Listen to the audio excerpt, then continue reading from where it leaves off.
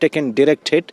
This area is particularly this has the houses of all the senior government officials. The location where Mr. Thapa, the additional deputy commissioner, was also staying. On the left, just in the frame, you will see Mr. Thapa's residence, which was hit by mortar shells or some aerial strike, and the entire power supply in this area was snapped, and it is now getting restored.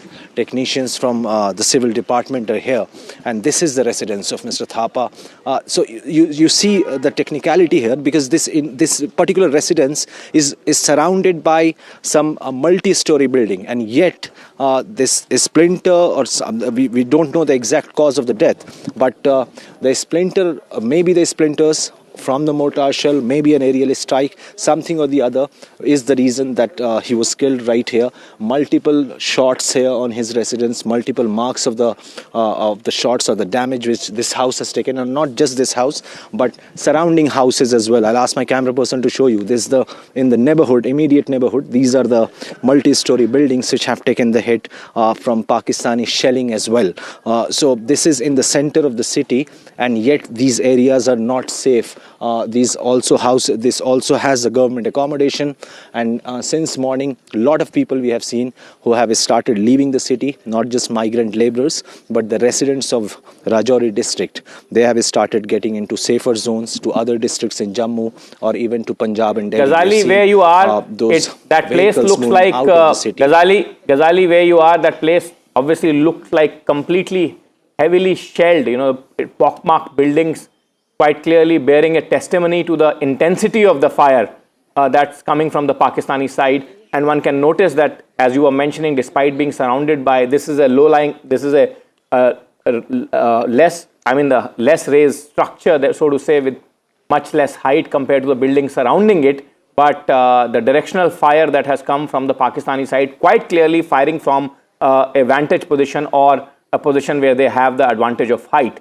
Hold on to your thoughts. I want to go to Nazir Masoodi also. He's a man there in Jammu and Kashmir, and he is somebody who has for years braved all those bullets, all those shells coming from the Pakistani side and reported continuously. Nazir, I have a specific question to ask you, and that is that when is the last time you saw this level of intensity of fire coming from the Pakistani side? The spread of the fire, the intensity of the fire, when is the last time you noticed it like in this vein? And also, what makes this escalation from the Pakistani side stand apart from the previous instances? Well, Nikunj, I remember in 1998, when I had to hide in a bunker in Titwal. It was massive shelling from Pakistan. Then again in 2001, and in between we know there was Kargil war, we all have covered. And it was held, but during the Kargil war, line of control was a bit hot, but it was not like this. Whole focus was on Kargil, and in Kargil war, we know it was actually the war. But since then, this is first time the line of control is witnessing this type of hell, where every night, every morning, every evening we see innocent people being targeted, religious places being targeted, people losing their lives and they lose their limbs, they're losing their property. Fortunately, it is a sunny day today, though cloudy yet, still in many parts. For 2 days it was heavily raining and people had become homeless here in this frontier district, Kupara. And large number of people have been taken to the shelter place by the administration. As we talk about Kupara, there is also a situation which is developing in Jammu. As we just saw Chief Minister Umar Abdullah visiting some of the affected places in Jammu city, which has been targeted first time since 1971 war. So clearly Pakistan is escalating the situation. 5 civilians have been killed since morning, including Raj Kumar Thapa, who I personally knew, a dedicated officer who lost his life while on duty trying to help people. What administration right now is doing, from Chief Minister downwards, all the ministers, all the secretaries, all the district commissioners, one thing, to help people. They are not combatants. They are trying to help people in this difficult situation, whether these are doctors, they are engineers, they are administrators. And this officer was a 2001 Kashmir Administrative Service officer who was killed while on duty. Yesterday we could see him. He was accompanying J&K's Deputy Chief Minister who was visiting Rajouri, and also held meetings with the Chief Minister through video conferencing to help people. So it's a tough situation which I am seeing after 98 and 2001 massive shelling which was witnessed along the line of control. But it has gone beyond. This is the new era of conflict. It is almost war without the war being officially declared by Pakistan or India. The way we heard the massive explosions in Srinagar, along the line of control, in Jammu, in Udhampur, where an airbase was targeted, and while it may have suffered damage, but the fact is that army said there is no casualty there. In fact, yesterday there were 26 drone intrusions. Yesterday, there were 36, and in yesterday's briefing, government said there were some casualties and injuries of the army personnel. So what you are essentially saying is that quarter of a century has passed since you last saw such intensity of and spread of shelling from the Pakistani cowards. Now let me go to our colleague Gurpreet, who has been reporting from another different frontier, Ghazali and Nazir both in Jammu and Kashmir, Gurpreet in Punjab. Gurpreet, what do you see around you? I'm seeing a lot of activity in your rear. What is it going on? Is it some kind of government inspection of the buildings hit? Is it some other kind of movement? Or what is the general sense that you are getting when you are seeing the places that have been shelled? Gurpreet. Well, we are in a very thickly crowded area of Firozpur, where we can see this the people who are being present here. Last night they have seen one object which has been dropped from sky that had just hit this street, and after that there is some damage which we are going to show. तो आप कल यहाँ पे थे जब? मैं अपने घर पे मौजूद था. रात को करीब 9:10 पे एक बहुत ज़बरदस्त ब्लास्ट हुआ, तो मैं ऊपर छत पे चढ़ा हुआ था. उसके बाद मैं जब नीचे उतरा तो मोहल्ले के लोग इकट्ठे हुए, फिर उसको डर के घर भागे. क्या डैमेज हुआ? क्योंकि हम विजुअली दिखाना चाहते हैं, क्योंकि यहाँ पे आप दिखा रहे थे यहाँ पे गिरा टाइल में, यहाँ नीचे. उसके बाद ये घरों में लगे हुए हैं. जो उसके बाद एक लड़का है हमारे कॉलोनी में, उसके यहाँ पेट में लगा है छर्रा. बाकी लोगों में बहुत ज़्यादा इस बात का पैनिक क्रिएट हो गया. बिल्कुल, we have seen immediately there is a huge damage. I'll request my visit to show all these points where this damage has been taken place. Here we can see these pictures, and this gate which was also ripped off with a lot of impact. The thing and the object which has been just hit this street, and after that we have seen there is a lot of things. So कहीं ना कहीं ये लग रहा है कि ये जो ये ट्रांसफार्मर था इसको टारगेट किया गया. Actually, what we feel is there's a tower here. So I think the drone caught the light of the tower and it exploded here. And you won't believe that this is the place where we are standing here. This is the place where I'm standing. It landed here. And you can imagine there's around 50 meters away, there's a man standing on the balcony, Mr. Monu here, he is standing. And he got hit in this thing. So, Mr. Monu, what did you sense the moment there was a hitting? आपको जब लगा तो क्या देखा आपने? Sir जब मुझे लगा, मैं दरअसल यहाँ पे देख रहा था वैसे नीचे, तो उस टाइम ये छोटी सी लाइट थी वाइट, तो मुझे ऐसा लगा जैसे कोई टॉर्च मार रहा है, लेकिन जैसे वो बड़ी उसी टाइम ब्लास्ट हो गया. जब ब्लास्ट हुआ तो मुझे ऐसा लगा जैसे मेरे किसने गोली मार दी है, तो उसी टाइम ब्लडिंग शुरू हो गई है. तो ब्लड निकल रहा था बहुत ज़्यादा, कपड़े सारे भर गए, और हाँ तो उस टाइम ब्लड बंद नहीं हुआ 2 घंटे. तो आज मॉर्निंग फिर दिखाया तो फिर ब्लड निकलने लगा. सर होल है काफ़ी. Well, we have seen last night there was a blackout which has been imposed by the administration. The moment they have seen, they have also some of the videos we are showing to our viewers at this point of time. This is the moment they saw something which was hitting this ground, and immediately this Mr. Monu, who stays in Firozpur, he got injured. And what we can sense, I'll request my Vijay to show that tower also. तो हीरा जी ये tower है जो यहाँ पे. That is a tower. But it is a very sad situation that the civilians have started being targeted now. We did not expect this. I mean, army base, you know, with this last night was like, we say it was in the sky, it was jaise Diwali chal rahi hai, but it was very, very terrifying. And it is a shock that all the civilian areas have been this time targeted by the Pakistanis. Last night we have seen that there was a blackout which was imposed at about 8 p.m. and then we have seen multi-drone movement which was observed and spotted in the sky also. Yes, there were around 15, I think maybe 10 to 15 drones. Even in the morning, there was heavy shelling. We could only hear the noise. We couldn't see because it was broad daylight. But last night was very, very horrifying and terrifying. Today also, people are very subdued and they have all remaining to their homes and their houses. And the whole market is nearly We shut. have seen that even the whole market has been shut down. A lot of precautions are taken by the local administration. This area has been put on the red alert. Yes, the total market is shut. There is a panic. There is a big panic in the amongst the masses here, amongst the citizens. But still, people are not scared in terms of this thing. They're ready to cooperate with the forces and with the civil administration. They're continuing to cooperate with them, and that is not an issue. But it is the market being shut.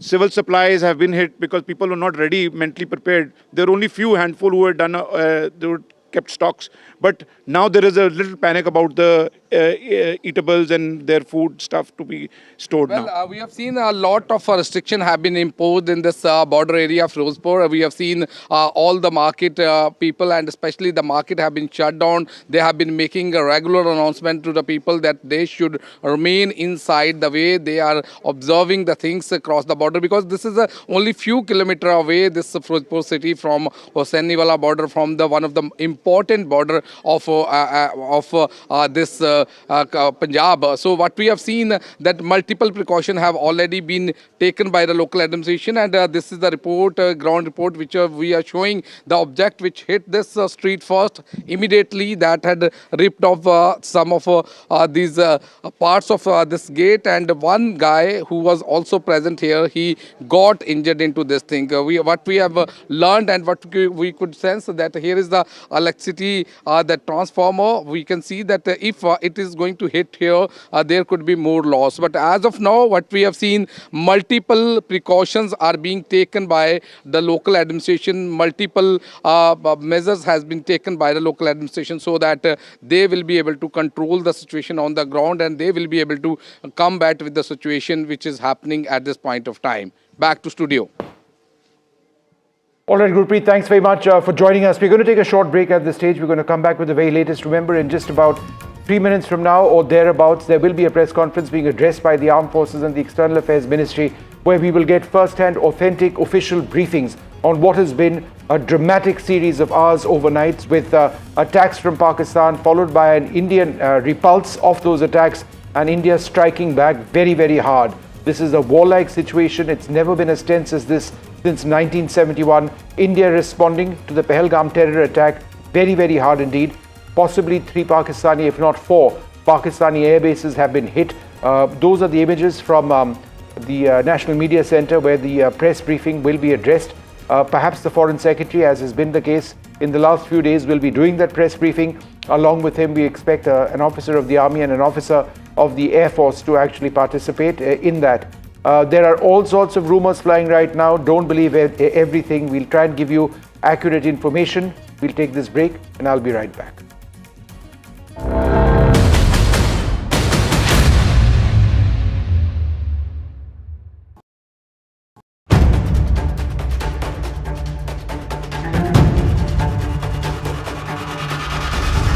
If it matters to you, if it matters to you, if it matters to you,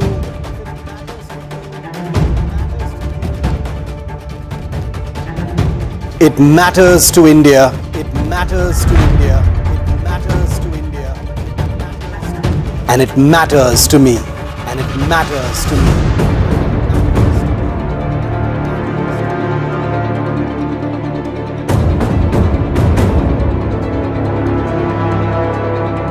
India Matters with Shivaru, only on NDTV 24/7.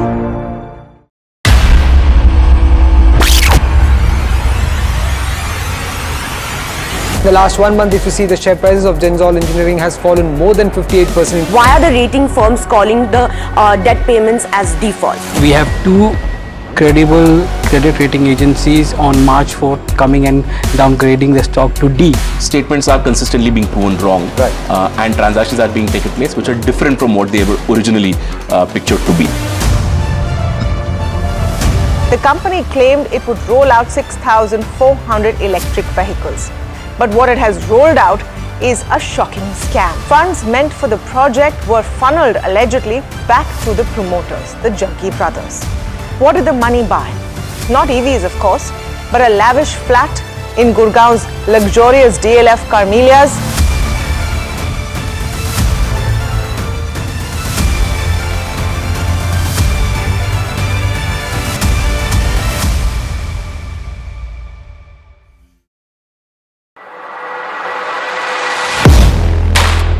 Do you really know the company you invest in?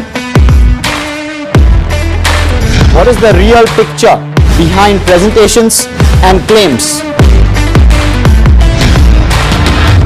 Is the outlook as rosy as the company claims? Know Your Company, powered by NDTV Profit Research, shines a light on the biggest stock market movers.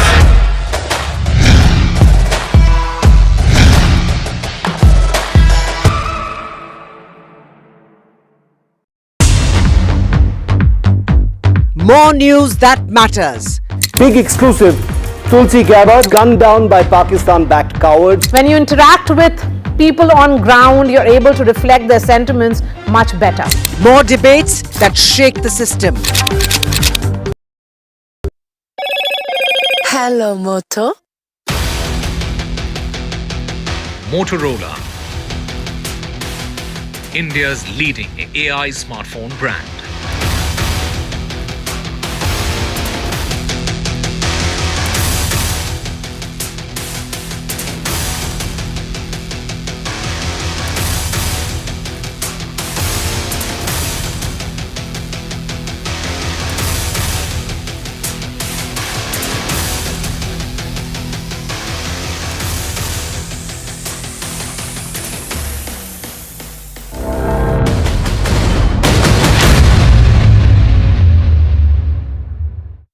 Welcome back. In just moments from now, we expect that press conference of the External Affairs Ministry along with representatives of the Air Force and Army to address the international community. We will get clarity and a formal statement coming in on what has taken place over the last, since approximately yesterday, 8 p.m. last night. That's when Pakistan got into Indian airspace. There were intrusions in 26 areas, hundreds of drones. Some of these drones were armed drones. Firozpur was one of the areas where these armed drones struck. There have been injuries on the ground over there. This morning, overnight, there's been damage which has taken place in Jammu and in Srinagar as well. There have been intense air activity which has taken place, fighter plane activity as well. Three, at least, Pakistani Air Force bases have likely been targeted. The Noor Khan Air Base in Rawalpindi, that's arguably their most important air base. The Murid Air Base, also known as Chakwal, it is located in Chakwal, roughly 100 kilometers south of Islamabad. The Rafiki Air Base in Shorkot in Punjab, that's about 250 kilometers southwest of Lahore. Why is this all important? Because these are primary air bases of the Pakistan Air Force, and these are logistical hubs. The effort would be to ensure strategic disruption, which would hamper Pakistan's ability to maintain air operations across the entire region. We are now entering a period of which we've not seen since 1971. For several of our viewers tuning in, this is an almost unreal scenario, but India has to remain strong at this stage. We have to ensure that the information that we put out is accurate, and we have to ensure that we reflect on the role of our forces who are now fighting back and fighting back hard. As we speak right now, it is a fluid situation, it is an active situation. There could be areas which are under attack presently. In reaching out to armed forces personnel throughout the morning, I have been told that it is fluid, things are developing constantly, and there is no immediate response to an immediate piece of information that they seek, that I have sought clarity on. That's because the front where all of this is taking place is large. It goes all the way from Jammu and Kashmir in the north into Rajasthan in the south at the very least. There have been all sorts of weapon systems which have been used. There have been several missile systems which have been used. Surface-to-air missiles have flown off. to intercept targets. Drones have been used by the Pakistanis. Whether India has also used drones or not at this juncture, we do not know. But there is video which is quite clear, which has come in several hours back now, of the primary airbase I was talking about in Pakistan, the Noor Khan Airbase in Rawalpindi. A huge explosion over there and smoke billowing out. Noor Khan is approximately 10 kilometers from Islamabad, near the Pakistan military's general headquarters. It is therefore a central airbase. There are military transports, air-to-air refuelers, that sort of thing. There are all sorts of weapon systems, remnants and fragments of drones which have been intercepted, remnants of boosters which have been which separate from surface-to-air missiles, which are all over fields in Rajasthan, Punjab. So there's a lot of that which is coming in right now. The situation in Srinagar was particularly tense this morning when there were several explosions which were heard. As we wait for this press conference to start, I'm joined by Lieutenant General Arun Sani. Thank you, sir, very much for being with us. How do you look at the present situation now, given the fact that it's entirely fluid, and as per some reports, some attacks may be continuing even as we speak? Good morning, Vishnu. I think other than the armed forces, I think the news anchors are the ones who are fighting the war. I think they've been extremely busy with all the activity that has been happening. But may I just say that I think the events yesterday morning, there seemed to be that there may be a slowdown as far as, or a escalation downwards after what had happened on the previous night. But I think with the attacks that have happened again, they seem to have upped the ante and seem to be, especially more so when they've started hitting the civilian areas, both in Jammu and most of the border towns that we've seen. I mean, I have family in Jammu and I was talking, and most of the people are extremely, I think, concerned and agitated. But I think, as you said correctly, the morale of the people is fantastic. And I think if the citizens hold on, I think it's the best thing for the armed forces. I think when I read this battle, I thought we had come to a stage where Pakistan may look at a drawdown, but the attacks of yesterday have indicated that seems that there is still more to come. And I think India has done the right thing by actually targeting only their military installations and airport bases, which will have an impact on the conduct of their future missions. I think that's a key point, General Sani, because it is a fact, and we've got footage on our screen right now. I think that's from the Jammu area, just the previous shot of damage on the ground in Jammu, damage on the ground in Firozpur and in other areas. These are populated areas. Therefore, the point that you're making is essential, that Pakistan has, this is Jammu, Pakistan has struck populated areas. India has been hitting military targets. Absolutely. And I think the other thing that is of concern, which has actually come out now with evidence, is the collusivity both of Turkey and of China. Yeah. I mean, China always knew was providing them the arsenal.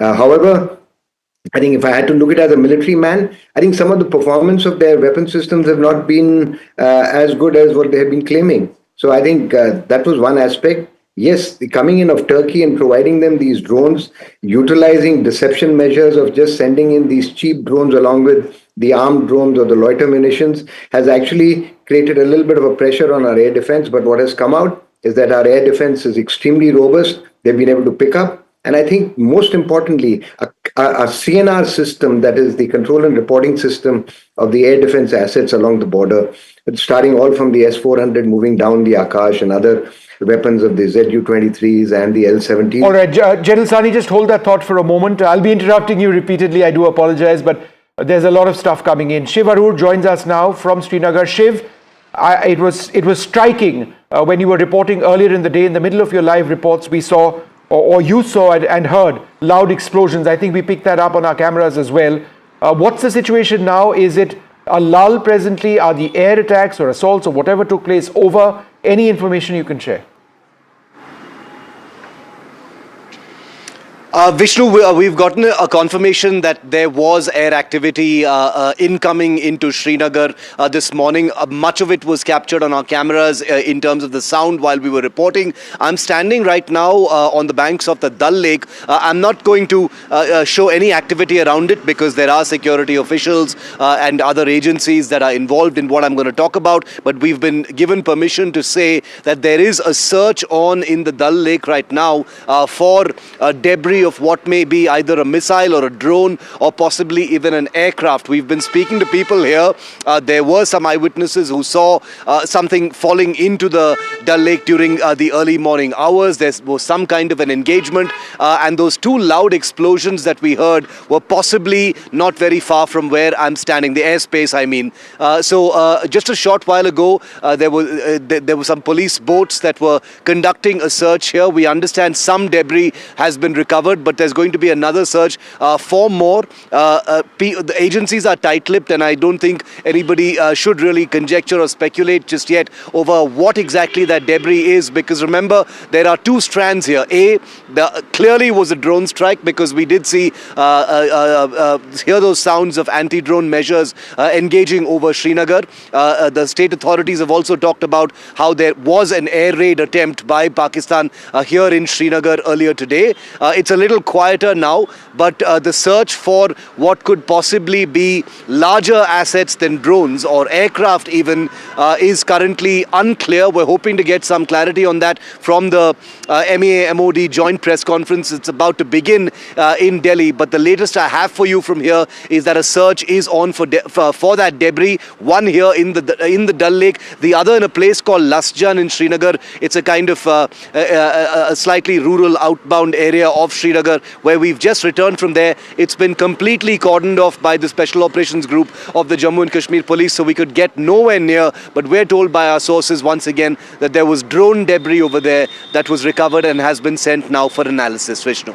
And I think, Shiv, as we wait for that press conference, the story is that the frontage where all of this has been taking place, Jammu and Kashmir to the north, right down through Punjab, parts of Rajasthan as well, and further in to the mainland India, possibly Ambala, certainly Pathankot, Sirsa as well, some reports suggest, indicates the depth in which these attacks are coming. And the bigger picture is, never since 1971 has anything happened at this scale. Very, very correct, Vishnu. After what the Indian MOD characterized as about 300 to 400 drones being engaged by Indian counter-drone measures yesterday, today you've got the Ministry of Information and Broadcast say that at least 26 armed drones were sighted in different parts of this frontage from Amritsar to Bhatinda, Akhnur. The army put out an official comment earlier today on its social media, putting out a picture of a Turkish Bayraktar drone, armed drone, attempting to apparently attack the Khasa cantonment in Amritsar. There are confirmed reports of drone activity having been intercepted over Kutch in Gujarat, Rajasthan as well, and in Jaisalmer. So you're right when you say the entire frontage between India and Pakistan, whether it is the line of control or the international border that spans so many states, there is drone activity, which suggests that Pakistan is increasingly trying to use these very, very low-cost, attritable assets that they have, most of them acquired from Turkey, but also from China, to use them to create a map of India's air defenses. They've been doing that for the last couple of days, but I'm told an increasing number of drones with warheads, whether it's loitering munitions or drones carrying munitions like the Bayraktar 2 that were shot down over Amritsar today. This is clearly something that Pakistan wants to continue to do, but the more tantalizing and interesting aspect that we're chasing, of course, is the idea that Pakistan Air Force jets were in airspace over Srinagar or near Srinagar and were engaged, according to some reports. Not confirmed, hoping for clarity on that. And equally important, we appear to have struck Pakistan as well very, very hard. Again, we are waiting for information on that. But if the information is accurate, because the footage being shared by very, very responsible people is of a massive explosion at the Noor Khan Airbase in Rawalpindi, that's in the heart of Pakistan, 10 kilometers from the general headquarters of the Pakistani military, less than 10 kilometers, then that would send a huge signal. The success of operations in other air bases in Chakwal, which is the Murid Air Base, then the Rafiki Air Base in Shorkot. If these attacks have gone through and if they are successful, then it just gives you an idea of the extent of the Indian offensive which has gone through as well, right? Very, very true, Vishnu. And I'm told that it isn't just the three air bases that you've just named. There's a fourth not one, just right? Noor Khan, Murid and Raf. There is a fourth one. I'll just name it for you in a moment because I've got that from our sources. It's the Rahimyar Khan Airbase in southern Punjab. We'll have details of that on our screen in a moment. But these 4 airbases have been struck. We can confirm that they've been struck because I got this from the government straight. Like you said, one of them is in Rawalpindi, the very heart of the Pakistan military headquarters, Vishnu. It's a VIP transport base. It's got refuelers, lots of logistics and support aircraft, and basically the symbolism of it being Rawalpindi, which is the headquarters of the Pakistan military, which controls all these terror groups as well. Murid is your unmanned aircraft hub in Punjab, and it's the place where many of those Turkish drones also currently operate from. They've got a whole bunch of drone squadrons that operate from there, many of which may presumably have been launched against India in these 3 drone waves that we've seen so far. And finally, Rafiki is a frontline fighter base, Vishnu, as you know, which operates squadrons of the JF-17 and Mirage 5 high performance interceptor aircraft. So therefore, hitting 3 different bases, one that's largely symbolic and ceremonial, but very, very important in terms of maintenance, logistics, and VIP transport and refueling and things like that for support. I understand even airborne early warning and control aircraft sometimes operate from the Noor Khan airport near Rawalpindi. And the other 2 air bases, unmanned aircraft, which have sort of defined the offensive actions by Pakistan over the last couple of days, and of course fighters, which is what we're focusing on today. So it's going to be interesting to see how this actually plays out. Clearly, Pakistan also trying to attack Indian military assets, including airfields. Let's also talk a little bit about air defenses, which India has been using extensively. If there are incoming fighter planes or there are incoming missiles from Pakistan or drones, we have an integrated command and control system which the Air Force mans. It gets a real-time idea using multiple sensors along the entire front on what is incoming and the nature of the threat. We've also linked all of that to very sophisticated surface-to-air missiles, whether it's the Barak, the S-400, which can engage targets up to a range of 400 kilometers, including ballistic missiles of some classes, the Pechora, which is an older surface-to-air missile system since upgraded, the Akash, which is a made-in-India surface-to-air missile system, and the Israeli Spider. Significantly, and Shiv, come in on this, and I'm reporting this very, very cautiously, in having spoken to experts in, I believe, parts of Punjab in a field, or in Rajasthan, there was the booster of a BrahMos missile, which was found. And when I put it out there, I was told quite clearly by experts that, no, that is the booster. A booster is a part which separates from the missile once it's fired. If India is indeed BrahMos, using BrahMos missiles, it is upgauging our attack, right? Very correct, and you're right. I saw the picture that you're referring to, Vishnu, and I did send it to a couple of experts as well. They came back with exactly the same thing that you're reporting. That was a booster of a BrahMos supersonic cruise missile. Reason to believe that the BrahMos has also been thrown into the weapons mix that India is deploying against Pakistan right now. We don't know whether these were land-launched or air-launched BrahMoses. Yeah. That's something that we'll get to know probably later once the fog of war actually settles. Remember, India has air-launched BrahMos missiles, and the government of Pakistan early this morning said that these were air-launched weapons that were that struck their 3 air bases. But India's integrated air defense system has been performing singingly well for the last 2 days.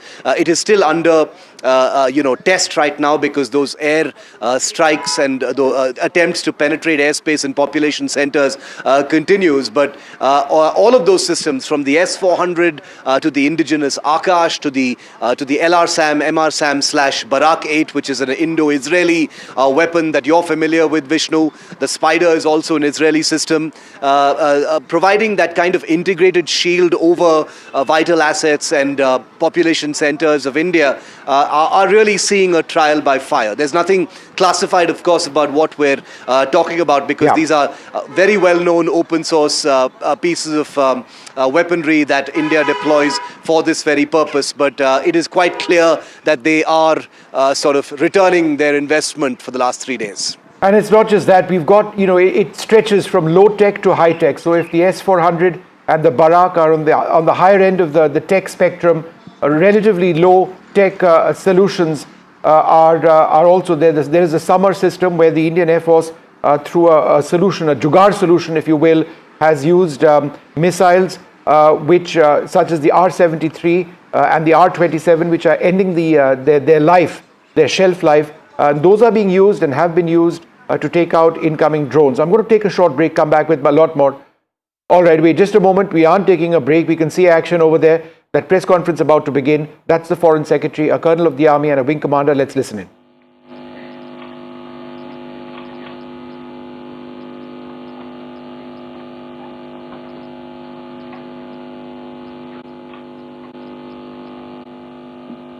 Good morning, ladies and gentlemen. I welcome you to this press briefing by Foreign Secretary Shri Vikram Mishri on the ongoing developments around Operation Sindoor. We are also joined by Colonel Sophia Qureshi and Wing Commander Vyomika Singh for this briefing. With that, sir, the floor is over to you.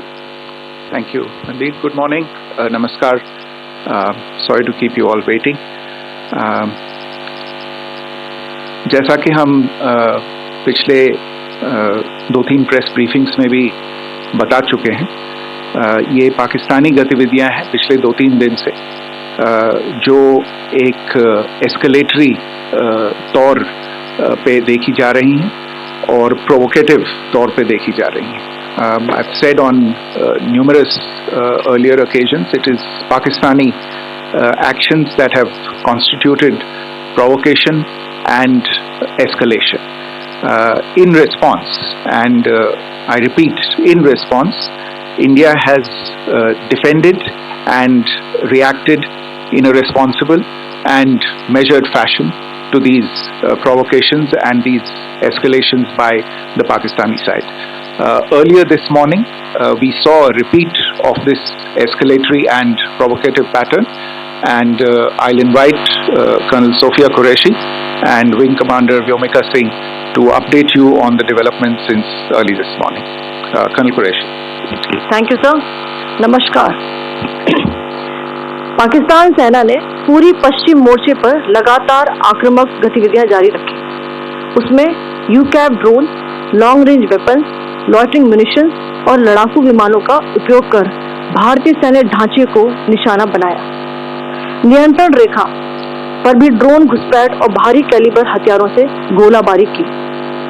अंतर्राष्ट्रीय सीमा और LOC पर श्रीनगर से नलिया तक 26 से अधिक स्थानों पर हवाई घुसपैठ के प्रयास किए गए. भारतीय सशस्त्र बलों ने अधिकांश खतरों को सफलतापूर्वक निष्क्रिय किया. फिर भी वायु सेना स्टेशनों पर उधमपुर, पठानकोट, आदमपुर और भुज बठिंडा स्टेशन, इन सब पर उपकरण व पर्सनल्स को हानि पहुंचाई. मैं ये भी बताना चाहती हूँ कि पाकिस्तान ने हाई स्पीड मिसाइल सुबह 1:40 पर इस्तेमाल करके पंजाब के एयरबेस स्टेशन को दागने की कोशिश की. एक निंदनीय और अनप्रोफेशनल एक्ट के तहत पाकिस्तान ने श्रीनगर, अवंतीपुर और उधमपुर के वायु सेना अड्डों पर चिकित्सा केंद्र और स्कूल परिसर को निशाना भी बनाया, जिससे उसके द्वारा सिविल इंफ्रास्ट्रक्चर पर हमला करने की गैर जिम्मेदाराना प्रवृत्ति फिर उजागर हुई. पाकिस्तान द्वारा सैन्य ठिकानों को जानबूझकर निशाना बनाने के पश्चात भारतीय सशस्त्र बलों ने त्वरित व सुनियोजित जवाबी हमले किए. Technical installation, command and control centres, radar sites और हथियार भंडार को चुनकर निशाना बनाया गया. रफीकी, मुरीद, चकलाला, रहमियार खान, सुकूर और चुनिया स्थित पाक के सैन्य ठिकानों पर एयर लॉन्च सटीक हथियारों व लड़ाकू जेट से प्रहार किए गए. पसरूर स्थित रडार साइट और सियालकोट का एविएशन बेस भी प्रिसीजन अम्यूनिशन से टारगेट किए गए. इन कार्रवाइयों के दौरान भारत ने कम से कम कोलैटरल डैमेज की क्षति सुनिश्चित की. चिंता का विषय यह रहा कि पाकिस्तान ने लाहौर से उड़ान भरने वाले नागरिक विमानों की आड़ लेकर अंतर्राष्ट्रीय हवाई मार्गों का दुरुपयोग किया ताकि वे अपनी गतिविधियां छिपा सके. ऐसी चालों ने भारतीय वायु प्रतिरक्षा तंत्र को नागरिक सुरक्षा सुनिश्चित करते हुए अत्यधिक संयम के साथ कार्य करने के लिए विवश किया। साथ ही साथ पाकिस्तान ने मिस इन्फॉर्मेशन का सहारा लेते हुए आदमपुर स्थित S-400 प्रणाली, सूरतगढ़ व सिरसा के हवाई अड्डों, नगरोटा के ब्रह्मोस बेस, देहरागिरी के तोपखाना पोजीशन तथा चंडीगढ़ के अग्रिम गोला बारूद डिपों को नष्ट करने के झूठे दावे सोशल मीडिया पर फैलाए। भारत इन फॉल्स नैरेटिव्स को पूर्णतः खारिज करता है।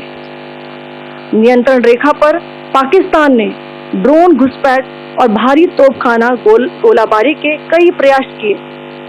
कुपवाड़ा, बारामूला, पुंछ, राजौरी और अखनूर सेक्टर्स में तोप, मोर्टार एवं हल्के हथियारों से भीषण गोलाबारी जारी रही। भारतीय सेना ने प्रभावी व तुलनात्मक प्रत्युत्तर देते हुए पाक सेना को काफी क्षति पहुंचाई। पाकिस्तान सेना के अग्रिम क्षेत्रों में सैनिकों की डिप्लॉयमेंट बढ़ती दिख रही है, जो स्थिति को और भड़काने की मंशा दर्शाती है। भारतीय सशस्त्र बल पूर्ण परिचालन तत्परता की स्थिति में है। अभी तक सभी शत्रुतापूर्ण कार्रवाइयों का प्रभावी ढंग से सामना कर उपयुक्त जवाब दिया गया है। भारतीय सशस्त्र बल दोहराते हैं कि वे तनाव वृद्धि नहीं चाहते, बशर्ते पाकिस्तान भी ऐसा ही व्यवहार करे। आखिर मैं आपको कुछ वीडियो दिखाना चाहती हूँ जहां पर इंडियन आर्मी के वेपन्स LOC पर पाक के एसेट्स को ध्वस्त करते नजर आ रहे हैं।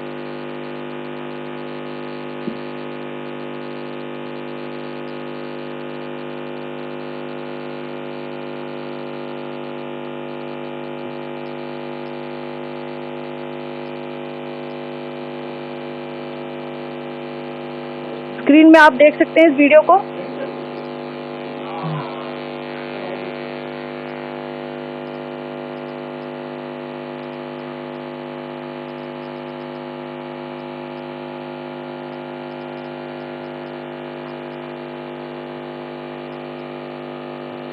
धन्यवाद। जय Hind. Commander Singh.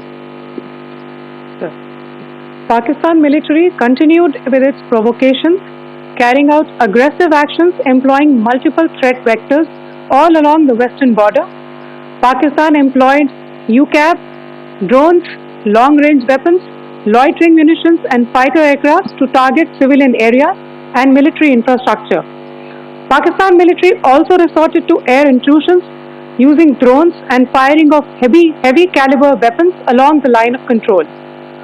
Along the international border and the line of control, air intrusion and several harassment attacks were also attempted from Srinagar till Nalia at more than 26 locations. Indian Armed Forces successfully neutralized these threats and majority of the vectors. However, limited damage was sustained to equipment and personnel at Indian Air Force stations at Udhampur, Pathankot, Adampur and Bhuj. There were also several high-speed missile attacks noticed subsequently after 0140 hours in the night at several air bases in Punjab. In a deplorable cowardly act, targeting of civilian infrastructure also had taken place, where Pakistan attacked the Medicare Center and school premises at the air bases of Srinagar, Avantipur and Udhampur, yet again displaying irresponsible targeting of our civilian infrastructure. In a swift and calibrated response, Indian Armed Forces carried out precision attacks only on identified military targets. These included technical infrastructure, command and control centers, radar sites and weapon storage areas. Pakistan military targets at Rafiqi, Murid, Chaklala, Rahim Yar Khan, Sukur and Chunya were engaged using air-launched precision weapons from our fighter aircraft. Radar sites at Pasroor and Sialkot Aviation Base were also targeted using precision munitions. While carrying out these responses, India ensured minimum collateral damage. Pakistan has also attempted to execute a continued malicious misinformation campaign with claims of destruction of Indian S-400 system at Adampur, destruction of airfields at Suratgarh and Sirsa, BrahMos base at Nagrota, RT gun positions at Berangyari and Chandigarh forward ammunition depot, with heavy damages to other military stations being propagated on social media. India unequivocally rejects these false narratives being spread by Pakistan. Along the line of control also, Pakistan has attempted multiple air intrusions using drones and conducted shelling using heavy caliber RT guns, targeting civilian infrastructure and killing some civilians. Heavy exchange of artillery mortars and small arms fire in Kupwara, Baramulla, Poonch, Rajouri and Aknoor sectors continued. Indian Army has responded effectively and proportionately, causing extensive damage to Pakistan Army. Pak military has been observed to be moving their troops into forward areas, indicating offensive intent to further escalate the situation. Indian Armed Forces remain in a high state of operational readiness. All hostile actions have been effectively countered and responded appropriately.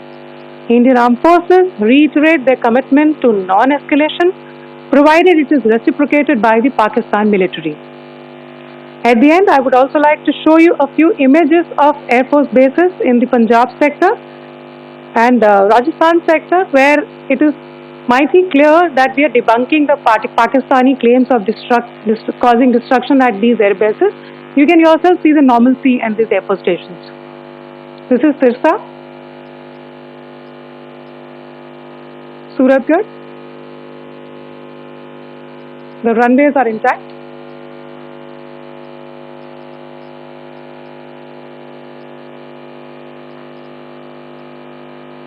There are also time stamps, just notice, they are also time stamped. This is today.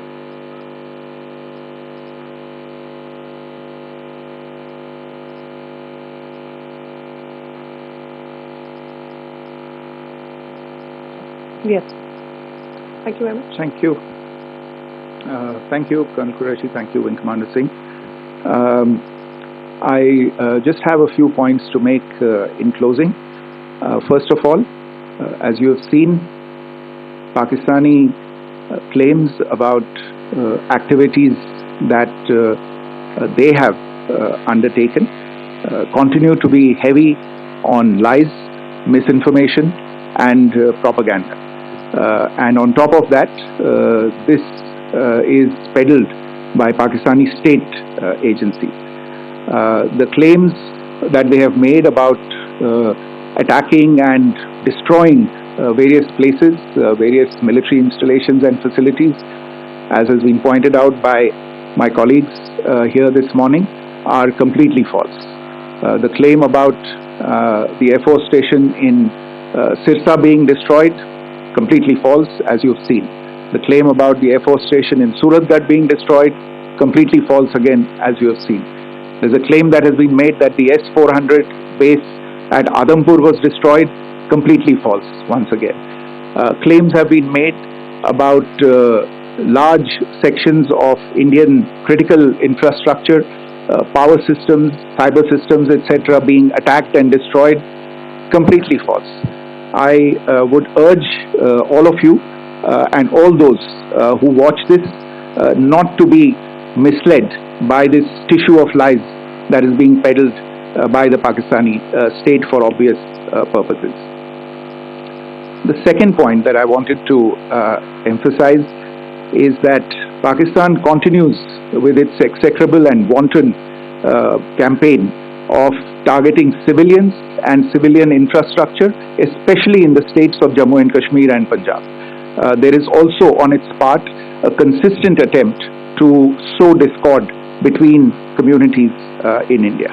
As I said, there has been a particular focus in its targeting of civilian infrastructure and the population in Jammu and Kashmir and Punjab. Earlier this morning, Pakistan shelled the town of Rajouri, killing the additional District Development Commissioner, Shri Rajkumar Thappa, adding to the civilian casualties and the damage in that state. We have also observed overnight damage to property and injuries to civilians in Firozpur and Jalandhar, among other places. Finally, as I said, Pakistani officials also continue to make ludicrous claims about India firing missiles towards Sri Amritsar Sahib. As I said, these lame attempts to divide India are doomed to failure. We have also seen in some of the remarks that have been shown on television that the Pakistani army spokesman seems to take great joy at the fact that the Indian public should criticize the government of India with regard to various issues. It may be a surprise to Pakistan to see citizens criticizing their own government. That is the hallmark of an open and functioning democracy. Pakistan's unfamiliarity with that, again, should not be surprising. And finally, there is this yet again completely ludicrous claim that Indian missiles have hit Afghanistan.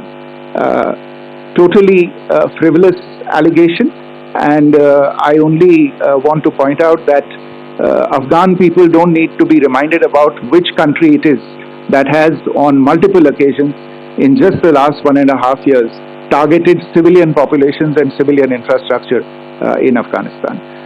Ladies and gentlemen, as you would have gathered from this morning's briefing, we are dealing with an evolving situation. Accordingly, today we don't have the time to take questions, but we will continue to update you on this situation as we go along. Thank you all very much for joining us this morning.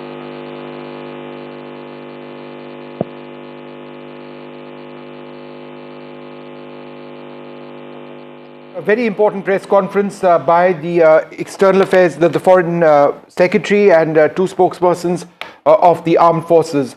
I'll be joined by Shiv Arur as we go through all of the details, but I'm going to run through some of them. Pakistan has attacked India using unmanned aerial vehicles, armed drones, loitering drones, fighter aircraft, long-range missiles. They've hit civilian areas and military areas. There is heavy artillery shelling which has also been conducted. Drone activity across the international border and the line of control from Srinagar in the north to Nalia in Gujarat at 26 locations. Many of these have been intercepted and neutralized. There has been damage to Indian bases in Udhampur, Adhampur, Pathankot and in Bhuj. Some of these also have civilian flights. But let's listen in once again to this All right. There are high-speed missile attacks which have also attempted to hit bases in Punjab. Srinagar, Avantipur, Udhampur bases and areas, schools and medical centers have been struck. Civilians have been targeted, and this is a key theme which the government kept speaking about, how India's attacks have actually focused on military sites. Pakistan has been targeting civilians as well. Now, in terms of the strikes carried out by India, these are important. We've hit Chaklala, Rafiki, Murid, Sukur, Pasrur and Sialkot. These are major Pakistani bases. Some of the essentially the heart and soul of the Pakistan Air Force has been struck by India. There has been no after-action report on the extent of the damage caused on the Pakistani side, but it could be fairly substantial if you go by a lot of the footage which is now gradually emerging. India has ensured that on the Pakistani side, as a result of our attacks, collateral damage has been managed. Civil aviation has been targeted, says India, by Pakistan because civilian aircraft were operating while they were taking in strikes on India. This happened yesterday. Very significantly, and I think this points to, and hopefully not, but it does indicate a move to further escalation, is that there is an increasing deployment of Pakistani forces. India would obviously be matching that as well. There has been artillery fire in Rajouri, Baramulla, Akhnur as well. A very heavy fire. Indian forces are responding. There has been, as I mentioned, this forward area deployment of Pakistani soldiers. India is matching that. I've gone through that point as well. Finally, Pakistan's activities are escalatory. India's activities, India is absolutely clear that we do not want to escalate this. However, it is up to Pakistan to decide. So that is the message which has been sent out by the government of India. It remains a fluid situation. This is the worst. These are the worst attacks since 1971. Let me go across to Shiv. Shiv, let me just start up by, a point made towards the end of that press conference that Pakistan is forward deploying its soldiers and India is doing the same. This points to a potential move to further escalations. Let's talk about this first and then we'll go through the other points. The forward deployment of Pakistan soldiers. Vishnu, probably the last time we saw something like this actually happen was in Operation Parakram.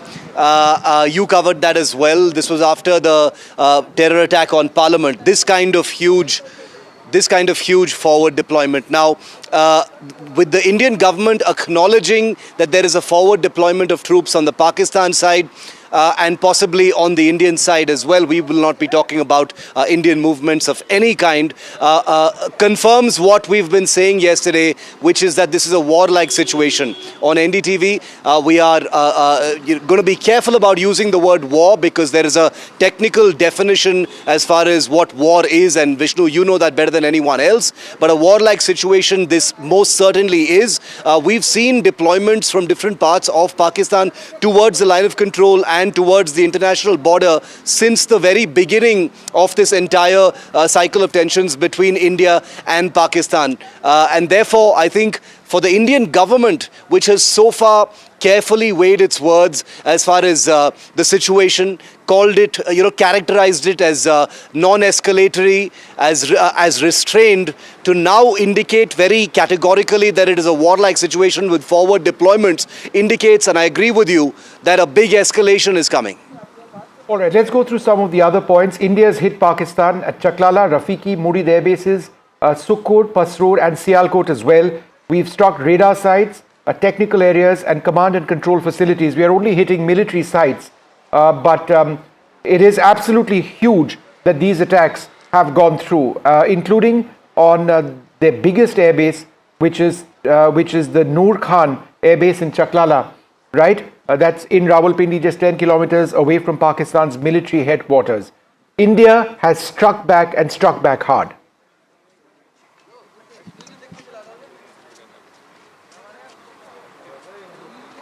All right, we'll wait for Shiv to just come back in a moment, but I'll go through a couple of other important points. Fighter aircraft have been used extensively over here. There have been intercepts which have been carried out by surface-to-air missile units of the Indian Armed Forces against incoming missiles, incoming drones. Whether or not any Pakistani aircraft have been intercepted at this juncture is detailed, which did not emerge at that press conference. But hopefully there will be some clarity on that one way or the other later on. Very significantly, Shiv, if you can hear me, let's go to the next point. There has been damage at Udhampur, Adampur, Pathankot and Bhuj air bases. These are dual use, many of them. And India, acknowledging that. Pakistan doesn't quite acknowledge things in the way that we do. But these attacks have gone through. It sort of gives you an idea, our viewers an idea of the seriousness of the strikes which have come in.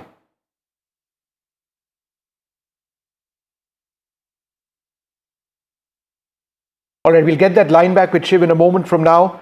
Civilians have been targeted in areas as well, is what the government has said, whether in Srinagar, in Avantipur, in Udhampur, schools and medical centers have been hit.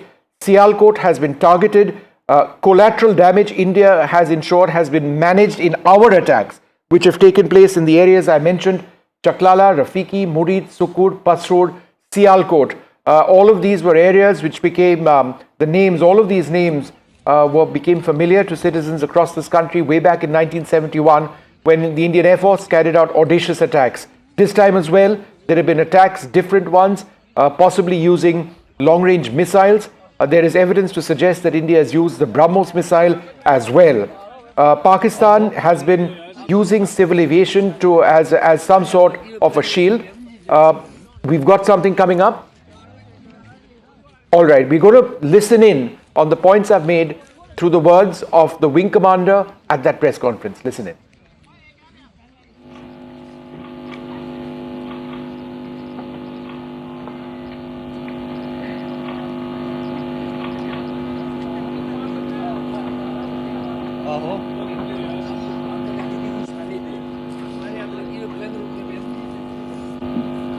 Good morning, ladies and gentlemen. I welcome you to this press briefing by Foreign Secretary Shri Vikram Mishri on the ongoing developments around Operation Sindoor. We are also joined by Colonel Sophia Qureshi and Wing Commander Vyomika Singh for this briefing. With that, sir, the floor is over to you. Thank you. Indeed, good morning. Namaskar. Sorry to keep you all waiting. जैसा कि हम पिछले 2-3 press briefings में भी बता चुके हैं, ये पाकिस्तानी गतिविधियां हैं पिछले 2-3 दिन से, जो एक एस्केलेटरी तौर पे देखी जा रही हैं और प्रोवोकेटिव तौर पे देखी जा रही हैं. I've said on numerous earlier occasions, it is Pakistani actions that have constituted provocation and escalation. In response, and I repeat, in response, India has defended and reacted in a responsible and measured fashion to these provocations and these escalations by the Pakistani side. Earlier this morning, we saw a repeat of this escalatory and provocative pattern, and I'll invite Colonel Sophia Qureshi and Wing Commander Vyomika Singh to update you on the developments since early this morning. Colonel Qureshi. Thank you sir. नमस्कार. पाकिस्तान सेना ने पूरी पश्चिम मोर्चे पर लगातार आक्रामक गतिविधियां जारी रखी. उसमें यूकैब drone, long range weapons, loitering munitions और लड़ाकू विमानों का उपयोग कर भारतीय सैन्य ढांचे को निशाना बनाया. नियंत्रण रेखा पर भी ड्रोन घुसपैठ और भारी कैलिबर हथियारों से गोलाबारी की. अंतर्राष्ट्रीय सीमा और एलओसी पर श्रीनगर से नलिया तक 26 से अधिक स्थानों पर हवाई घुसपैठ के प्रयास किए गए. भारतीय सशस्त्र बलों ने अधिकांश खतरों को सफलतापूर्वक निष्क्रिय किया. फिर भी वायु सेना स्टेशनों पर उधमपुर, पठानकोट, आदमपुर और भुज बठिंडा स्टेशन, इन सब पर उपकरण व पर्सनल्स को हानि पहुंचाई. मैं ये भी बताना चाहती हूँ कि पाकिस्तान ने हाई स्पीड मिसाइल सुबह 1:40 पर इस्तेमाल करके पंजाब के एयरबेस स्टेशन को दागने की कोशिश की. एक निंदनीय और अनप्रोफेशनल एक्ट के तहत पाकिस्तान ने श्रीनगर, अवंतीपुर और उधमपुर के वायु सेना अड्डों पर चिकित्सा केंद्र और स्कूल परिसर को निशाना भी बनाया, जिससे उसके द्वारा सिविल इंफ्रास्ट्रक्चर पर हमला करने की गैर जिम्मेदाराना प्रवृत्ति फिर उजागर हुई. पाकिस्तान द्वारा सैन्य ठिकानों को जानबूझकर निशाना बनाने के पश्चात भारतीय सशस्त्र बलों ने त्वरित व सुनियोजित जवाबी हमले किए. Technical installation, command and control centres, radar sites और हथियार भंडार को चुनकर निशाना बनाया गया. रफीकी, मुरीद, चकलाला, रहमियार खान, सुकूर और चुनिया स्थित पाक के सैन्य ठिकानों पर एयर लॉन्च सटीक हथियारों व लड़ाकू जेट से प्रहार किए गए. पसरूर स्थित रडार साइट और सियालकोट का एविएशन बेस भी प्रिसीजन एम्यूनिशन से टारगेट किए गए. इन कार्रवाइयों के दौरान भारत ने कम से कम कोलैटरल डैमेज की क्षति सुनिश्चित की. चिंता का विषय यह रहा कि पाकिस्तान ने लाहौर से उड़ान भरने वाले नागरिक विमानों की आड़ लेकर अंतर्राष्ट्रीय हवाई मार्गों का दुरुपयोग किया ताकि वे अपनी गतिविधियां छिपा सके. ऐसी चालों ने भारतीय वायु प्रतिरक्षा तंत्र को नागरिक सुरक्षा सुनिश्चित करते हुए अत्यधिक संयम के साथ कार्य करने के लिए विवश किया. साथ ही साथ पाकिस्तान ने मिस इन्फॉर्मेशन का सहारा लेते हुए आदमपुर स्थित S-400 प्रणाली, सूरतगढ़ व सिरसा के हवाई अड्डों, नगरोटा के ब्रह्मोस बेस, देहरागिरी के तोपखाना पोजीशन तथा चंडीगढ़ के अग्रिम गोला बारूद डिपो को नष्ट करने के झूठे दावे सोशल मीडिया पर फैलाए. भारत इन फॉल्स नैरेटिव्स को पूर्णतः खारिज करता है. नियंत्रण रेखा पर पाकिस्तान ने ड्रोन घुसपैठ और भारी तोपखाना गोलाबारी के कई प्रयास किए.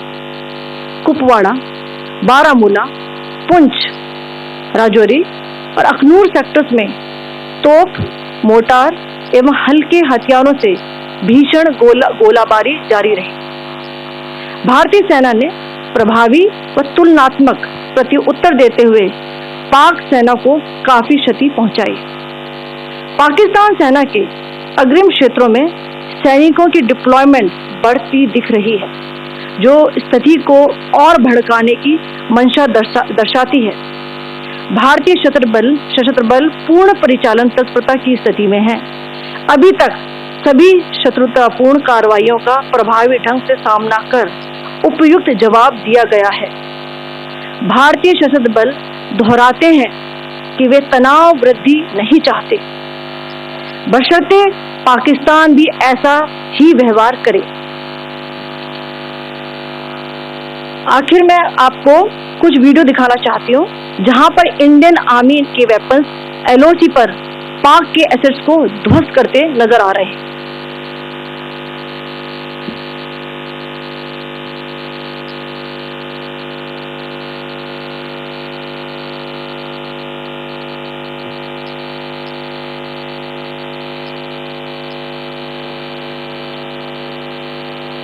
स्क्रीन में आप देख सकते हैं इस वीडियो को।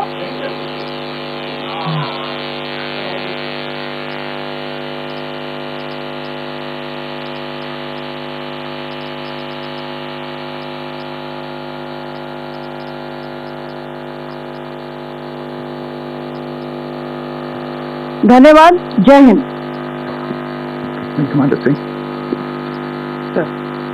Pakistan military continued with its provocations, carrying out aggressive actions employing multiple threat vectors all along the western border.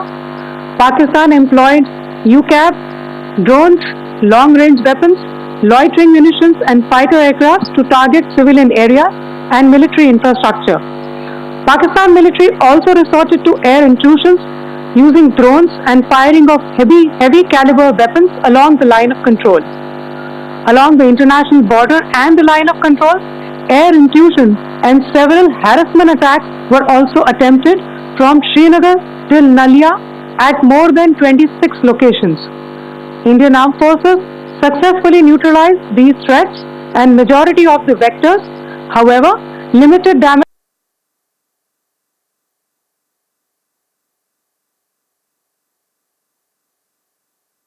All right, we'll just restore that feed in a moment from now. That was Wing Commander Vyomika Singh of the Indian Air Force. Just in terms of the important points that she was talking about, she was describing the attacks which have taken place. Pakistan has used unmanned drones, UCAVs, which are armed drones, loitering drones, fighter aircraft, long-range missiles. They've hit civilian and military targets. They've used high-speed missiles and attacks on Punjab bases. I'm not sure what high-speed missiles means, whether it's ballistic missiles or something else. Srinagar, Avantipur and Udhampur schools and medical centers have been targeted. All right, let's go across to Shivarur, Sunil Prabhu and Nazir Masoodi. Let me go across to Nazir first. Nazir, where are you? Could you give us an idea of the extent of the damage around you? Well, I'm in Kupara here for last 3 days, and there's damage in the line of control, no doubt about that, massive damage. But as we reported, if you remember last night, when there was attack at Srinagar airport, and we reported that first, and what was happening there, drone attacks. Now in the briefing, government is saying that how they targeted this Srinagar airbase, and in the course, it is the medical facility and the school which has been damaged there.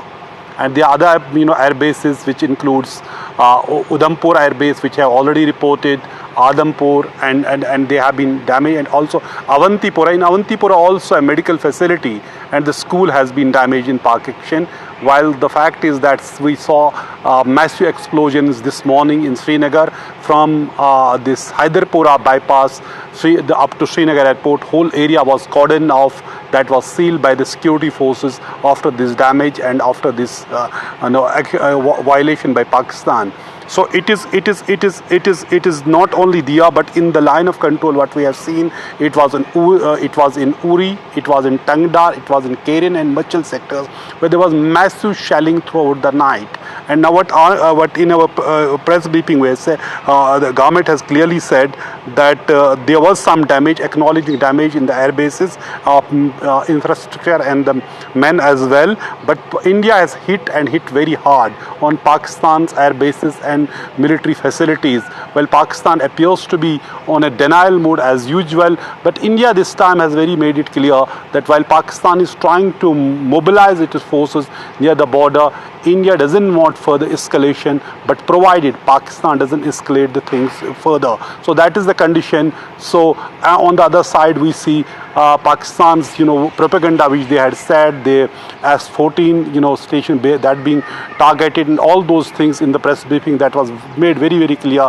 This is a falsehood through visual proofs. The government clearly showed it to women officers and the foreign secretary, which they showed. But on the ground, it's a very, very tense situation. It was very tense. Not many people have been able to sleep here for last 3 days. Many people have lost their homes and they are living in shelter homes. And Jammu, 5 civilians have been killed along the border, including a senior official and including 2-year-old girl, yes. Arsha Noor. She too has been, baby has been killed in Pakistani shelling also. All right, today. just hold on for a second, Nazir. There's some breaking news coming in. The US Secretary of State Marco Rubio has spoken to the External Affairs Minister Dr. S. Jaishankar. The Secretary Rubio has emphasized that both sides, India and Pakistan, need to find ways to try and de-escalate the conflict, as it were, re-establish direct communication. The US saying that there shouldn't be any miscalculations at this stage. America is offering productive discussion to facilitate productive discussions between India and Pakistan to avert future disputes. Now, whether India chooses to accept this is something that's unclear. Shiv, let me come across to you. We were going through many of the points. Let's once again please talk about the attacks that India has put in on Pakistan, Chaklala, Rafiki, Murid, Sukur, Pasrur and Sialkot. India has attacked these places hard. What can you tell us? Very interesting details coming out from that press conference, Vishnu. Much more than we initially thought had been struck on the Pakistani side. The Indian government officially confirming that Rehmiar Khan, Noor Khan, which is the Chaklala base near Rawalpindi, Rafiki and Murid. In addition to that, the Sukur base and 2 radar facilities in Pasrur and Sialkot have also been destroyed, which makes it 7 military targets have been, struck using high-performance weapons of different kinds. They didn't obviously specify what weapons, but they did say high-speed weapons. And I did note that you were wondering about that, Vishnu. I think without naming the weapon and without talking about it, you referred to it in an earlier broadcast, and I think we both know what that weapon might actually be. We'll let the Indian Air Force come on record in a short while from now and talk about the weapon specifics. But when we talk about high-speed weapons and air-launched weapons, there's not very much that is left to the imagination. But this appears to have been, once again, an air-launched series of strikes or a package of strikes. We don't know what aircraft were involved, but presumably the 2 or 3 frontline fighter types would have been employed for this kind of a strike. These aircraft are very likely not to have left Indian airspace for the kind of reach and range that they managed to execute by targeting Rawalpindi and the other bases, which are, of course, in depth areas, but Sialkot and the others are in Punjab, which are not very far from the international border. So very much like Operation Sindoor Part 1, where you had air-launched weapons hitting terrorist sites, this time they've hit military establishments, which are no longer, in my view, indistinguishable from terrorist sites themselves, given that this same Pakistan military has been targeting civilian centers in India. That's what terrorists do. And so we'll have to look deeper and peel away the layers of what this airstrike really looked like. Neil Prabhu, another key point which was mentioned is that India is not looking to escalate. We are looking for Pakistan to ensure that the path of escalation doesn't take place. This came up in the end of the press conference. That's what several countries around the world are telling us as well. Could you share this bit of critical information which emerged today? Well, India's position has been that we are operationally in a state of readiness. That's the armed forces position. The Ministry of External Affairs has been working on the phone, speaking to various interlocutors, and they have made it clear that they are not escalating. It is Pakistan which is escalating. And they are responsible for the provocative steps that we have seen. You have seen our air bases being attacked. We had targeted terror infrastructure in retaliation to what was a horrific killing in Pahalgam, and that's what Operation Sindoor was. What the Pakistan military has attempted to do is attack our military aircrafts, our military bases. We have been told that there will be another briefing later this evening because it's an evolving situation. As you're well aware, there's been, and those photographs of Sirsa, the base being perfect, as well as other air bases have been shown. Yes, India did face some casualties, but we have also attacked Pakistan in equal measure. Having said that, I think everybody is hoping and praying that there will be good sense that prevails, but our armed forces remain in a state of preparedness. They will not take anything for granted in terms of the way Pakistan has continued to provocate, and the Ministry of External Affairs, as you rightly pointed out, just spoken to the US Secretary of State as well as others. There are various interlocutors who are trying to calm down tensions. We'll wait and see whether diplomacy does have an effect, or whether India will retaliate with these provocative measures that Pakistan has undertaken. Nazir, several dual-use air bases, airfields. We don't have them. We've got Shiv. Many of the air bases which have been struck are dual-use. So Udhampur, Radhampur, Pathankot, Bhuj, they've got civilian flights also operating into many of these airfields. The fact is that these Pakistani attacks did get through. We don't know the extent of the damage at this stage. But at the same time, the claims that they made about destroying Sirsa Air Base, destroying Adhampur Air Base, that's entirely false. In fact, they even showed footage showing that these air bases are intact. So, India has nothing to hide. Where the attacks have gone through, we've revealed. Where they've not gone through, we've called them fake. Very correctly said, Vishnu. And, war is a serious business. We've seen it. It involves damage and destruction. It's very difficult to, fight a war without sustaining some form of damage. But I think the Indian government has made it very clear that Pakistan's misinformation machine is issuing the most elaborate sort of dream world scenarios that are probably only intended to sort of lull their domestic audiences into the false belief that the Pakistan military is really succeeding in their campaign against India. Whether it is attacks on air bases, whether it is the capture of an Indian pilot, whether it is the destruction of S-400, missile regiments, all of those have proven to be fake, and the Indian government is on record about it, which means, apart from those pictures that were shown at that press conference, these are testifiable and provable, confirmations and rebuttals that the government is actually issuing. The damage that we've seen, injuries in Firozpur, some damage in Jammu.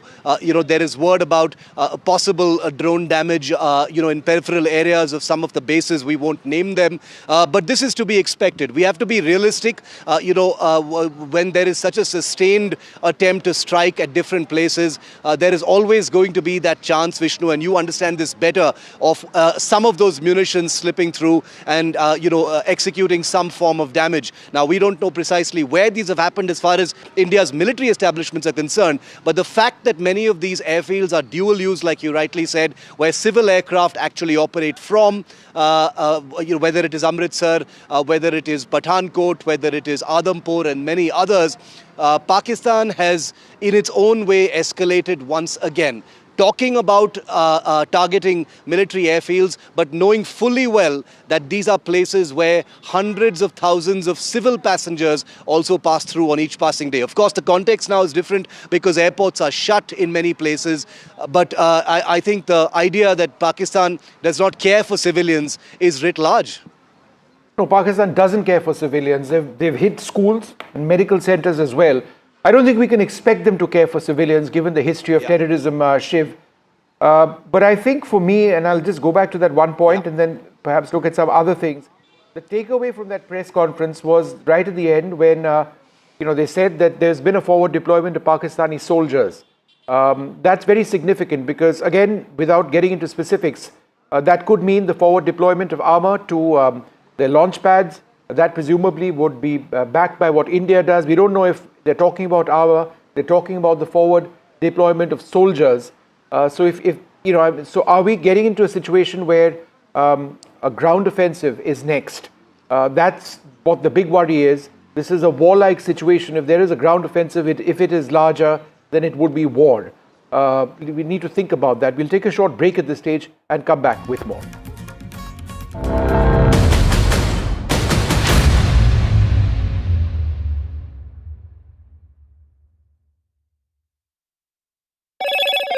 Hello, Moto. Motorola, India's leading AI smartphone brand.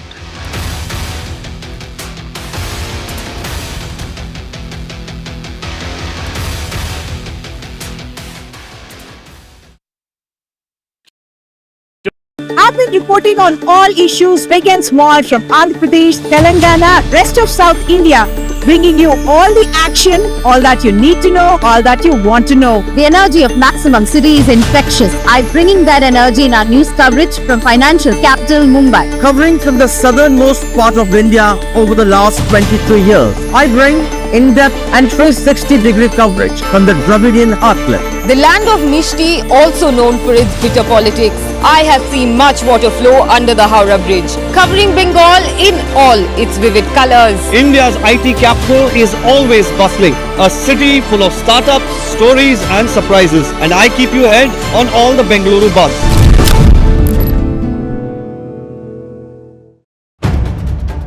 If it matters to you, if it matters to you, if it matters to you,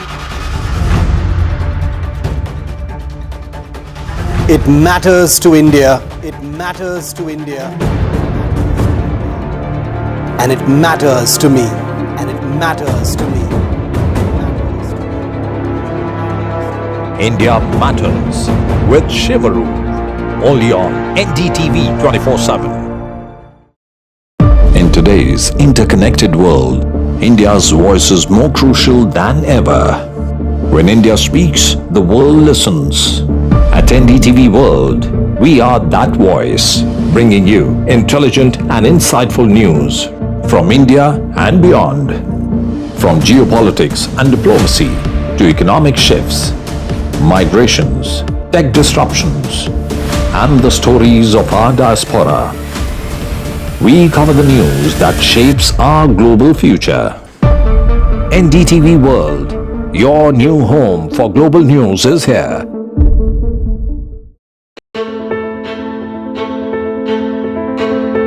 News is not just headlines, it is what impacts you. And news should never be mistaken for noise. What matters is the reality. Accurate, in-depth, and with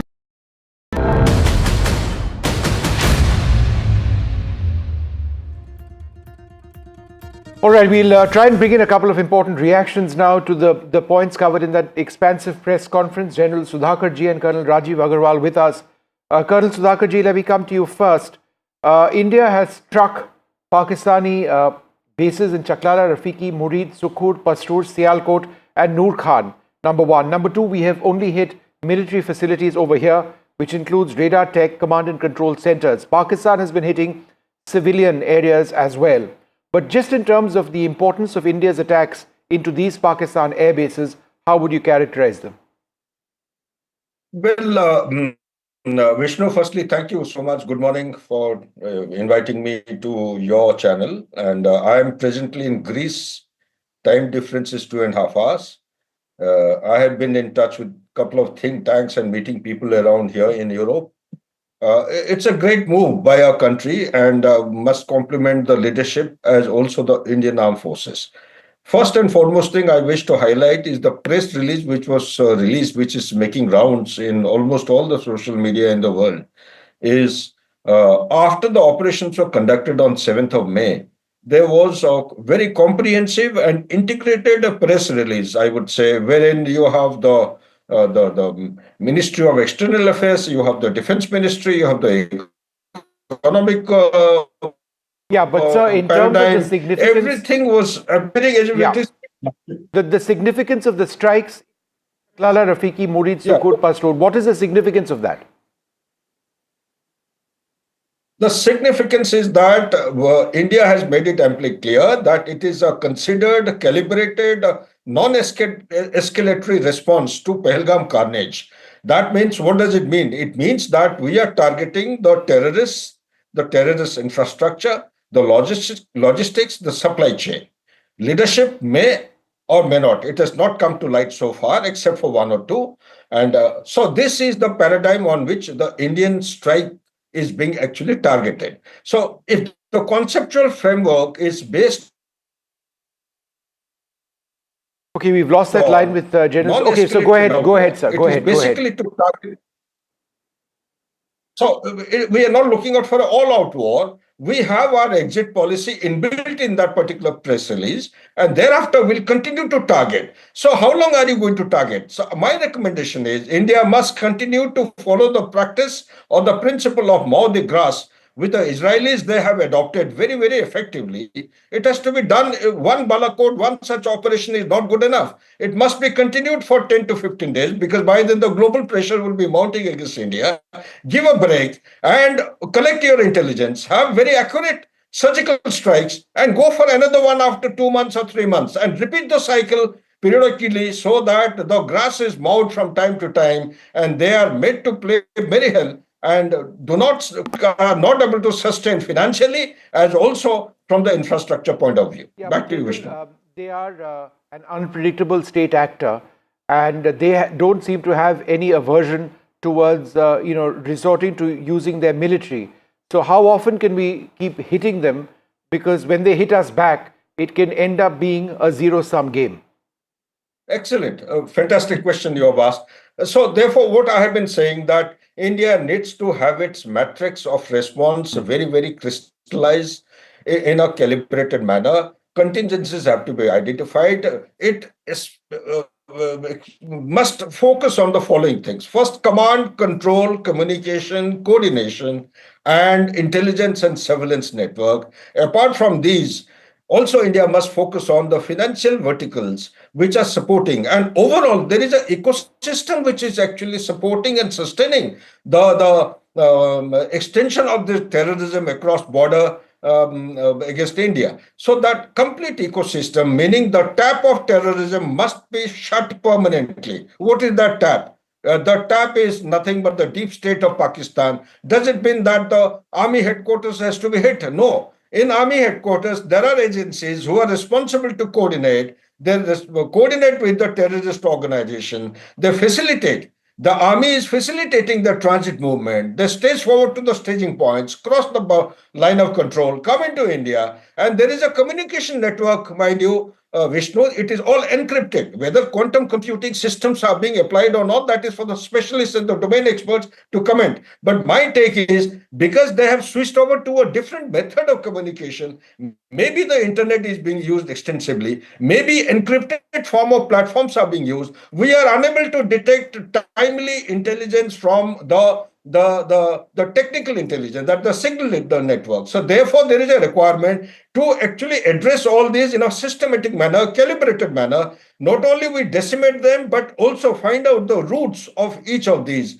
Who are the leaders? Who are guiding them? Who are directing them? We need to take care of them and should be able to collate all the data, take them to a status of accountability at the global stage. Nothing will happen, I know for sure. But India must continue to carry out this operation relentlessly, at least for 1 month time, at least. By then, the global pressure will be mounting. India has to pull back. So after a gap of maybe another 1 or 2 or 3 months, Shiv Arun, who is in Srinagar at this stage. Shiv, we've been going through all of these key points. I'd like to once again very carefully and very cautiously go back to that phrase, high-speed missiles have been used in attacks on Punjab bases. And I think since what are we talking about, I think it's important to tell our viewers, when one talks about high-speed missiles, it refers potentially to ballistic missiles, it refers potentially to hypersonic missiles. There have been claims of Pakistan having hypersonic missiles. We don't really have very much evidence to that effect. Ballistic missiles, in many cases, fly as fast, if not faster. If those were used, then it does mark an escalation within the matrix of what we are looking at. Shiv, any thoughts on that? Absolutely correct. The matrix of escalation for Pakistan that the Indian government has now confirmed is using pretty much the descriptions used by the Indian government would cover virtually all non-nuclear projectile weapons that Pakistan currently has in their arsenal. Now remember, in the first wave of air attacks, there was reason to believe that some short-range ballistic missiles were also used, though it came to light a little later that it was mostly slow-moving loitering munitions and attack drones. This time, with this a significant escalation where military targets have are squarely in focus for the Indian Air Force. We've just listed 7 bases in Pakistan that have been hit, whether air bases or radar facilities.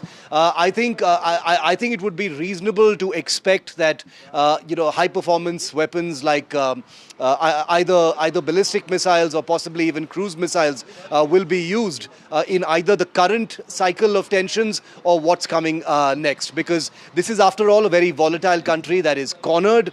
It's been battered, not just as terrorist sites but also now very, very key military bases in places including Chaklala, which is the very heart of the Pakistan military and the ISI, and therefore to actually hit back, is it going to carry on using low performance attritable drones which have been largely unsuccessful in achieving their military objectives at least so far, and upgrading into higher performance weapons which may be slightly more difficult to actually intercept is the key question right now. But I agree with your assessment, Vishnu, that this escalatory ladder seems to dictate that is very much in the realm of possibility.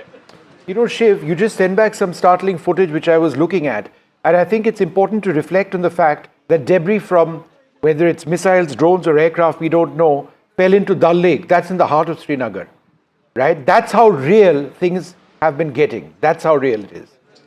Yeah. That is correct. In fact, the site where the debris actually fell is right behind me. We're not going to show people exactly where it was, or we've just got a rough idea, but I'm going to point our cameras in that direction so you get a rough sense of where the debris appears to have fallen. Eyewitnesses here say that there was a CRPF and police search party using 4 boats earlier in the morning at about 8 in the morning today, where they were looking for the debris. We've also got a piece of footage which suggests that much of the debris has actually been recovered, so they're analyzing that. Doesn't seem to be a manned aircraft. It's a small piece of debris. It's the second debris site that we've actually seen here in Srinagar since the morning. Vishnu, the first was in a place called Lasjan, which is about 8 kilometers from where I'm standing right now on the banks of the Dal Lake, and the one behind me in the lake itself where some equipment has been recovered. So those explosions we heard in the morning of drones being intercepted or loitering munitions being intercepted, I think this may be that. Nothing so far on manned aircraft, even though we did get a confirmation that an air raid was possibly underway here in Srinagar. Wreckages of manned aircraft not seen in Srinagar yet. We are hearing they may be outside. I'm joined by Colonel Rajiv Agarwal as well. Colonel Agarwal, we've gone through various points in this press conference, but we are getting all sorts of reports at this stage, including how this situation remains fluid. For example, I'm told by people who are in the Pathankot area that just now there have been 3 massive explosions which have hit Pathankot. It is significant, and the reason I'm asking you this is that it's not over. It's going on as we speak right now. Your thoughts on that? Absolutely. Vishnu, yesterday also we were talking about whether there's going to be a de-escalation or an escalation, but more like the way things are moved, it is moving sharply up the radar of escalation. All right, Colonel, that audio with you is really bad. We'll come and fix that and come back to you in a little while. I need to take a short break. Come back with the very latest.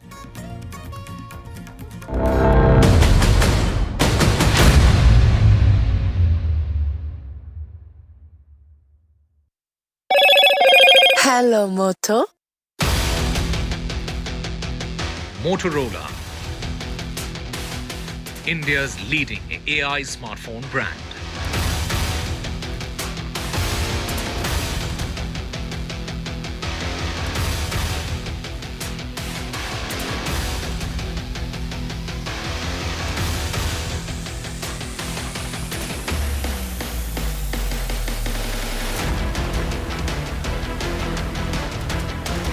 He bugs Pakistani propaganda. Pakistan targets Jammu and Rajouri towns with shelling. A senior official has been killed in shelling in Rajouri. Explosions heard during an NDTV live report in Srinagar. There have been extensive air action in that Srinagar area and blast. The Indian Army has destroyed a Pakistani terror launchpad, several other areas, video of which has now emerged. Sources say that the Pakistani post across Jammu was used for launching drones. Pakistan has shut airspace for all civilian flights.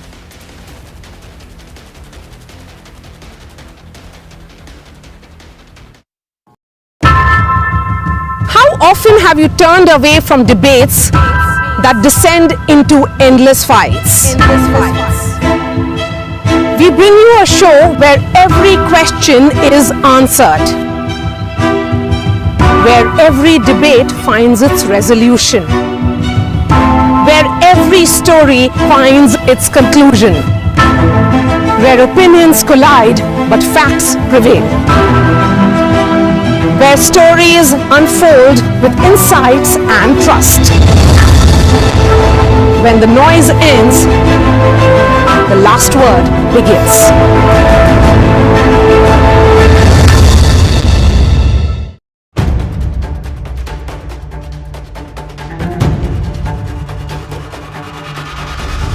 If it matters to you, if it matters to you, if it matters to you,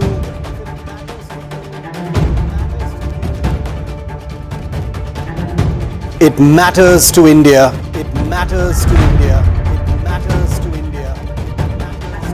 And it matters to me. And it matters to me.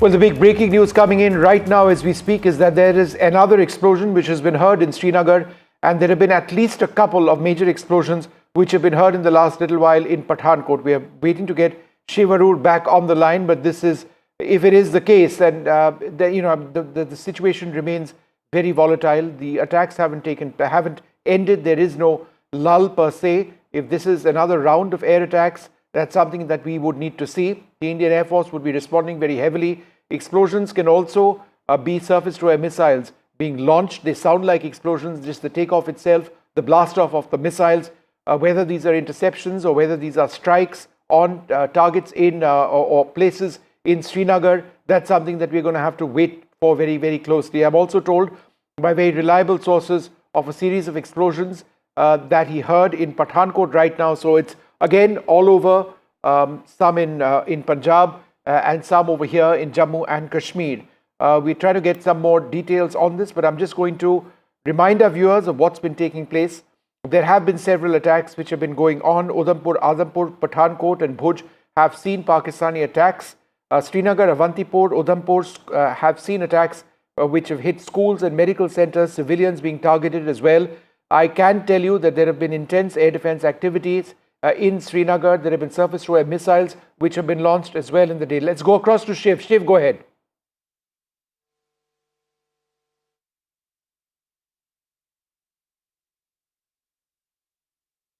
All right, again, just some audio problems. We'll try and come back to Shiv in a moment from now and get you the very latest on these explosions which have been heard over Srinagar just moments back.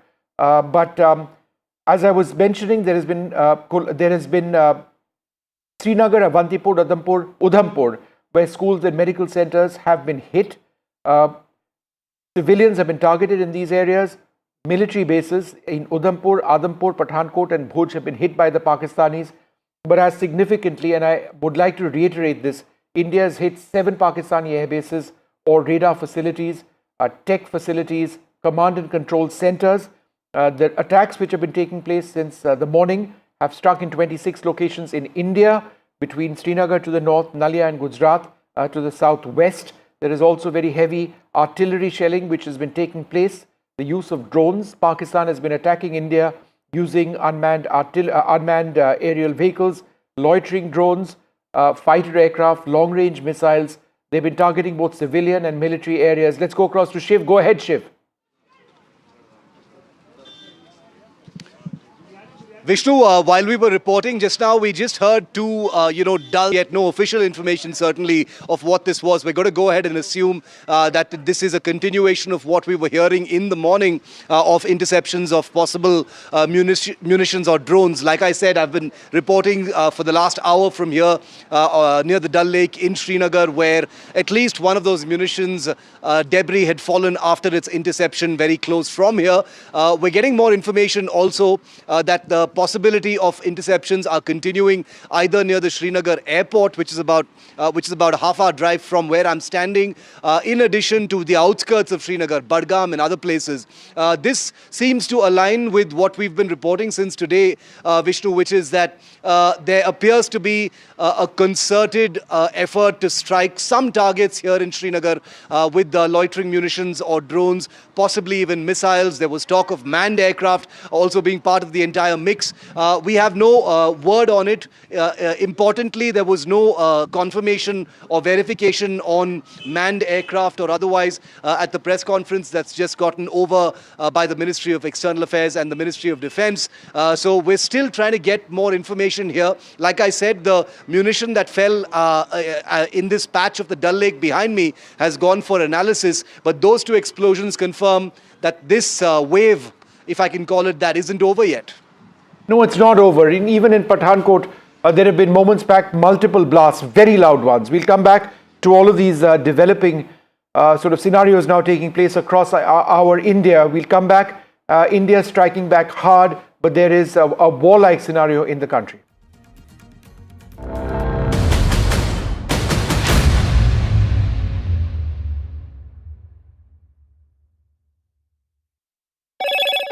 Hello, Moto. Motorola, India's leading AI smartphone brand.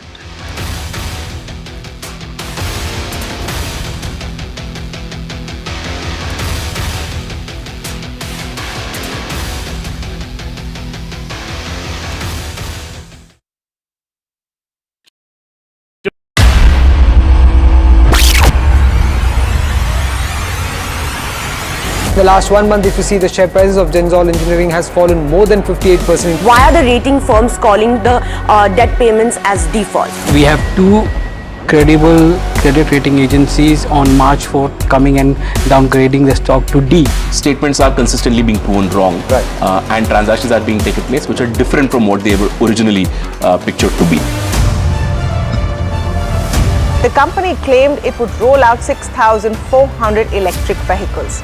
But what it has rolled out is a shocking scam. Funds meant for the project were funneled allegedly back to the promoters, the Jaggi brothers. What did the money buy? Not EVs, of course, but a lavish flat in Gurgaon's luxurious DLF Carmelias.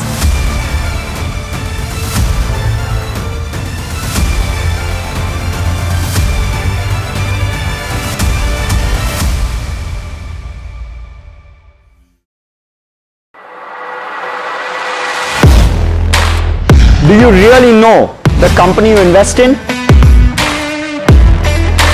What is the real picture behind presentations and claims?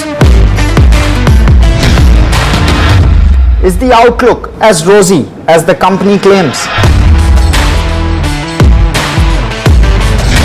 Know Your Company, powered by NDTV Profit Research, shines a light on the biggest stock market movers.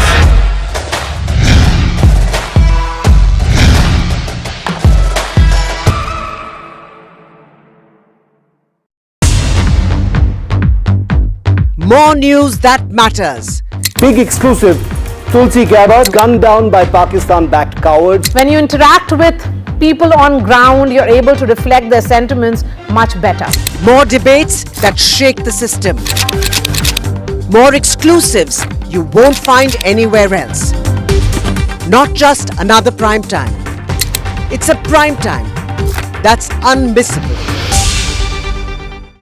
I've been reporting on all issues big and small from Andhra Pradesh, Telangana, rest of South India, bringing you all the action, all that you need to know, all that you want to know. The energy of maximum city is infectious. I'm bringing the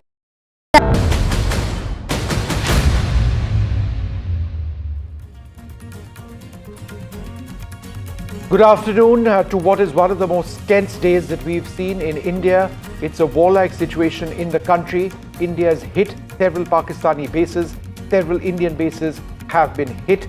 There has been some damage on the ground as well. Some casualties also may be reported. There is a sense that Pakistan may be forward deploying its troops. It is a warlike situation in our country. The situation is fluid. Just moments back, there have been explosions heard in Pathankot and also in Srinagar. We've got our journalists up on the field and we're going to go across to them as they bring us the latest situation on the ground. Shiva Road in Srinagar. We've got Ghazali, Harsha Kumari Singh, Aishwarya tracking developments here in Delhi, and Gurpreet Chinna. Thank you all very much for being with us. A quick look at the headlines at this hour. A special briefing of the government on Op Sindoor. India says we've responded effectively to Pakistan's escalation and that we hit targets at multiple Pakistan air bases and also Pakistani posts. You can see those attacks on the posts in this video on your screen. The government calls Pakistan's actions provocative and escalatory. The government says Pakistan tried to hit multiple air bases.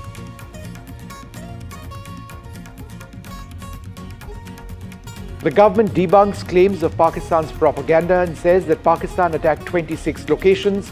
Time-stamped images of Indian air bases which have been undamaged because there have been fake Pakistani claims as well have also been shown.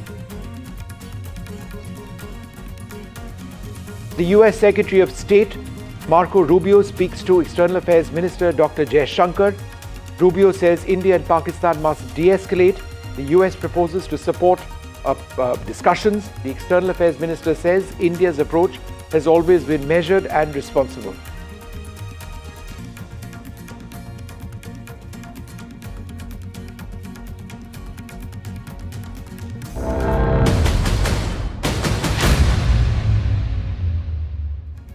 Well, it was an hour and a half back that the government came out with a fairly detailed briefing on what's exactly been taking place in India. Let's listen in.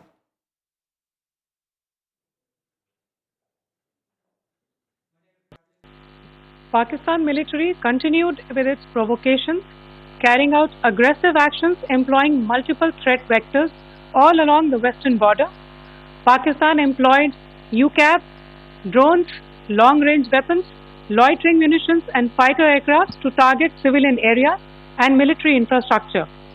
Pakistan military also resorted to air intrusions using drones and firing of heavy caliber weapons along the line of control. Along the international border and the line of control, air intrusion and several harassment attacks were also attempted from Srinagar till Nalia at more than 26 locations. Indian Armed Forces successfully neutralized these threats and majority of the vectors. However, limited damage was sustained to equipment and personnel at Indian Air Force stations at Udhampur, Pathankot, Adhampur and Bhuj. There were also several high-speed missile attacks noticed subsequently after 0140 hours in the night at several air bases in Punjab. In a deplorable cowardly act, targeting of civilian infrastructure also had taken place, where Pakistan attacked RT gun positions at Derangyari and Chandigarh Forward Ammunition Depot, with heavy damages to other military stations being propagated on social media. India unequivocally rejects these false narratives being spread by Pakistan. Along the line of control also, Pakistan has attempted multiple air intrusions using drones and conducted shelling using heavy caliber RT guns, targeting civilian infrastructure and killing some civilians. Heavy exchange of artillery mortars and small arms fire in Kupwara, Baramulla, Poonch, Rajouri and Aknoor sectors continued. Indian Army has responded effectively and proportionately, causing extensive damage to Pakistan Army. Pak military has been observed to be moving their troops into forward areas, indicating offensive intent to further escalate the situation. Indian armed forces remain in a high state of operational readiness. All hostile actions have been effectively countered and responded appropriately. Indian armed forces reiterate their commitment to non-escalation, provided it is reciprocated by the Pakistan military. At the end, I would also like to show you a few images of Air Force bases in the Punjab sector and Rajasthan sector, where it is mighty clear that we are debunking the Pakistani claims of causing destruction at these air bases. You can yourself see the normalcy in these air force stations. This is Sirsa, Suratgarh. The runways are intact.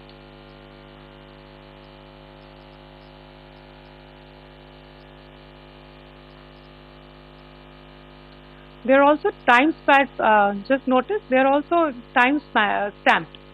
This is today. First of all, as you have seen, Pakistani claims about activities that they have undertaken continue to be heavy on lies, misinformation and propaganda. And on top of that, this is peddled by Pakistani state agencies. The claims that they have made about attacking and destroying various places, various military installations and facilities, as has been pointed out by my colleagues here this morning, are completely false.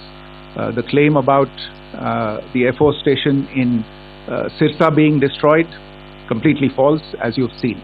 The claim about the Air Force station in Suratgarh being destroyed, completely false again, as you have seen. There's a claim that has been made that the S-400 base at Adampur was destroyed, completely false once again. Claims have been made about large sections of Indian critical infrastructure, power systems, cyber systems, etc. being attacked and destroyed, completely false.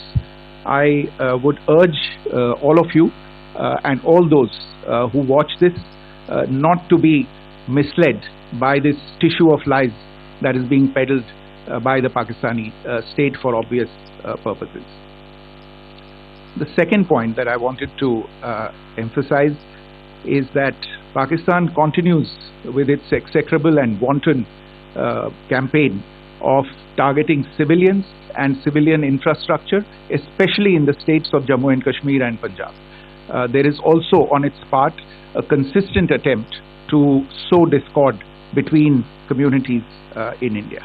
As I said, there has been a particular focus in its targeting of civilian infrastructure and the population in Jammu and Kashmir and Punjab.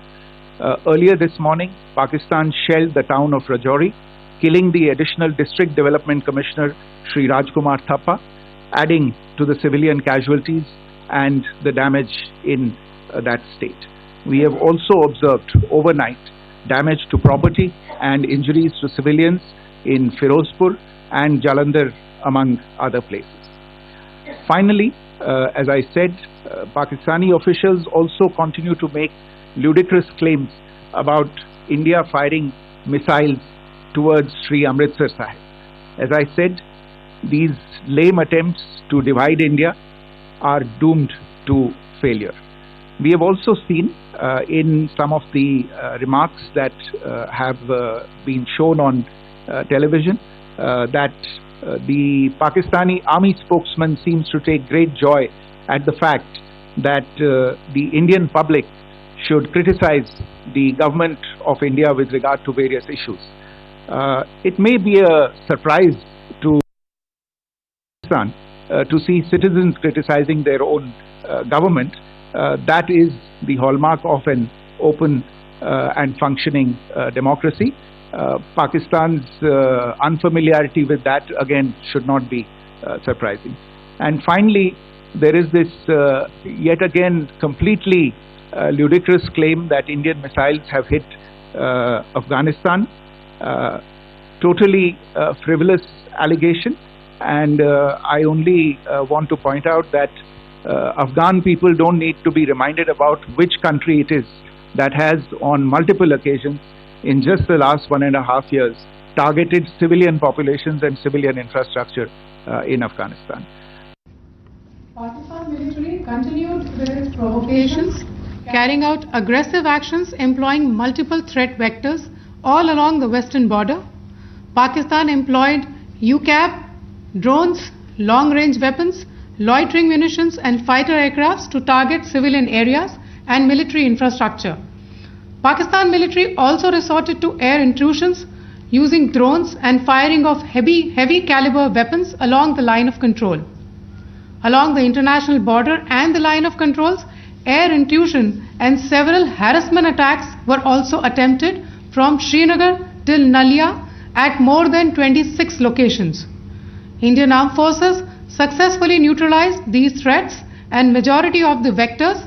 However, limited damage was sustained to equipment and personnel at Indian Air Force stations at Udhampur, Pathankot, Adhampur and Bhuj. There were also several high-speed missile attacks noticed subsequently after 0140 hours in the night at several air bases in Punjab.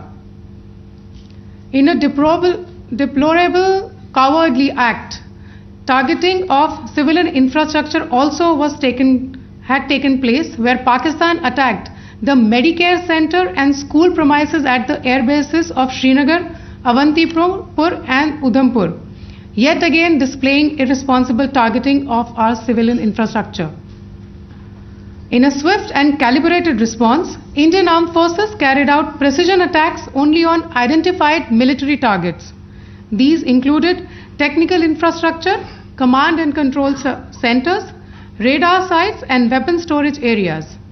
Pakistan military targets at Rafiqi, Murid, Chaklala, Rahim Yar Khan, Sukur and Chunya were engaged using air-launched precision weapons from our fighter aircraft. Radar site at Pasroor and Sialkot Aviation Base were also targeted using precision munitions. While carrying out these responses, India ensured minimum collateral damage. Pakistan has also attempted to execute a continued malicious misinformation campaign with claims of destruction of Indian S-400 system at Adhampur, destruction of airfields at Suratgarh and Sirsa, BrahMos base at Nagrota, RT gun positions at Derangyari and Chandigarh forward ammunition depot, with heavy damages to other military stations being propagated on social media. India unequivocally rejects these false narratives being spread by Pakistan.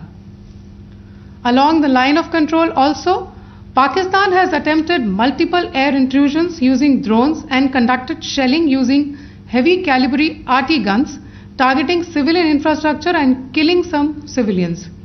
Heavy exchange of artillery mortars and small arm fire in Kupwara, Baramulla, Poonch, Rajouri and Akhnur sectors continued.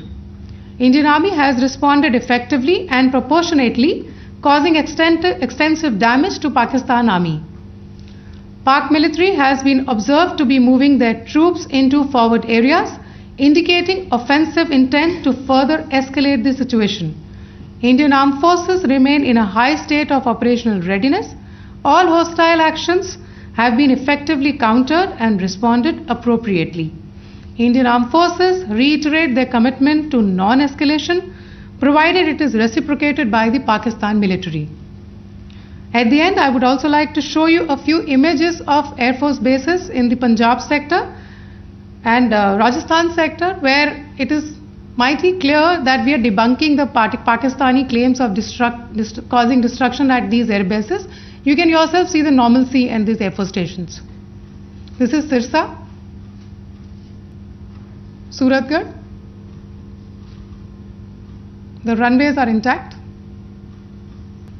They are also time stamped. Just notice they are also time stamped. This is today. All right, well, what we are showing you now, full screen, let's have these up full screen if we can, are of the attacks which those defense officials were speaking about. These are very sustained and attacks which India has carried out across the line of control. These are fire strikes which have taken place with the Indian Army neutralizing Pakistani terror hubs, launchpads as they are known. This is some of the most vivid footage that India has ever released. This shows rockets, shoulder-mounted rockets, shoulder-mounted missiles, mortars, grenades. That's a mortar over there. Grenade launchers being used to take out these posts in a near vicinity. That's an anti-tank missile going through.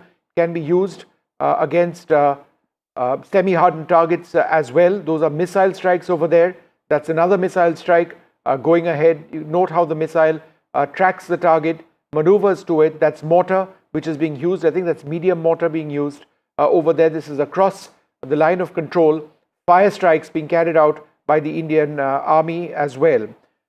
In terms of a little bit of more information coming in, and we're going to try and play out some of that footage shortly. I'm going to read this out, and if we could just have the photographs up, the ones that I've just which I've just put out.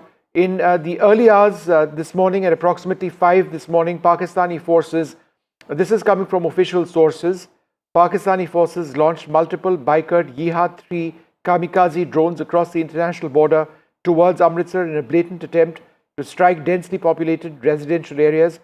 Because of the vigilance and rapid response of the Indian Army's air defense network, the hostile drones were detected, tracked and engaged within seconds of breaching Indian airspace using quick reaction air defense guns positioned in depth along the border belt. Anti-air defense gunners brought down, Army air defense gunners brought down the drones in midair, ensuring that no debris fell on civilian property and that no casualties were sustained. Initial analysis indicates that the drones carried high explosive payloads intended to inflict maximum damage on innocent civilians, a fresh low in Pakistan's ongoing escalation. This is what I'm referring to. These pictures match what I'm saying. These are some of the drones which were brought down.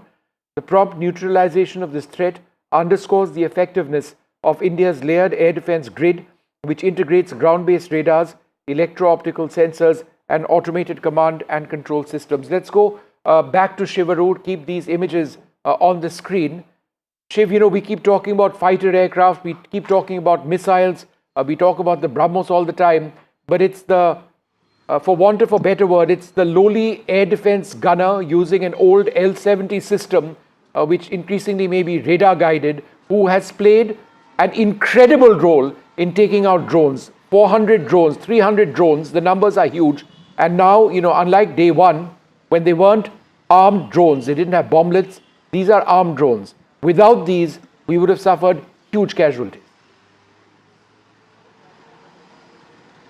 And Vishnu, I'm so glad you talked about the humble L-70 gunner, because there are 3 ground-based, non-missile anti-drone systems, anti-air systems that have played an absolutely incredible and maybe unsung role. So I'm really glad you've brought it up, because the L-70, the Zu-23, the Shilka, which are slightly more sophisticated, are the weapons that have probably taken on the overwhelming number of those 400-odd drones that came into Indian airspace. You're right, this is literally the trenches. This is where military skill really comes into its own.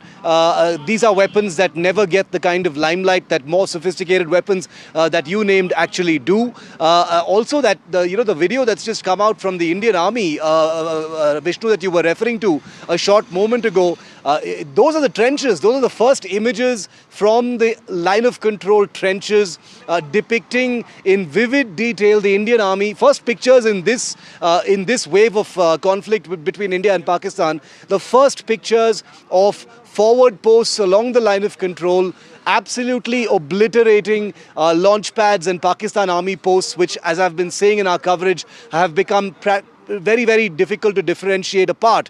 Very often Pakistan Army posts and launch pads, are coterminous. They're right there with each other.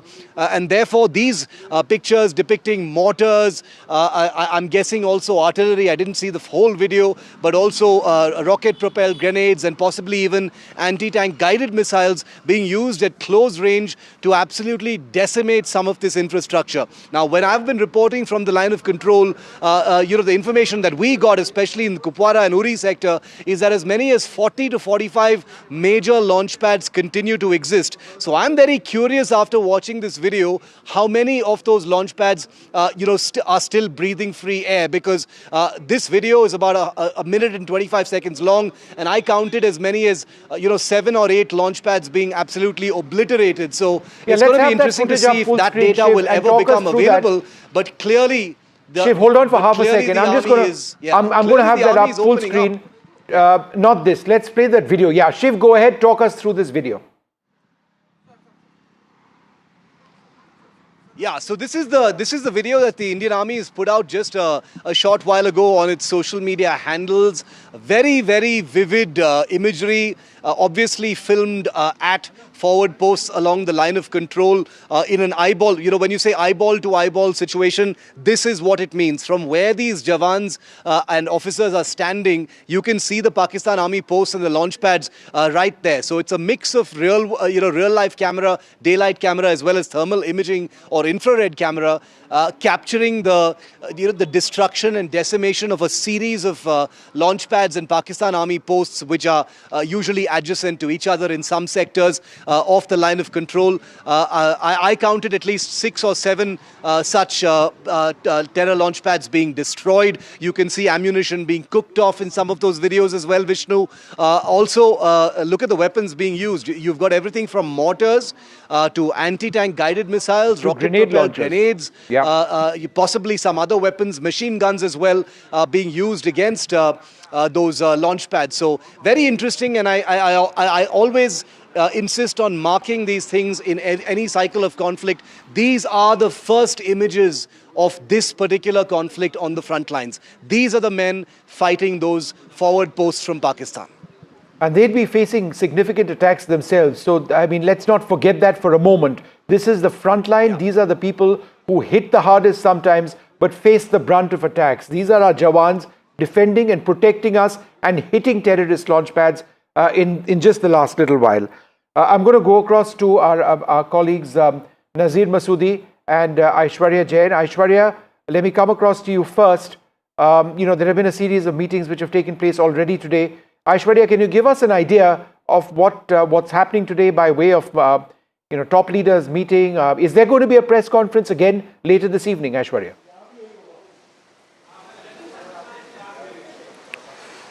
Well, no announcement has been made yet, but yes, Vikram Misri has stated that it's an ongoing situation, it's an evolving situation, and the government will get back again to inform the country about how the developments are unfolding. As far as series of meetings are concerned, this morning we saw National Security Advisor Ajit Doval reaching to 7 Lok Kalyan Marg, where he briefed Prime Minister for almost an hour, and Prime Minister took a close watch as far as the entire situation is concerned. Apart from it, we've been also told that the CDS, Anil Chauhan, went to Defence Minister Rajnath Singh's residence, and it was Rajnath Singh who was also briefed by the CDS, the Tri-Services Chief Sarat South Block over here, where we are reporting from, and they are very, very closely monitoring and giving directions to the armed forces as to how India is retaliating and India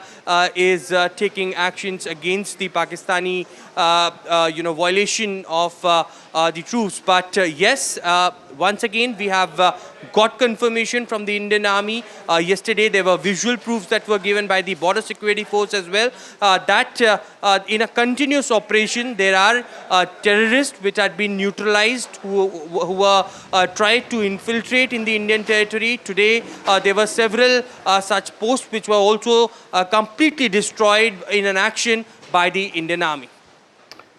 Nazir, give us a sense of the damage on the ground where you've been reporting from, or what you've heard about damage in other areas near you.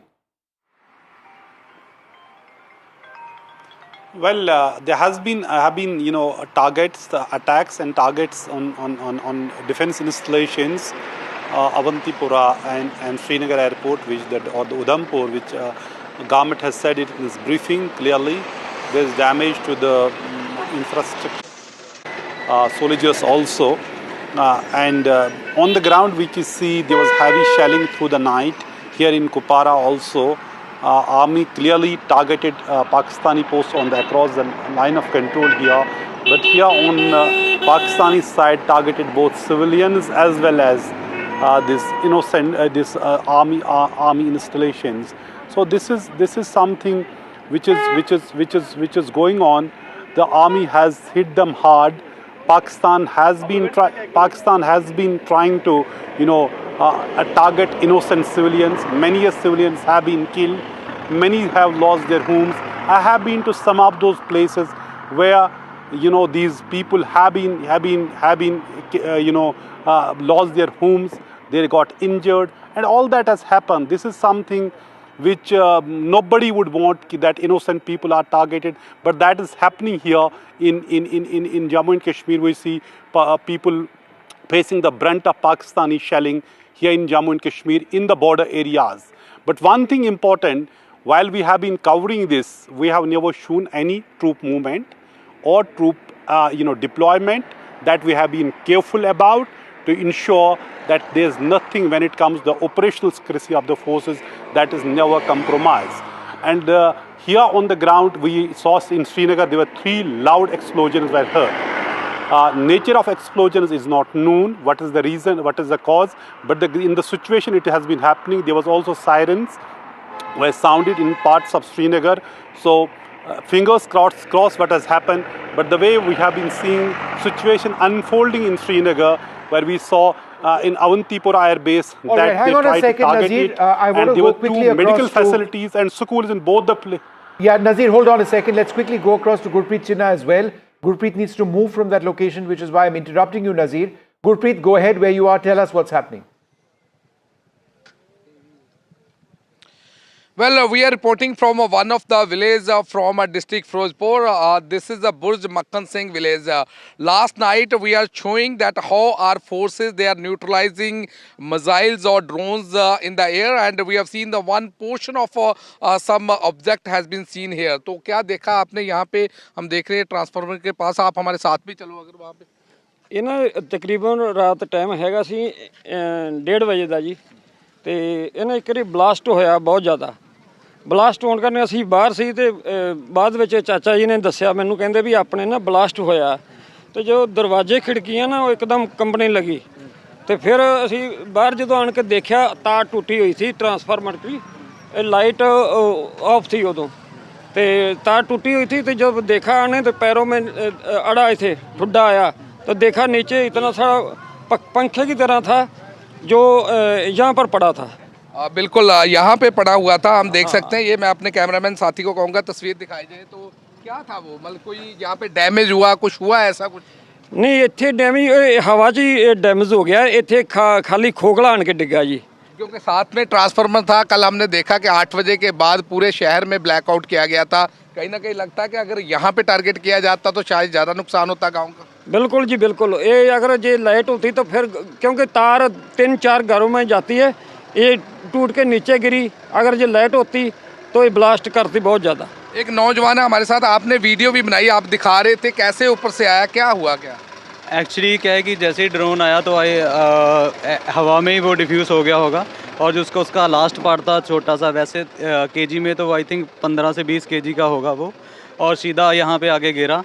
तो thank God ये कि ये सीधा transformer के ऊपर आगे नहीं गिरा, तो यहाँ पे नीचे ही गिरा। कोई गांव में कोई नुकसान तो नहीं हुआ, कहीं किसी जगह पे कोई नुकसान तो नहीं हुआ? अगर यहाँ गिरा कोई शीशे टूटे हो, कोई नुकसान हुआ है? नहीं, हमारे इस गांव में तो कोई नुकसान नहीं हुआ। एक्चुअली हमारे गांव से एक 10-15 किलोमीटर और गांव है खाई फेमे की, वैसे वहाँ पे ज़्यादा नुकसान हुआ है, हमारे इस गाँव में नहीं हुआ। तो well we can see that this is the example how are defence system, integrated defence system is working, and we are able to even neutralize all the missiles and drones which are being targeted from Pakistan side. We are reporting from this border area where we have seen the people have seen some part of some object here, but there was no damage at all. Back to studio.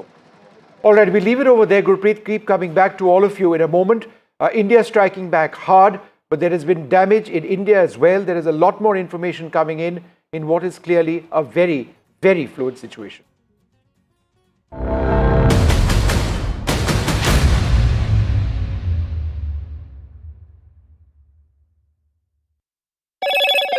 Hello, Moto. Motorola, India's leading AI smartphone brand.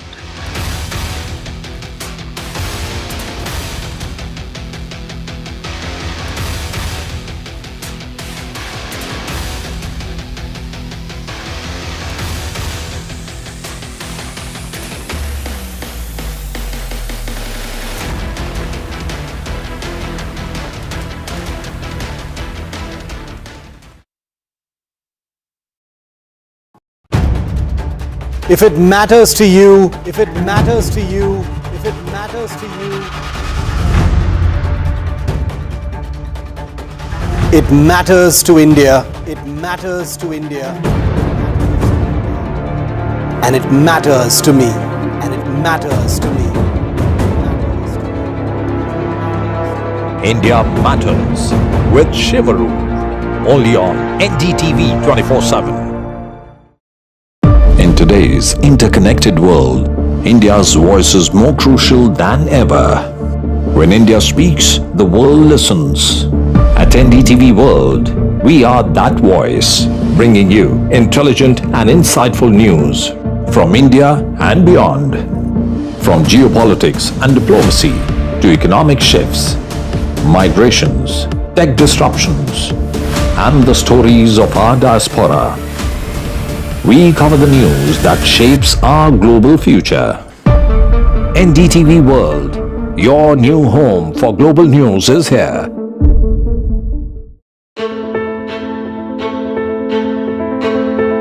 News is not just headlines, it is what impacts you. And news should never be mistaken for noise. What matters is the reality. Accurate. Hello, Moto. Motorola, India's leading AI smartphone brand.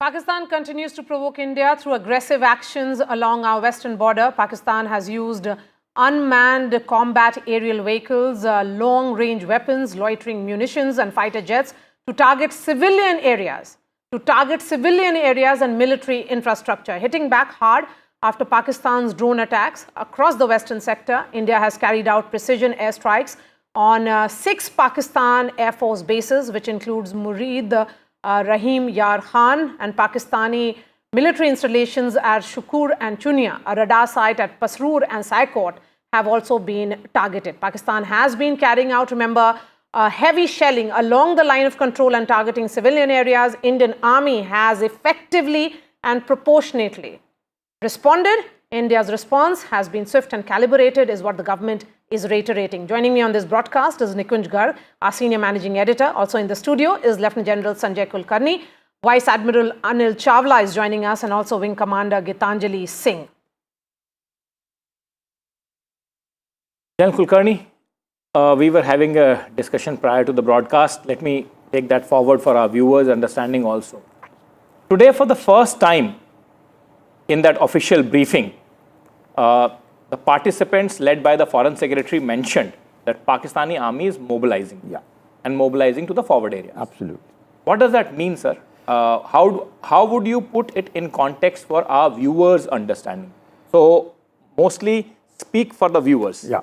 See, even from the point of view of the Pakistan army also, in view of they wanting to raise the morale of their own troops, because right now they seem to be on the back foot with 6 of their air bases virtually, put out of, I wouldn't say totally out of order, because they can get them back in another 24 to 48 hours. So that's not a major. But a lot of these 6 air bases have been destroyed, resulting in the air supremacy part and the air superiority. We have the air superiority. To get the air supremacy, we have to suppress the air defense. Once the suppression of the air defense, destruction of the air bases would lead to the aircrafts being totally.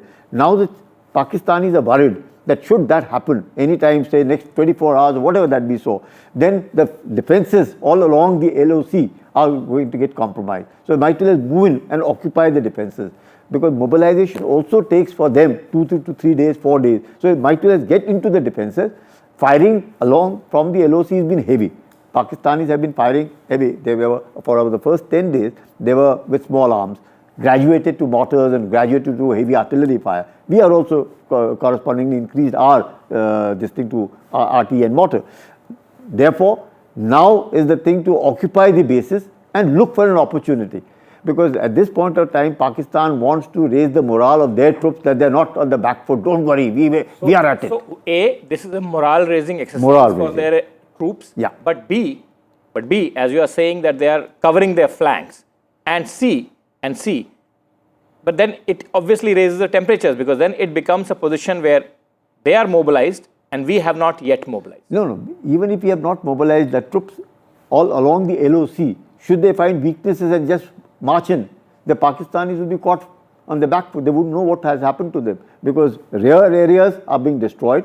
There is nothing along the LOC. So if the defenses have to be occupied, even if the rear areas get them, so they don't want their area to be compromised, and hence the mobilization to at least hold the front.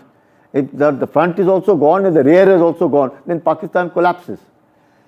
So that is where they are aware that it may collapse, because the way we are getting on to their airfields being destroyed. Similar, more installations will go. If Pak raises the thing by hitting more, first day there were 16 odd targets they took on Affiyaz.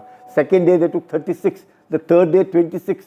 Almost 500 and about 600 of these, you can say, drones and missiles they used on the first 2 days. Yesterday another 200-300 of them. So about 1,000 of them. All this is they are also wanting to find out how do we react, how are we reacting, and in that reaction, because they've got Turkish drones now, if they've got Turkish drones also coming in, Chinese drones also coming in, none of them are working, and the suppression by us of destroying their air defense equipment is so large that the Pakis are now on the back foot. And what I understand, logistically also, the shortage of fuel is started off in Pakistan. So there is fuel shortage, there will be ammunition shortage. In this heavy firing, we'll find they will lose a lot of their communication bases.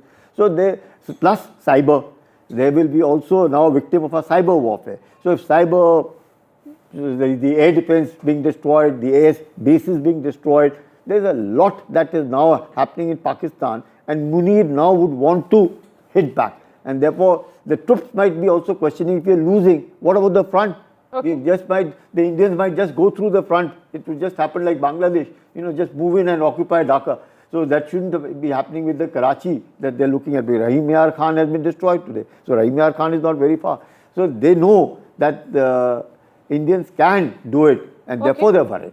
Vice Admiral Chawla, what's your assessment of the situation of today? Particularly, we seem to be certainly going up the kinetic ladder. It is only escalating from both the sides. Absolutely right. That's what the Foreign Secretary also mentioned, that it's Pakistan which is escalating. India has been very careful right from the beginning of this entire Operation Sindoor to clarify that first we are only attacking terrorist infrastructure, not even military infrastructure inside Pakistan, certainly not civilian infrastructure. It's then Pakistan that has further escalated it by attempting to attack military installations. And of course, in the process, because of their inaccuracy, they have also attacked civilian infrastructure in the beginning. Now, after we responded with targeted strikes on their military infrastructure, they're deliberately targeting civilian infrastructure, which we have seen the image that you're showing right now on the television.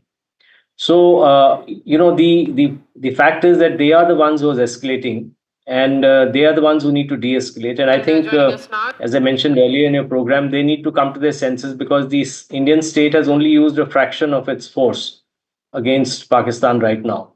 There's much more that is left. and a prudent person will step back from the brink, and I think that's what Pakistan needs to do. Step back from the brink. But are the Pakistanis listening? Is the Pakistan military brass getting that sense is the big question. Historically, it has taken at least a couple of weeks for it to sink into their brains. If you see any past conflict, and already, I think as General Kulkarni mentioned, fuel shortages are starting to emerge in Pakistan. They don't really have much capacity for ammunition and fuel storage. And so this bluster and the bluff that they are trying to perpetuate by sending UAVs and drones and random missiles, which have mostly been shot down, will come to an end soon. So I think the sum of the matter is that as we are doing today, as the leadership is doing, we need to be resolute, and we need to ensure that we don't cede ground here, and that Pakistan realizes in a few days what its standing is. It's already surviving on a loan. I mean, yesterday it got a $1 billion loan, though of course that was not meant for defense purposes, but they've always misused whatever loans they had to either repay old loans from China or diverting them for quasi or military use. So I think in case they don't listen to reason and the rest of their lines of communication get blocked, principally from sea because the aerial route has already been blocked by the Indian Air Force, then I think they will be in between a rock and a hard place. So that's why I'm saying that they need to step back now. And Wing Commander Gitanjali, because of course it's an evolving situation, we have been constantly saying so, but the fact that India's civilian population is now being impacted, and how the homes being destroyed, we have lost administrative officer also of Jammu and Kashmir today. He has been martyred. It is not these are what is the collateral of a war. I mean, Pakistan has also targeted a school and a hospital. That's what the press briefing said. So India is emphasizing on those aspects while continuing to say that you are dealing with someone who doesn't really understand what's an exit route. The manner in which this war is playing out, it's only a dangerous path. Yeah, I'll say you rightly pointed out. That is how our adversary has always been. That is how Pakistan has been. So to a response of India for a cowardly attack like Pahalgam, they have acted and reacted in targeting our civilian populations. And they continue to do so, whether it was escalation post-midnight. It kept on targeting our densely populated civilian areas, as well as when they've targeted military stations, they've targeted the Medicare centers and schools at both the places. A lot of collateral happens when a conflict is on, and that is what the results and on TV screen, the visuals that we are seeing. So yes, that's bound to happen, as well as when there's a lot of interception of aerial targets, like the UAVs, UCAVs last night. So it's bound to happen when it disintegrates, it falls. And yes, there are damages when it impacts any installation on the ground. So that is what has been happening. But yes, psychologically, when you see things falling apart from the sky and falling in this manner and making an impact on the ground, of course, for the population on ground, it is scary. But yes, we need to be together and take the actions as per the authorities are guiding us. However, yes, General Kulkarni, your thought on the two men that India is being forced to deal with, not really deal with, but we do not see. Just look at those images. We'll be putting that detail out. You have Pakistan's new ISPR chief, who's the son of Osama-linked scientist, who had famously said, or should I say infamously said, jinns can make electricity. You're dealing with this man, and then you have General Munir. Both these men have taken their country down a very, very dangerous path, a point of no return, one would say. But the call that has been made by Marco Rubio to General Munir certainly emphasizes on the point that he is the man in charge, man in control of Pakistan right now. and the civilian leadership is completely inconsequential. You're absolutely right. America, though a democracy, always believes in one-point contact. And they know in Pakistan, the only one-point contact is the Chief of the Army Staff, Munir. Nobody else. However jihadi he may be, whatever he may be, he might take Pakistan down the lane, whatever it is. America knows one-point contact in Pakistan is Munir. Nobody else.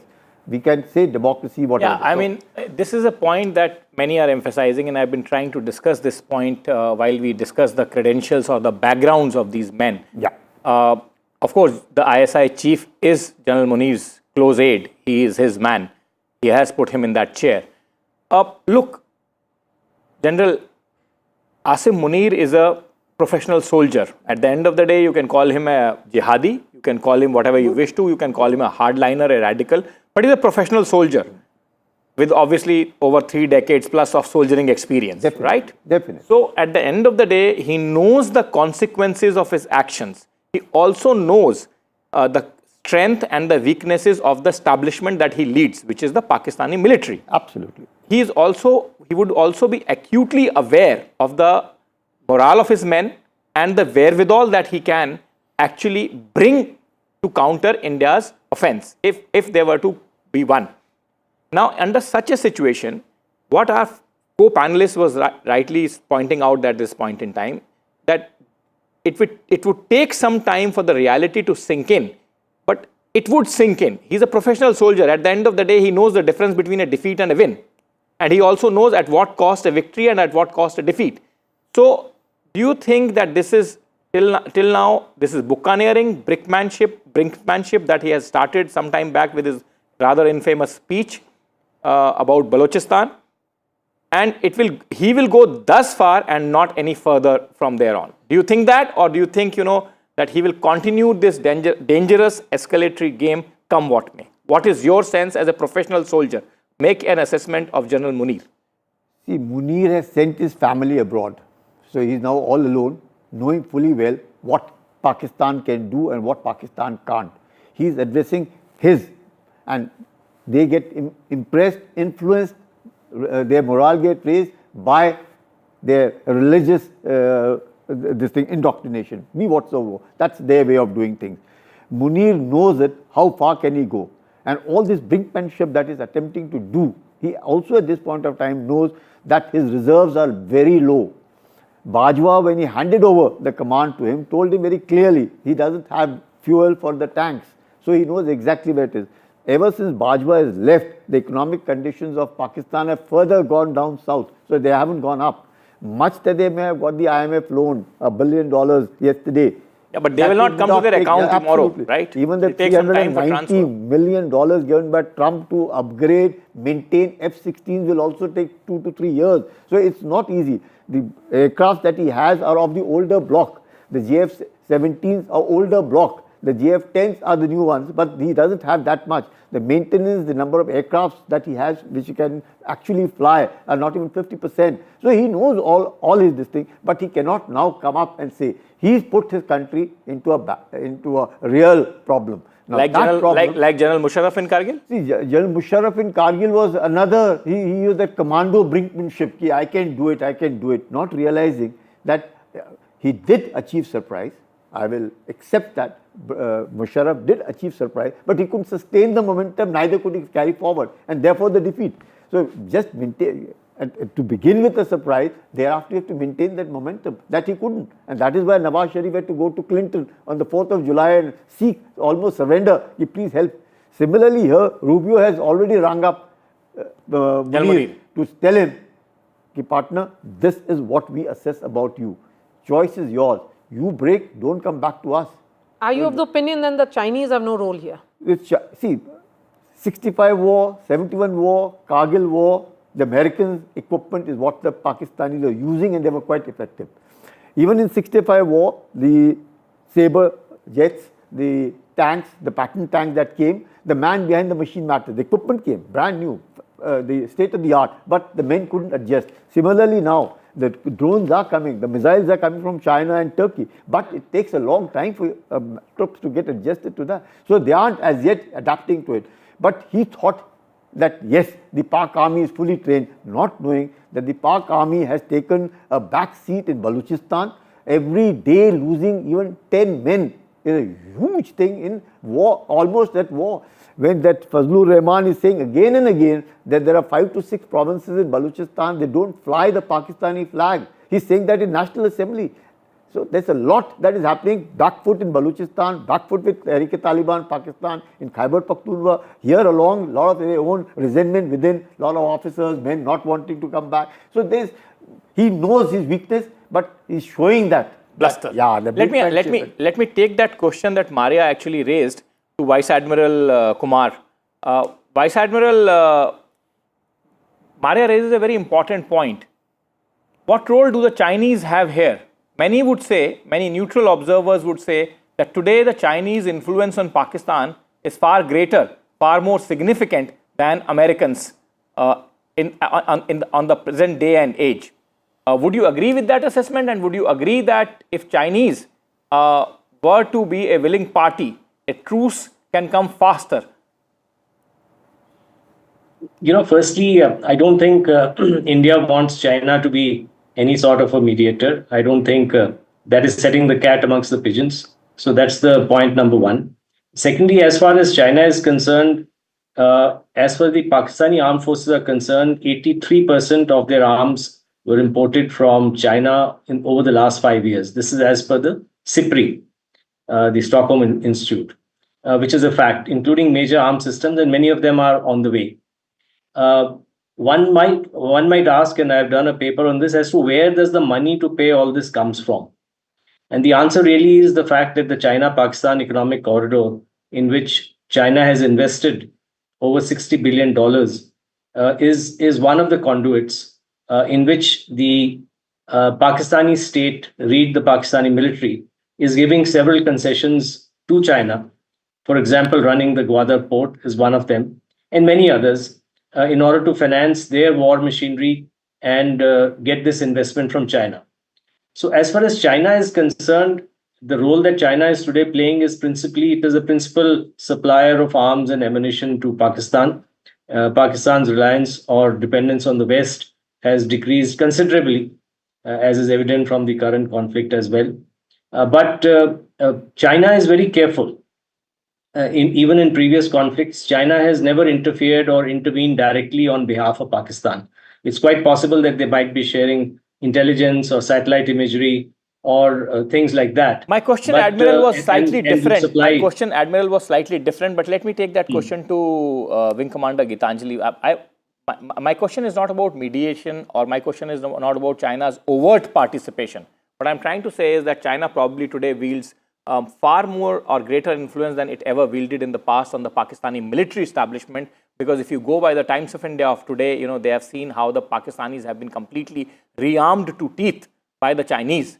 And therefore, my question is that if the Chinese were to wish peace between India and Pakistan, as they have expressed an hour back, there was a statement from the Chinese establishment which said that, we request both parties to disengage.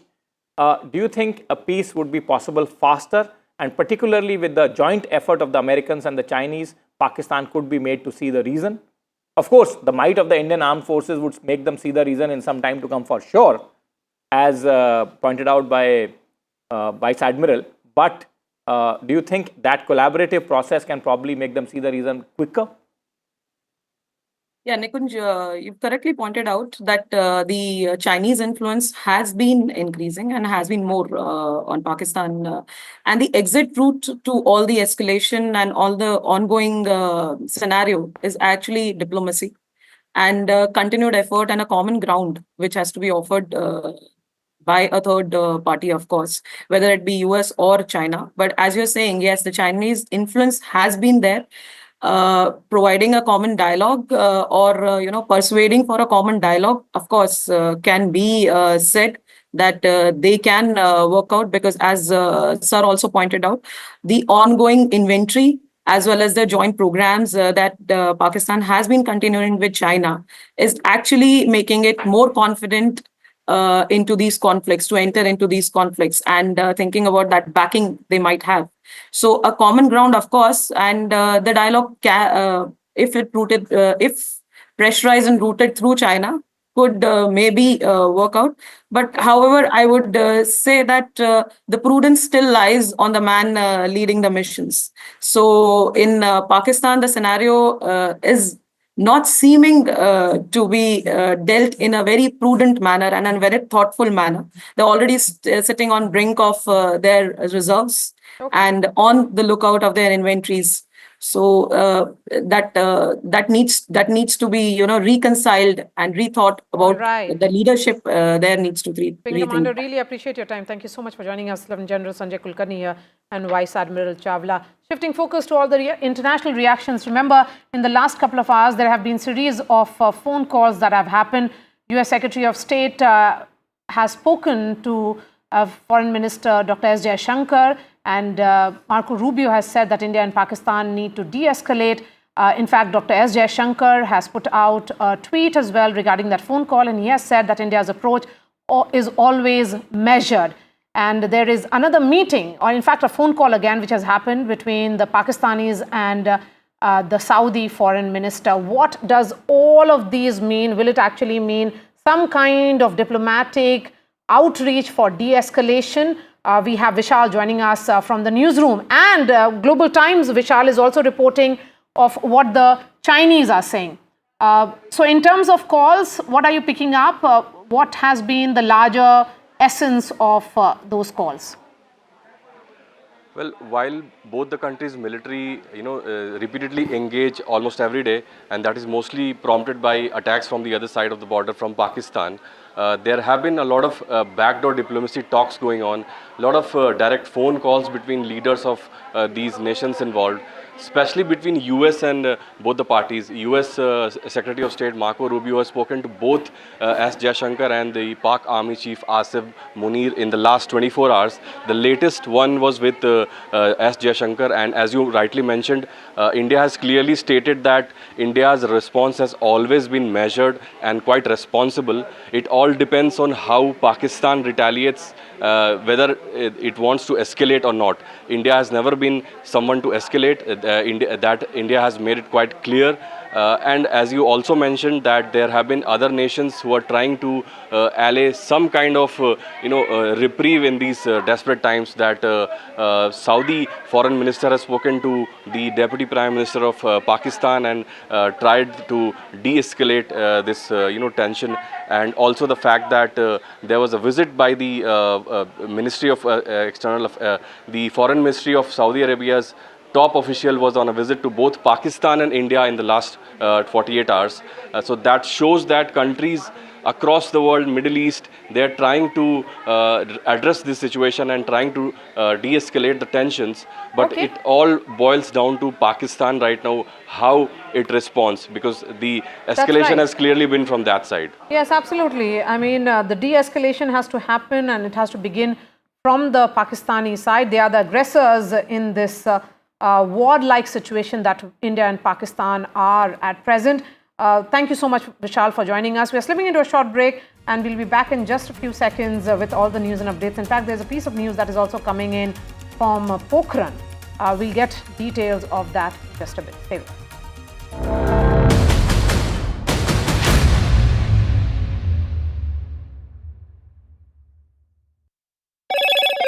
Hello, Moto.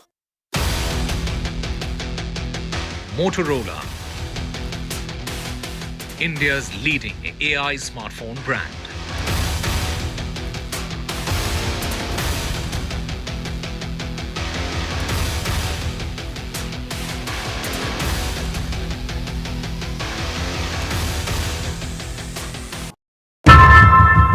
How often have you turned away from debates that descend into endless fights? We bring you a show where every question is answered, where every debate finds its resolution, where every story finds its conclusion, where opinions collide but facts prevail, where stories unfold with insights and trust. When the noise ends, the last word begins.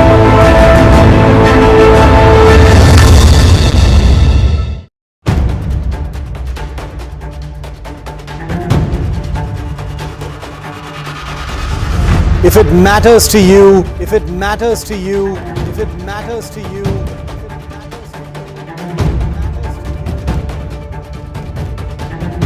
it matters to India. It matters to India. It matters to India. And it matters to me.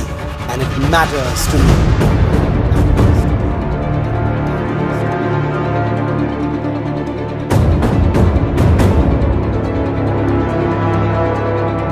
India Matters with Shivaru, only on NDTV 24/7.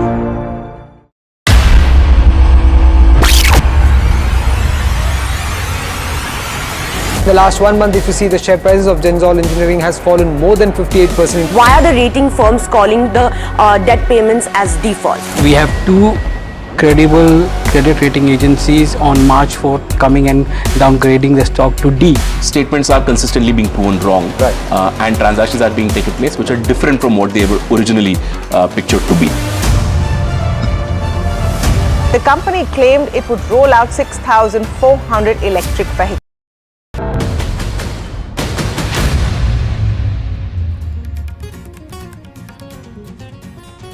Government's special briefing on Operation Sindoor. Government says responded effectively to Pakistan's escalation.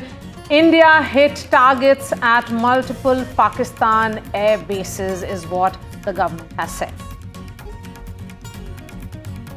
Government of India reiterates that Pakistan actions are provocative and escalatory.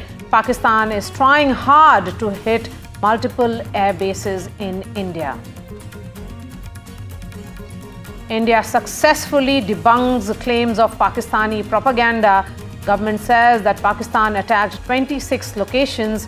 Time-stamped images of Indian air bases show zero damage. US Secretary of State Marco Rubio speaks to Dr. S. Jaishankar. Rubio says India-Pakistan need to de-escalate. External Affairs Minister responds by saying India's approach has always been measured and responsible.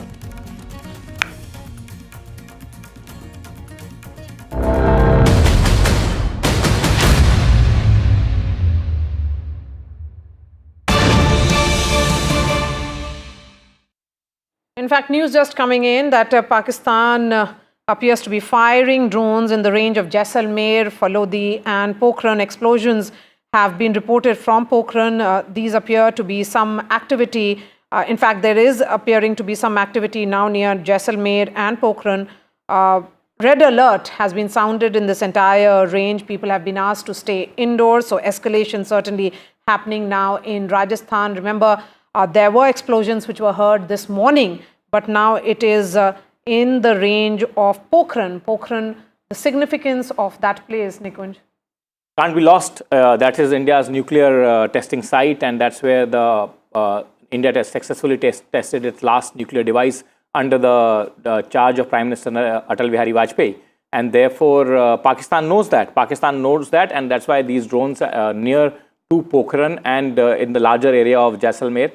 Quite clearly, if this activity is happening now, Maria, this means that the daytime ingress of the Pakistani aerial devices has increased, because previously what we have been seeing is that towards the early evening or latter part of the evening, the ingress from the Pakistani side was more or majorly done.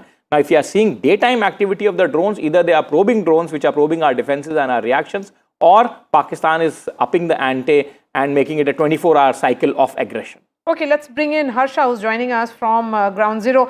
Harsha, give us the details. I mean, it did not, daytime activities, as Nikunj was pointing out, there has been lull largely during the day, and only post the sunset that aggression began and violation along the LOC. But this provocation is continuing even during the day now. Well, yes, absolutely, because, you know, very unusual for Jaisalmer that they were all asked to go home and shut shop, literally. So you can see behind me, all shops are actually shut, and the city is actually practically empty except for a few media teams which are out reporting. There is announcements also coming in from, the administration which is patrolling the area, asking everyone to go home. And just before this, we heard, that there were people called us from Pokhran and told us there were definitely some explosions explosions which were heard there. So the activity is around in this belt, very close to Jaisalmer, Pokhran, Falodi, Mohangarh, this area. Sitting here, I could also hear explosions in the distance, which is, though we of course couldn't see anything. So yes, like you're saying, sort of some kind of activity has started in the daytime. There was definitely some kind of alert that was sounded. That's why suddenly, in the day, we were told that Jaisalmer has to shut down, so all shops have shut down. Barmer has to shut down, so there's a red alert for Jaisalmer and Barmer. In fact, I was talking to a senior police official also who said that you will be stopped before you enter Jaisalmer. But as of now, I was allowed to come back into the city. So yes, there is a sense of high alert here, and definitely explosions and sounds being heard in this range. There is some kind of an activity that's going on here. Harsha, explain to our viewers how far are you from the international border, because the state that you are in has complete international border. There is no line of control or working boundary or whatever, anything like that. That's clear, quite well demarcated international border with a fence. India completed that fence in the late 90s, and that fence exists. And therefore, explain to our viewers how far as crow flies, the distance between you and the international border is, and how far in your rear from the international border all of this activity is taking place. 20 kilometers in your rear, 30 kilometers in your rear, or in what kind of a geographical spread you are talking about in the border areas of Rajasthan between Jaisalmer, Barmer and Pokhran. Please explain in detail. Well, yes, the Jaisalmer, Pokhran and Barmer are the three border towns on this 1,000+ kilometer long border that Rajasthan shares with Pakistan. And it is completely fenced. In fact, like you said, it's a fenced border where there's a constant vigil by the BSF. Now, these border towns are definitely in the line of, should I say, aggression, because they are the last outposts. I am in Jaisalmer, which is about 150 kilometers from the border as the crow flies. So definitely a sense of alertness here. And the border towns of Barmer, Jaisalmer and Pokhran have also been known for their importance to India and to India's military. Everybody knows that. So obviously these are very, very sensitive towns in that sense. Now, there has been, like we were discussing, there has been activity in Jaisalmer, in these areas. I just came back from a field in Jaisalmer where last night at about 4 o'clock in the morning, a drone came in with a projectile which actually caused a crater in the field, and there was a loud explosion and the lights could be seen all around. Now this was about, again, a little more towards the border, a little away from me. So I would say about 70-80 kilometers from the border is where this happened. And, that projectile is now lying in a field. The army is, of course, retrieving it, but it was designed to cause harm. And even now, as I'm standing here, there is behind me, if you can hear the sounds, there is a police vehicle that is going around the city and asking people to go indoors. So the sense of alertness is quite high. The sense of, preparedness is also quite high. The administration is taking no chances because, remember, like I was saying, we are about 150 odd kilometers from the border with Pakistan as the crow flies. Let's shift focus now from Jaisalmer to the power corridors in New Delhi, where series of meetings are continuing. Aishwarya is now reporting that there is a high-level meeting which is currently taking place at 7 LKM. That is Prime Minister Narendra Modi's official residence. 3 service chiefs, all the tri-services chiefs are in attendance there, and the CDS and also the National Security Advisor is present. This, of course, comes an hour and a half after that crucial press conference, which was chaired by the MOD and Ministry of External Affairs, where details of what happened in the early hours of today was shared. Aishwarya is joining us live. Aishwarya.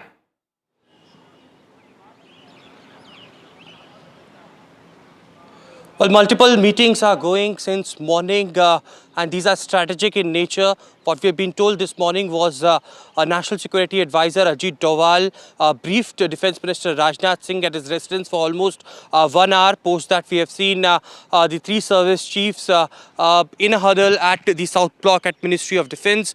And now it is at 7 Lok Kalyan Marg, where Defence Minister Rajnath Singh has reached along with the CDS, NSA and 3 service chiefs as well.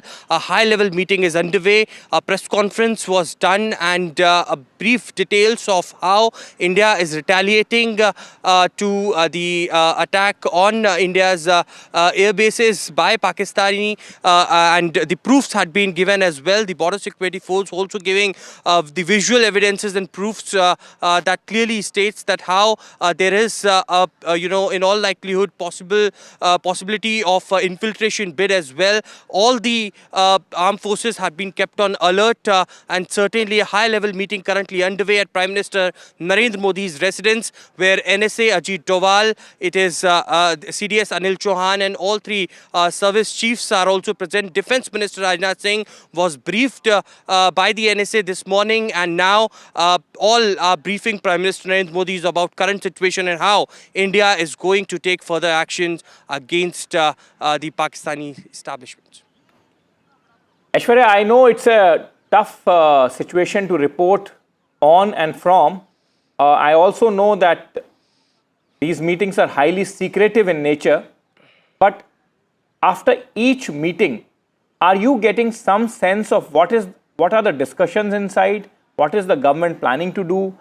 Are these meetings more in nature of protecting the Indian civilians from the Pakistani assault, or are they now veering towards an assault position also that Government of India wishes to take? Because today, for the first time in the official press briefing also, there was a mention of the Pakistani mobilization towards the forward areas. Military experts have tried to decode it and put it in some context, but obviously that context may not be the context or the prism that the Government of India may be seeing it from. So, is there some sense that you are getting from these meetings, the meetings chaired by Raksha Mantri or the Defence Minister on one side, meetings chaired by the Prime Minister, and then meetings chaired by the Home Minister? Is there some dribble of information that you are able to collect and that you can share with our viewers, or it will all remain in the realm of speculation?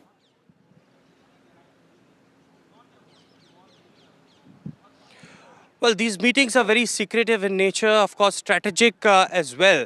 But one thing is very clear that we have got from our sources within the Prime Minister's office as well, that Prime Minister has given free hand to Indian Armed Forces. Prime Minister has reiterated that he believes in full professional capabilities of Indian Armed Forces, and whatever decision our forces will take in retaliation to Pakistan's aggression, it will depend on them, and completely the government, the dispensation have left to them.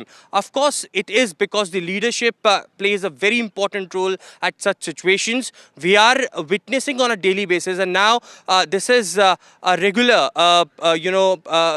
this is happening regularly, that first the armed forces holds their own review meetings, their own directions are being set by the armed forces. A separate meetings takes place early morning at the South Block, where all the three service chiefs comes. They decide on what direction the armed forces want to go, and later it is briefed to the Defence Minister. Also, the final lot comes from the Prime Minister, as he is being regularly monitoring the situation. Yesterday, I have been speaking to some very senior officials from the government.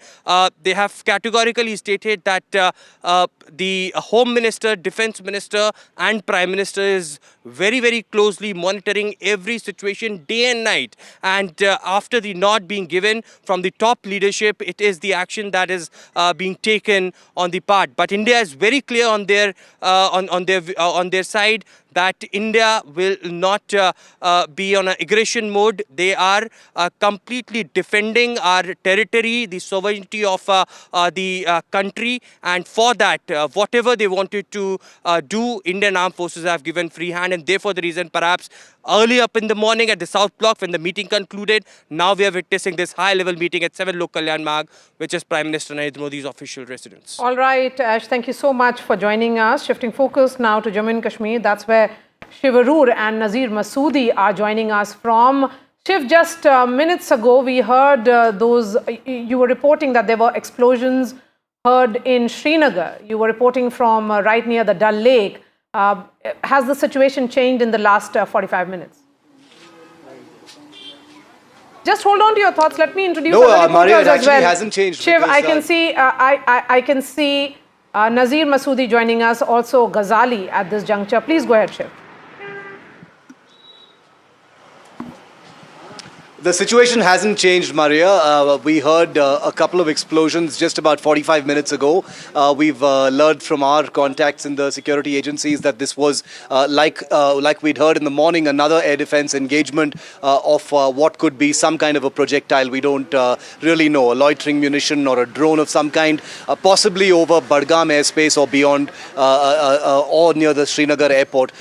This would make it the 16th or the 17th such engagement just today in Srinagar. Remember, there was no mention at all of the nature of the air raid, as it were, in Srinagar from the press conference that happened a short while ago. But one of those drones that was intercepted right in the middle of one of the most populated parts of Srinagar, around the Dal Lake, is right here. And I've just sent a report that will be on air very, very shortly. It crashed right into the Dal Lake. It's been taken for forensic analysis. I am told it was a loitering munition, but to think that it came so close into Srinagar and it was intercepted just maybe a kilometer or a kilometer and a half from here, only to crash into the Dal Lake, just shows you the extent to which Pakistan is probably going to send offensive lethal weapons into highly populated areas of India's cities. Remember, Srinagar was #1 in that list of 15 cities where that initial drone wave was sent. But clearly, if we're hearing explosions just 45 minutes ago, that modus operandi hasn't changed at all. So the answer to your question is no, it doesn't look like the aerial assault in either direction is stopping anytime soon. Shiv, I asked this question to an expert, to a former Air Force official. Now I'm asking this question to you. In the past few days, what we had noticed is that after the dark, the principal bulk of the Pakistani aerial activity, any kind of aerial ingress, was beginning. Now, it's also happening during the day. You are reporting, and so is the same fact being reported by Harsha from the Rajasthan sector. So quite clearly, this is now becoming a 24-hour assault kind of a situation, and it looks like that there is no holds barred, when it comes to the timings at least, and this seems certainly to be then escalatory in nature, only climbing up. Would you agree with that? I'm so glad you said that, Nikunj, because last evening when we reported that the first daylight and daytime ceasefire violations using artillery had taken place in Kupwara, Poonch and Uri, that's exactly what struck me. You know, something has changed after 16 days to see what has otherwise only been confined to either the pre-dawn hours or the late night hours. Even India's initial retaliation, Operation Sindoor, happened, just after 1 in the morning. This time, like you're rightly saying, today's wave of drone strikes, unlike the two previous ones, are again happening during the day. The damage we've seen in some places like Jammu and Samba, etc., what we're seeing over Srinagar today clearly shows that these are, air assault operations that have been launched, after sunrise. I think the reason for that may not be that something has qualitatively changed in terms of weapon usage or that the surprise element is over, even though that is one very, very important aspect of it. The surprise element has evaporated. India knows that those drones are coming, so the advantages provided by darkness and night are no longer there. But beyond that, I had a very interesting expert view from someone I asked this exact question to earlier today, and they said the window of engagement, there's a metric called window of engagement that the Pakistan army and any military really uses when it is trying to execute offensive action on the other side, and that has actually shrunk. So Pakistan no longer has the luxury, Nikunj, for waiting for a 24-hour cycle for darkness in order to effect that next attack, because India has heightened the intensity and frequency of its retaliations. So Pakistan has to act now, and if that has to happen in daylight, then so be it. So that answers that question. Okay, so it's like this, that make good while the sun shines, literally, because that the defenses are up, and offensive from the Pakistan will also offensive from India, I beg your pardon, will also be continuing. Let me also go to our other colleagues now. Nazir, I was asking you last time, when did you see such an intensity and scale of offensive from Pakistan in terms of bombardment? You said it was quarter of a century back.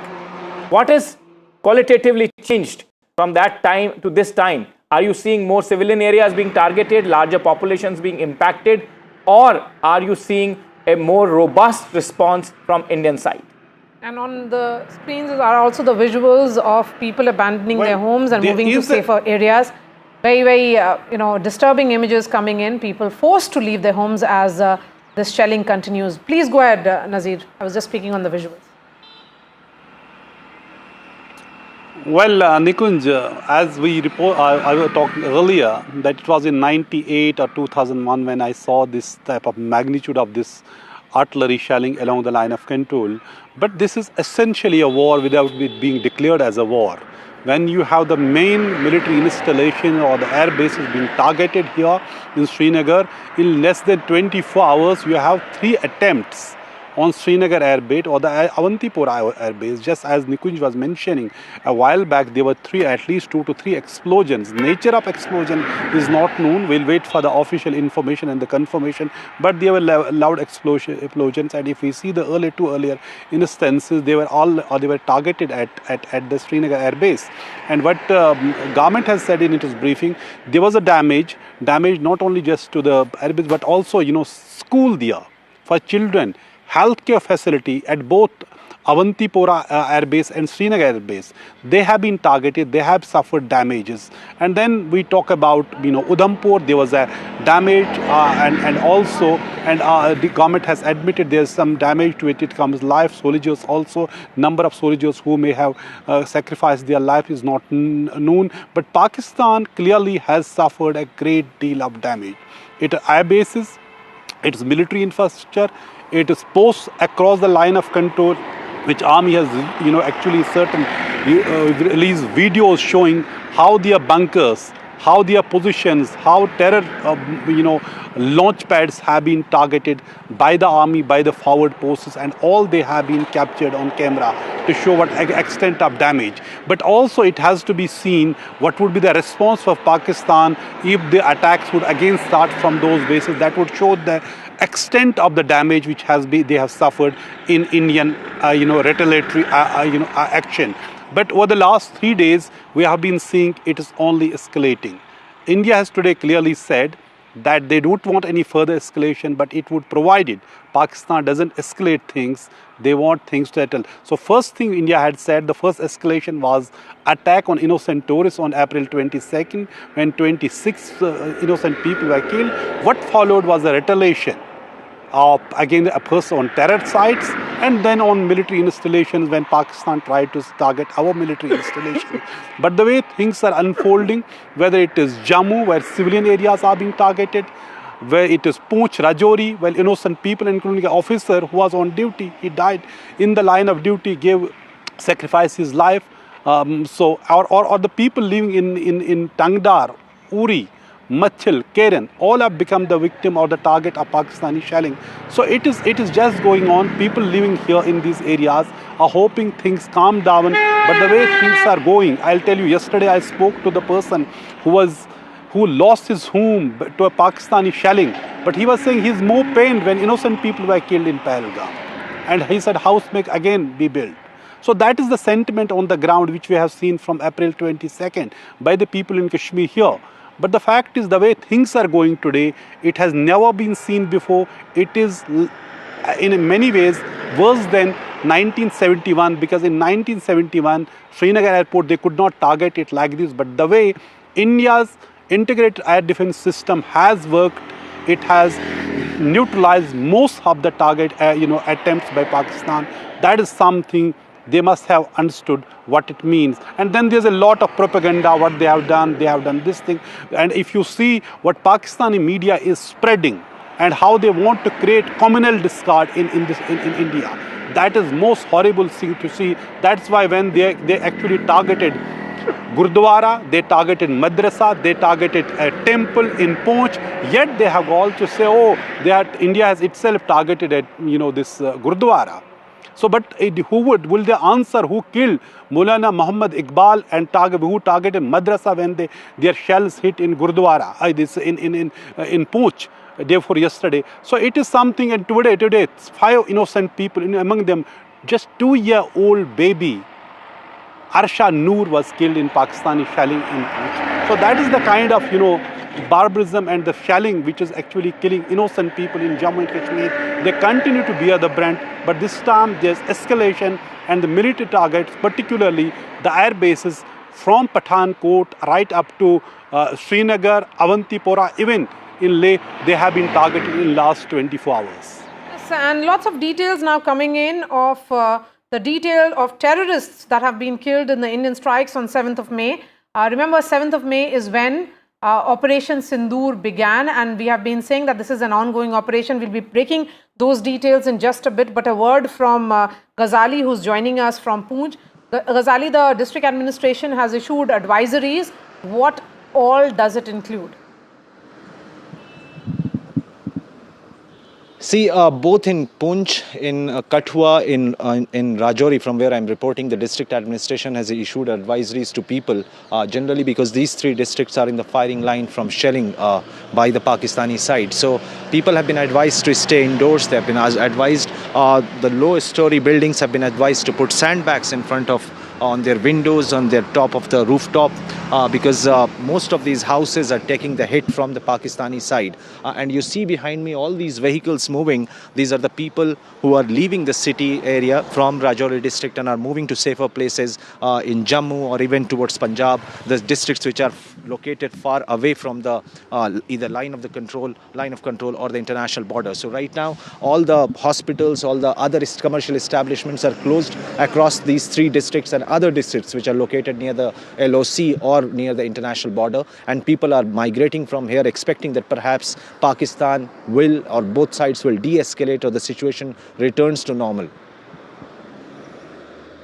All right, Ghazali, since you're moving from one district to another and you're saying that schools are also shut, education institutions shut, shops shut, advisory is issued for the residents to move to safer places.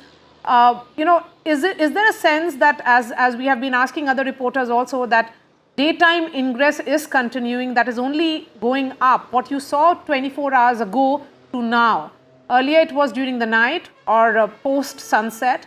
Now it has started even during the daytime. See, Maria, the pattern keeps changing since 7th of May. When we visited Poonch, they were saying, the people over there said that perhaps heavy shelling happens after sunset in the dark hours. But what happened today in the morning here in Rajouri, which also unfortunately killed one of the senior officials of the district administration, this happened at around 5:30 to 6 in the morning, which is rarely expected as far as shelling is concerned. So every day the intensity is increasing, and that is what has kept the people in fix here, that whether to stay in the district or move to other location, because Pakistan is indiscriminately shelling the civilian establishments here, the residences, and the range of those, most of the location here in Rajouri and Poonch district comes under the firing line in that entire area. So a lot of people have moved from here, and after a couple of casualties in the district, people are now thinking hard that they have to leave, else if the situation escalates from here onwards. All right, Ghazali, thank you so much for joining us. In fact, government sources have now released a list of some of the terrorists who were killed in the Indian strikes on 7th of May. We can put out their names now. These are top 5 terrorists who have been killed, and their affiliation with the Pakistani military cannot be missed. Mudassar Hadian Khas, associated with Lashkar-e-Taiba, was in charge of Markaz Taiba Muridke. Remember, one of the shellings which, in fact, one of the strikes which happened by India was in Muridke, and he received a guard of honor at his funeral by the Pakistani army. A serving Lieutenant General of the Pak Army and the IG of Punjab Police, in fact, attended the prayer ceremony. So you cannot go higher than that. The Inspector General is the head of the civil police there, and the Lieutenant General obviously is the boss of the entire Pakistani army formation in the Punjab area. So that's the highest military and civil engagement with the funeral of a terrorist that the government sources are now indicating, clearly put out. In fact, on that, Indian Foreign Secretary actually had put out a picture showing the engagement of the Pakistani military and the police with such funerals. Now they have also given out details that we are now putting out for our viewers. These are very important details just to point out the fact that how closely Pakistani civil and military establishment is intertwined with organizations like Lashkar-e-Taiba. Remember, a globally proscribed UN-sanctioned terror organization, and some of the terror masterminds carry huge bounties in a special program that Government of United States of America, Federal Bureau of Investigation runs, called the US Rewards Program. Some of them have bounties stretching up from $5 million to up to $25 million. So, and with such terrorists, the engagement of the Pakistani civil and military leadership is crystal clear, as is now being put out by the government sources, which we are now breaking out for our viewers. Pictures of this were shown to the larger world, International Committee of Nations, and our own population by none less than the Foreign Secretary of India in the briefing that he did some time back. So quite clearly, you can see that how closely the Pakistani establishment and these terror groups are intertwined. In fact, for a long, long time, I have actually called them the extensions of the Pakistani establishment, Maria. In fact, Hafiz Muhammad Jamil, associated with Jaish-e-Mohammed, he was the eldest brother-in-law of Maulana Masood Azhar. He was actively involved in radical indoctrination of youth and fundraising for Jaish-e-Mohammed. Then there is another name, Muhammad Yusuf Azhar, associated again with Jaish-e-Mohammed, brother-in-law of Maulana Masood Azhar. He handled all the weapons training for Jaish-e-Mohammed. He was wanted in the IC-814 hijacking case. IC-814 hijacking, a word on that, and the role of Jaish-e-Mohammed in that hijacking episode. I mean, that's probably the last time that our civilian airliners faced that kind of threat, and Pakistan was actively engaged in it. It was completely clear to the world that Pakistani establishment was completely backing those terrorists. Jaish-e-Mohammed's boss, who actually formed Jaish-e-Mohammed, Maulana Masood Azhar, after coming out of Indian prison, was released during that hijacking, that infamous exchange of terrorists, for which the government of India was also panned by certain quarters. But remember, at stake was also lives of nearly 200 innocent civilians, passengers of that ill-fated aircraft or flight IC-814. Jaish-e-Mohammed and remember, Maria, Jaish-e-Mohammed and Lashkar-e-Taiba are two pincers of the extensions of Pakistani establishment. Whenever there is heat that builds up on Jaish-e-Mohammed, Pakistan starts to prop up Lashkar-e-Taiba in the eyes of the global fraternity, in the sense of as a terror group. When the heat builds on Lashkar, then the Jaish is given that frontline role. So Pakistani establishment has very conveniently used these two terror groups for training, attacking, and blackmailing, siphoning off of legitimate funds and manpower from all kinds of legitimate sources. This is not only our complaint. This is the complaint of the Pakistan's eastern neighbors also, like Iran, that these are the terror establishments being backed by Pakistan actively. And since we have highlighted that aspect, that how intertwined the equations between the terror groups and the Pakistani establishment has been, another name here is Khalid. We should actually put out that picture on our screen for our viewers that Foreign Secretary himself displayed in the briefing day before. So if our desk can do that, put out that picture that the Foreign Secretary was holding in his hand. That picture, as they say, a picture is worth 1,000 words. Alongside this information will make it absolutely clear to our world, the world that is watching the broadcast of NDTV, and our population, that how closely intertwined these two are. Actually, according to me, extensions of the Pakistani military establishment, these terror groups are. So Khalid Abu Akasa was associated with Lashkar-e-Taiba. In fact, he was involved in multiple terrorist attacks in Jammu and Kashmir. His funeral was held in Faisalabad, and it was attended by senior Pakistani army officials and Deputy Commissioner of Faisalabad. Moving on to Muhammad Hassan Khan, he was associated with Jaish-e-Mohammed, played a key role in coordinating terrorist attacks in Jammu and Kashmir. He was son of Mufti Asghar Khan, operational commander of Jaish-e-Mohammed in POK, which is Pakistan Occupied Kashmir. This is coming in by way of government sources, but important aspect, as was pointed out by the Foreign Secretary, that these funerals were post the strikes carried out by India on Murid Ke and in Bahawalpur, which were the headquarters of these terror groups, Jaish-e-Mohammed and Lashkar-e-Taiba.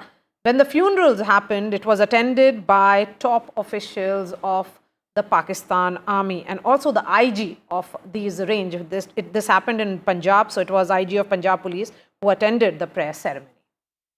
So essentially the civil and the military leadership both were present as if honoring some sort of, as if that's the picture. That's the picture Foreign Secretary holding in his hand, showing how the final prayers of those killed in the Indian assault are being led by a full contingent. I mean, there's not a small detachment, Maria. There's a full contingent of military men wearing military uniforms. They're not hiding away. They're not hiding any which way from the public glare. There's a Pakistani military component, and then there is Pakistani police component. And I am quite sure that this is only one such picture that the Indian state has displayed, which Foreign Secretary himself displayed to the entire world. And I'm quite sure that many such pictures, since you are putting out those details of Faisalabad and other places also, I'm quite sure that many such pictures would be in the custody of the Indian state, where this close proximity of Pakistani terror groups and Pakistani establishment, both military and civil, would be on full display, as is there, as the Foreign Secretary very dramatically pulled out that picture that day during his briefing and put it out for the entire world to see. And these are terrorists who, as I said, have been globally proscribed, have been globally banned by multiple countries, and they carry large bounties on their heads under a special US rewards program run by the Federal Bureau of Investigation called the US Special Rewards Program, bounties stretching up from 5 million to up to 25 million. So quite clearly a very clear nexus of Pakistani establishment and terrorist groups running and having headquarters in Pakistan out on display.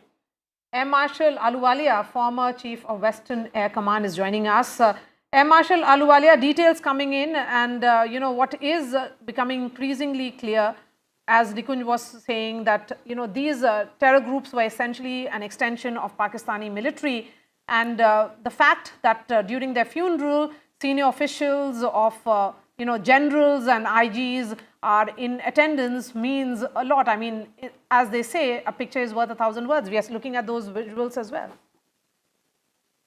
Yes, certainly. It is only a reaffirmation of what goes on in Pakistan. We all know, and it's an open secret, that the Pakistan deep state is actually running these terrorist organizations like JEM and LET. So therefore, this is once again reiterating and confirming what I think the world needs to know. And then what is happening now is they've led us into a situation where the two sides are in absolute, they're facing each other, ready to go into battle subsequently. We are at a very critical stage now, especially after the Pakistanis have hit, all our places, civilian organizations, civilian establishments, civilian residential areas, with these UAVs right across the LOC, and even places like Amritsar and places like Jammu, which have been very hardly hit. They've also tried to hit our bases. In some places, I don't think they have achieved any success, because the air defense setup that we've got has been very, very efficient in shooting down, I would say, these drones. These drones are not easy to shoot because they're very, very small. They hardly contain, they cannot cause very much damage, but they can be a nuisance value, like you see, in the Palestine conflict. But notwithstanding that, what do we do now? We have reached a stage where we are firing missiles at them. Missiles in the sense that we're firing missiles from the air, airborne platforms, and missiles from the ground like BrahMos. Now, these are deadly weapons. So we've got into a situation as to who is going to blink first. And this is only going to go to the next step, to the next step, to the next step. And I only see the future here where we have to make sure that the Pakis bend their knees. Otherwise, the objective of teaching them a lesson as far as terrorism is concerned is going to be way off, because they're going to repeat it again and again and again. The Pakistani army Marshal and the deep Ahluwalia, state of Pakistan. let me ask you a question, which many people with non-military background, people like us and general population of the country, would be thinking about. We've seen a swarm of aerial ingress from Pakistan in the form of drones, sometimes in the form of fighter jets, sometimes in the form of other aerial objects. You can probably better classify each one of them. What is the objective? You are saying that they're not carrying too much of explosives.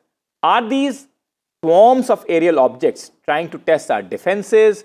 Are they trying to unnerve the defenders of Indian borders?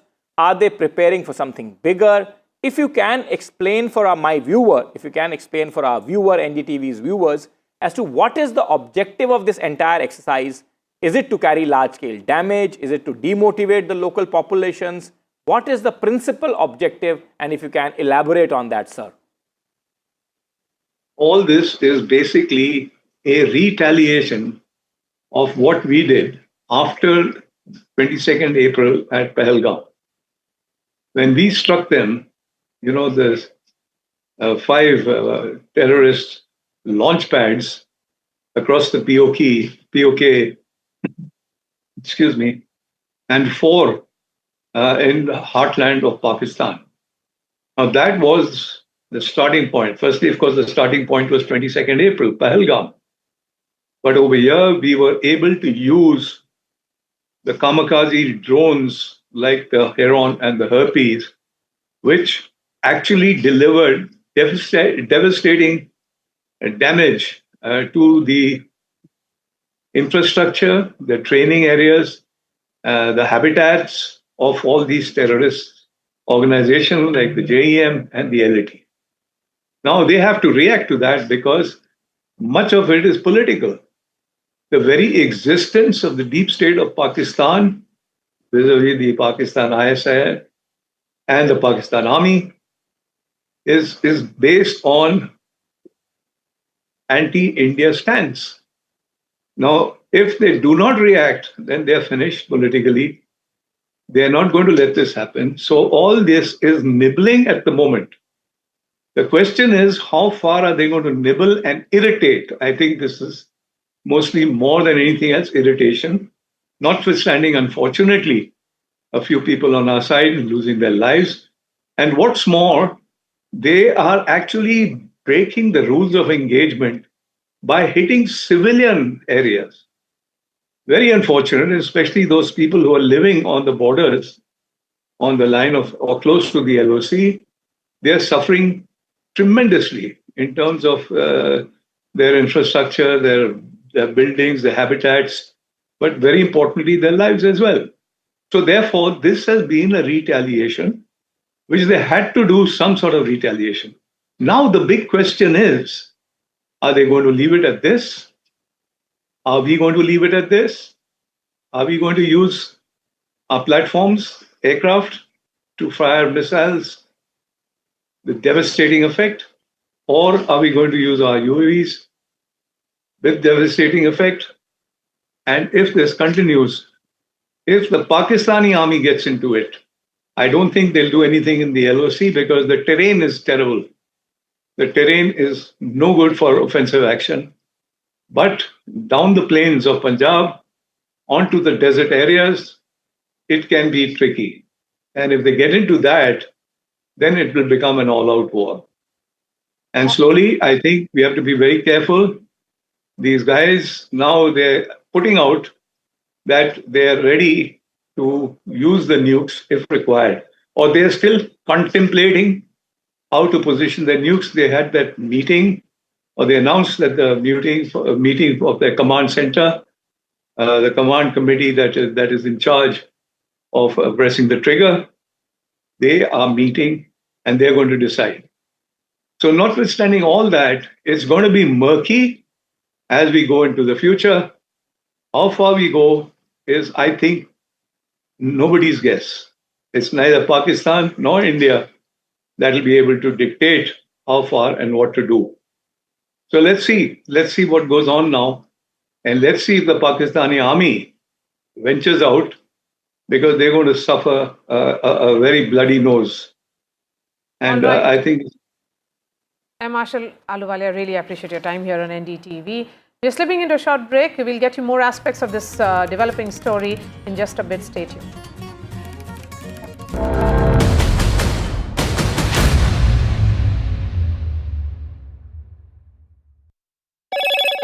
Hello, Moto. Motorola, India's leading AI smartphone brand.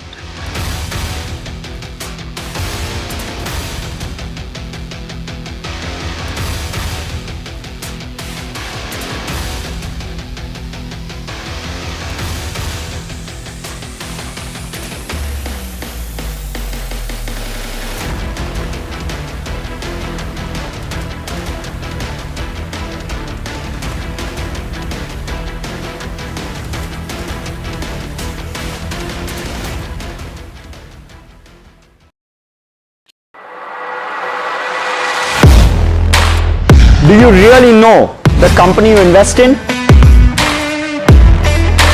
What is the real picture behind presentations and claims? Is the outlook as rosy as the company claims? Know Your Company, powered by NDTV Profit Research, shines a light on the biggest stock market movers.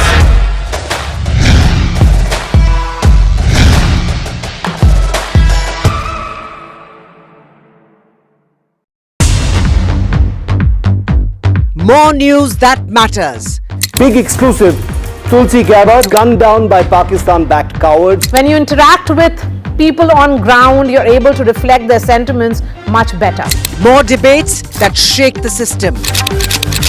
More exclusives you won't find anywhere else. Not just another prime time. It's a prime time that's unmissable.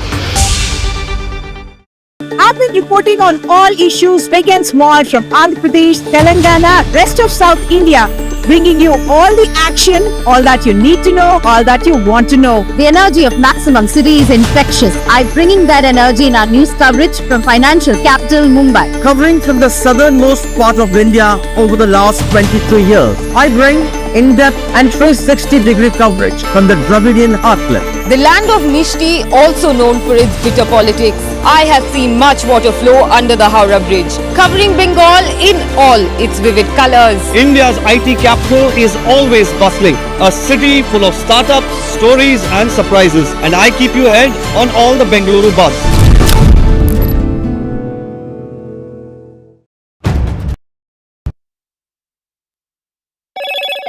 Hello, Moto.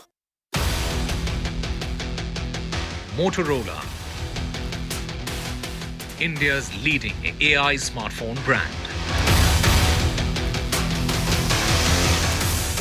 Government does a special briefing on Operation Sindoor. Government says it responded effectively to Pakistan's escalation. India hit targets at multiple Pakistan air bases.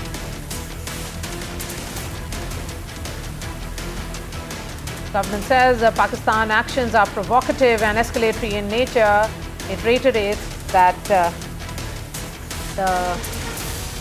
several multiple air bases were being targeted by Pakistan.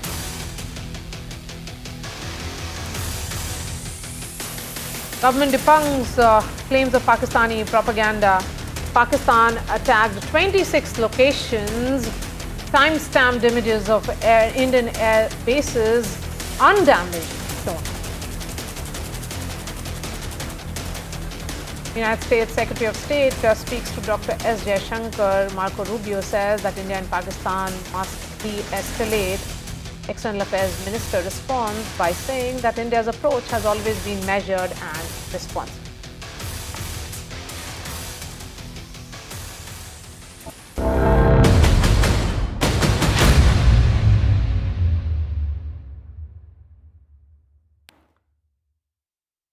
And our teams of reporters are on ground getting you all the highlights, all the details from ground zero in Jammu and Kashmir to Punjab and also in Rajasthan.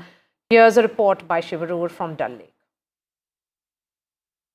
We're on Srinagar's famous Dal Lake because in an area just ahead of where we're sailing right now is where a Pakistani drone was intercepted and actually fell into the Dal Lake. Now, before you get worried, I have permission to be here. I've spoken to the agencies because the drone that was shot down in airspace over Srinagar and crashed into the Dal Lake has been recovered by the agencies and has gone for analysis. But I wanted to give our viewers here on NDTV tracking our ground coverage just a sense of how in the middle of a population center, Pakistan has been sending offensive weapons. Now, we are told it was some kind of a long-range loitering munition or a drone. While we were reporting this morning, we heard a series of loud explosions, and it's difficult to pinpoint, but at least one of those explosions must have been the interception of a drone somewhere in this airspace, finally landing near that brick bridge right here on the Dal Lake. There have been as many as 14 explosions, including 2 in the afternoon. Most of them in the morning. We are told that air defense systems have activated in and around Srinagar near the airport and beyond, bringing down a variety of drones, confirming once again that last night's drone strike attempts in Srinagar and several other places, we are told about 26 different places, is continuing today as well. We heard it with our own ears and it was captured on NDTV's cameras. What Pakistan does next will depend on how it handles the Indian airstrikes that have taken place as a retaliation on their military bases. Remember that phrase, military bases, viewer, because here in Srinagar, a highly populated city with lakhs of people living around the Dal Lake, Pakistan sent a loitering munition capable of killing lots of people right into a population center, signaling very, very clearly that it doesn't care for civilians and it doesn't differentiate between population centers and military targets. With Ashwini Mehra on the Dal Lake in Srinagar, Shiv Arur for NDTV. We're on Srinagar's famous... All right, some visuals now coming in of that crucial meeting that was chaired by Prime Minister Modi. In fact, Rajnath Singh, Raksha Mantri and other heads of 3 forces were in attendance as well. We'll try and play those visuals right on your television screens. And Aishwarya will be joining us. The significance of these meetings, Nikunj, which are taking place in Delhi, Prime Minister Narendra Modi doing an overall assessment. Then you have Raksha Mantri meeting Tri-Services Chief, Home Minister Amit Shah meeting paramilitary forces. Well, Maria, now this is a very crucial stage of this entire conflict. Part of the meetings, of course, would be now to safeguard the civilian population in the border areas. That becomes the big management task for the Ministry of Home Affairs. Remember, it's their area of responsibility. It's the principal border guarding force that they are masters of, and they will have to coordinate with the civil administration to evacuate a large chunk of civilian population living alongside these areas, which are now being shelled actively by Pakistan. But what further steps we have to take now to bolster our defenses, be the offensive action against Pakistan from deterring them for any kind of mischief that they have been carrying out for last couple of days now, or in fact more. That is also now a very important part of the entire strategizing, and that is why Prime Minister himself at the superstructure of the political structure of the country, at the apex of the political structure of the country, meeting not only the service chiefs but also the civilian leadership, including the National Security Advisor and his top ministers, just to fine-tune and strategize each component of that strategy. Each minister will do the responsibility of his executive line ministry, the home, the defense, etc., and then at the level of the Prime Minister, the overarching strategy to deal with Pakistan, including the defensive action to safeguard the populations from the Pakistani action, would be decided. So, but it's a regular monitoring, regular assessment, because it's a dynamic situation, and the Prime Minister at the helm of the political structure of the country is very hands-on, is what is also becoming very clear. He has displayed that political will when Operation Sindoor was carried out. India has sent a message of a new security doctrine, which will be very different from what it was in pre-Modi era. Well, absolutely, that's fine, Maria, but this, as the chief executive of the government, cannot settle at any other level. This has to settle at the Prime Minister's level, because it's the Prime Minister who will have to congregate each one of them, various stakeholders, his top apex ministers of defense and home, and national security advisor, and the military brass. The least to say, who are all present here, at least in this meeting. So all of this, the entire whole of strategy here can only be solidified at the level of the Prime Minister, and his directions, like in any other case, would be final. As I said, multiple components now to it. The first and principal component is deterring Pakistan from carrying out further aggression, responding to Pakistani aggression, and then the third, equally important component, I would say, of safeguarding the interest of the civilian population, safeguarding the civilian populations actually now physically very much. So all these components of various line ministries' executive responsibility has to be fine-tuned at the level of the Prime Minister, and final direction issued to the people on the ground. All right, we are shifting from the story now to the call that has happened. In fact, multiple calls are taking place between India and US and Pakistan, certainly United States playing the role of the interlocutor now. United States Secretary of State Marco Rubio has spoken to Dr. S. Jaishankar, Foreign Affairs Minister, and he has said that India and Pakistan must de-escalate. In fact, there was a proposal that came in from the US that they will support in discussions if India and Pakistan were to agree to it. In fact, India's approach has always been measured, is a message that came in from External Affairs Minister, and Pakistan has also spoken to Saudi Foreign Minister. Rubio has dialed Pakistan Foreign Minister Ishaq Dar, and US has offered support in discussions, and all this happening at a time when Global Times, which is the mouthpiece of Beijing, has actually said that they believe that India and Pakistan must de-escalate as well. Vishal is joining us live. So Rubio has spoken to Pakistan Foreign Minister Ishaq Dar as well, after having spoken to General Munir. Yeah, after having spoken to General Munir, and then he spoke to S. Jaishankar, and he actually spoke to S. Jaishankar and Ishaq Dar almost at the same time, because both the releases from the US administration came in at the same time. And the wordings are almost the same in both the releases. They ask for de-escalation and ask both the countries to start communication lines which had been severed in the last 48 to 72 hours. The US administration wants both the countries to start speaking again so that there could be de-escalation.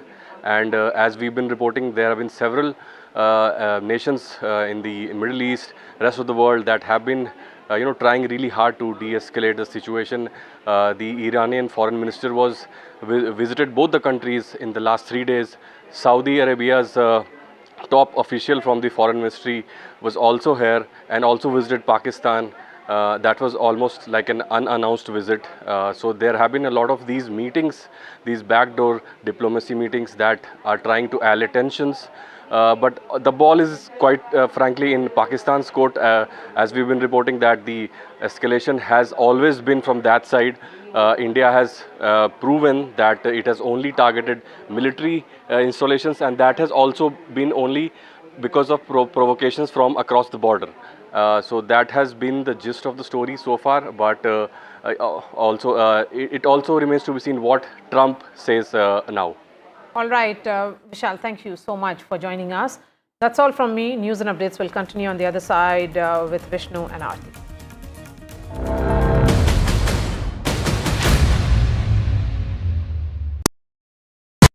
In today's interconnected world, India's voice is more crucial than ever. When India speaks, the world listens. At NDTV World, we are that voice, bringing you intelligent and insightful news from India and beyond. From geopolitics and diplomacy to economic shifts, migrations, tech disruptions, and the stories of our diaspora. We cover the news that shapes our global future. NDTV World, your new home for global news is here.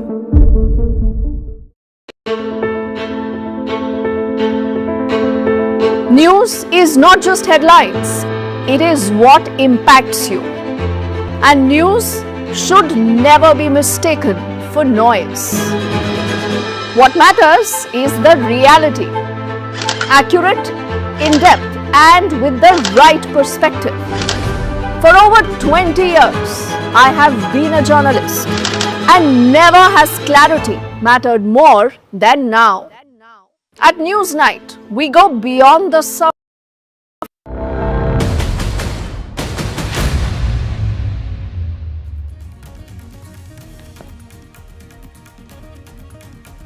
Government sources share details on terrorists killed by Indian forces. Sources say top terrorists have been killed, 3 Jaish-e-Mohammed and 2 Lashkar terrorists have been neutralized.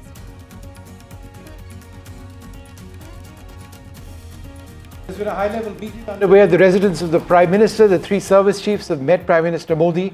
They've reviewed the situation with the 3 chiefs and the Chief of Defence Staff. The government in a press briefing said Pakistan's actions were provocative and escalatory. The government also said that Pakistan had tried to hit multiple airbases in India. The government debunks claims of Pakistani propaganda. They say that the government says that Pakistan did attack 26 locations. They provided time-stamped images of Indian air bases where damage is missing despite claims made by Pakistan. US Secretary of State speaks to Jaishankar and the Pakistani FM as well. Rubio says India-Pakistan need to de-escalate the situation. US proposes to support in discussions. External Affairs Minister Jaishankar says India's approach has always been measured and responsible.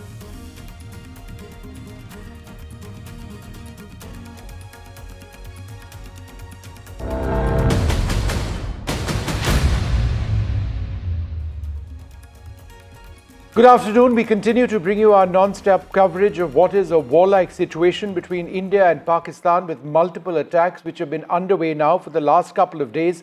That situation remains particularly difficult now, but as a result of all of what is happening, the Prime Minister is meeting the 3 service chiefs, the Air Force, Army and Navy chief, also the Chief of Defence Staff, and they are reviewing the situation on the ground. Joined now by my colleague Aishwarya Jain, who's been tracking this particular meeting. Aishwarya, this is one of several meetings which have been going on since the morning, right? Well, that's right. Multiple meetings have taken place since morning. We have reported that it was a long-hour meeting that went on at Defence Minister Rajnath Singh's residence, first in which he was briefed by National Security Advisor Ajit Doval.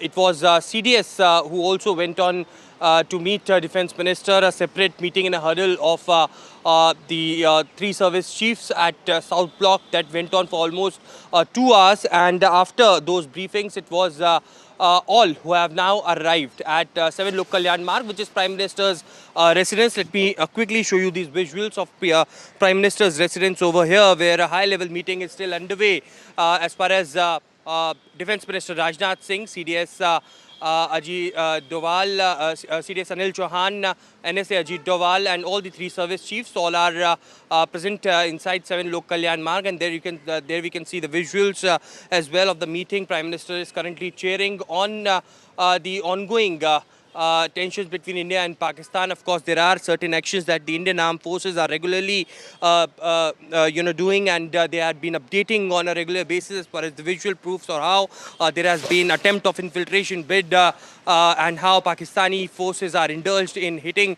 Indian civilians. And it is India's stand that is very clear that India is just retaliating to what Pakistan is doing.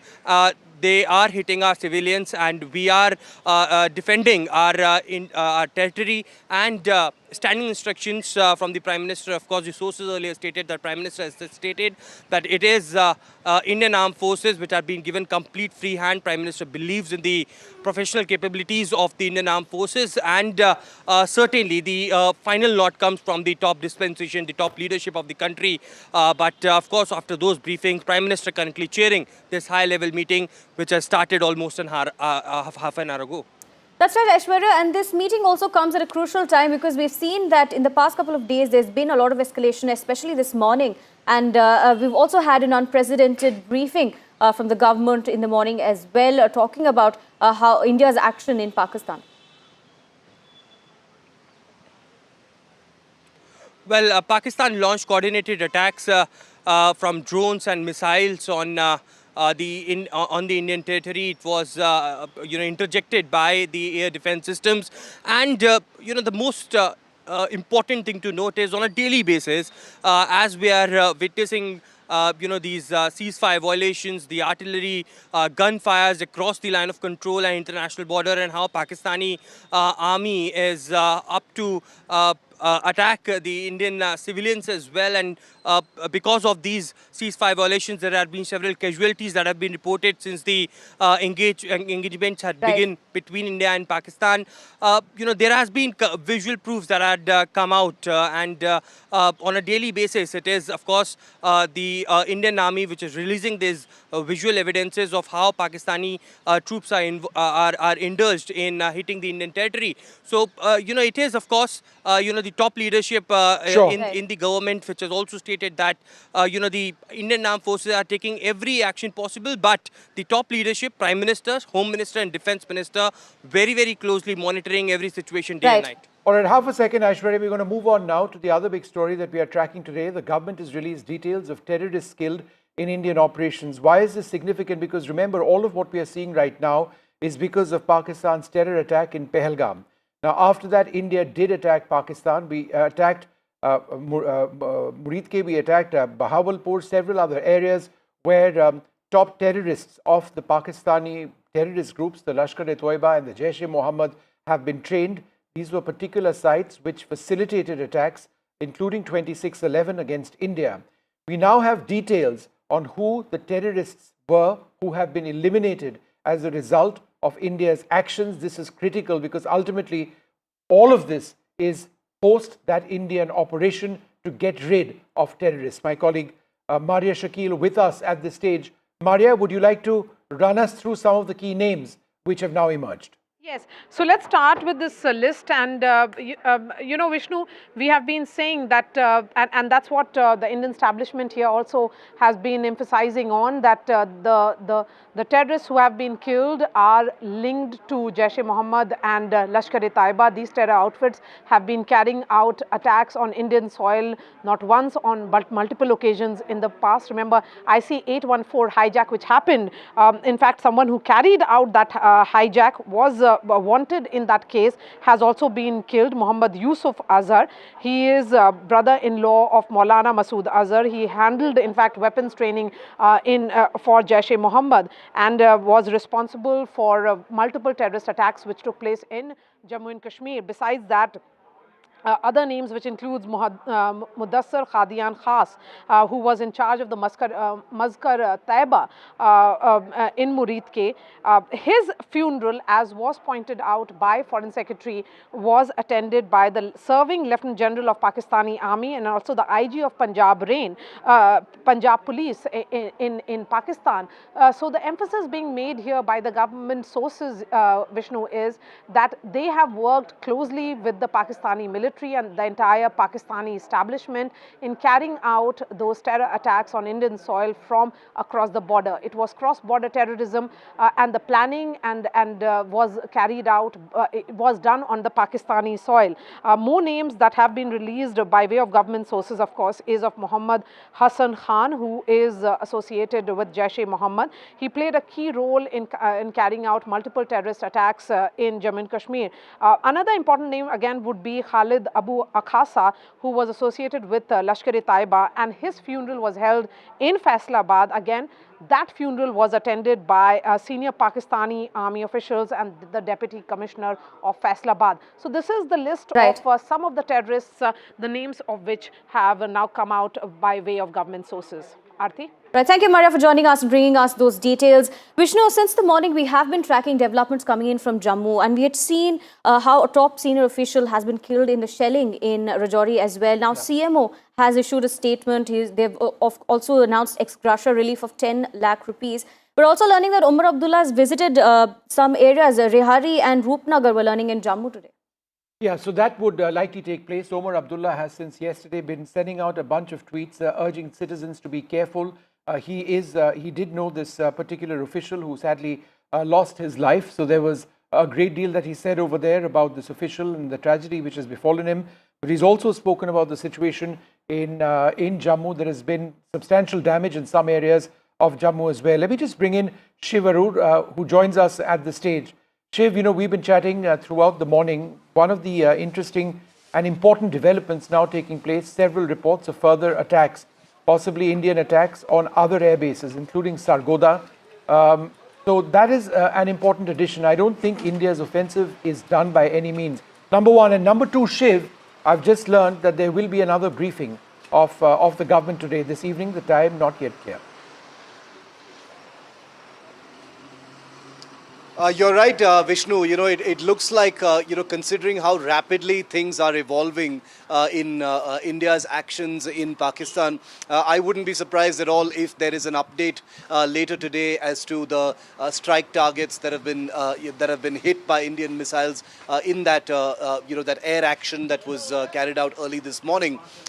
Remember, the logs have to be vetted, information has to come in. Sometimes certain amounts of information can't be given out at that particular time, for various operational security reasons. Aircraft may still be in the air, etc. And therefore, it's quite likely. I have heard the same thing that you have. Jacobabad, Sargodha, Faisalabad, Mirpur and a couple of others. I'm hearing that there may be radar facilities or airfields that may have actually, been either targeted or in fact, hit by Indian munitions. I'm wondering whether those will come up in that second briefing that is scheduled for later. We don't have a time yet, but it's possible that it'll happen later, especially since the first briefing that happened this morning, Vishnu and Aarti, detailed in quite elaborate manner all the bases that were actually hit, even specifying what was hit at those particular bases. On your second question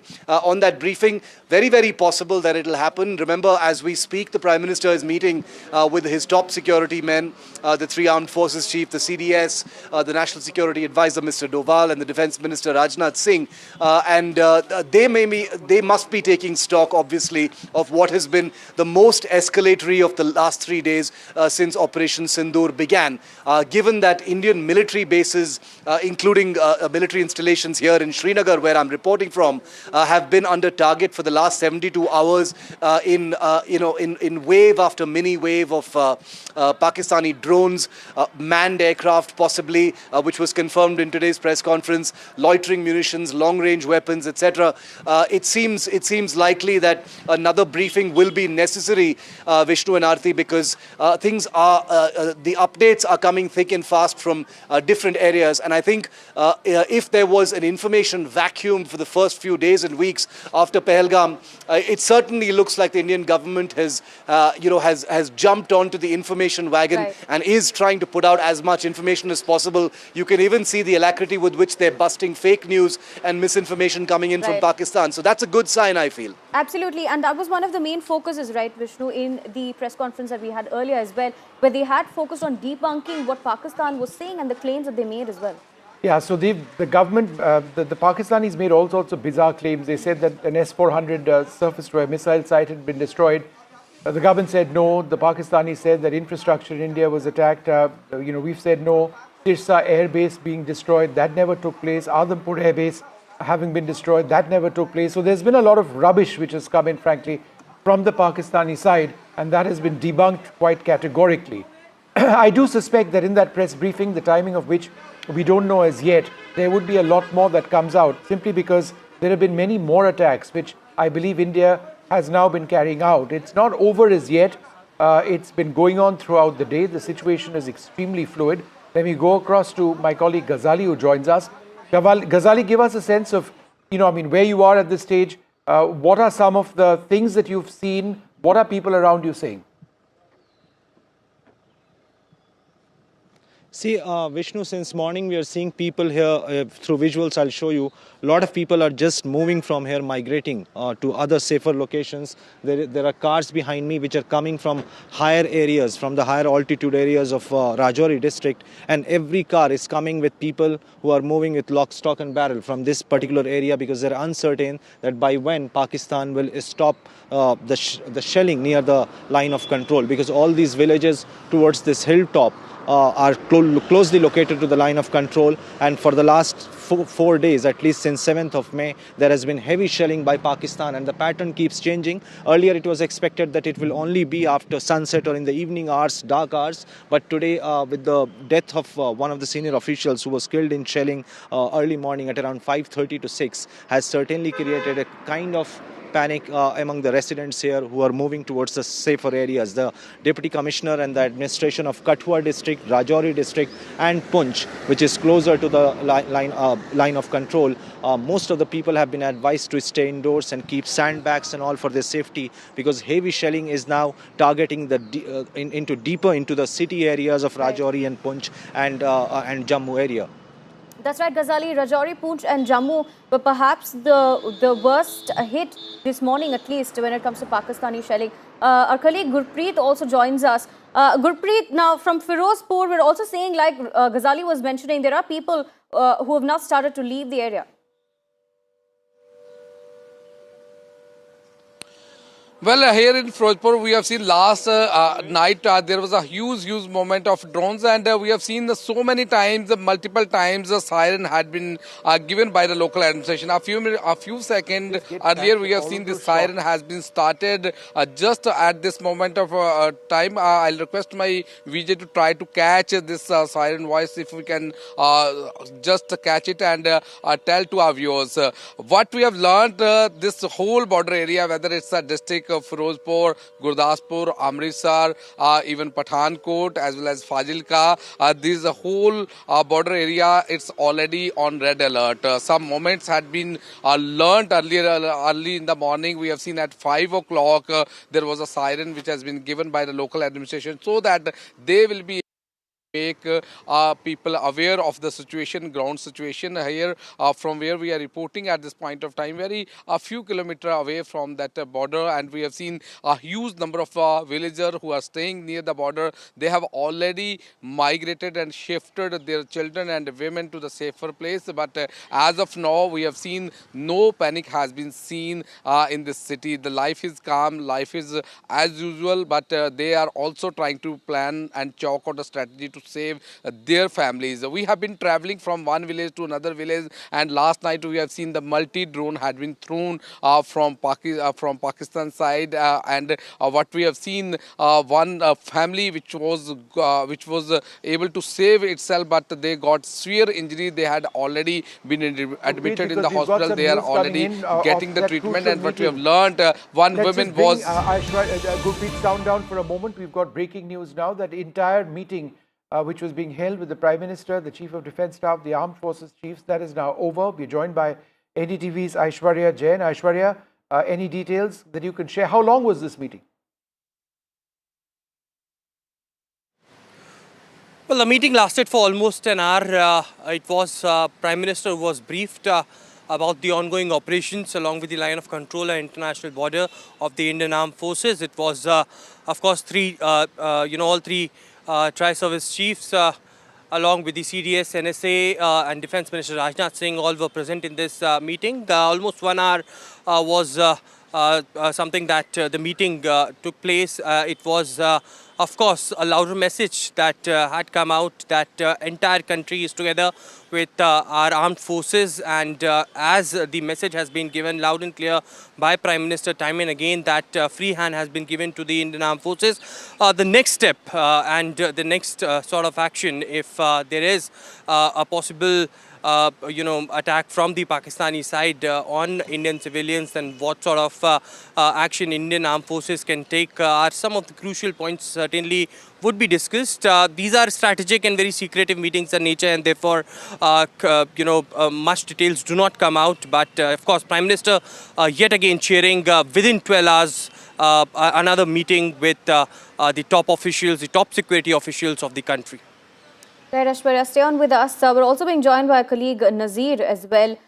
Nazir, now CM Omar Abdullah as well visiting several areas in Jammu, especially we're learning that he's been in Rehari and Roopnagar in Jammu, and remember Omar Abdullah also having announced ex gratia for the families who've been affected by the shelling that took place in Jammu and Rajouri.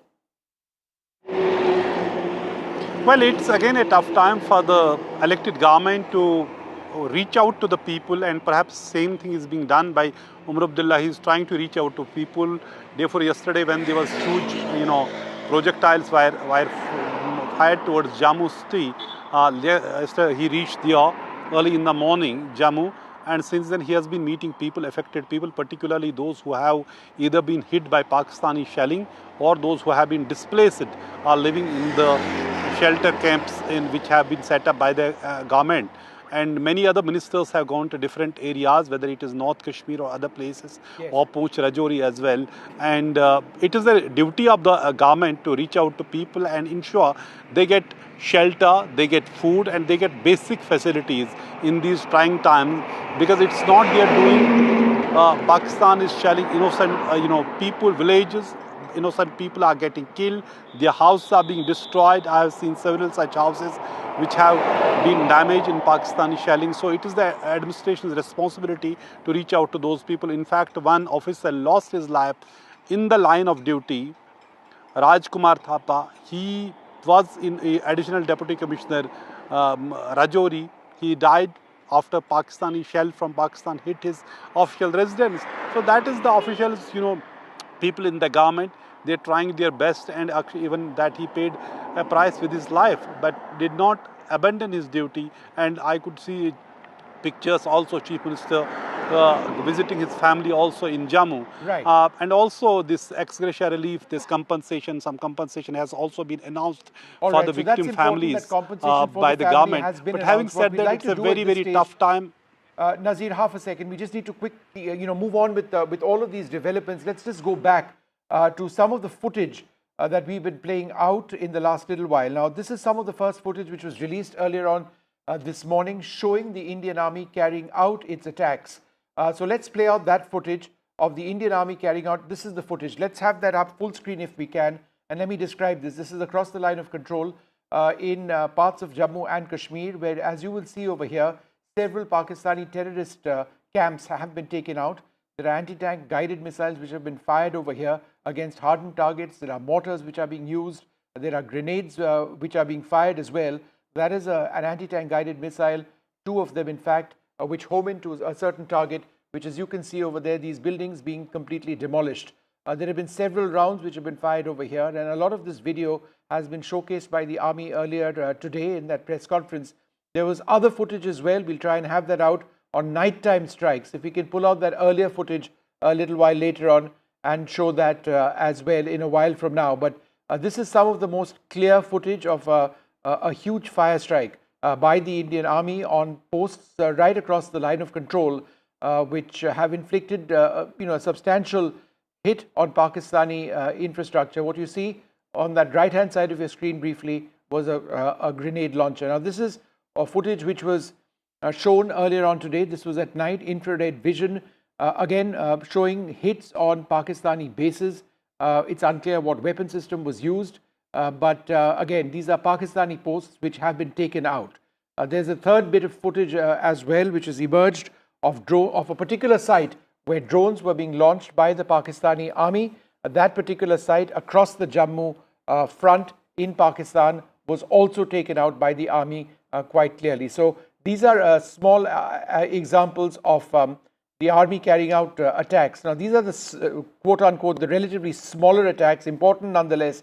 The big ones have taken place on the air bases in Pakistan, which we've been talking about. We'll keep doing that in a little while from now. But let's listen into some of the key points mentioned by the spokesperson of the Indian Air Force, Wing Commander Vyomika Singh, on the attacks which were carried out by India and what India has had to endure as well. Pakistan military continued with its provocations, carrying out aggressive actions employing multiple threat vectors all along the western border. Pakistan employed UCAV, drones, long-range weapons, loitering munitions and fighter aircrafts to target civilian areas and military infrastructure. Pakistan military also resorted to air intrusions using drones and firing of heavy caliber weapons along the line of control. Along the international border and the line of controls, air intrusion and several harassment attacks were also attempted from Srinagar till Nalia at more than 26 locations. Indian Armed Forces successfully neutralized these threats and majority of the vectors. However, limited damage was sustained to equipment and personnel at Indian Air Force stations at Udhampur, Pathankot, Adampur and Bhuj. There were also several high-speed missile attacks noticed subsequently after 0140 hours in the night at several air bases in Punjab. In a deplorable cowardly act, targeting of civilian infrastructure also had taken place, where Pakistan attacked the Medicare Center and school premises at the air bases of Srinagar, Avantipur and Udhampur, yet again displaying irresponsible targeting of our civilian infrastructure. In a swift and calibrated response, Indian Armed Forces carried out precision attacks only on identified military targets. These included technical infrastructure, command and control centers, radar sites and weapon storage areas. Pakistan military targets at Rafiqi, Murid, Chaklala, Rahim Yar Khan, Sukur and Chunya were engaged using air-launched precision weapons from our fighter aircraft. Radar site at Pasroor and Sialkot Aviation Base were also targeted using precision munitions. While carrying out these responses, India ensured minimum collateral damage.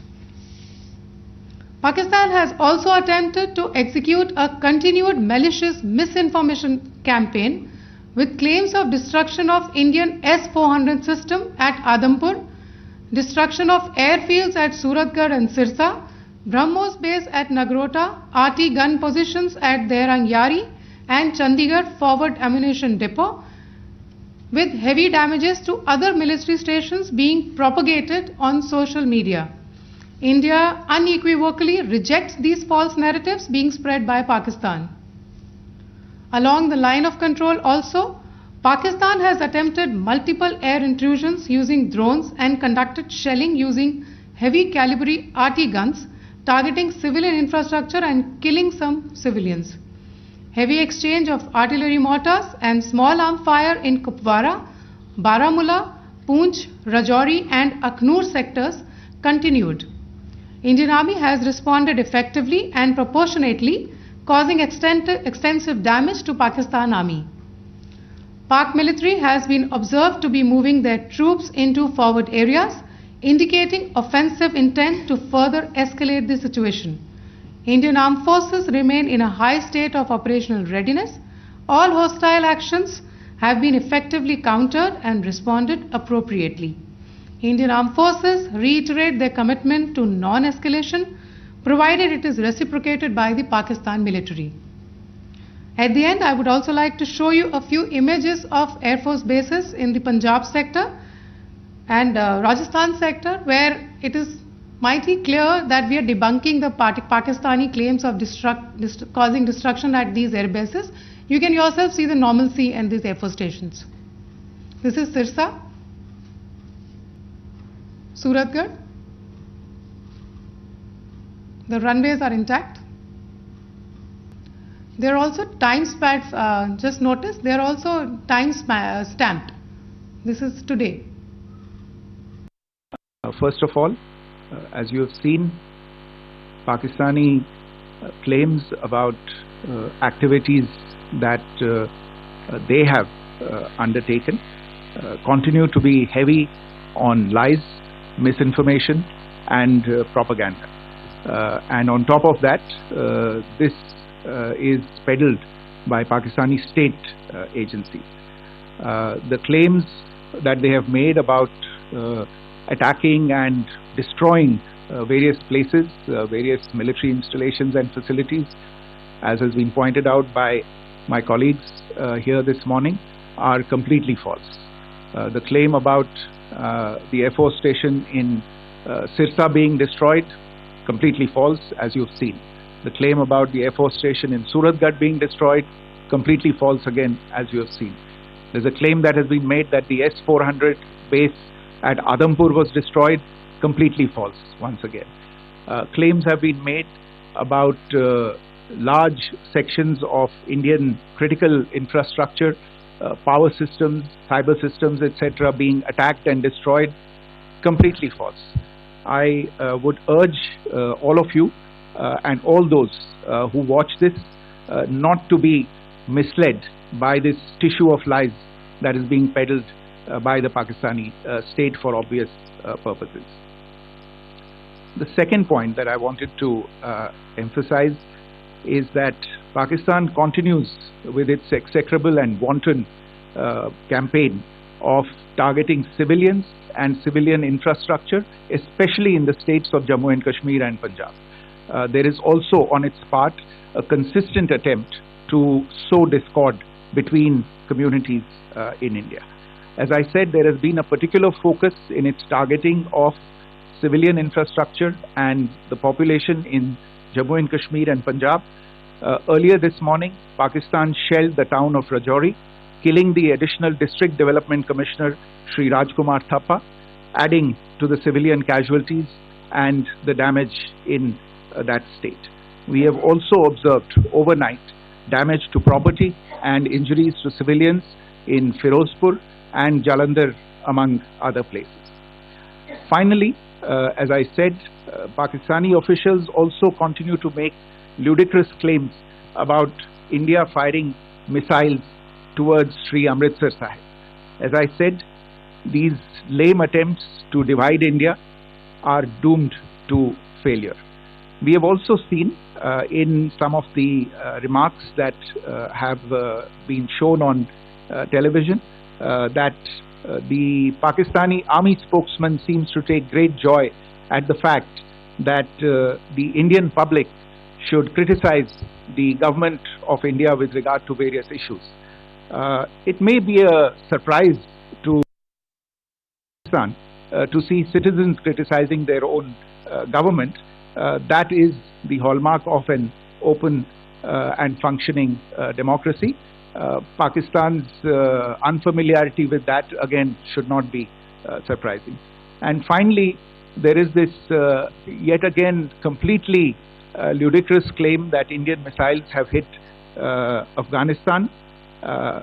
Totally frivolous allegation, and I only want to point out that Afghan people don't need to be reminded about which country it is that has on multiple occasions in just the last 1.5 years targeted civilian populations and civilian infrastructure in Afghanistan.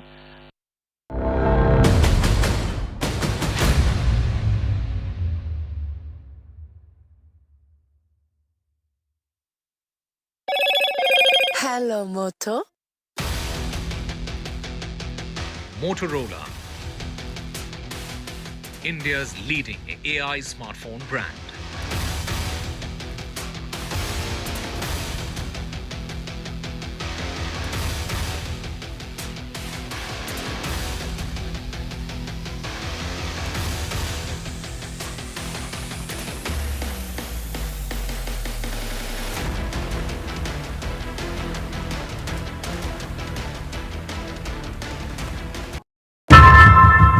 How often have you turned away from debates that descend into endless fights?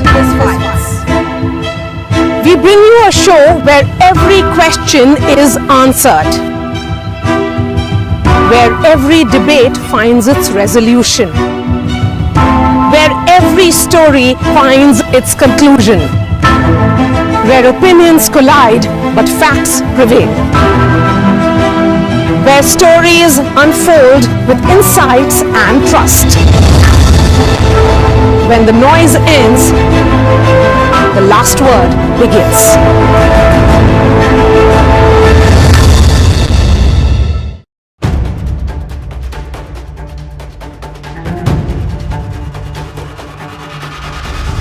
If it matters to you, if it matters to you, if it matters to you,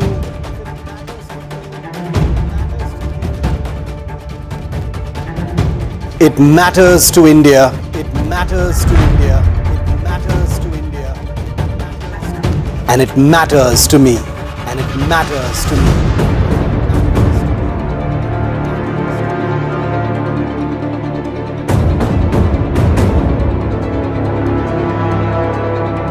India Matters with Shivaru, only on NDTV 24/7.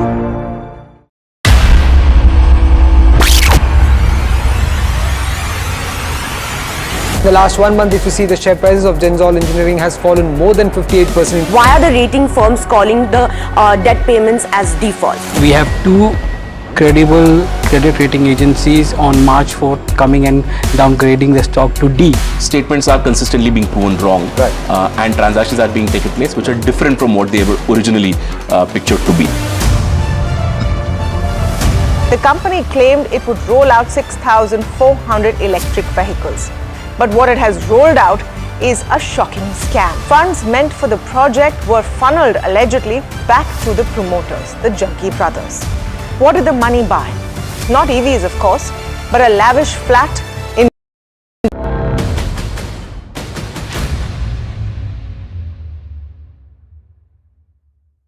Welcome back. What happens next? It's been a day of intense military activity across the line of control and the international border. Pakistani air attacks continue. India hitting back at Pakistan very, very hard indeed. There is going to be a briefing of the External Affairs Ministry, which would be the second one of the day in a couple of hours from now. Joining us now, Ambassador Rajiv Dogra. Ambassador, thanks very much for being with us. We've seen the United States reach out to both India and Pakistan, say that there needs to be some sort of way of communicating. We've seen the Saudis reach out to both sides as well. Other countries, the G7 also asking for de-escalation. How does one get about de-escalation, or do you believe that that's not an option at all from an India standpoint presently? Well, I don't think anyone in India would say that de-escalation is not our desire. Firstly, we did not escalate. The escalation started from Pakistan's side on 22nd April, as has been said repeatedly by every government spokesperson and every news anchor, every participant in news shows. Even after that, every step in the escalatory ladder has been by Pakistan. India has not done it. To give you one example, who's attacking the civilian population of a country? It is Pakistan. India has not done even a single, even by way of a mistake, a single attack on Pakistani population. It has erred on the side of caution in ensuring that no one in Pakistan who's a civilian is injured by our missiles, drones, or shells or bullets. So, but coming back to your question about whether escalation is desirable or de-escalation is necessary, let me ask you and Pakistan, through you, Pakistan, a question. What exactly do they mean by de-escalation? Do they mean that they will call off their terror agencies? Does it mean that they will dismantle institutions that exist at Muridke and other places? Does it mean they will call off 80 to 90 terrorists who are supposed to be hiding in forests of Jammu and Kashmir? Does it mean that they will give us the addresses of sleeper cells they have in India? Does it mean that they would hand over to us all those who are responsible for terror attacks in India and are now given protection and shelter by Pakistan's ISI? So I think we have to be very clear as to what is the de-escalation that USA, Saudi Arabia and others are advocating. Our response to them, at least as a member of the public, I can say that government would have a more nuanced approach to the issue. Our response to them should be, please define what is de-escalation and who should be de-escalated. All right. No, absolutely key points, Ambassador Dogra. This is certainly something worth pondering. Thank you so much for sharing that with us. We're going to move on now to some details which we've now been able to get of terrorists killed in the original Indian operations post the Pahalgam terror attack, India's airstrikes which took place in Pakistan, where top terrorists have been killed. We've got details of those who have been eliminated, 3 Jaish and 2 Lashkar terrorists, and details of this have now emerged. Now, why is this important?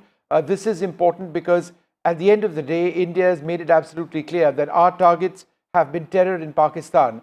Some of those who have been eliminated were involved in 26/11. They are believed to have been involved in attacks such as Pulwama as well. They seem to have had the support of the Pakistani administration, the local police over there, even in their funerals and the like. There is a real sense that India has achieved a great deal in taking out these terrorists. Of course, Pakistan has retaliated with military force, which is being resisted extensively by India presently, with even more reports coming in of further Indian military strikes on Pakistani bases, even this afternoon. Right, Vishnu, and in terms of misinformation as well, we have been seeing there's a lot of propaganda that has been circulating. There's misinformation circulating online. India has been doing its best to keep misinformation at bay.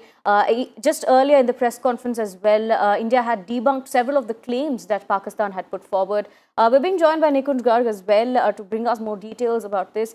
Nikunj, how exactly is India debunking Pakistan's propaganda and misinformation that's circulating online and otherwise as well? Well, Aarti, the important thing to understand here is for the Indian population. Much of this propaganda is actually targeted at Indian civil population. The larger world probably is currently not too interested in the conflict or will not be too bothered in this conflict unless it further escalates. Pakistan is basically trying to demotivate through a large online campaign, particularly the population that it is targeting, and send out a message that Government of India or the Government of India's other wings are somehow failing to act upon the responsibility entrusted upon them. Pakistan obviously is a past master of misusing social media elements or even propaganda on the mainline platforms. They have activated their complete machinery at this moment also, as is expected in a near war-like situation that we are in currently. Obviously, Pakistani side will leave no stone unturned, knowing their weaknesses, knowing chinks in their armor, and would try to impress upon a larger section of population, both in India and Pakistan back home also, that they have been able to inflict large-scale damage. Government of India, as you have seen, that the Press Information Bureau has set up a fact-check unit. They have been constantly debunking any kind of propaganda that is being pushed by the Pakistani handles. Government is also taking active steps to block the handles that have routinely been found to be propagating Pakistani fake media campaigns. It has also put out advisories. Yesterday, Information and Broadcasting Minister took a special meeting of multiple public platforms. In fact, a series of meetings, and after that, they have set up a special control room for anyone to verify, anyone in the business of news, media, and information seeking, to verify the news that is being put out through a special platform or a special control room of the Press Information Bureau.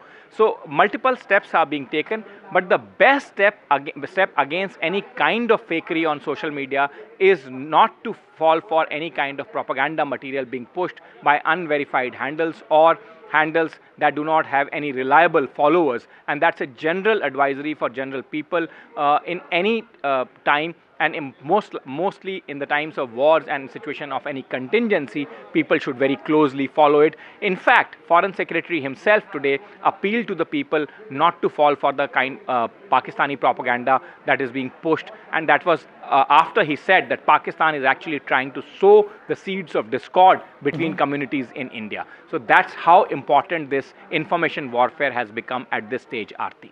Thank you for joining us and bringing us. Nikunj, thanks very much. We're going to move on now, and it's not just Rajasthan, but across Punjab, parts of Jammu and Kashmir as well, that farmers are coming across debris in fields. There is remnants of weaponry which is being found on tops of homes, and elsewhere people are picking up potentially explosive devices. That's extremely dangerous, what you just saw over there. But this is a reality because a lot of weapons have been fired, a lot of drones have been brought down. There are also booster elements of missiles as well, which separate from weapons which we fire soon after the weapon is launched. For example, the BrahMos missile system, some of those have been found in fields also. Let's go across to NDTV's Harsha Kumari Singh. Harsha, thanks very much for being with us. It's been a very tense day in parts of Rajasthan today. Can you give us a sense of what it's been like for you? You would have heard explosions, seen people who are tense. What's happening where you are? Well, yes, I am in Jaisalmer, which is very close to the border with Pakistan. In fact, it's the last big city on the Western Front, Vishnu. And here in the early morning, we've heard reports from villages that, there were explosions which were heard. So there were explosions heard close to Jaisalmer. And then, of course, after that, at about 11:30, 12, we were told that there's going to be a complete red alert and everyone was asked to go indoors. And sure enough, after that, we got calls from Pokhran telling us that people heard explosions there. And we do know that in villages close to Pokhran, there has been some kind of debris that has been found. The debris that you were describing, potentially explosive, can cause a lot of harm, but luckily landed in a field. So obviously, the air defense system neutralized it before it could hit any target. And also, in Jaisalmer, when we came back to Jaisalmer, firstly, we were not being allowed into the city because they just wanted no movement at all. So that definitely created a sense of tension for everybody. And then when we were in Jaisalmer city, also in the distance, we could hear explosions. I've spoken to some senior officials who've told me that in this area, Jaisalmer, Pokhran, Falodi area, I can't pinpoint exactly where, but in Jaisalmer, Pokhran, Falodi area, of course, there have been explosions. And like you said, these kind of devices have been neutralized. But where I did go this morning, and it was astonishing that there was such a big crater that has been created in the ground by one of these devices that was neutralized just about 30-40 kilometers from Jaisalmer. So let's see that report. A lot of drone activity here on the border, on the Western Front. Now we are in Jaisalmer in Badoda Gaon, which is about 30-40 kilometers from Jaisalmer, and about 4:10 in the morning, this is what happened here. So you can see that this kind of a crater that has come up here. Now at about 4:10 in the morning, the village people here, they saw a missile-like object landing here, and then it went ahead. And if you can see, it created a crater, and then it went through that tree in front of me, throwing sort of debris all along. It went there and then it landed another 500 meters to the other side. So it's got a huge range from here till about another 500 meters. Now I have some people here with me who were of course witness to all this. भैया आपका नाम बताइए? उदय सिंह। हाँ, उदय सिंह, आप लोग यहाँ पर रात को सो रहे थे, घर में क्या देखा आपने? खेत है हमारा, वहाँ पर सो रहे थे। हाँ, क्या देखा आपने? हमने तो 4:40 पर धमाका हुआ, 3 धमाका, जोरदार धमाका हुआ। उसमें अपने आग पूरा प्रकाश हो गया 3 किलोमीटर में, प्रकाश से प्रकाश। और फिर क्या देखा, यहाँ पे क्या हुआ? यहाँ पर गड्ढा ये मिसाइल फूट को अलग गई, 2 किलोमीटर में अलग गई यहाँ। ठीक है। आपने क्या देखा, आप यहीं पे थे? हमने वही देखा, ब्लास्ट हुआ है और चिंगारियाँ निकली है 4 साढ़े 4 के आसपास, और फिर धमाके अलग अलग जगह धमाके भी हुए हैं। और ये जो यहाँ पे आया था, ये लगता है चीरता हुआ यहाँ से गया है। बिल्कुल। यहाँ से गिरने से सीधा, ये झाड़ है इसके अंदर से गिरने से सीधा यहाँ से 1.5 किलोमीटर आगे इसका जो टुकड़ा है वो आगे गिरा है। और जो हमारे घर थे उसके ऊपर भी गिरे हैं और घर के अंदर भी आए हैं, फिर नुकसान कुछ नहीं हुआ। इसीलिए क्या है कि गिरने से थोड़ा अफसोस भी हुआ है घर वालों को, इसीलिए वो सीधा आगे निकल गया। जो इसका टुकड़ा है ना, वो आगे गिर गया है। बाकी छोटे छोटे पार्ट्स हैं वो हमारे घर में गिरे हैं, उधर खेत में भी गए हैं। तो आर्मी ने आके यहाँ से सारे पार्ट्स इकट्ठा कर लिए? बिल्कुल, पार्ट्स सभी इकट्ठे कर लिए। आर्मी आ गई है, पुलिस प्रशासन भी आ गए हैं, सब यहाँ पर आ गए हैं। इसीलिए वो सब इकट्ठा करके एक जगह कर लिया है। ले गए. So as you can see behind me, quite a big sort of indent it's made in the ground, quite a big crater, and it seems to have a very long range, because as the people here are telling us, it went through this tree, it went over that house there, and then it's gone further. Another part of that explosive has gone further and landed in a field there. So in Jaisalmer and Barmer, in these areas, early in the morning, these kind of attacks are coming from across the border, and of course, luckily so far, no harm or damage has been caused. Right, Vishnu, we have been reporting, like you mentioned as well, this debris that's been spotted in several other areas, in Jammu and Kashmir, in Srinagar as well. Some debris has been reported in the Dal Lake, and that's been sent for analysis as well. No, it's interesting that you should speak about Srinagar, because when our colleague Shiv was reporting live this morning, and I was on air with him from Delhi, there were explosions which were sounding all around him, and we were able to confirm from our Air Force sources that there was very extensive air activity over there, the use of fighters, surface-to-air missiles, there were drones possibly which were brought down, there were explosives as well. This was an area that the Pakistanis targeted, and it does appear that there was some either weapons or debris which fell into the Dal Lake area. Shiv has this report from there.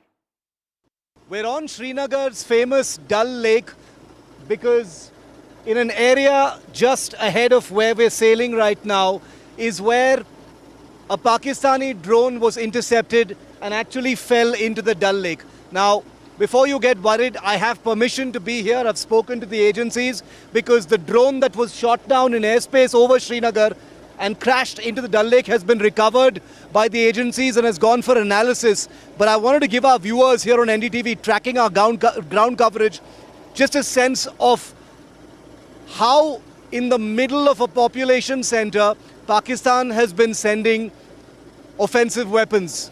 Now, we are told it was some kind of a long-range loitering munition or a drone. While we were reporting this morning, we heard a series of loud explosions, and it's difficult to pinpoint, but at least one of those explosions must have been the interception of a drone somewhere in this airspace, finally landing near that brick bridge right here on the Dal Lake. There have been as many as 14 explosions, including 2 in the afternoon, most of them in the morning. We are told that air defense systems have activated in and around Srinagar, near the airport and beyond, bringing down a variety of drones, confirming once again that last night's drone strike attempts in Srinagar and several other places, we are told about 26 different places, is continuing today as well. We heard it with our own ears, and it was captured on NDTV's cameras.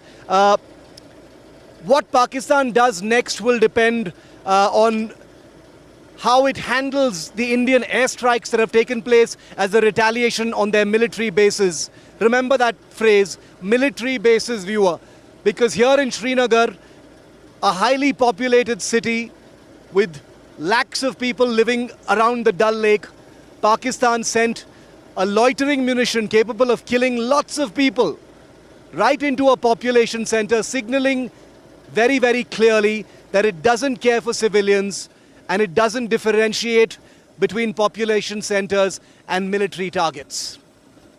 With Ashwini Mehra on the Dal Lake in Srinagar, Shiv Arur for NDTV. We'll continue tracking the story for you. For now, let's take it.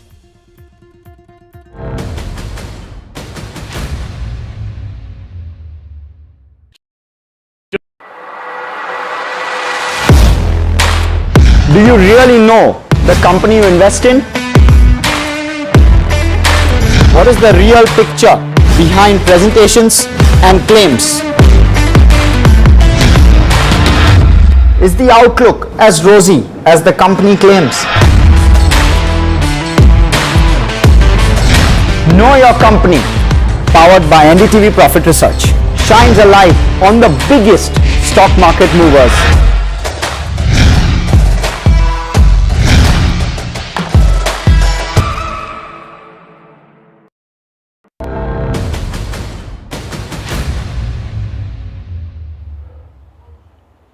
Well, as we go through this incredible tension in the subcontinent, there is the gaze of countries around the world on India and on Pakistan.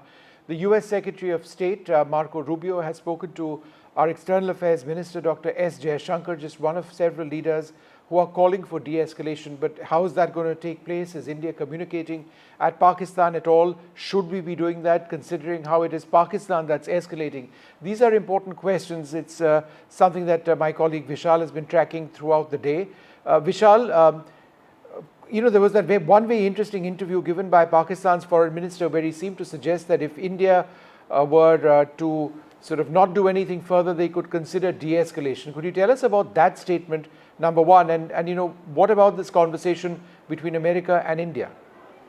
Yeah, to start off with your first question, Vishnu, there was some buzz in the local media in Pakistan which suggested that the foreign minister, the defense minister of Pakistan, the foreign minister of Pakistan had actually spoken to the local media there and said that Pakistan is ready to de-escalate if India stops its aggression. That's exactly what he said on local media there, but that statement itself is quite questionable, because the escalation has clearly been from the other side of the border, from Pakistan, because India has only retaliated to what Pakistan has done so far from the word go.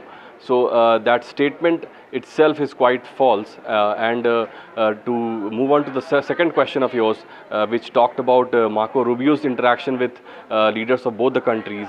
So Marco Rubio spoke with the foreign ministers of India and Pakistan, S. Jaishankar and Ishaq Dar, and he almost said the same thing to both the leaders. The wordings of the press release is almost the same.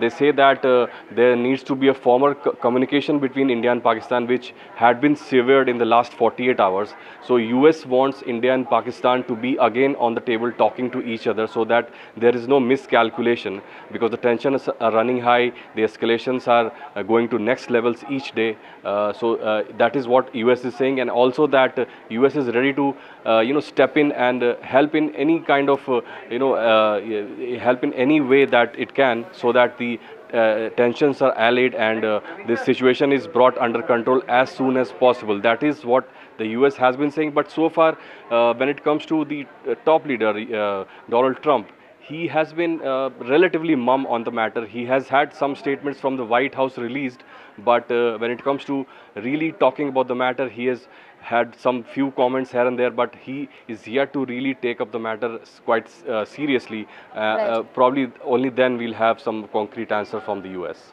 Right, Vishal, thank you for joining us and bringing us those details. The situation, of course, is still escalating, quite tense, Vishnu, and what we're looking forward to now is the External Affairs Ministry's next briefing that we're expecting in a couple of hours. We don't have a time for that as yet, but there should be one which comes up. If indeed it does, then it would perhaps reflect on how India has been carrying out, or perhaps carrying out more strikes in Pakistan, and the situation over our airspace as fluid as ever. We will take a short break, come back with more.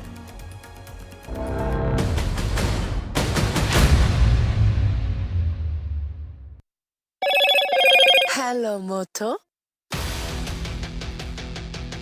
Motorola, India's leading AI smartphone brand.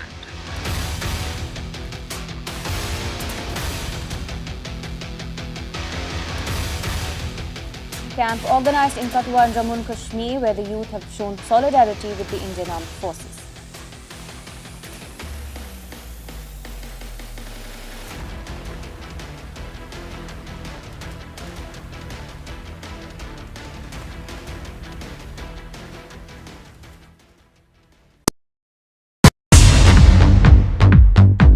More news that matters.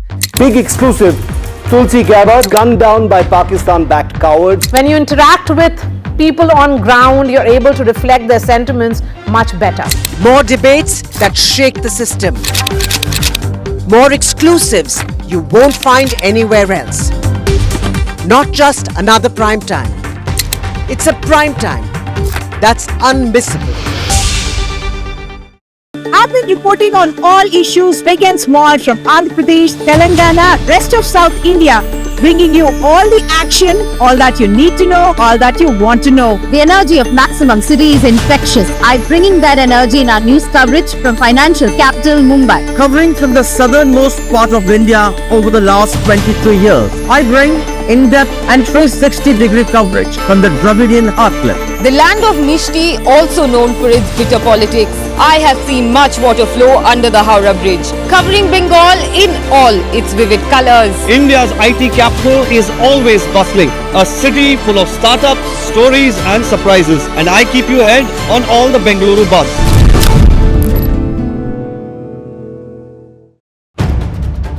If it matters to you, if it matters to you, if it matters to you, it matters to India. It matters to India. And it matters to me. And it matters to me. India Matters with Shivaru. Only on NDTV 24/7. In today's interconnected world, India's voice is more crucial than ever. When India speaks, the world listens. At NDTV World, we are that voice, bringing you intelligent and insightful news from India and beyond. From geopolitics and diplomacy to economic shifts, migrations, tech disruptions, and the stories of our diaspora. We cover the news that shapes our global future. NDTV World, your new home for global news is here.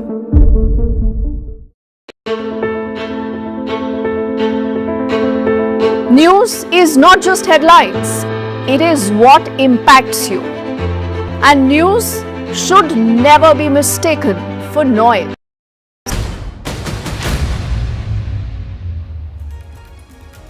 Ladies and gentlemen, 5 terrorists have been neutralized by our forces. This as Pakistan continues to wanting to escalate the situation. But India has called out the bluff of Pakistan, and we continue to maintain that we are more restrained and calculated in our approach, and we are never the aggressor. All that and much more with a lot of live ground reportage coming in from our team of reporters tracking the story. First up, the headlines. Government sources have spoken on the terrorists that have been neutralized. Sources say top terrorists have been eliminated. 3 belong to the Jaish and 2 to the Lashkar.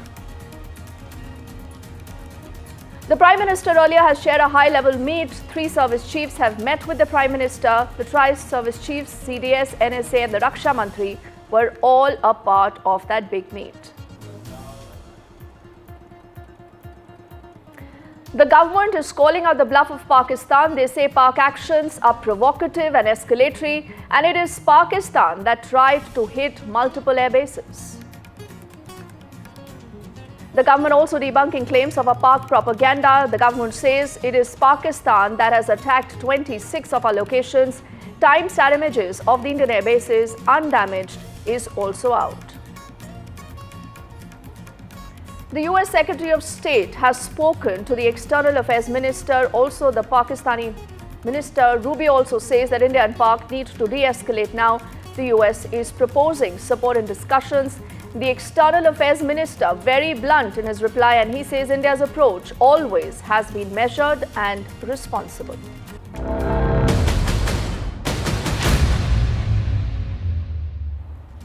First up, let's get you details of a big development. The government has put out details of terrorists that have been neutralized in the Indian operation. Now, what sources tell us is that these are top terrorists who've been eliminated. These are also details of Pak Army's engagement with them that have been now made public.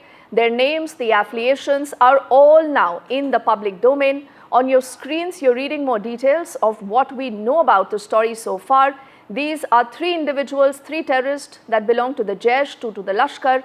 And the government sources also maintaining that there are details of how the Pak Army's engagement has continued to ensure their infiltration and to ensure that they continue here to come and spread terror. Let's also get in more details of what we know about that story so far.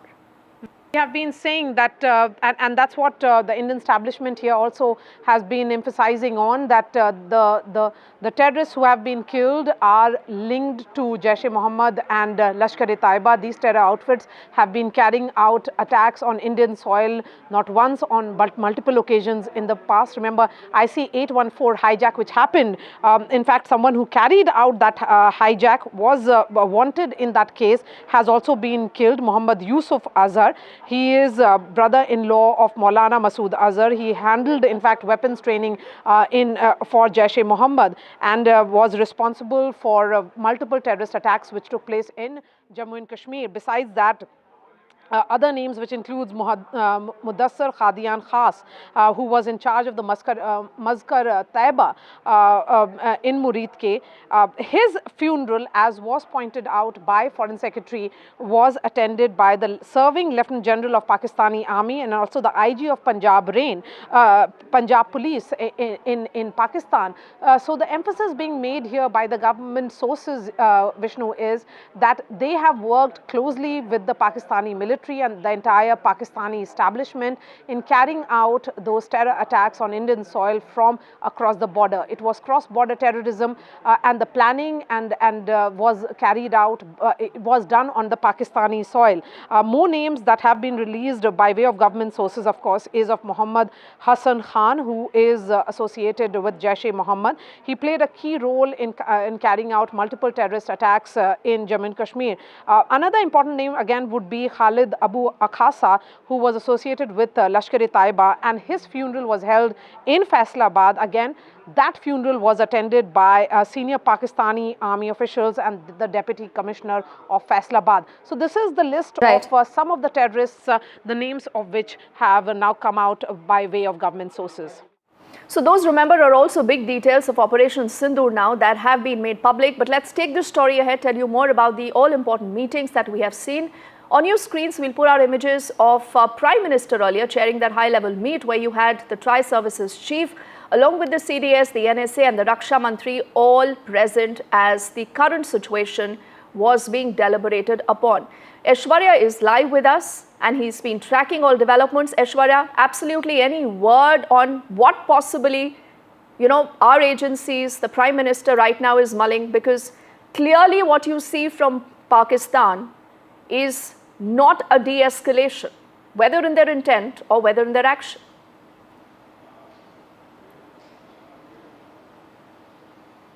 Well, these meetings are very secretive in nature and strategic as well. Yesterday, late night, Prime Minister chaired a high-level security meeting with the top officials of the defense forces, including Defense Minister Rajnath Singh. And within 13 to 14 hours, another round of meeting took place today at 7 Lok Kalyan Marg, where Prime Minister was briefed about the ongoing operations of the Indian Armed Forces.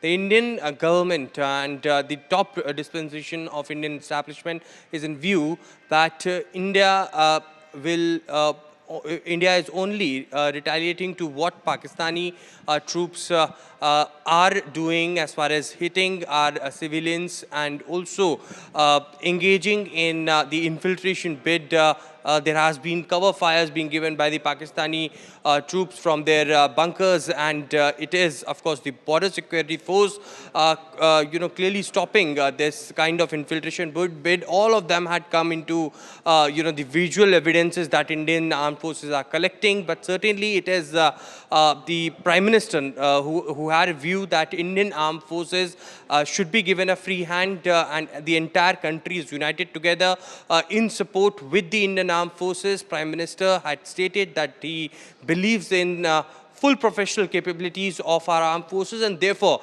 the ongoing escalation by the Pakistani side is something that that has been seen very, very closely. Prime Minister, Defense Minister and Home Minister monitoring such situations very closely. We've been told that since morning there are multiple meetings that happened. If I quickly recap those, early in the morning we saw Chief of Defense Staff going to Defense Minister Rajnath Singh's residence. That meeting lasted for almost an hour. hour post that we saw that press conference by the government of India in which details were given about how the Indian armed forces stopped the Pakistani drones and missiles that were coming and hit and was aiming towards the Indian air bases. Post that we saw NSA Ajit Doval going towards 7 LKM, and that meeting lasted for almost an hour, and then this very important meeting that Prime Minister chaired with Defence Minister Rajnath Singh, CDS, NSA and tri-service chiefs present. That meeting lasted for an hour, and a separate one-on-one meeting after that with NSA Ajit Doval and Prime Minister. So Prime Minister very, very closely monitoring each and every situation. Of course, the nod is being given by Prime Minister for the armed forces, but the armed forces have been given clear free hand for their operations. Absolutely. Aishwarya, only for the moment, thank you so much for filling us in on those details. We'll quickly keep this story moving and get you more details of another aspect of how government is out there to debunk a lot of this Pakistani propaganda. Remember, what is absolutely clear and what has irked Pakistan is that you have India's defense might on display. And clearly, Pakistan is no match when it comes to this. Now, what the government is making unequivocally clear is that it is Pakistan that targeted our civilian areas, unlike us, who targeted the terror camps. The government also says that it is Pakistan that attacked 26 locations with clearly an intent to cause damage, something that India was not interested in. We only want to flush out all the terror elements.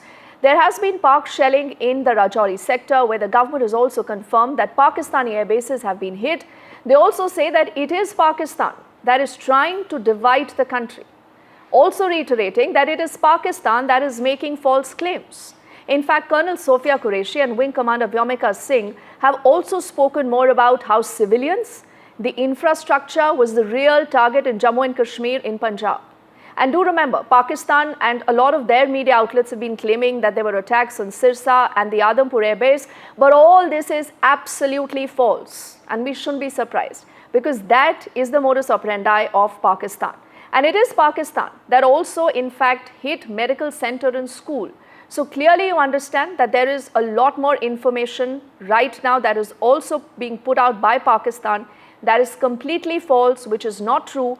But how India is dealing with the entire situation is manifold, because we are putting out such images. These images don't lie. They will tell you more of what Pakistan really is doing, of the kind of destruction that Pakistan itself has seen, and the remnants of these missiles, the munitions, that actually bears the Pakistani mark, the hallmark of Pakistan and its rogue state. And that is the image of the Pakistan targeting civilian areas. In fact, late last night, there were reports that even in Firozpur, you had seen those drones that went awry, and the reason why there was a fire, after which about 3 individuals, remember, did sustain injuries. So it is important to uncover that story bit by bit. We'll do it with our team of reporters. Nazir is just going to join us in a moment, and Shiv, I'm told, is already live with us. Shiv, where about you at this point in time? And you know, the story is being played at multiple levels, but what is very clear right now is that the rules of engagement, Shiv, have completely changed. You couldn't have put it better, Deepti. The fact that the last 12 to 14 hours have seen a complete shift in how India is approaching this entire battlefield has, in my view, not only changed the rules of engagement, but completely shrunk Pakistan's, response window. And that's the reason why you're seeing Pakistan respond with drones for the first time during daytime. Usually the attacks happen at night. Now they're happening during the day, because they can't wait anymore for the sun to set before actually conducting these strikes against India. So that's one thing that has put a huge amount of pressure on them. Point number 2, which is the big elephant in the room, after 2 days of targeting terrorist camps, terror infrastructure in Pakistan, hitting some posts at the line of control, the Indian Air Force and the Indian military has unleashed direct targeting of large prominent Pakistan Air Force and Pakistan military bases, from Chaklala in Rawalpindi to Murid, to Rafiki, to Jacobabad we hear, possibly even Sargoda. Vishnu was confirming that a little earlier. This is, just short of describing this as war, this is a warlike situation where you've got your adversary targeting as many as 26 cities or 15 cities and 26 targets, population centers, including where I'm reporting from in Srinagar here. And in return, India is responding by hitting military bases in Pakistan. If this isn't war, I don't quite know what war is. But let's go with warlike situation for the moment. The Prime Minister has held a meeting with the three armed forces chiefs, the Defence Minister, the NSA, the CDS, etc. And we're expecting the most important update we have is that there's going to be another briefing later today. It'll be the first time we've got two briefings in a day. Because so many things have happened during the day, and those updates need to be provided to the media and the public as well. So I'm guessing that there will be an update of at least two more Pakistan Air Force bases that will have been confirmed hit by the Indian Air Force once that briefing happens. Right, Shiv, why don't you stay with us? I'm told Nazir is also with us and he's joining us from Kupwara. We'll also figure out what's the latest that he can add to what we do know, Nazir. What is your sense? So what possibly, the next few hours could entail? We are looking at a lot of pressure right now in Pakistan, but then this is Pakistan. Well, if you see, Pakistan, once India decided to, suspend Indus Water Treaty, they said, look, we'll hit back. It is an act of war. And all those who know Pakistan, they would know that what they can do, and they have been trying to do that. But India has hit back and hit very hard. And their air bases, their military installations, since they started targeting our military installations and our air bases in Srinagar, in less than 24 hours, there have been 3 attempts, 3 targets. They targeted 3 times.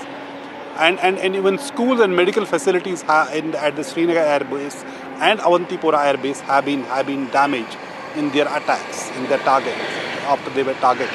So the situation looks like very tense. In the borders, we have seen for last 3-4 days heavy artillery shelling going on. No hope if it's going to stop anytime soon, unless there's some really strong back channel or diplomatic push which will make Pakistan to change its behavior. India has already given it an indication. If Pakistan will not further escalate, we will not escalate. But provided Pakistan should not escalate it further. India has made its point when it wanted to hit the terror sites, which Pakistan said, and whether it was Bahawalpur, Jaish-e-Mohammed sites, or it was Murdiki, Lashkar-e-Taiba or other places. But Pakistan was in denial mode, and they said all of them, they were civilians and attended the funeral prayers of all those who have been killed. So they were terrorists here and they made them civilians there.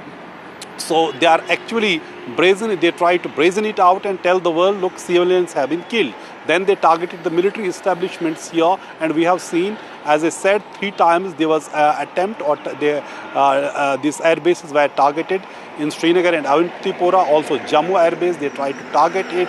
Pathankot, you all know that has been reported, and Adampur, all these things. So it looks like no immediate indication of any de-escalation, even as world powers, US Secretary of State spoke to both our Foreign Minister S.J. Shankar and Pakistan's Foreign Minister Ishaq Dar, and also the real boss of Pakistan, General Asim Munir.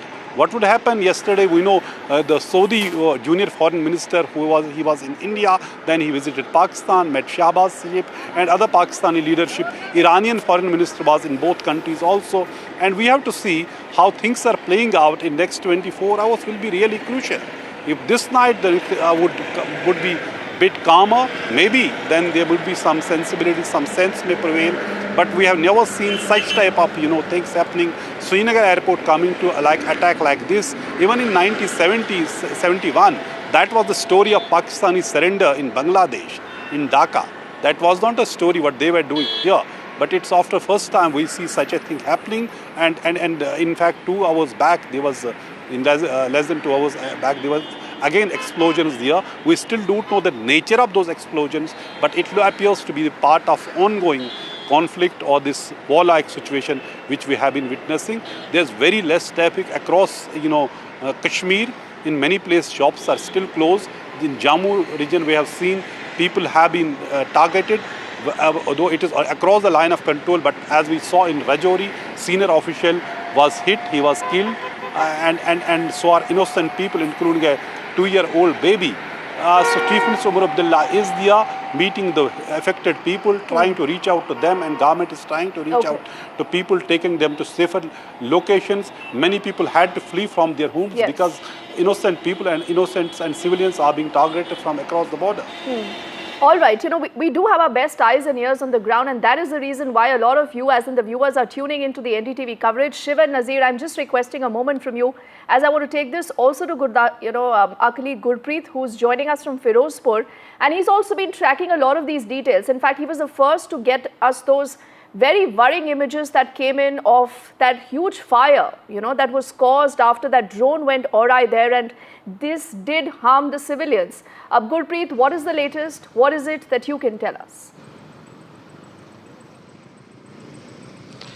Well, we have seen since morning multiple times the local administration had used siren to just give a very, very strong message to people of Firozpur that they should not come out of their houses. As of now, we have come to one place that is a few kilometers away from this border, where we have seen the people, they have started shifting their domestic animals to nearby place. The way we have seen, they are very, very motivating, but they say the women's as well as the old people, they are going to be shifted. कौन सा गाँव है आप? कौन सा पिंड है आपका? पिंड साडा टलीगलाम है ते गट्टियों संभाल चले ते पिंड तो किन्ने क लोग चले गए? हाँ जी, किन्ने क लोग पिंड तो चले गए? मैंने तो लगता है पिंड ही विरला रह गया, खाली हो गया, गट्टी राजो गए, क्या लगता है सारा खाली हो गया. So well, we have seen there is no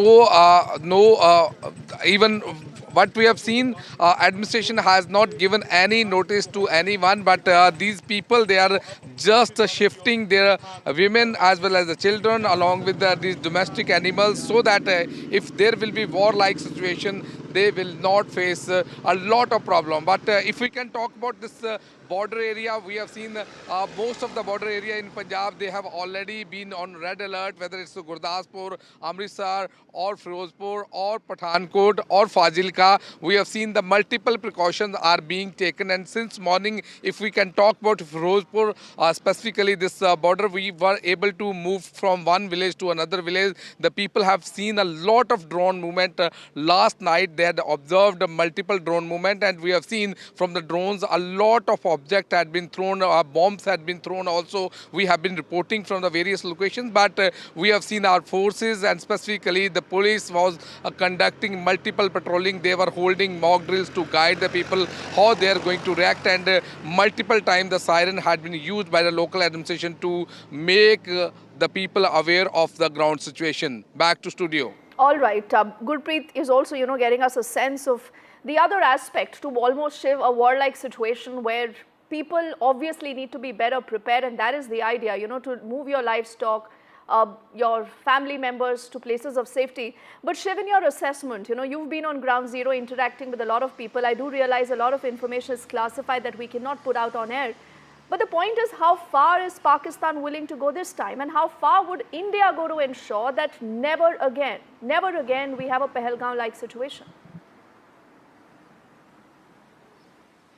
Two very good questions, Deepthi. I think the first question is that, India and Pakistan are not even closely the same kind of country. Pakistan is a sponsor of terror. It's a country that is run by a general who sees nothing in issuing international communal rants and dog whistling communally before ordering terrorist attacks against innocent civilians.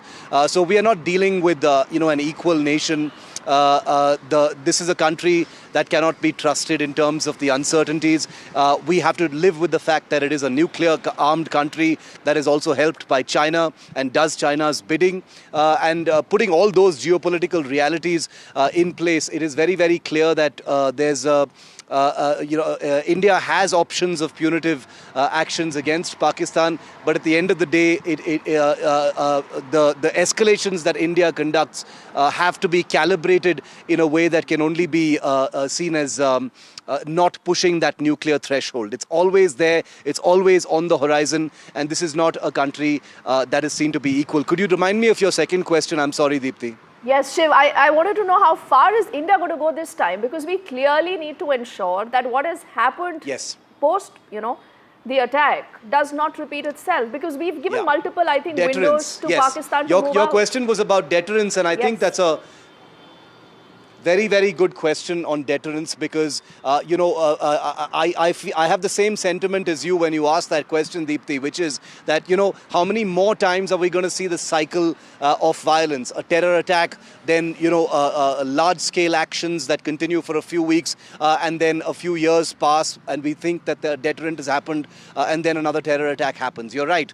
Whatever needs to happen, it needs to happen this time, considering that the government, the country is nationally galvanized, even more so than during Pulwama and Uri, I suspect. And this time, something has fundamentally changed in everyone's minds, and they're all thinking exactly what you're saying. I think, I had a conversation with General Bikram Singh, a former chief of the army staff, on my show yesterday, Deepthi, and he said something very telling, which completely goes against, what the Indian government is currently saying in terms of, restraint and, not being escalatory, etc. He says, what's stopping us from setting those rules of engagement?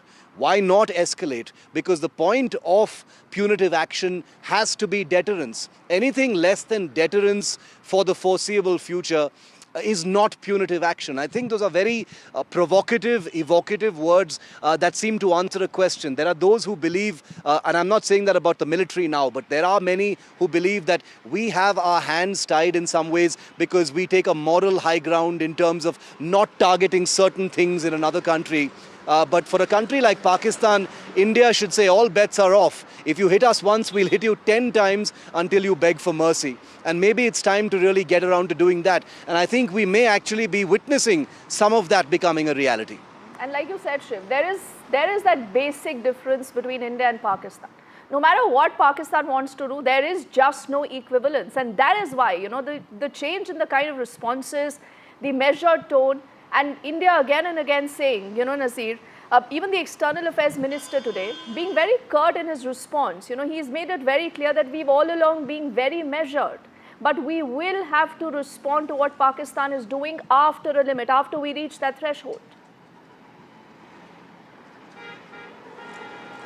Well, let's understand what Pakistan is doing. Number one, what have they named their operation, this targeting India?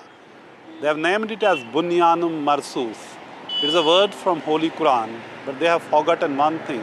It's again Holy Quran, which is saying if you kill one innocent person, as if you have killed entire humanity. Or if you save an innocent person, it is as if you have saved entire humanity.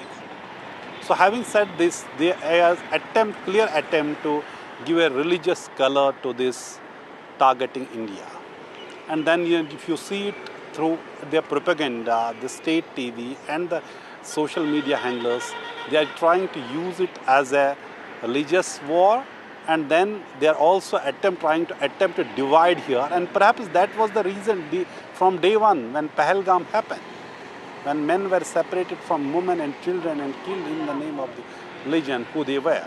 So that is one doctrine they have, very ugly one. But the fact is, when we talk about the war, and there are actually no clear winners in any war, the way which have seen things playing out, it is sometime it has to end. It can't remain like it all the times. But who would actually send that message? The other side would not. Other side would not dare to do it again. And militancy, when it comes to militancy, it is a complex issue.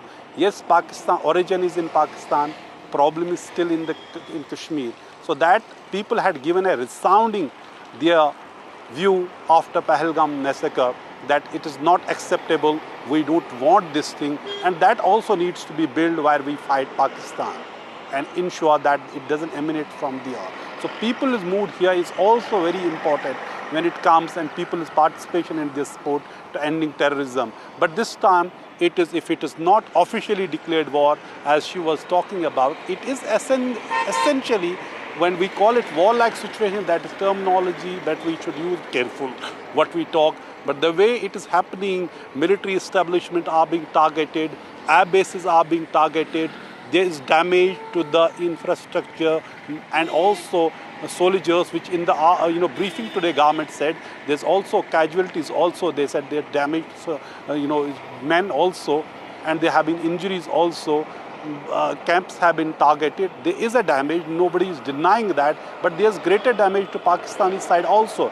But that would be also gauged with one thing: what would be the now future response if the targets again emanate from those same bases, which would again show the extent of damage they may have suffered. Well, Pakistan has been in a denial mode that they have not suffered much, but clearly India has hit where it hurts the most. It has hit very, very hard. So it is an evolving situation, but spare a thought for the people living near the borders. For last 4 days, a night has been a nightmare. Many people I saw in last 3 days in Kupara have not been able to sleep because of the fear, because of the gun battle, because of the bombs falling, and nobody knows where it will fall next time, next minute.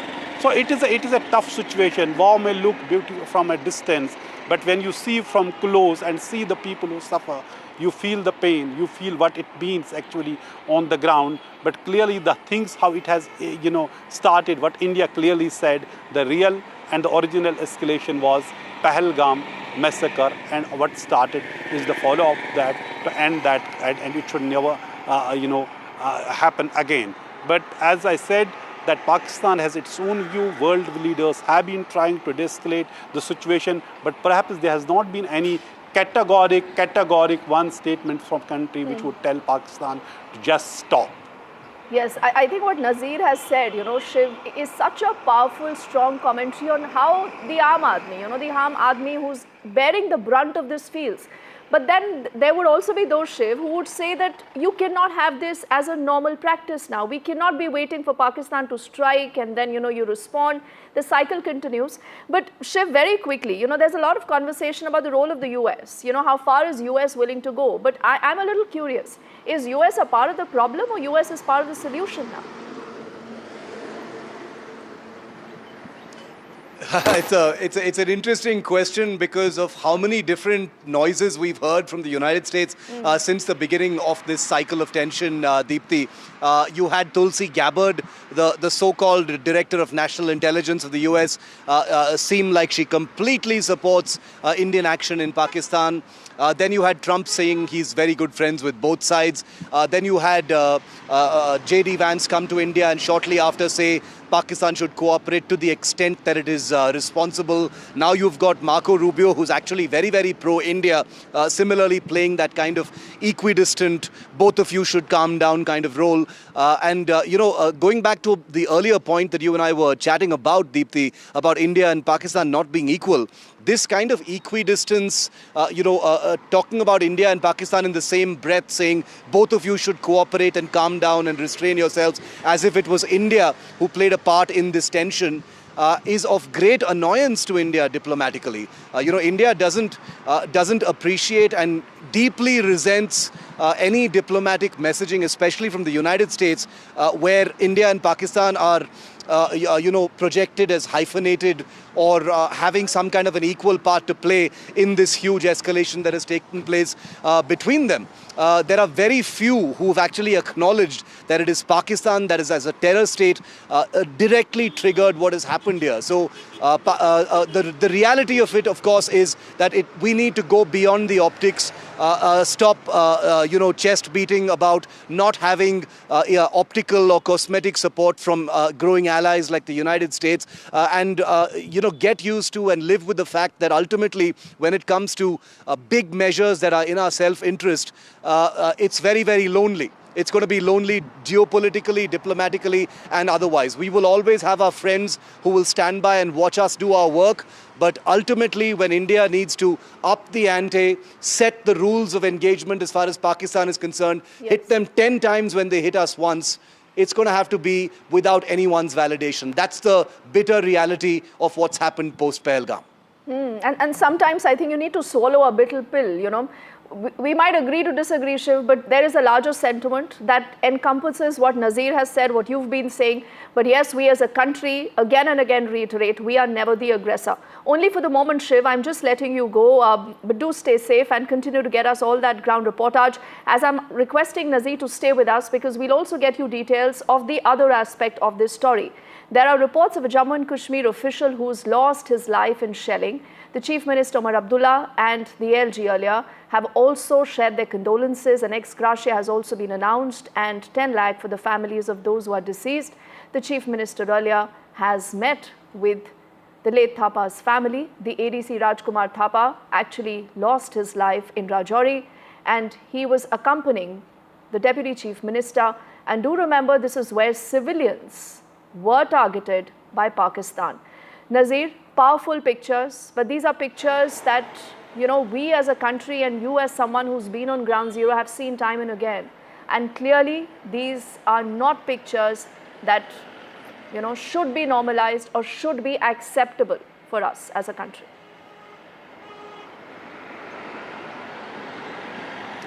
Well, for me, I knew Rajkumar Thapa for many, many years. As an officer working in J&K administration, 2001 Kashmir Administrative Service officer, and who has worked at different places and has seen one of the most dedicated officers, competent officer, honest officer.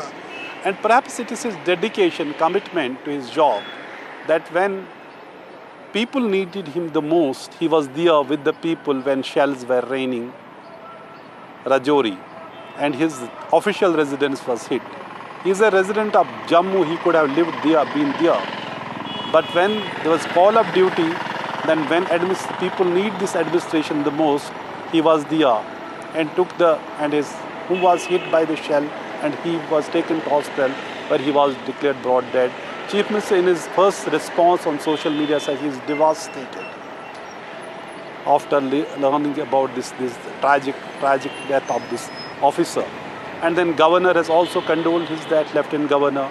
Chief Minister visited the family, met the family, bereaved family. And this is the story of people, because they are not officials, are not combatants, these civilian officials. They are civilians, they are administrated to help people. They are not combatants. So clearly it is part of those targeting civilians. When we see the 2-year-old baby also being killed in Pakistani shelling, they are also claiming so many civilians have been targeted in Indian shelling.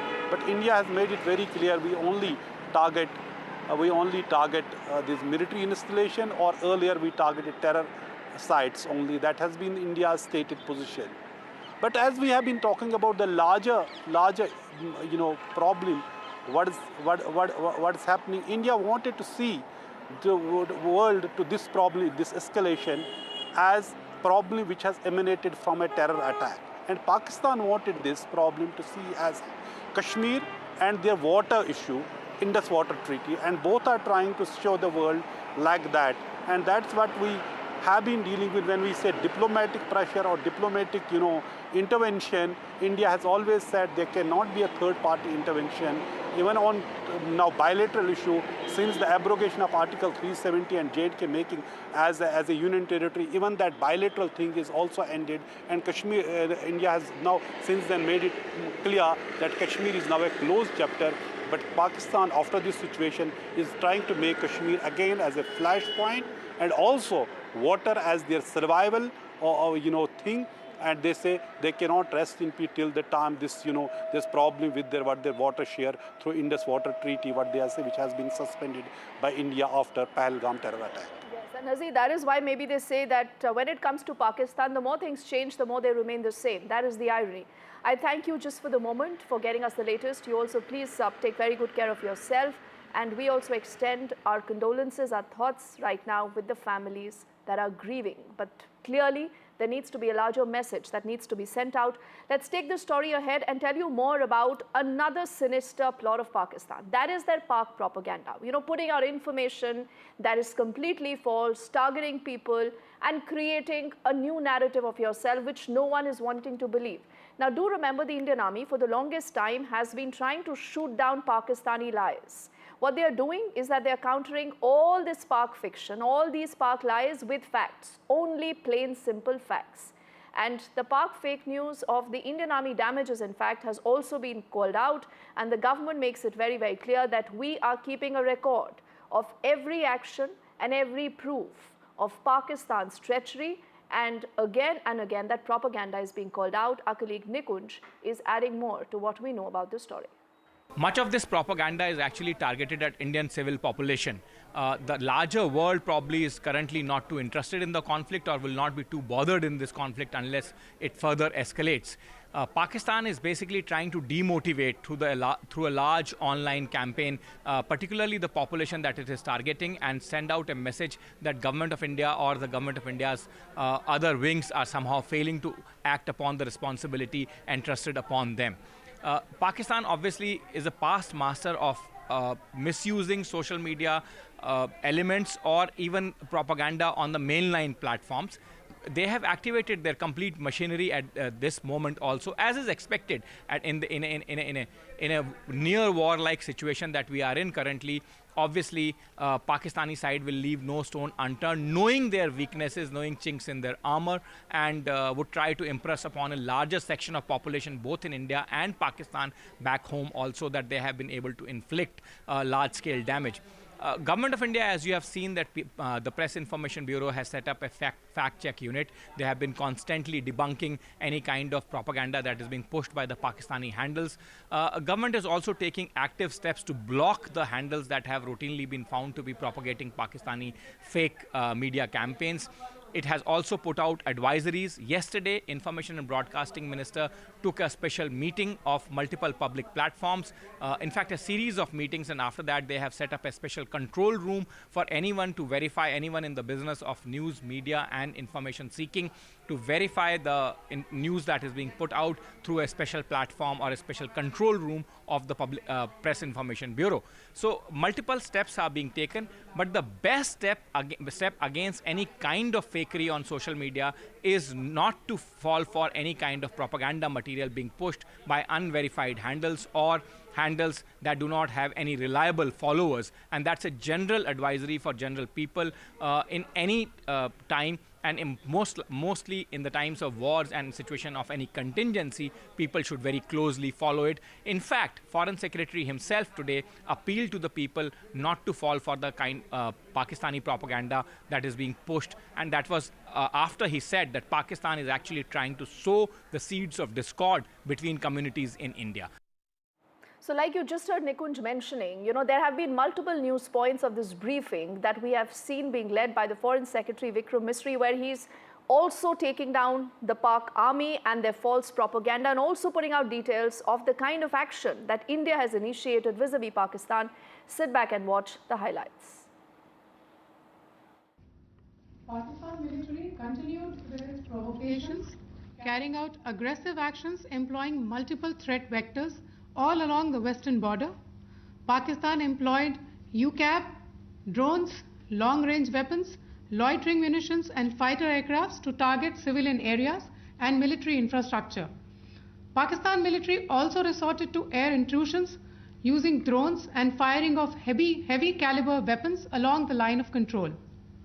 Along the international border and the line of controls, air intrusion and several harassment attacks were also attempted from Srinagar till Nalia at more than 26 locations.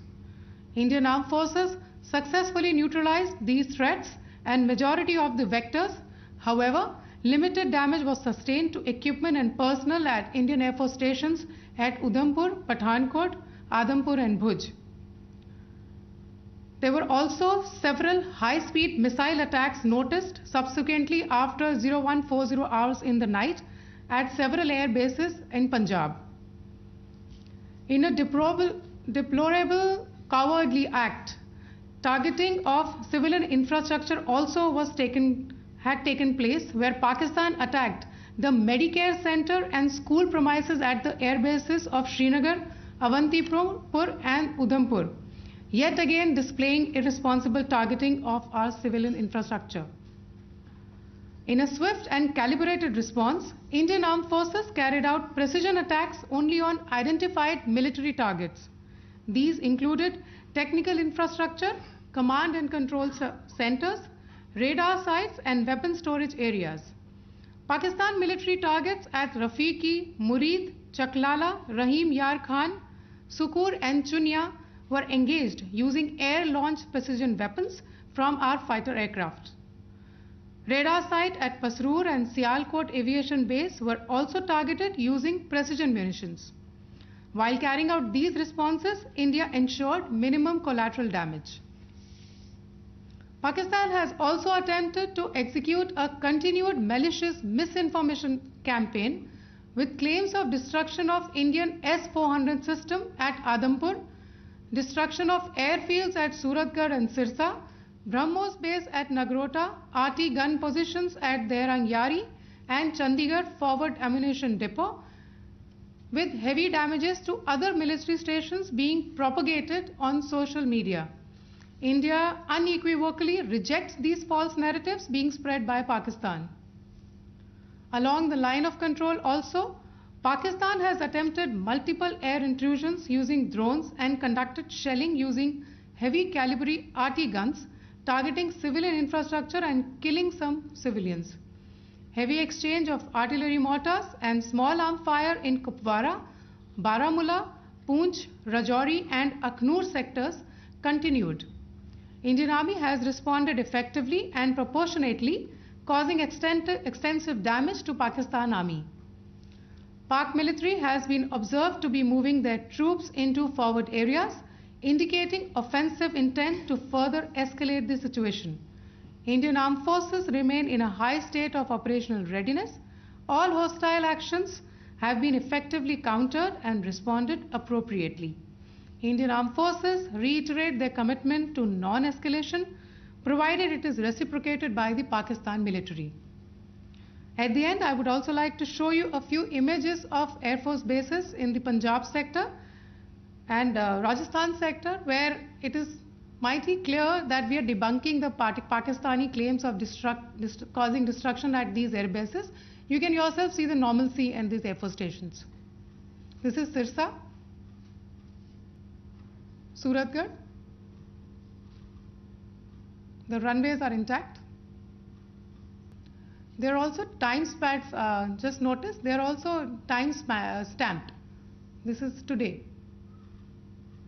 First of all, as you have seen, Pakistani claims about activities that they have undertaken continue to be heavy on lies, misinformation and propaganda.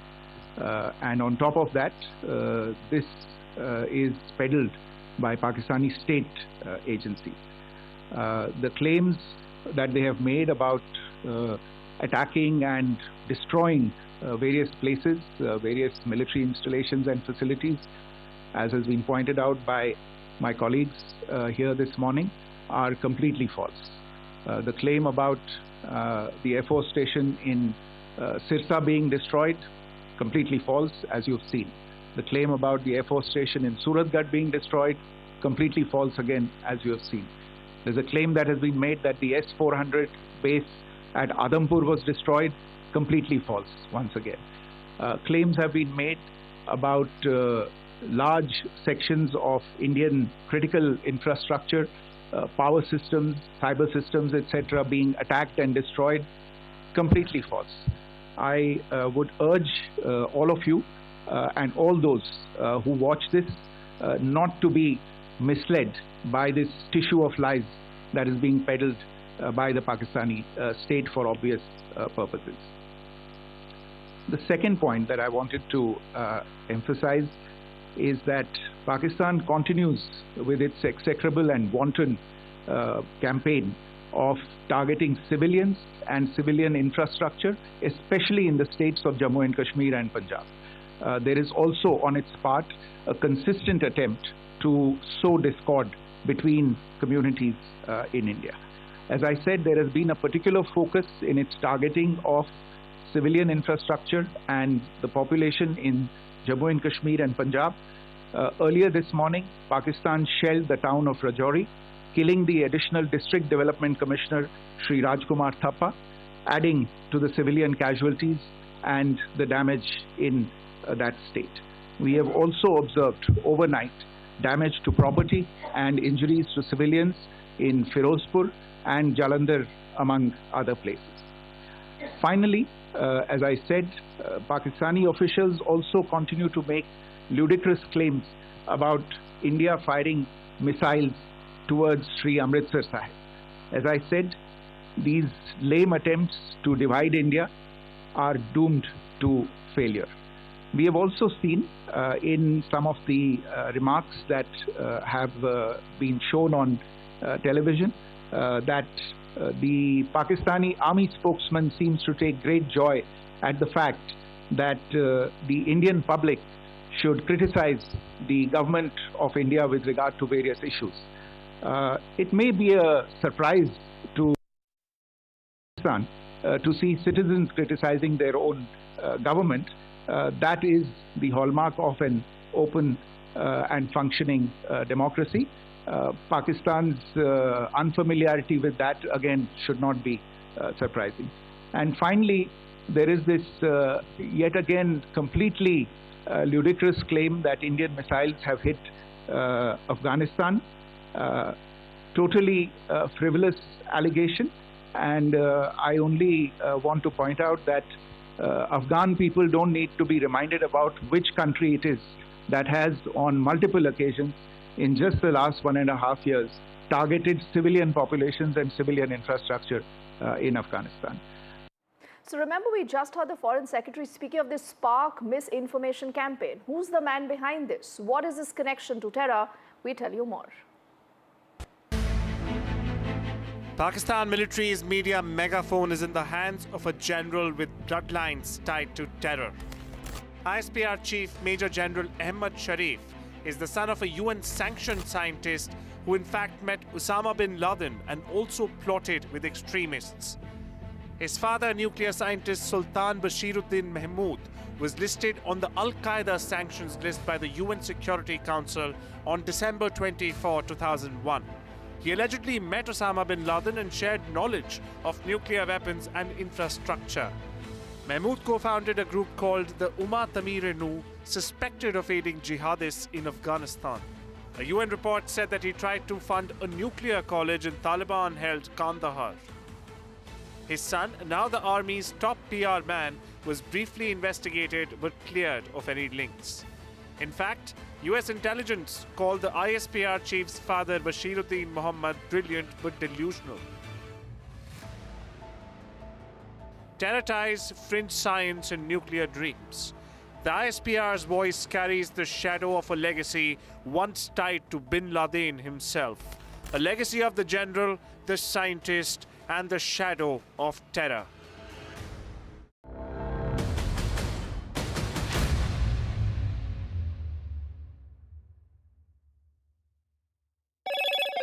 Hello, Moto. Motorola, India's leading AI smartphone brand.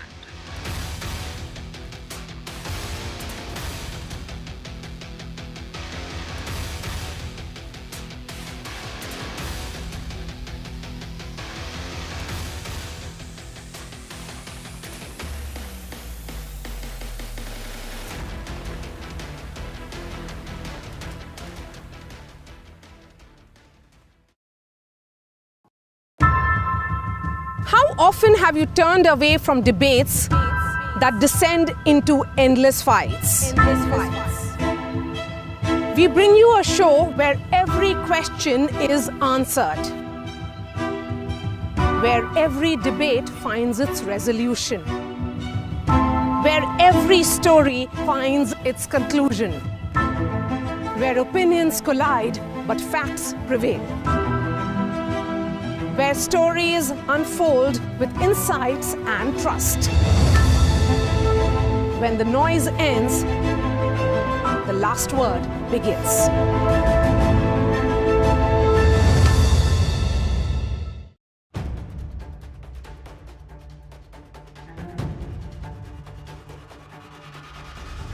If it matters to you, if it matters to you, if it matters to you,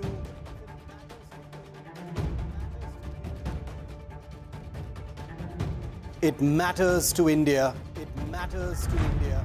It matters to India. And it matters to me. And it matters to me.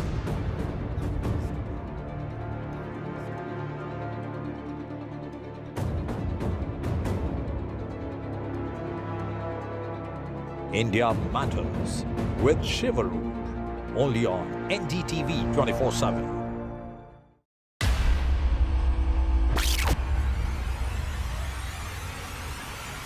The last 1 month, if you see, the share prices of Genzol Engineering has fallen more than 58%. Why are the rating firms calling the debt payments as default? We have two credible credit rating agencies on March 4th coming and downgrading the stock to D. Statements are consistently being proven wrong, and transactions are being taken place which are different from what they were originally pictured to be.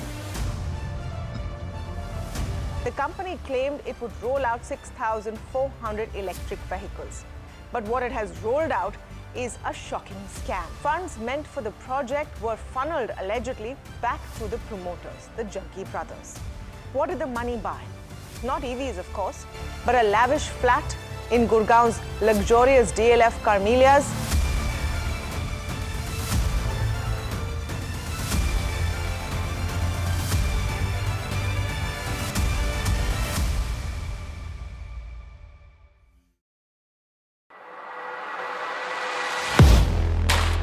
Do you really know the company you invest in?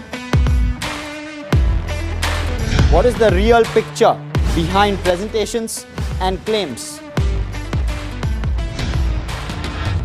Is the outlook as rosy as the company claims? Know Your Company, powered by NDTV Profit Research, shines a light on the biggest stock market movers. Hello, Moto. Motorola, India's leading AI smartphone brand.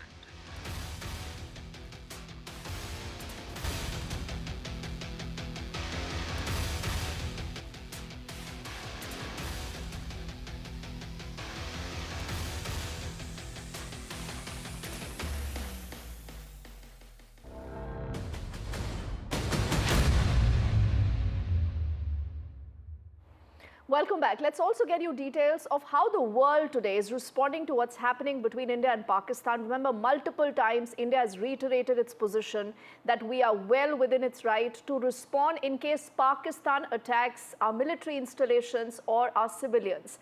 Now, in the course of this, you've seen the US making some fast, quick moves. To decode that, we have our colleague Vishal joining us, even as we'll stay with these pictures to read us through what has happened. Vishal, what has the conversation been like vis-a-vis New Delhi and Islamabad?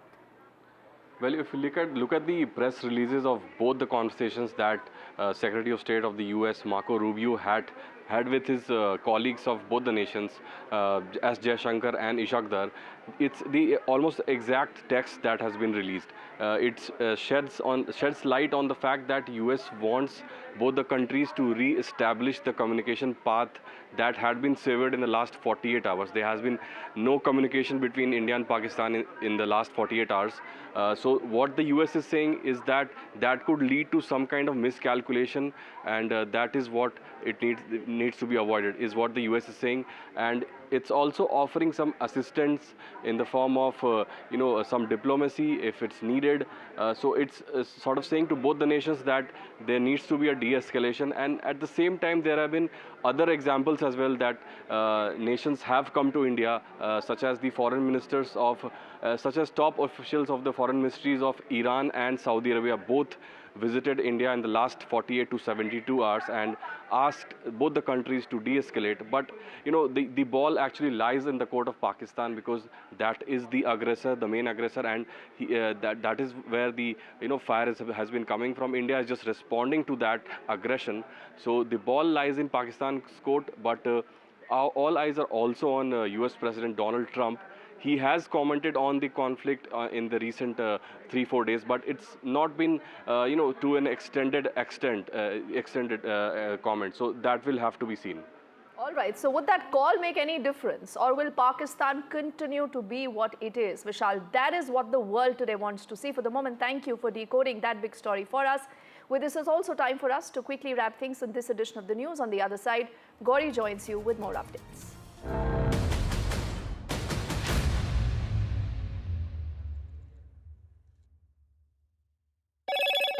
Hello, Moto. Motorola, India's leading AI smartphone brand.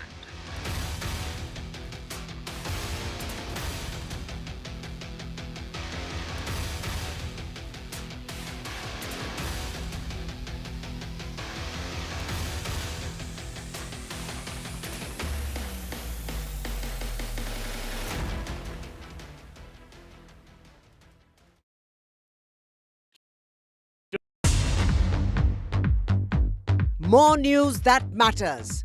Big exclusive.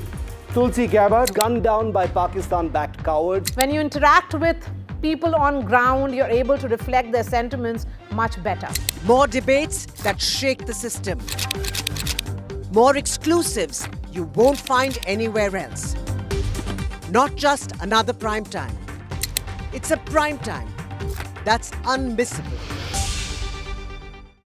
I've been reporting on all issues big and small from Andhra Pradesh, Telangana, rest of South India, bringing you all the action, all that you need to know, all that you want to know. The energy of maximum city is infectious. I'm bringing that energy in our news coverage from financial capital Mumbai. Covering from the southernmost part of India over the last 23 years, I bring in-depth and 360-degree coverage from the Dravidian heartland. The land of Mishti, also known for its bitter politics. I have seen much water flow under the Howrah Bridge, covering Bengal in all its vivid colors. India's IT capital is always bustling, a city full of startups, stories and surprises. And I keep you ahead on all the Bengaluru buzz.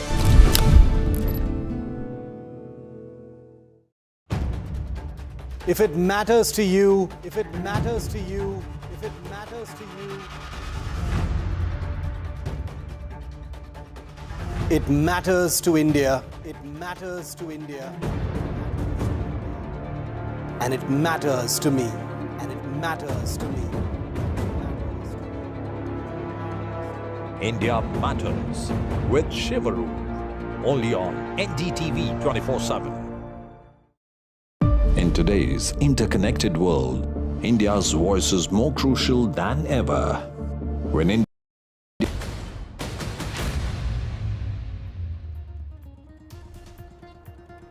Top government sources on India-Pakistan tensions, they say that future act of terror will be treated as an act of war. Source-based information on NDTV that India will respond accordingly.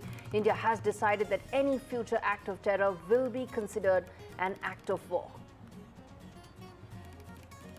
Government sources on the terrorists that have been killed. Source-based information on NDTV, top terrorists have been killed. 3 Jaish-e-Mohammed and 2 Lashkar-e-Taiba terrorists have been killed by India. Prime Minister Modi chairs high-level meeting. 3 services chiefs meet Prime Minister Modi. Tri-services chiefs, CDS, National Security Advisor and Defence Minister attend the high-level meeting. Government says Pakistan actions have been provocative and escalatory. Government says that Pakistan tried to hit multiple air bases of India. US Secretary of State and Acting National Security Advisor Marco Rubio speaks to Jai Shankar. External Affairs Minister Dr. Jai Shankar and Marco Rubio spoke. And Rubio says that there is a need to de-escalate. US also proposes support in discussion. Dr. Jaishankar says that India's approach has always been measured and responsible.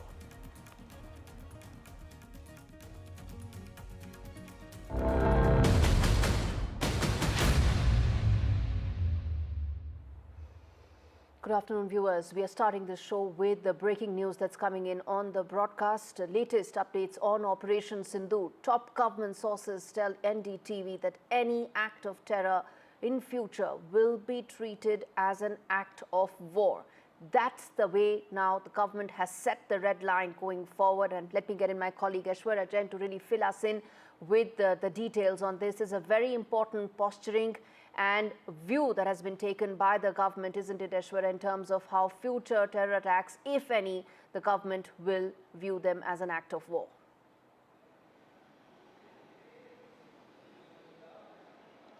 Well, that's very big and strong line that the government of India has taken. The top government sources have informed NDTV that the government has decided that any future terrorism activity on the Indian soil would be considered as an act of war and will be responded accordingly. Remember, Prime Minister Narendra Modi just few hours back chaired that high-level meeting in which Defence Minister Rajnath Singh, CDS, NSA and the tri-service chiefs were present, and that meeting lasted for almost an hour. On a daily basis, we are seeing the action from the Pakistani army and Indian armed forces retaliating to it. It is the Pakistani aggression that has been given befitting reply on a daily basis along with the line of control and the international border as well. But certainly now the government of India has drawn a line. That's a red line that if any future terrorism activity will be taking place in the country or in the Indian territory, then it will be considered as an act of war, and that will be responded accordingly, is the bigger message coming in from the sources. The top government sources had drawn the line. It is a direct message from the Prime Minister's office. The sources in the Prime Minister's office now clearly telling us that it is Prime Minister's state message to the armed forces as well to respond accordingly. Remember, India has already drawn the line of what retaliation Indian armed forces had been doing as far as Pakistan's aggression, the coordinated attacks as far as the drones and missiles are concerned on different Indian cities, the Indian military bases, and how India has reacted to it very strongly. There has been occasions when we have seen that be it the Samba sector in Jammu and Kashmir or the Rajouri or Poonch sector, it is Pakistani cover fire that was given, and an infiltration bid was foiled by the border security force as well. And this is, the chance that the Pakistani army, wanted to take it. They have been exposed time and again by the Indian dispensation, by the Indian armed forces, by providing evidences, visual evidences as well. And now it is, on the sidelines of that, we have seen there were alerts and intelligence sources also stated earlier that there could be an infiltration bid in the Indian territory, but that has all been foiled up. But now the government has made it clear that no terrorist activity would be barred. It will be a clear red line that any sort of terrorism activity in the future will be considered as an act of war, and Indian dispensation will be acting accordingly. Government's very tough, very direct warning to Pakistan coming in. As Aishwarya was saying, that high-profile meeting that took place, high-level meeting between Prime Minister Modi, Tri-Services Chief, National Security Advisor, Defence Minister, all those meetings that have taken place after this direct posturing by the government sets a very clear message to Pakistan. Aishwarya Jain, really appreciate you joining us live to give us that update. Through the day, viewers, we have been giving you verified, credible, authentic information about what all Pakistan has been doing. And this report that my colleague Shivarur filed from Dal Lake gives you the first-hand account of what is it that Pakistan has been doing in the last 48 hours, hitting at 26 Indian cities. This report tells you what really happened in Srinagar at Dal Lake, where one such drone by Pakistan was fired. Take a look.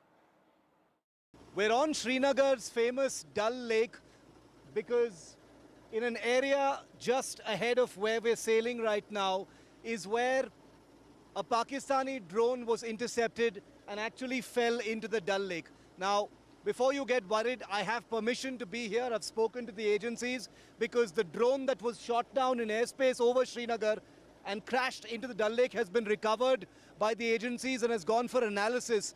But I wanted to give our viewers here on NDTV tracking our ground coverage just a sense of how in the middle of a population center, Pakistan has been sending offensive weapons.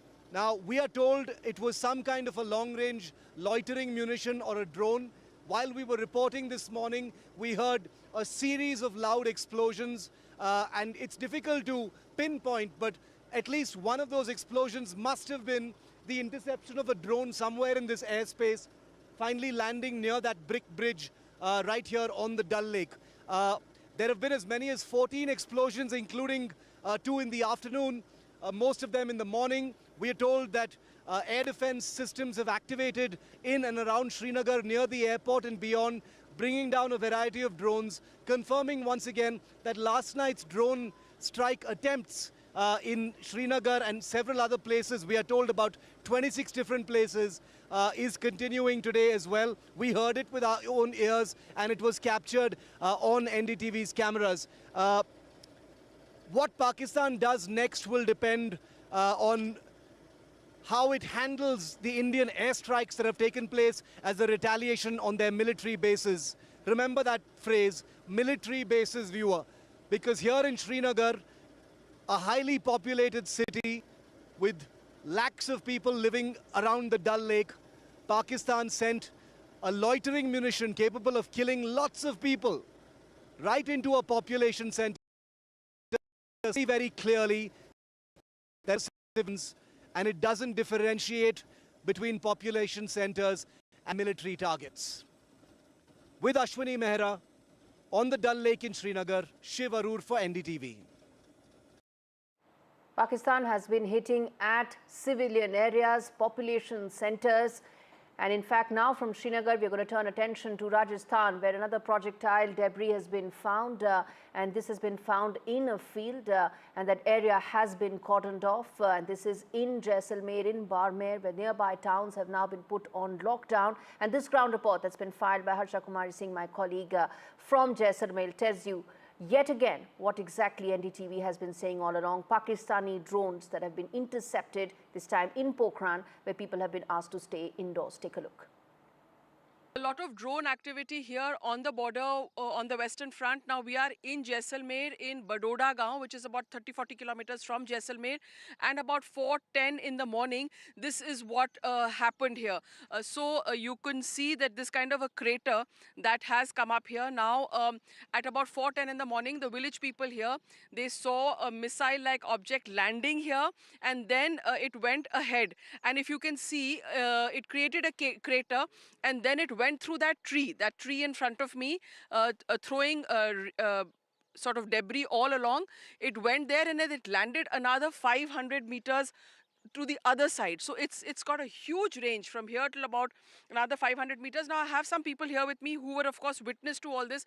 भैया आपका नाम बताइए. उदय सिंह. हाँ, उदय सिंह, आप लोग यहाँ पर रात को सो रहे थे, घर में क्या देखा आपने? खेत है हमारा, वहाँ पर सो रहे थे. क्या देखा आपने? हमने तो 4:40 पर धमाका हुआ, 3 धमाका, जोरदार धमाका हुआ. उसमें अपने आग पूरा प्रकाश हो गया 3 किलोमीटर में, प्रकाश से प्रकाश. और फिर क्या देखा, यहाँ पे क्या हुआ? यहाँ पर गड्ढा ये मिसाइल फूट को अलग गई, 2 किलोमीटर में अलग गई. यहाँ ठीक है. आपने क्या देखा, आप यहीं पे थे? हमने वही देखा, ब्लास्ट हुआ है और चिंगारी निकली है 4-4:30 के आसपास, और फिर धमाके अलग अलग जगह धमाके भी हुए हैं. और ये जो यहाँ पे आया था, ये लगता है चीरता हुआ यहाँ से गया है. बिल्कुल बिल्कुल, यहाँ से गिरने से सीधा, ये झाड़ है इसके अंदर से गिरने से सीधा यहाँ से 1.5 किलोमीटर आगे इसका जो टुकड़ा है वो आगे गिरा है. और जो हमारे घर थे उसके ऊपर भी गिरे हैं और घर के अंदर भी आए हैं, फिर नुकसान कुछ नहीं हुआ. इसीलिए क्या है कि गिरने से थोड़ा अफसोस भी हुआ है घर वालों को, इसीलिए वो सीधा आगे निकल गया. जो इसका टुकड़ा है ना, वो आगे गिर गया है. बाकी छोटे छोटे पार्ट्स हैं वो हमारे घर में गिरे हैं, उधर खेत में भी गए हैं. तो आर्मी ने आके यहाँ से सारे पार्ट्स इकट्ठा कर लिए? बिल्कुल, पार्ट्स सभी इकट्ठे कर लिए आर्मी आ गई है, पुलिस प्रशासन भी आ गए हैं, सब यहाँ पर आ गए हैं, इसीलिए वो सब इकट्ठा करके एक जगह कर लिया है। So as you can see behind me, quite a big sort of indent it's made in the ground, quite a big crater, and it seems to have a very long range, because as the people here are telling us, it went through this tree, it went over that house there, and then it's gone further. Another part of that explosive has gone further and landed in a field there. So in Jaisalmer and Barmer, in these areas, early in the morning, these kind of attacks are coming from across the border, and of course, luckily so far, no harm or damage has been caused. All right. Government has been putting out details of the terrorists that have been killed in the Indian operation. Source-based information coming to NDTV, but again, credible, as we've been saying all along, that top terrorists have been killed in these operations. Details of Pakistani army's engagement with these terrorists have also been proven beyond doubt, with their names, their affiliations all shared. These include 3 Jaish-e-Mohammed terrorists, 2 Lashkar-e-Taiba terrorists, all killed by Indian operations. Government sources are indicating that these are top terrorists that the government has targeted in these operations. Remember, for India, Operation Sindoor is about and has been about only focused on the terror infrastructure that has been perpetrated by Pakistan on its soil. That is what Operation Sindoor has been all about, and my colleague Maria Shakil gives us details of these 5 terrorists that have been killed and the source-based information that we have with you. Take a look. We have been saying that, and that's what the Indian establishment here also has been emphasizing on, that the terrorists who have been killed are linked to Jaish-e-Mohammed and Lashkar-e-Taiba. These terror outfits have been carrying out attacks on Indian soil not once but multiple occasions in the past. Remember, IC-814 hijack which happened. In fact, someone who carried out that hijack was wanted in that case, has also been killed, Muhammad Yusuf Azhar. He is brother-in-law of Maulana Masood Azhar. He handled, in fact, weapons training for Jaish-e-Mohammed and was responsible for multiple terrorist attacks which took place in Jammu and Kashmir. Besides that, other names, which includes Mudassar Khadian Khas, who was in charge of the Mazkar Taiba in Murid Ke. His funeral, as was pointed out by Foreign Secretary, was attended by the serving Lieutenant General of Pakistani Army and also the IG of Punjab Punjab Police in Pakistan. So the emphasis being made here by the government sources, Vishnu, is that they have worked closely with the Pakistani military and the entire Pakistani establishment in carrying out those terror attacks on Indian soil from across the border. It was cross-border terrorism, and the planning and was carried out, it was done on the Pakistani soil. More names that have been released by way of government sources, of course, is of Muhammad Hassan Khan, who is associated with Jaish-e-Mohammed. He played a key role in carrying out multiple terrorist attacks in Jammu and Kashmir. Another important name again would be Khalid Abu Akhasa, who was associated with Lashkar-e-Taiba, and his funeral was held in Faisalabad. Again, that funeral was attended by senior Pakistani army officials and the deputy commissioner of Faisalabad. So this is the list of some of the terrorists, the names of which have now come out by way of government sources. Operation Sindoor started, viewers. The one thing that Pakistan has been doing again and again is coming out with a misinformation campaign, a propaganda that India has been busting again and again. Indian army shooting down Pakistan lies, and we've been telling all those details right here because it's important to counter the fiction that Pakistan has been coming out with exact facts. The fake news that Pakistan has been coming out in terms of whether it's the Indian army, supposed perpetrator, damages, all coming out by the Pakistan misinformation factory is being busted right here. And my colleague Nikunj Garg gives you all those details. Much of this propaganda is actually targeted at Indian civil population. The larger world probably is currently not too interested in the conflict or will not be too bothered in this conflict unless it further escalates. Pakistan is basically trying to demotivate through a large online campaign, particularly the population that it is targeting, and send out a message that Government of India or the Government of India's other wings are somehow failing to act upon the responsibility entrusted upon them. Pakistan obviously is a past master of misusing social media elements or even propaganda on the mainline platforms. they have activated their complete machinery at this moment also, as is expected in a near war-like situation that we are in currently. Obviously, Pakistani side will leave no stone unturned, knowing their weaknesses, knowing chinks in their armor, and would try to impress upon a larger section of population, both in India and Pakistan back home also, that they have been able to inflict large-scale damage. Government of India, as you have seen, that the Press Information Bureau has set up a fact check unit. They have been constantly debunking any kind of propaganda that is being pushed by the Pakistani handles. Government is also taking active steps to block the handles that have routinely been found to be propagating Pakistani fake media campaigns. It has also put out advisories. Yesterday, Information and Broadcasting Minister took a special meeting of multiple public platforms. In fact, a series of meetings, and after that, they have set up a special control room for anyone to verify, anyone in the business of news, media, and information seeking, to verify the news that is being put out through a special platform or a special control room of the Press Information Bureau. So multiple steps are being taken, but the best step against any kind of fakery on social media is not to fall for any kind of propaganda material being pushed by unverified handles or handles that do not have any reliable followers. And that's a general advisory for general people in any time, and mostly in the times of wars and situation of any contingency. People should very closely follow it. In fact, Foreign Secretary himself today appealed to the people not to fall for the kind Pakistani propaganda that is being pushed, and that was after he said that Pakistan is actually trying to sow the seeds of discord between communities in India. Viewers, I'm going to now play out sound bites of the two women who are essentially now the face of India in Operation Sindoor, both in India and around the world. That is Wing Commander Voimika Singh and Colonel Sophia Qureshi. Take a look.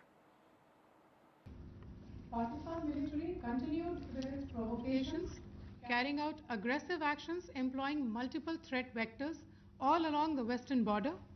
Pakistan employed UCAV, drones, long-range weapons, loitering munitions and fighter aircrafts to target civilian areas and military infrastructure. Pakistan military also resorted to air intrusions using drones and firing of heavy caliber weapons along the line of control. Along the international border and the line of controls, air intrusion and several harassment attacks were also attempted from Srinagar till Nalia at more than 26 locations. Indian Armed Forces successfully neutralized these threats and majority of the vectors. However, limited damage was sustained to equipment and personnel at Indian Air Force stations at Udhampur, Pathankot, Adhampur and Bhuj. There were also several high-speed missile attacks noticed subsequently after 0140 hours in the night at several air bases in Punjab. In a deplorable cowardly act, targeting of civilian infrastructure also had taken place, where Pakistan attacked the Medicare center and school premises at the air bases of Srinagar, Avantipur and Udhampur, yet again displaying irresponsible targeting of our civilian infrastructure. In a swift and calibrated response, Indian Armed Forces carried out precision attacks only on identified military targets. These included technical infrastructure, command and control centers, radar sites and weapon storage areas. Pakistan military targets at Rafiqi, Murid, Chaklala, Rahim Yar Khan, Sukur and Chunya were engaged using air-launched precision weapons from our fighter aircraft. Radar site at Pasroor and Sialkot Aviation Base were also targeted using precision munitions. While carrying out these responses, India ensured minimum collateral damage. Pakistan has also attempted to execute a continued malicious misinformation campaign with claims of destruction of Indian S-400 system at Adhampur, destruction of airfields at Suratgarh and Sirsa, BrahMos base at Nagrota, RT gun positions at Derang Yari and Chandigarh forward ammunition depot, with heavy damages to other military stations being propagated on social media. India unequivocally rejects these false narratives being spread by Pakistan. Along the line of control also, Pakistan has attempted multiple air intrusions using drones and conducted shelling using heavy caliber RT guns, targeting civilian infrastructure and killing some civilians. Heavy exchange of artillery mortars and small arm fire in Kupwara, Baramulla, Poonch, Rajouri and Akhnur sectors continued. Indian Army has responded effectively and proportionately, causing extensive damage to Pakistan Army. Pak military has been observed to be moving their troops into forward areas, indicating offensive intent to further escalate the situation. Indian armed forces remain in a high state of operational readiness. All hostile actions have been effectively countered and responded appropriately. Indian armed forces reiterate their commitment to non-escalation, provided it is reciprocated by the Pakistan military. At the end, I would also like to show you a few images of Air Force bases in the Punjab sector and Rajasthan sector, where it is mighty clear that we are debunking the Pakistani claims of causing destruction at these air bases. You can yourself see the normalcy in these Air Force stations. This is Sirsa,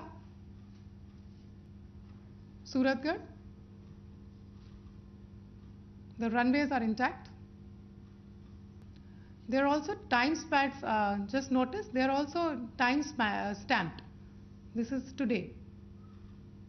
First of all, as you have seen, Pakistani claims about activities that they have undertaken continue to be heavy on lies, misinformation and propaganda. And on top of that, this is peddled by Pakistani state agencies. The claims that they have made about attacking and destroying various places, various military installations and facilities, as has been pointed out by my colleagues here this morning, are completely false. The claim about the Air Force station in Sirsa being destroyed, completely false, as you've seen. The claim about the Air Force station in Suratgarh being destroyed, completely false again, as you have seen.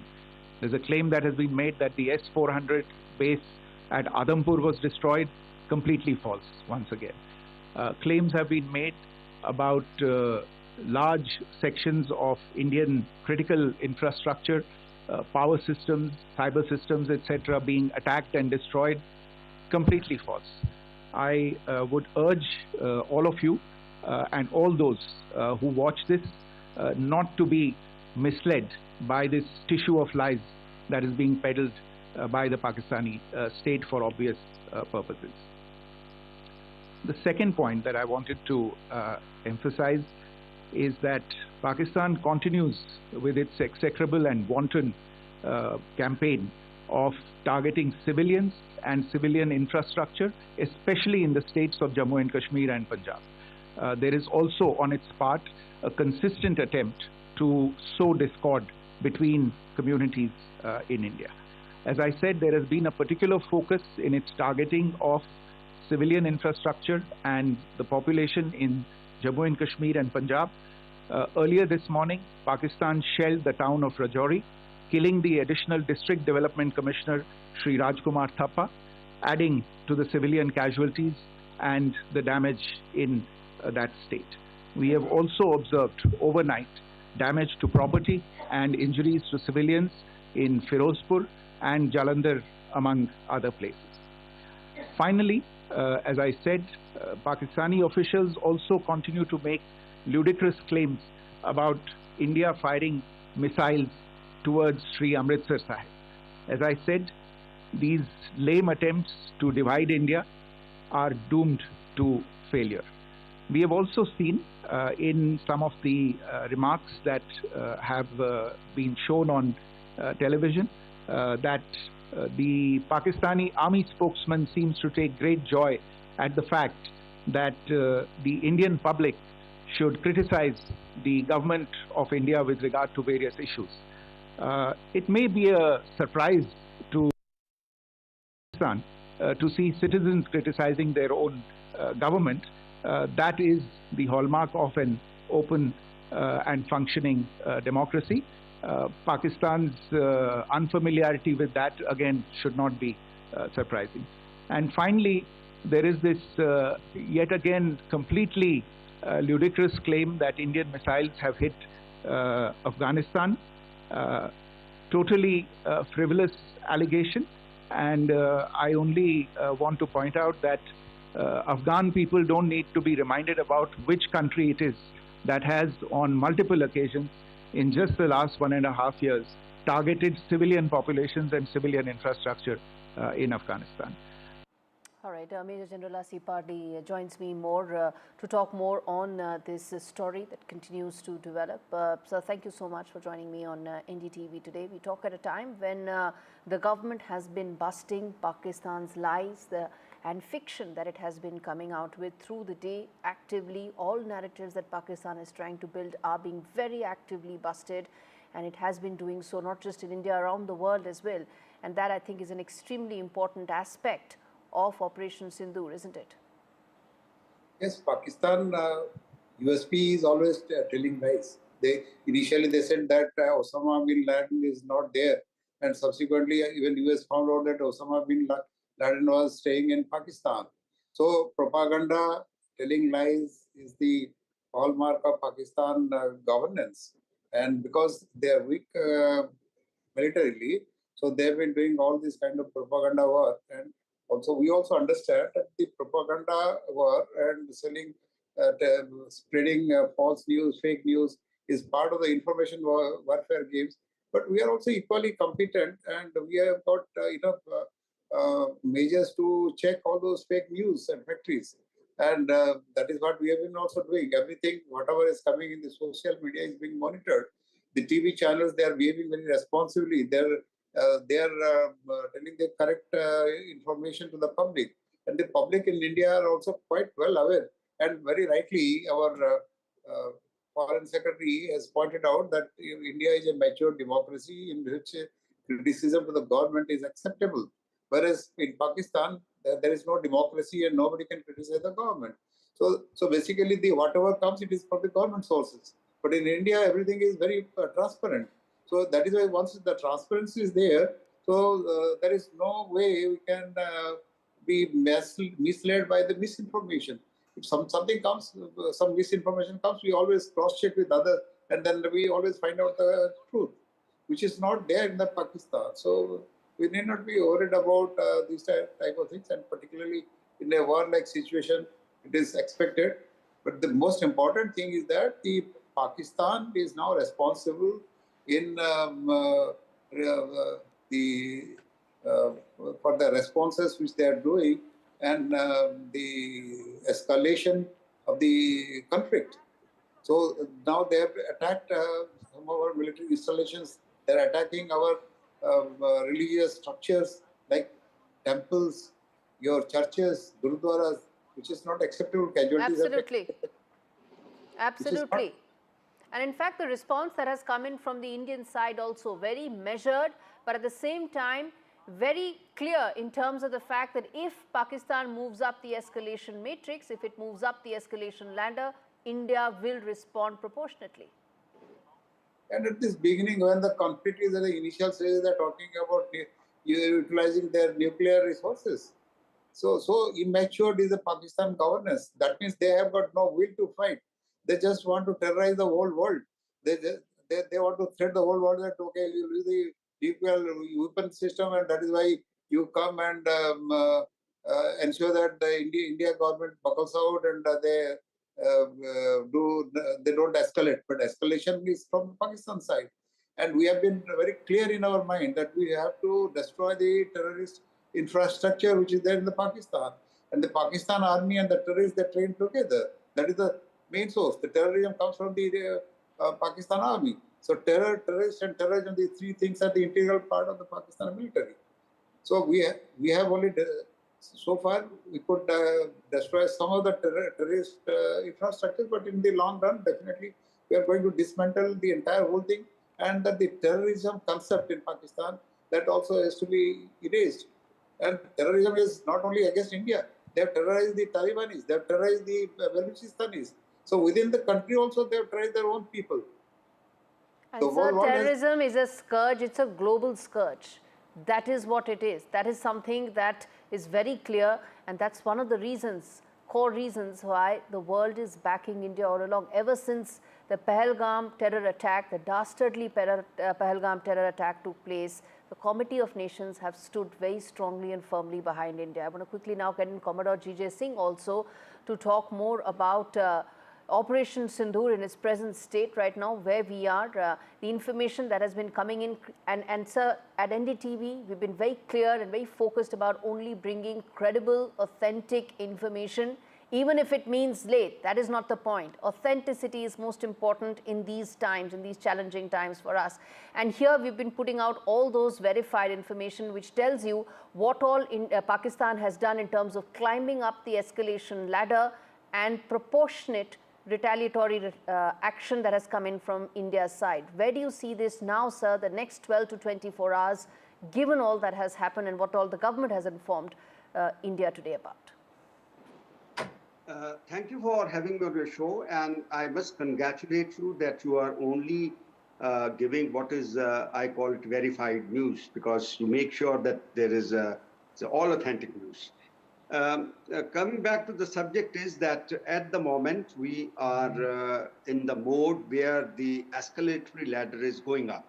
It is going in a upward spiral because the kind of weapons which Pakistan has used this morning, like the high-speed hypersonic missile, that Fateh 2, is a very dangerous point where we should be worried about, because they were probably targeting our capital, and we have to be careful about it, because this was not expected. It is not a proportionate, calibrated, Is or targeting civilian population. In fact, whether it is in Dal Lake, whether it is in Jaisalmer, we've been putting out those ground reports. Our colleagues have been covering every aspect of this, and everywhere Pakistan is trying to, of course, hit civilian population. Yeah, that's what I was coming to, that they have been hitting or sort of striking on a civilian population all along the IB border as well as in the LOC. So they have just no ethics or the principles of fighting. They are now in a provocatory move. They want to provocate us, whereas we are very restrained, we are balanced, we are proportionate. Whatever they are doing, we are only hitting those targets with the very precise strikes without any collateral damage or any hitting any populated areas.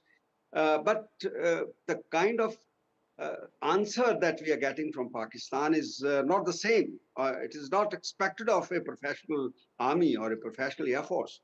So therefore, I see it as a provocation. I see that we are going up on the escalate ladder, because lately we have also heard that they have started mobilizing their armed corps and armed divisions, they are infantry, they are in fact, this is artillery. something, this is extremely important, and I wanted to get in General Padi as well on this, that how do you read and in fact this information that came in from the press conference earlier in the day on what Commodore G.J. Singh is saying, that Pakistan is moving some of its army and soldiers to the border areas, the movement of troops that's taking place.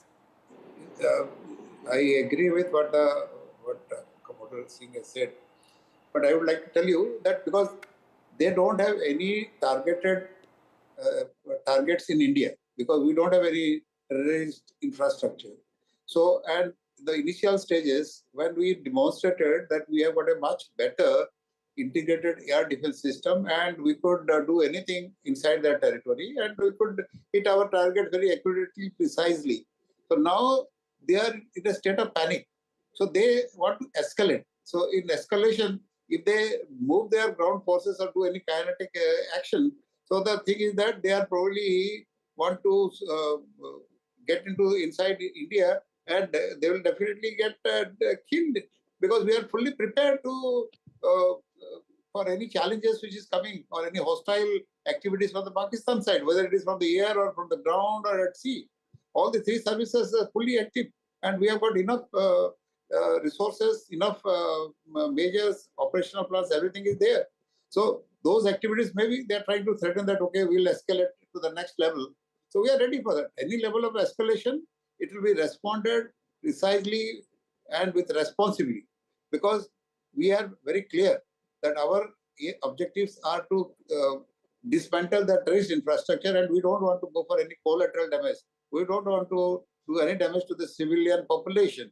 So far we have not done that, which they have been doing it. So if they escalate, so let them do it, and then they will see our response. Absolutely. In fact, India also mentioned this when it said that Pakistan is trying to weaponize civilian airspace.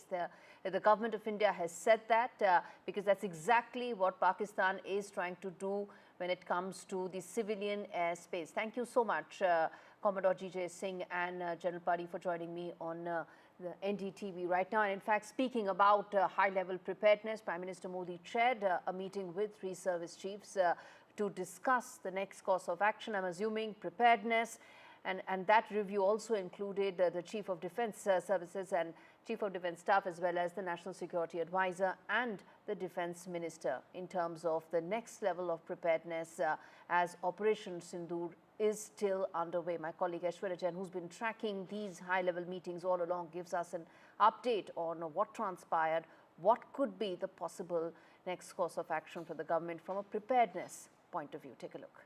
Yesterday, late night, Prime Minister chaired a high-level security meeting with top officials of the defense forces, including Defense Minister Rajnath Singh. And within 13 to 14 hours, another round of meeting took place today at 7 Lok Kalyan Marg, where Prime Minister was briefed about the ongoing operations of the Indian Armed Forces. The Indian government and the top dispensation of Indian establishment is in view that India is only retaliating to what Pakistani troops are doing as far as hitting our civilians and also engaging in the infiltration bid. There has been cover fires being given by the Pakistani troops from their bunkers, and it is, of course, the border security force, clearly stopping this kind of infiltration bid. All of them had come into, the visual evidences that Indian armed forces are collecting, but certainly it is the Prime Minister who had a view that Indian armed forces should be given a free hand, and the entire country is united together in support with the Indian armed forces. Prime Minister had stated that he believes in full professional capabilities of our armed forces, and therefore the ongoing escalation by the Pakistani side is something that has been seen very, very closely. Prime Minister, Defense Minister and Home Minister monitoring such situations very closely. We've been told that since morning there are multiple meetings that happened. If I quickly recap those, early in the morning we saw Chief of Defence Staff going to Defence Minister Rajnath Singh's residence. That meeting lasted for almost an hour. Post that, we saw that press conference by the Government of India in which details were given about how the Indian armed forces stopped the Pakistani drones and missiles that were coming and was aiming towards the Indian air bases. Post that, we saw NSA Ajit Doval going towards 7 LKM, and that meeting lasted for almost an hour, and then this very important meeting that Prime Minister chaired with Defence Minister Rajnath Singh, CDS, NSA and tri-service chiefs present. That meeting lasted for an hour, and a separate one-on-one meeting after that with NSA Ajit Doval and Prime Minister. So Prime Minister very, very closely monitoring each and every situation. Of course, the nod is being given by Prime Minister for the armed forces, but the armed forces have been given clear free hand for their operations. All right, shifting focus now to Delhi, where Chief Minister Rekha Gupta has chaired a key meeting and held a meeting with key ministers in terms of the level of preparedness for the state of Delhi, and that also includes the health department. I want to quickly first play out the soundbite of the Chief Minister, and then I get my colleague Shreya Ghosh to talk more on that. Panic नहीं है, बिल्कुल निश्चिंत होकर के जनता relax हो सकती है। सरकार मुस्तैद है, प्रशासन दुरुस्त है और सेनाएं अपना काम कर रही हैं। हम सबको बस अवेयर रहना है और किसी भी स्थिति से निपटने के लिए तैयार रहना है, इतनी सी बात है। और किसी भी प्रकार की इससे आगे की चिंता नहीं करनी है। पर इस परिस्थिति में पूरा देश एकजुट है, ये जरूर संदेश पूरे शहर का है, पूरी राष्ट्रीय राजधानी का है। All right, Shreya Ghosh joins us live to talk more about this. Shreya, it's of course a meeting aimed to ensure that there is a complete level of preparedness. But talk to us about what all were the highlights of this meeting.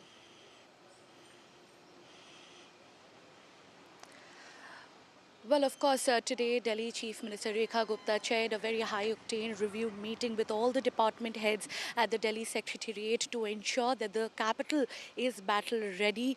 And of course, she has asked the people not to worry, not to create any panic because the city is ready and the national capital will not be caught off guard in any case of emergency.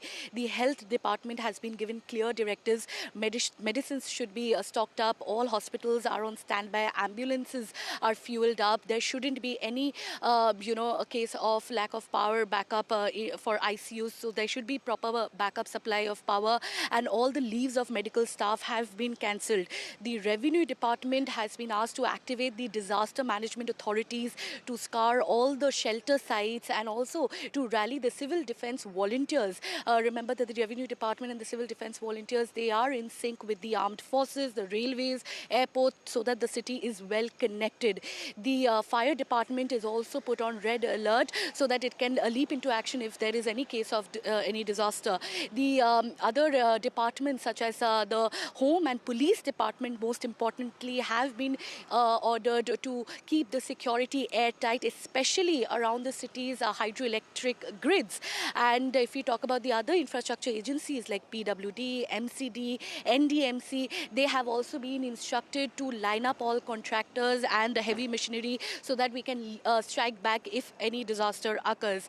Other than that, most importantly, power department, because people are scared that there could be possible blackouts, but CM Rekha Gupta has instructed the power department that there shouldn't be any case of power outages, and there should be enough backup supply, for critical services. That has been the main agenda of today's meeting, to ensure that all the departments, they are in this together, they are on their feet, and they are ready for any kind of emergency if at all strikes the national capital. But most importantly, as you heard Chief Minister Rekha Gupta underlining the fact that there shouldn't be any panic amongst people. People should be on alert mode at all times, and they should believe that all the departments are working in their favor to make sure that the city is prepared for any kind of disaster, any kind of emergency in this time where the India-Pakistan tensions are escalating. Back to you. All right, shall we leave it there? Thanks much for those details. And shifting focus now from Delhi to Gujarat, a border state which shares the international border with Pakistan, about 500 odd kilometers, 2,300 kilometers is the kind of coastline that Gujarat shares with Pakistan, which is why the Chief Minister held and reviewed the security measures, including the steps taken for the safety of citizens, and that also include directives made and given to the state administration in terms of the next course of action, given the fact that Gujarat, as I said, is a border state and is in high level of preparedness. Let's quickly play out this soundbite of Saduddin Owaisi, where he has termed Pakistan as a terror state and said that Pakistan gave shelter to Osama bin Laden and the West must realize that Pakistan is a failed state. Listen in. Osama bin Laden was found taking shelter in a military area, and he was given covert support. He was given all the support, all the help by the military establishment of Pakistan. It is for the Western world to realize that Pakistan is a failed state. It is high time that not only Western world but every senior nation in this world should rise up and ensure that the nuclear bombs which the Pakistans possess, that should be disarmed. They are a threat to the whole humankind. They have been using terrorism to destabilize India.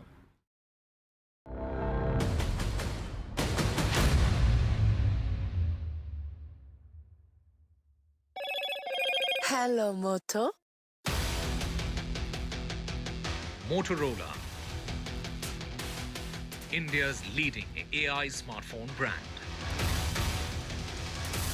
Government sources on terrorists killed in Operation Sindoor. Top terrorists have been killed. That includes 3 Jaish-e-Mohammed and 2 Lashkar-e-Taiba terrorists. Prime Minister Modi chairs high-level meeting with 3 services chiefs and reviews the situation along with CDS. Government says that Pakistani actions have been provocative and escalatory.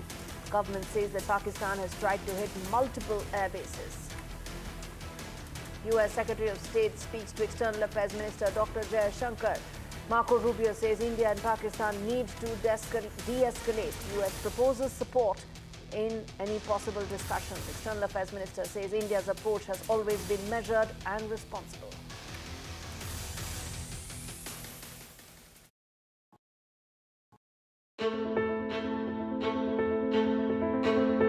News is not just headlines, it is what impacts you. And news should never be mistaken for noise. What matters is the reality. Accurate, in-depth, and with the right perspective. For over 20 years, I have been a journalist, and never has clarity mattered more than now. At Newsnight, we go beyond the surface. We dissect the details, challenge the narratives, and bring you the unparalleled clarity you deserve in a world clouded by misinformation. We are bold, we are direct. Newsnight, for the news in your interest. Only on NDTV 24/7. How often have you turned away from debates that descend into endless fights? We bring you a show where every question is answered, where every debate finds its resolution, where every story finds its conclusion, where opinions collide but facts prevail, where stories unfold with insights and trust. When the noise ends, the last word begins.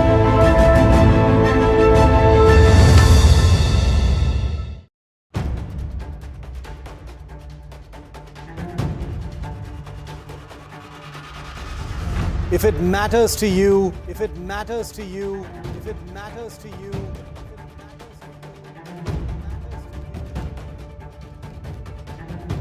it matters to India. It matters to India. It matters to India. And it matters to me. And it matters to me.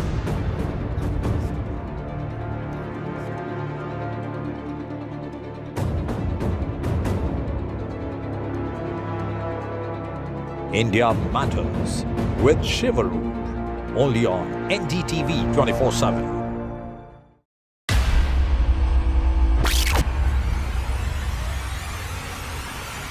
The last 1 month, if you see, the share prices of Genzol Engineering has fallen more than 58%. Why are the rating firms calling the debt payments as default? We have 2 credible credit rating agencies on March 4th coming and downgrading the stock to D. Statements are consistent. Hello, Moto. Motorola, India's leading AI smartphone brand.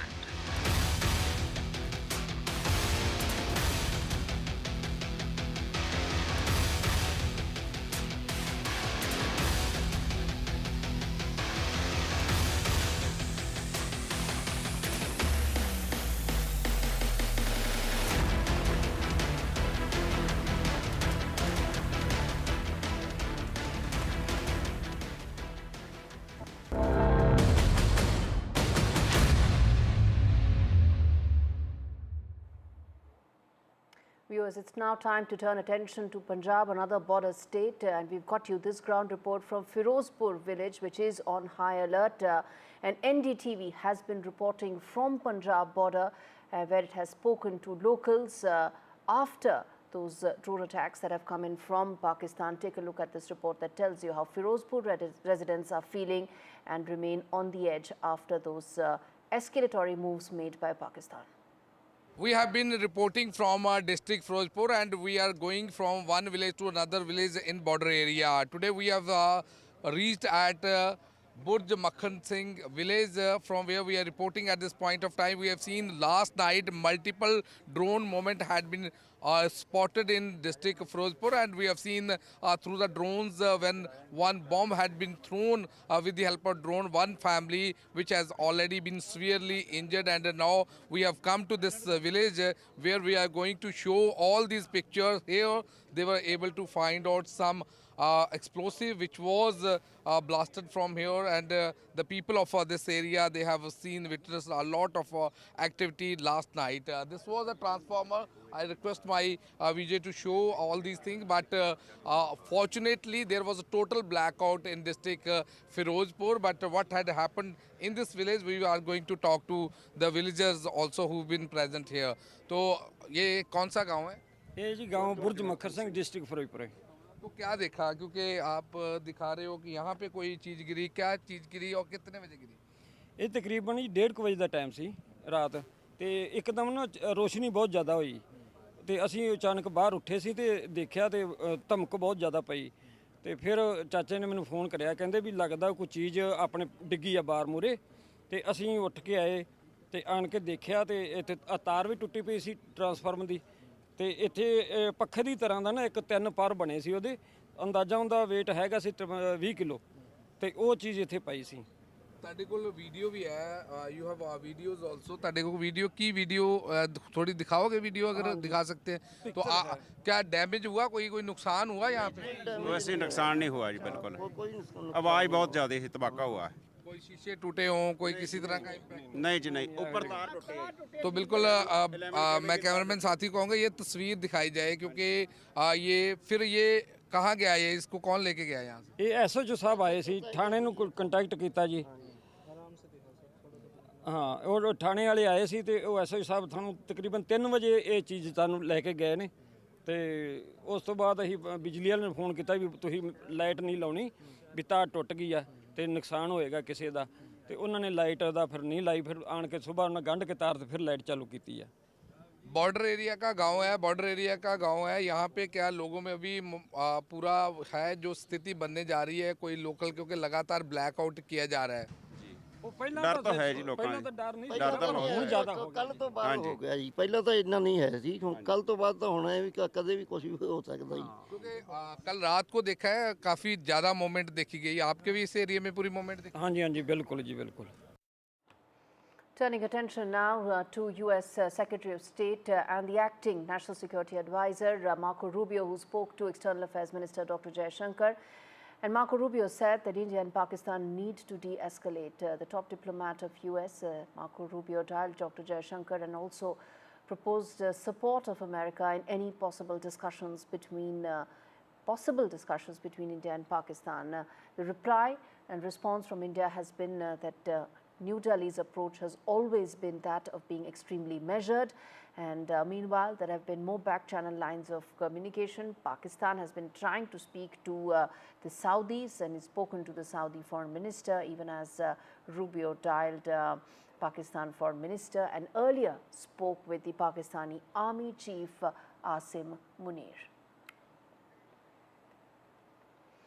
In fact, viewers, the DG of ISPR has terror ties. This is something that the world knows, and we on NDTV also are going to play out this report that tells you that A.S. Chaudhry has deep terror connects because he is the son of a US designated terrorist. Don't believe it? Take a look at this report that decodes that for you and the mindset of Pakistan in greater detail. Pakistan military's media megaphone is in the hands of a general with bloodlines tied to terror. ISPR Chief Major General Ahmad Sharif is the son of a UN-sanctioned scientist who in fact met Osama bin Laden and also plotted with extremists. His father, nuclear scientist Sultan Bashiruddin Mahmoud, was listed on the Al-Qaeda sanctions list by the UN Security Council on December 24, 2001. He allegedly met Osama bin Laden and shared knowledge of nuclear weapons and infrastructure. Mahmoud co-founded a group called the Umma Tamir-e-Nu, suspected of aiding jihadists in Afghanistan. A UN report said that he tried to fund a nuclear college in Taliban-held Kandahar. His son, now the army's top PR man, was briefly investigated but cleared of any links. In fact, US intelligence called the ISPR chief's father Bashiruddin Muhammad brilliant but delusional. Terror ties, fringe science and nuclear dreams. The ISPR's voice carries the shadow of a legacy once tied to bin Laden himself. A legacy of the general, the scientist, and the shadow of terror.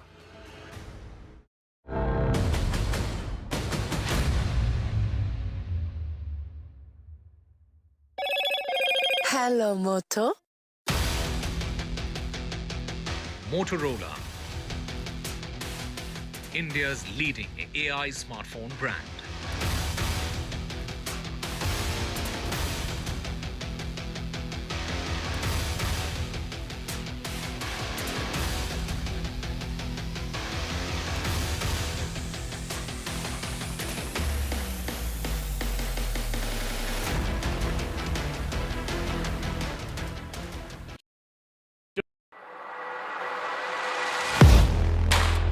Do you really know the company you invest in?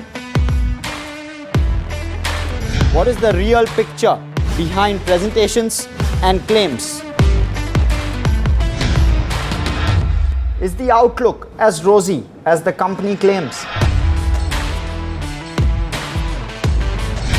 Know Your Company, powered by NDTV Profit Research, shines a light on the biggest stock market movers.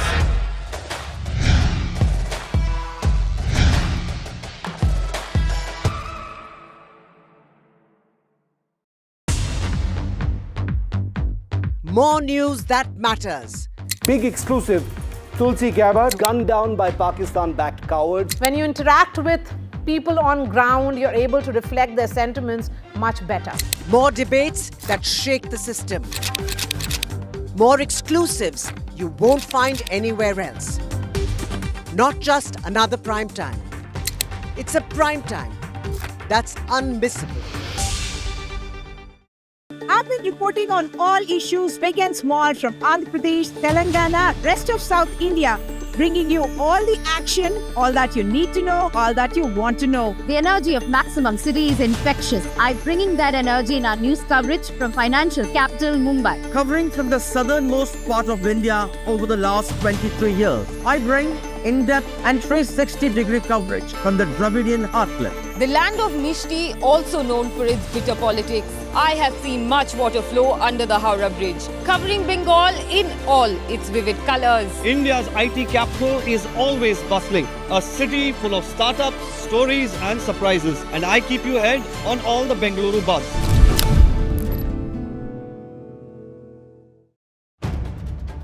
If it matters to you, if it matters to you, if it matters to you, it matters.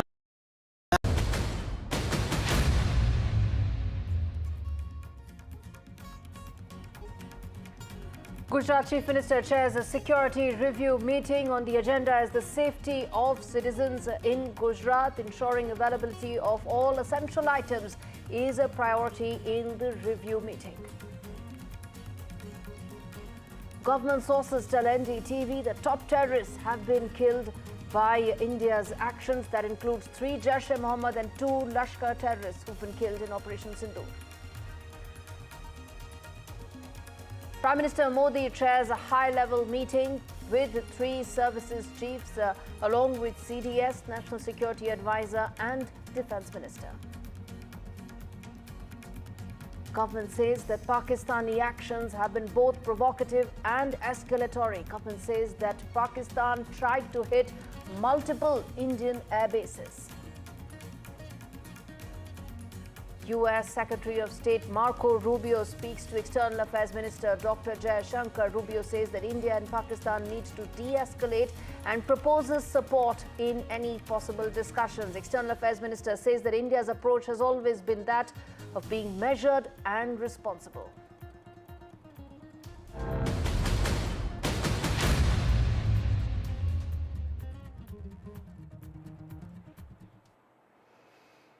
All right, government briefing on Operation Sindoor, where it has debunked the Pakistani propaganda again and again. India's defense might has been on display in the press conference that came in earlier in the day, and of course through the entire Operation Sindoor, where government has said that Pakistan tried and multiple times targeted the civilian areas, whether it is in Srinagar, whether it is in Jaisalmer, whether it is in Punjab, through the entire border with India. And in fact, government has said that Pakistan tried to attack 26 locations in India, and that included shelling in Rajouri as well. Let me now get in our team of reporters. Remember, NDTV's reporters have been covering every leg of this story, giving credible, authentic and correct information. Nazir joins us live to talk more about the situation on ground.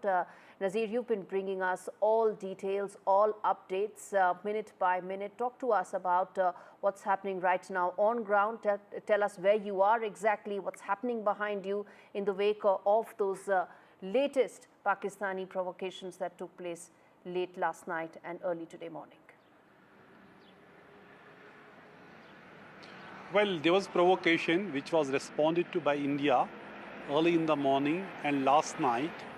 But sources tell us that India is unlikely to escalate things further, like carrying out any major attacks, whether it is drone attacks or missile attacks on Pakistan's, military establishments or these air bases, the way India did hit at them since last 24 hours in retaliation to Pakistani attacks.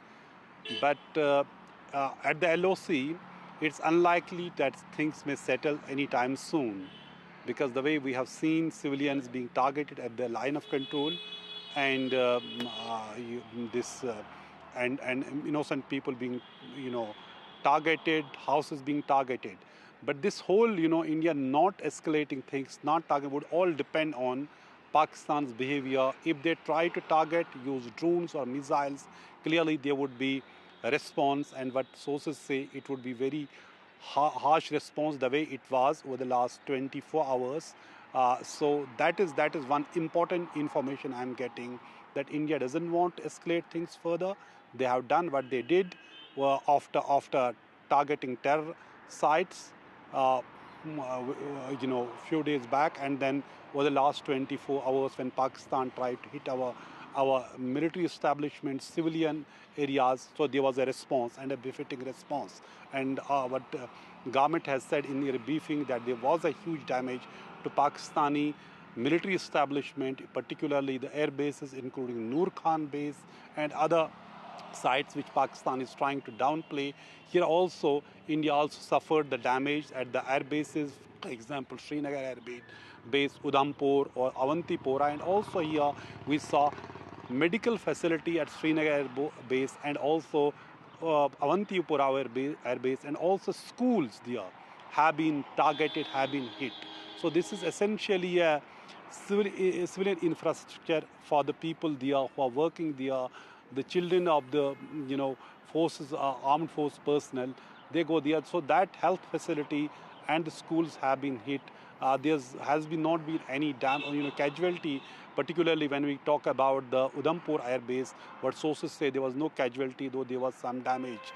So Pakistan has been trying to escalate things, and there was a proper response. But sources are telling us there would not be further escalation when it comes to targeting each other's mainland in concern, until Pakistan tries to target India. But at the line of control, which we have seen, they have been repeatedly targeting, and today we saw this morning in Rajouri, senior officer of J&K government, Rajkumar Thapas, he was killed, and Pakistani shells hit his official residence. He was not a combatant.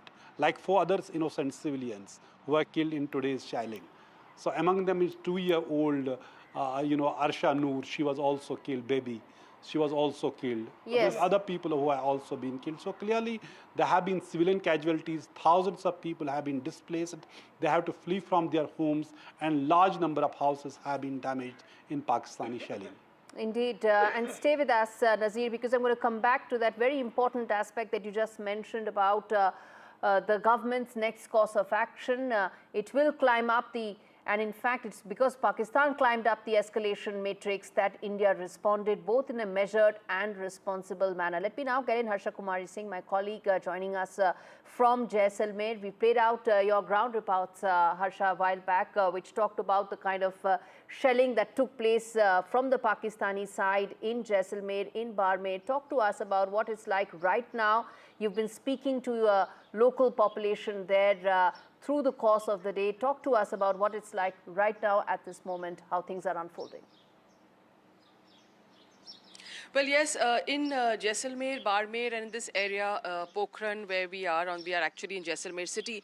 But on the western border, there is a sense of tension, definitely, because, so far the attacks were happening only at night, but then they started off this morning also.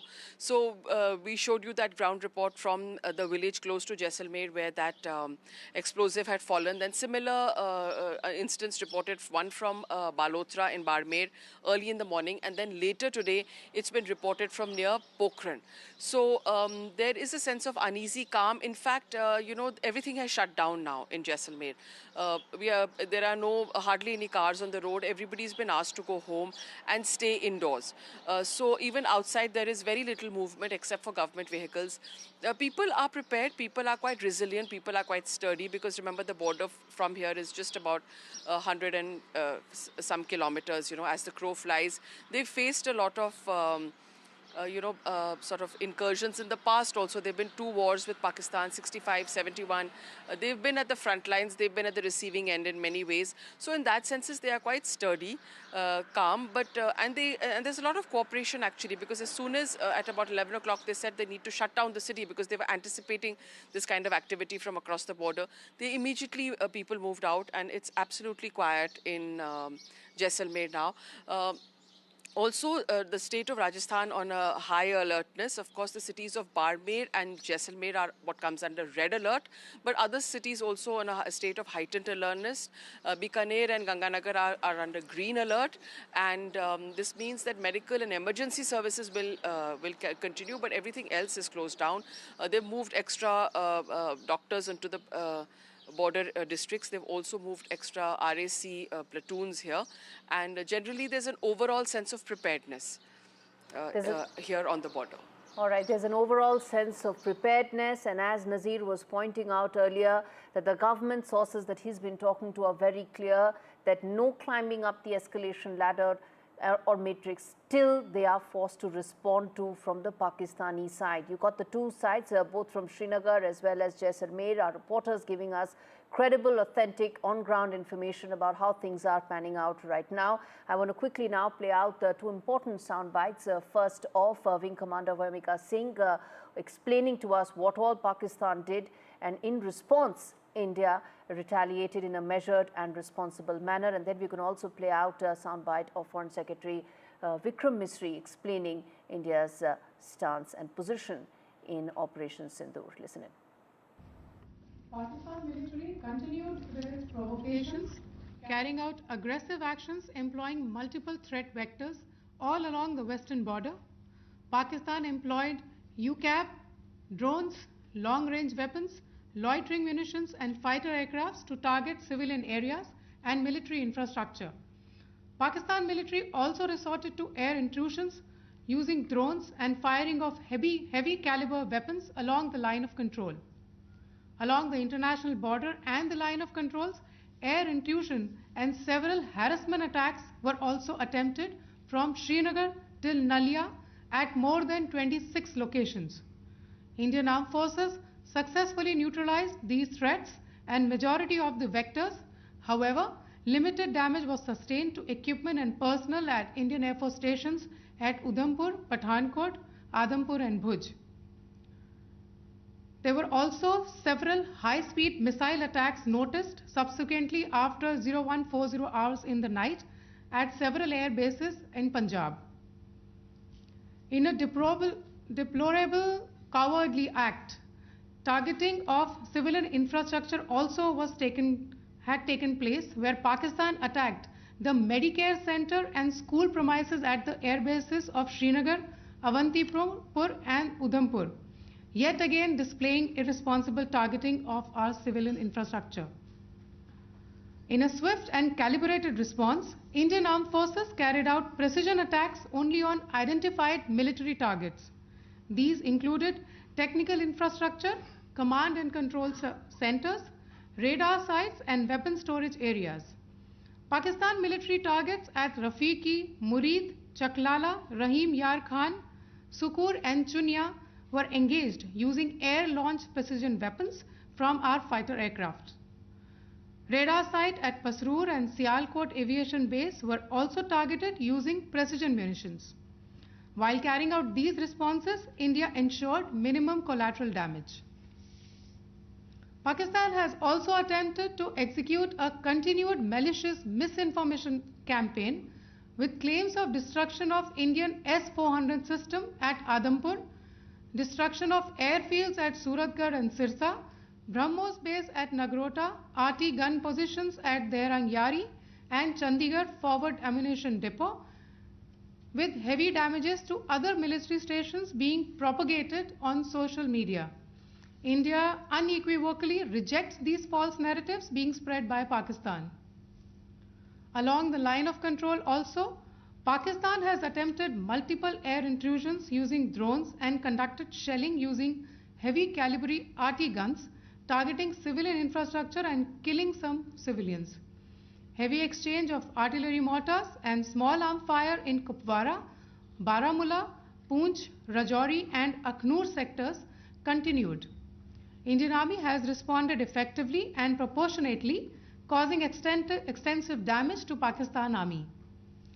Pak military has been observed to be moving their troops into forward areas, indicating offensive intent to further escalate the situation.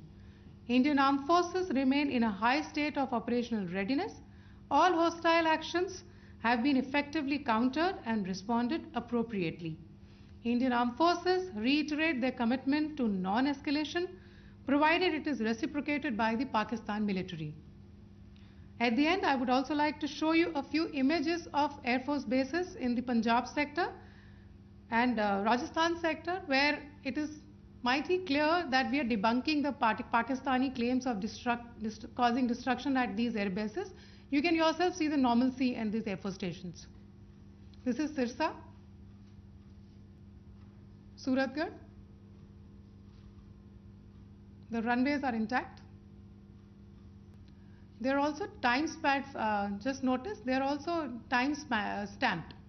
This is today. First of all, as you have seen, Pakistani claims about activities that they have undertaken continue to be heavy on lies, misinformation and propaganda. And on top of that, this is peddled by Pakistani state agencies. The claims that they have made about attacking and destroying various places, various military installations and facilities, as has been pointed out by my colleagues here this morning, are completely false. The claim about the Air Force station in Sirsa being destroyed, completely false, as you've seen. The claim about the Air Force station in Suratgarh being destroyed, completely false again, as you have seen. There's a claim that has been made that the S-400 base at Adampur was destroyed, completely false once again. Claims have been made about large sections of Indian critical infrastructure, power systems, cyber systems, etc. being attacked and destroyed, completely false. I would urge all of you and all those who watch this not to be misled by this tissue of lies that is being peddled by the Pakistani state for obvious purposes. The second point that I wanted to emphasize is that Pakistan continues with its execrable and wanton campaign of targeting civilians and civilian infrastructure, especially in the states of Jammu and Kashmir and Punjab. There is also on its part a consistent attempt to sow discord between communities in India. As I said, there has been a particular focus in its targeting of civilian infrastructure and the population in Jammu and Kashmir and Punjab. Earlier this morning, Pakistan shelled the town of Rajouri, killing the additional District Development Commissioner Shri Rajkumar Thappa, adding to the civilian casualties and the damage in that state. We have also observed overnight damage to property and injuries to civilians in Firozpur and Jalandhar, among other places. Finally, as I said, Pakistani officials also continue to make ludicrous claims about India firing missiles towards Sri Amritsar Sahib. As I said, these lame attempts to divide India are doomed to failure. We have also seen in some of the remarks that have been shown on television that the Pakistani army spokesman seems to take great joy at the fact that the Indian public should criticize the government of India with regard to various issues. It may be a surprise to Pakistan to see citizens criticizing their own government. That is the hallmark of an open and functioning democracy. Pakistan's unfamiliarity with that, again, should not be surprising. And finally, there is this yet again completely ludicrous claim that Indian missiles have hit Afghanistan. Totally frivolous allegation, and I only want to point out that Afghan people don't need to be reminded about which country it is that has on multiple occasions in just the last 1.5 years targeted civilian populations and civilian infrastructure in Afghanistan. All right, turning attention now to Tamil Nadu, where Chief Minister Stalin is holding a rally in solidarity with the Indian Army. Remember, the northern and western borders of India that border Pakistan is where tensions have escalated, and on your screens are down south, where a solidarity rally is being held along Marina Beach. Let me quickly now get in Sam Daniel, my colleague, to tell us more about this rally, who all have come in, what's the kind of messaging. Of course, the messaging is that south of India, Tamil Nadu stands strongly and firmly with India, with the northern and western borders. But tell us more, Sam, about this rally. The visuals are playing on our screens right now.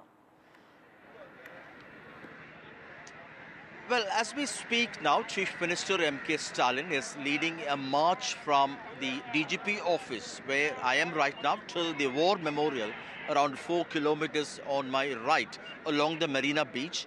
The idea is to send a strong message that Tamil Nadu stands together with the armed forces, even as they risk their lives on the front line as part of Operation Sindoor. And it's a 4-kilometer long march in which Chief Minister M.K. Stalin, his cabinet colleagues, MPs, MLAs, several defense personnel, ex-servicemen, large contingent of police, home guards, students and general public holding the national flag and placards in support of the army or undertaking this march, giving a strong message. Politically speaking, Tamil Nadu's ruling DMK is a key opposition party that's often at war in a sense with the centre. But this march is sending a strong message that as far as this issue is concerned, national security is concerned, they are strongly together with the central government, with the armed forces. Mixed reactions among the few thousand people who are part of this march, while they largely welcome the defense services' selected targeted attacks along the line of control and the Pakistan-occupied Kashmir in response to the Pahalgam terror attack. Some are also worried that this should not escalate into a full-fledged war, which they believe would not be in the interest of the country. So they also send a message to the government, to the defense forces, that they should do everything possible to make sure this does not escalate into a full-fledged war. In terms of preparedness, the government has put in place enough number of ambulances, medical emergency services, drinking water, ORS, so that even in case of any health issues or medical emergencies, they'll be able to tackle it. At the end, the march will culminate at the War Memorial, where the Chief Minister will be received by defense personnel there, and we expect that to be another half an hour from now. Indeed. And Sam, the political messaging of this is extremely important, isn't it? That's right, because this comes after similar exercises by opposition-ruled states like Telangana, Karnataka, and now Tamil Nadu, because these are opposition-ruled states which are often at war, in a sense, with conflicting viewpoints with the central government, alleging discrimination and many such complaints. But when it comes to this issue, national security and the country's response to the Pahalgam terror attack, they want to demonstrate that here there is no politics. Here they forget the political differences. They go beyond the political divide and they stand in support of the central government and the armed forces who are fighting along the borders there. The optics are just that this is much above any political line. This is about the country. This is about coming together. This is about being united behind Indian forces. And in fact, this is in line with the message and solidarity call that came in after the all-party meeting as well, isn't it, Sam, where all political parties and stakeholders said that they firmly stand behind the action that has been taken when it comes to Operation Sindoor by the government, isn't it? That's right. They may have some questions to be asked to the central government, but when it comes to the Indian government's response, particularly the military response in terms of the ongoing Operation Sindoor, they are forgetting all differences and they want to send a strong message that India is one, speaking one language in one voice. Particularly, they may have political differences, but Tamil Nadu, in that sense, they are sending a strong message that they stand united together with the central government. Although earlier there were comments, there were also suggestions that it's also an occasion to make sure we fix these shortcomings which had led to that terror attack. If there are any failures, be it intelligence failure, be it any of the loopholes, it's also equally important that the authorities in charge and the government in charge ought to look at this and fix it. But when it comes to the country's security and the Indian government's response to this terror attack, they are united, and this ongoing march in Chennai is yet another example, demonstration that they are together with that. Indeed. Son Daniel, thank you so much for giving us all those details.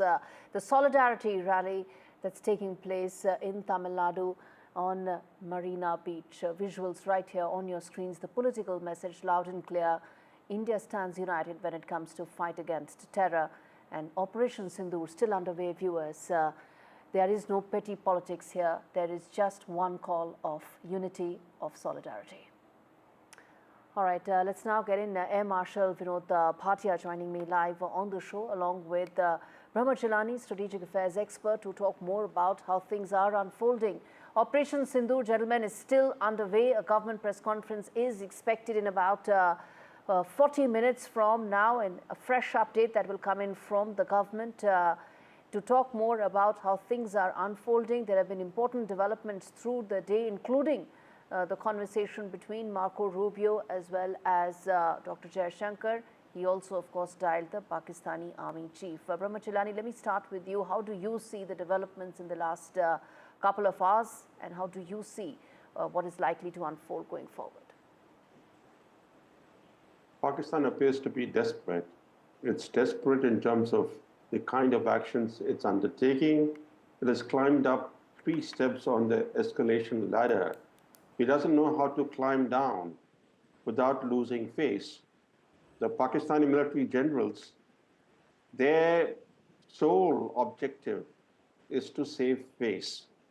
After all, they are the de facto rulers of Pakistan, and they can ill afford to lose face in the confrontation with India. The problem for them is this, that after nearly 4 decades of Pakistani cross-border terrorism, India has finally woken up, or at least India's patience has worn out, and now India wants to take its Operation Sindoor to its logical conclusion. It's also interesting to note that, for example, even last night's strikes and this morning's strikes, that while Pakistan is undertaking large numbers of strikes, sending many drones, number of missiles, but failing largely to hit Indian targets, India in response is actually sending only a limited number of missiles or drones, but hitting its targets well. The way India has hit since last night 3 key military bases in Pakistan shows that Pakistan's air defenses are weaker compared to India's. That gives India an advantage. And I think India should press home that advantage because Operation Sindoor needs to be taken to its logical conclusion in order to end the Pakistani military general's strategy of proxy warfare. Marshal Bhatia, comment there on what Brahmacharani is saying there in terms of Pakistan running out of options at this stage. You see, basically what Mr. Chelari was saying is that the Pakistani military dispensation has reached a stage where they are becoming desperate. And as we all know, they have lost, shall we say, their own standing in their own country. And I think all this is because they want to actually do a sort of a diversion. So it's a desperate kind of action from their side. I don't see any logic in all this and what they're trying to do. It doesn't make sense. But then you cannot expect any sense from them. As far as we are concerned, as we have done so far, and I feel that we should continue to do so, and that is act with restraint, but also give a befitting reply to everything that Pakistan is throwing at us. And so far it is being done. As you know, I'm reminded of 1971, more than 50 years ago, when we had attacked the newly discovered Shokot Route at that time, now called Rafiki Air Force Base, during the Indo-Pak War in 1971. And when I heard about the attacks being done, I was reminded of that particular event where we had done. We had done 3 attacks at that time, and we had actually taken a substantial haul of the Pakistani aircraft on the ground. But I must say that as far as we are concerned, our response must be absolutely, shall we say, measured and calibrated to make sure that we do not actually come into the way of their thing of escalating them. Why they are escalating? Very measured and responsible there. You're right about the fact that we've been measured, responsible, and we've only responded after Pakistan climbed up the escalation ladder. Finish your point, Marshal Bhatia, that you were making, sir. What I'm trying to say is basically that we have to be very, very clear-headed about this whole thing, and we have to take no nonsense from them, and our response must be measured. But at the end of the day, Pakistani dispensation must realize that they are actually on a path of self-destruction. And if they want to pursue that, no matter what happens, and the way they are taking their country, as we all know, then perhaps we can help them, maybe in a clandestine way. Okay. Brahmacharani, the fact that in about half an hour's time, 30 minutes, there will be an important press conference that will take place where MEA will once again brief in terms of the developments of the day. The developments also include some important back-channel lines of communication, apart from also putting forth proofs about how Pakistan has been climbing up the escalation matrix so far. How do you see the kind of responses that have come in from the government, where they've been busting the Pakistani disinformation campaign also very effectively, very proactively? I think this time the government's public diplomacy and its efforts to counter disinformation are much better than in the past. In the past, when India has mounted military campaigns, the government was rather slow. Now, for example, we are holding maybe even 2 briefings in a day, and we are prompt in countering disinformation, which is very good. Also, we have to factor in two other things that are weighing in our favor. One is the geopolitical environment in the world. It's very much in India's favor. If you look at the US, it criticized India for the 2016 surgical strikes. It criticized India for the 2019 Balakot strike. But this time, the Trump administration is effectively greenlighting India's military campaign.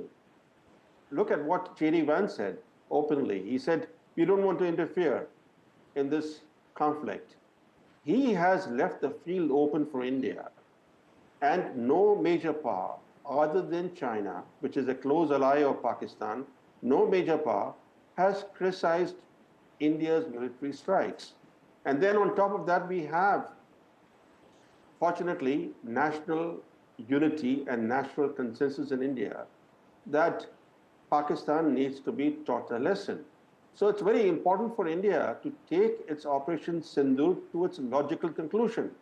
If at this stage we allow Pakistan to de-escalate, I'm afraid that would leave Operation Sindoor inconclusive.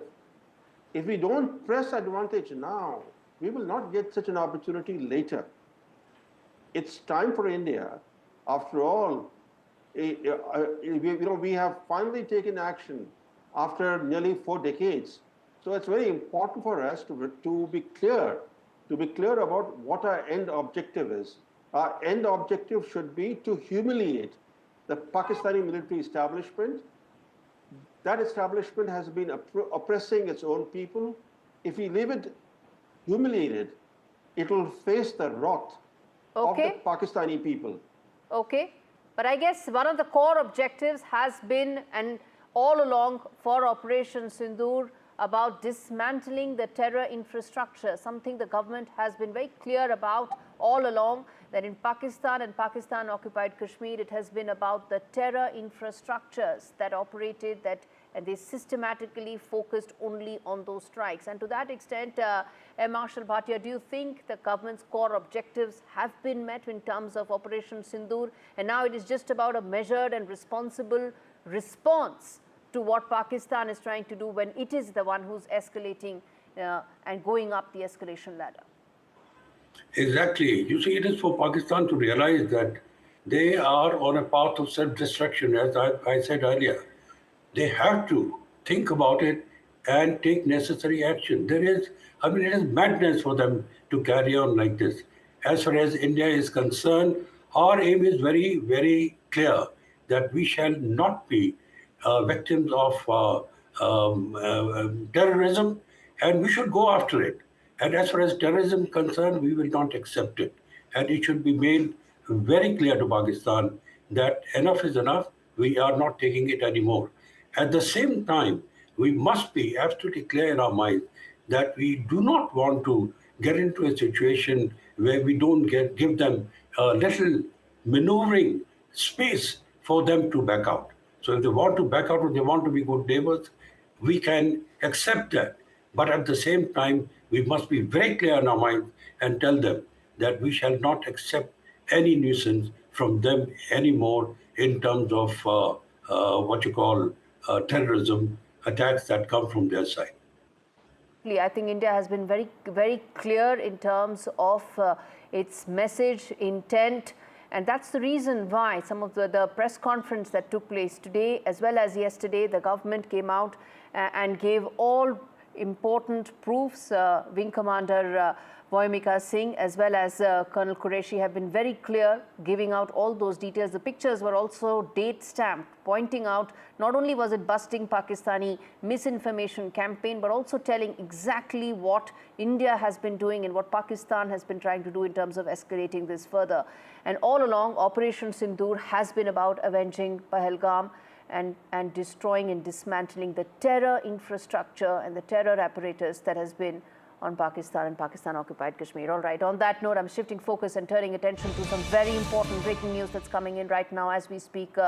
Viewers, US President Donald Trump has claimed a ceasefire. The India-Pakistan ceasefire that has been agreed upon is what US President Donald Trump has claimed. He's put that out on his social media account. We're putting that on your screens right now on Truth Social. That is his social media platform where he has said that after a long night of talks mediated by the United States, I am pleased to announce that India and Pakistan have agreed to a full and immediate ceasefire. That is what US President Donald Trump has said, a full, immediate ceasefire between India and Pakistan. Goes on to say that congratulations to both countries on using common sense and great intelligence. Thank you for your attention to this matter. So that is the first big announcement of a ceasefire has been claimed by US President Donald Trump, who's put this out right now on his platform, Truth Social, where he has said that India and Pakistan have agreed to an immediate ceasefire. That's the most important part, mediated by the US, that there is now going to be a full and immediate ceasefire between India and Pakistan. Remember, Pakistan climbed up the escalation matrix in the last 48 hours. India responded in a both measured and responsible manner. It busted the Pakistani misinformation campaign and at the same time said that it is going to respond proportionately. It will respond to Pakistan after it goes up the escalation matrix. But all along, India has been clear that Operation Sindoor was and is about dismantling the terror infrastructure on Pakistan and Pakistan-occupied Kashmir.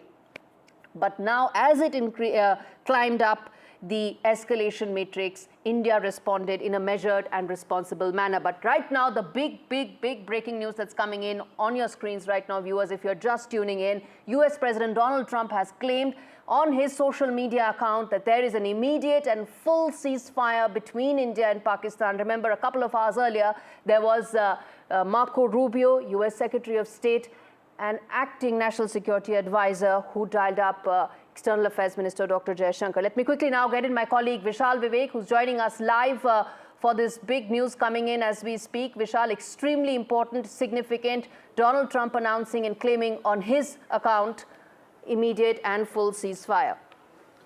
Well, this is huge considering the fact that there had been several meetings in the last 48 to 72 hours between I'm going to come back to you. Vishal, stay with us. I'm going to come back to you. Let me quickly first go across to my colleague Nikunj Garg, who's giving us all the details of this big breaking news that's coming in right now. Nikunj, extremely significant, full and immediate ceasefire being announced by US President Donald Trump for India and Pakistan. Well, Gauri, it's extremely significant, no doubt about it. But we will have to wait and cautiously wait for the Indian government to react. And the story will be completed only and only when the Indian government announces from its side what is the contour of this deal that Mr. Trump is supposedly announcing. Currently, what we can inform to our viewers is only this, that American President Donald Trump has posted on his social media account. He has a particular social media account which is not on X, but he uses Truth Social, another platform, another social media platform. On that, Mr. Trump has posted that after very intense negotiations of yesterday whole of night, India and Pakistan have agreed to a full and immediate ceasefire. This is a claim that the American president is making. As I said, we can only confirm it to our viewers once we have an official version of Mr. Trump's claim in the form of a Government of India announcement, which is likely to happen during the press conference that is slated by the Government of India in some minutes from now.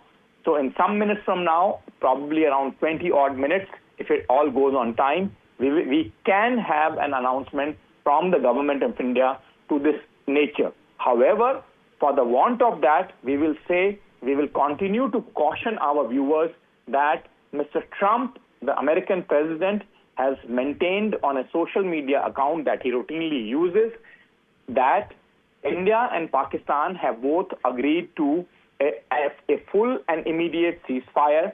And this is what we are currently reporting, only reflecting for our viewers, as I reiterate, Mr. Trump's version without any word from the Government of India on this matter. And NDTV obviously will go per the Government of India's version when it comes fully, completely and totally.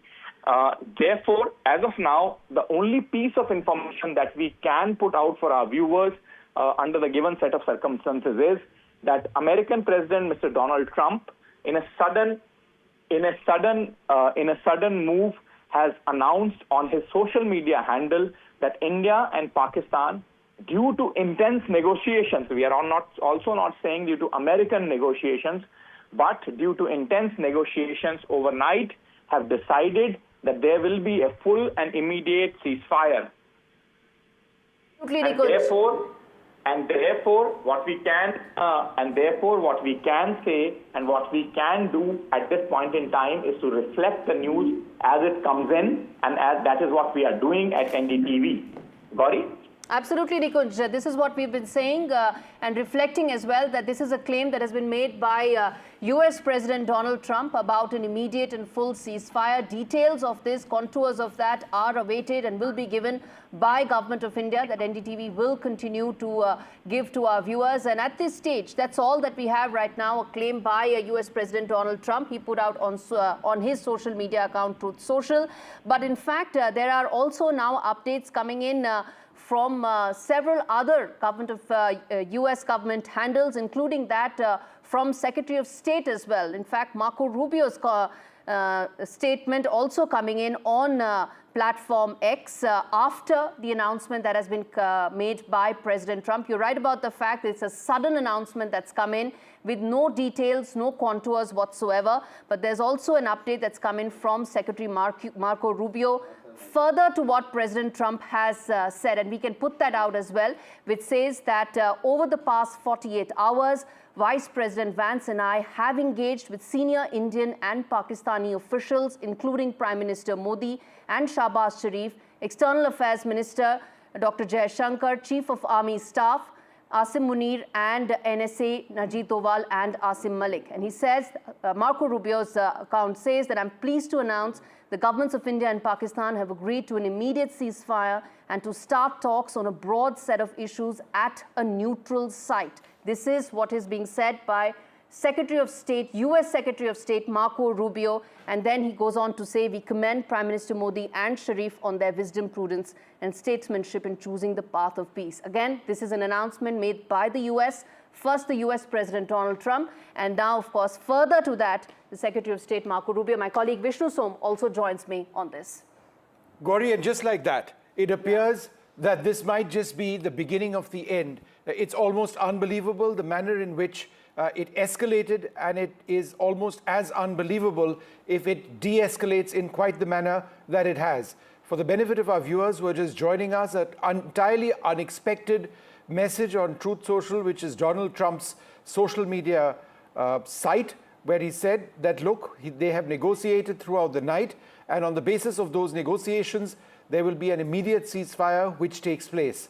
I'm going to read out very briefly, and Gauri's already done that, but just for the benefit of our viewers joining us, the message of Trump: after a long night of talks mediated by the United States, I'm pleased to announce that India and Pakistan have agreed to a full and immediate ceasefire. Congratulations to both countries on using common sense and great intelligence. Thank you for your attention to this matter. Now, in 16 minutes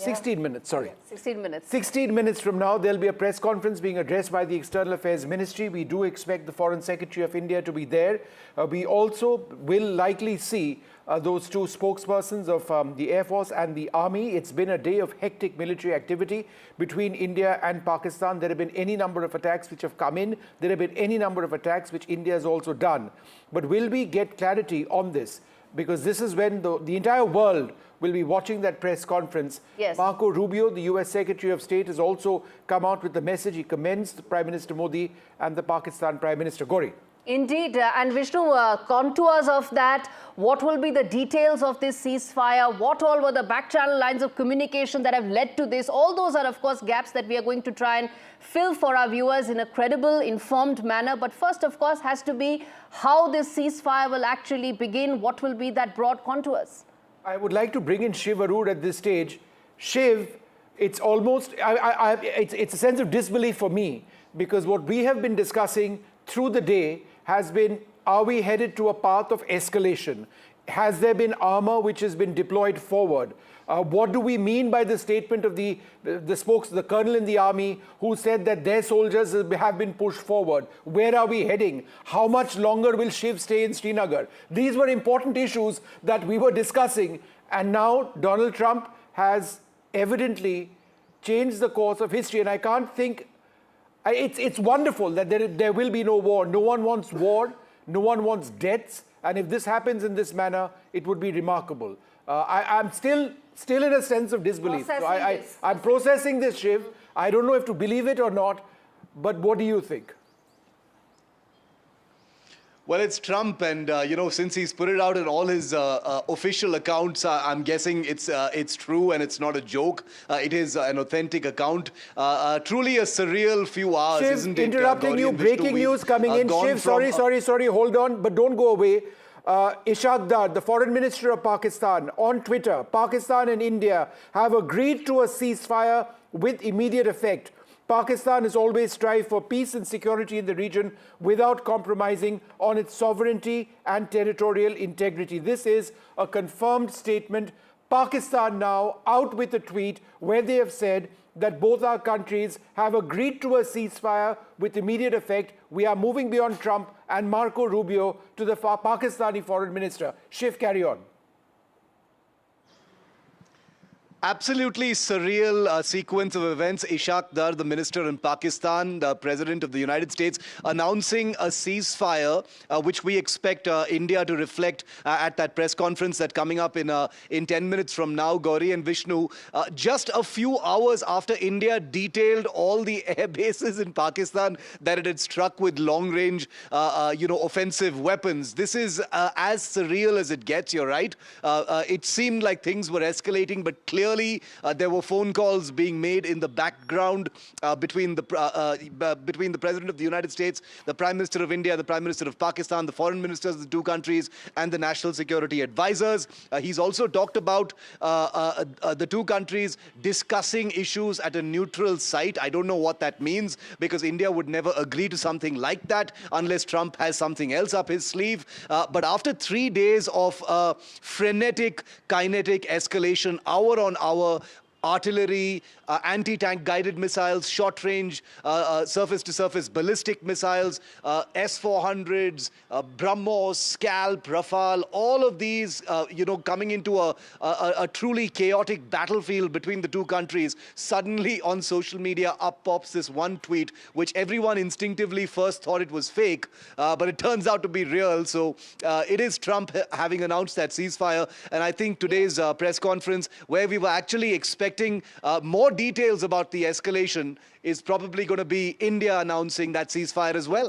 Indeed. India is yet to announce that ceasefire, and we've got to wait for that final 12-odd minutes. But it's very important to announce that this announcement is coming in first, of course, the US President Donald Trump saying it, Marco Rubio, of course, following it up, and then, of course, the Pakistani side saying, Indian side will say that in just a bit as well. But I think, Vishnu... We hope. We hope. We've got 12 minutes. 12 minutes till we confirm. Has not made any statement so far. There is a press conference in 11 minutes. 6 p.m. is when it's going to start. We really need to wait and see, what's going to happen, because it's remarkable. To me, Gauri, the most clear sign that we may be headed towards something substantive is that statement by the Pakistani foreign minister, who has said, and I quote, Pakistan and India have agreed to a ceasefire with immediate effect. He said this after Trump. He said this after Marco Rubio. Just this morning, we were talking about, dogfights in the skies, BrahMos missiles being fired, armor potentially being moved up, drone strikes. And now this evening, less than 24 hours later, Trump says, because that's where it started, Donald Trump says, it's over, it's done, right? As simple as that. Now, if Trump has managed to right-size this conflict between two nuclear-armed neighbors, it has to be said that is truly something. Indeed. And today also saw hectic diplomatic parleys, didn't it, Vishnu? There was calls between Marco Rubio and Dr. Jaishankar. Of course, he also spoke to the Pakistani General Asim Munir. Then there were other set of back-channel lines of communication that were activated through the day. Apart from the military side that you were mentioning, there were all these diplomatic parleys that also took place. Of course, the sudden announcement is yet to be announced by India. That is something we are yet to be waiting for. We've got some more breaking news coming in. On sources, we can tell our viewers there has been the stoppage of fire. Yes. The stoppage of firing and military action between India and Pakistan has been worked out. directly between India and Pakistan. The Director General of Military Operations from Pakistan initiated the call this afternoon, after which discussions took place and an understanding has been reached. This is an Indian reaction, albeit on sources. We expect this to be finalized. These are usually reliable sources. However, there is no decision to hold talks on any other issue at any other place. This is absolutely huge. This is on sources. 10 minutes from now, 9 minutes, there will be a press conference. Confirmation will come in. Is when the official confirmation will come in, but this is source-based information that Vishnu was talking about. Remember, in fact, let's play out that Donald Trump Truth Social account information as well for our viewers to know what is the latest and how the sudden announcement actually came in. And then we also have US Representative Ami Bera joining us live to talk more about this. Good to have you, sir, on the broadcast. Let me start by asking you your reactions to the sudden announcement that's been made by President Trump. India is yet to announce that officially. We are waiting for that. But as of now, we are going by President Trump's announcement of a full and immediate ceasefire. Yeah, I think that's a good news. We certainly don't want to see an escalation. And if the firing of artillery has been halted, I think that's a positive sign. Obviously, we're waiting to hear from Prime Minister Modi. We're waiting to hear from the Indians and the Pakistani side. But I think if there's a ceasefire, then that creates some space for us to try to find a longer-term solution. It's wonderful to have you actually on this program. The fact that the United States could get India and Pakistan to work through their differences in fairly record time. And it does appear that we are headed towards peace, because we've now got an on-sources statement as well from those close to the government of India, I believe, saying that, look, there has been a ceasefire which has been worked out. You see the Pakistan Foreign Minister react as well, Marco Rubio react as well, Donald Trump as well. The speed with which America worked this out, can you reflect on that? You know, I think it's great that America has stayed in the game. Many of the questions I was taking yesterday was, what is America's role here? America's role is to be a mediator, to work with the Indians and Pakistanis. But I'm also happy that the Saudi foreign minister was in Pakistan yesterday. And, again, let's take this as an opportunity. Maybe we can find a longer-term solution for the line of control. Okay. Oh, that's interesting. Yes. That is an interesting point. Can we find a long-term solution for the line of control? Well, we'll get there. So. You hope, all right? But okay, perhaps that would be later. Carry on. But we'll come to that in a bit. I want to first reflect the fact that, this was such a sudden announcement that has been made. Diplomatic parleys did take place in the last 12 hours or so. But what do you think could have been the kind of breakthroughs that led to this sudden announcement? Of course, we are still awaiting a formal reaction and announcement from India. Till then, we are going by, of course, what President Trump has just announced. What do you think were the kind of breakthroughs that led to this ceasefire being announced? There's been a lot of back-channel conversations. As the senior Indian-American member in the United States Congress, we've been talking to the Indian government. We've been talking to others. And I know Secretary Rubio's been working nonstop. So, hopefully those back-channel conversations have led to this ceasefire. And again, can we do something longer term? It's also, wars are very expensive. This is not in Pakistan's interest to see an escalation. And with India, we're in the middle of a trade conversation. There's other things going on. So can we again find a longer term ceasefire, protect the civilians that live in Kashmir, but also then address some of the terror threats that come out of Pakistan?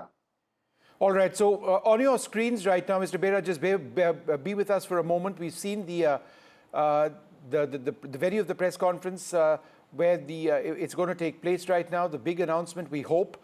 Let's wait and see. You mentioned an interesting point very briefly, Mr. Bera. How do you see this as a prelude to America working out a lasting peace between India and Pakistan?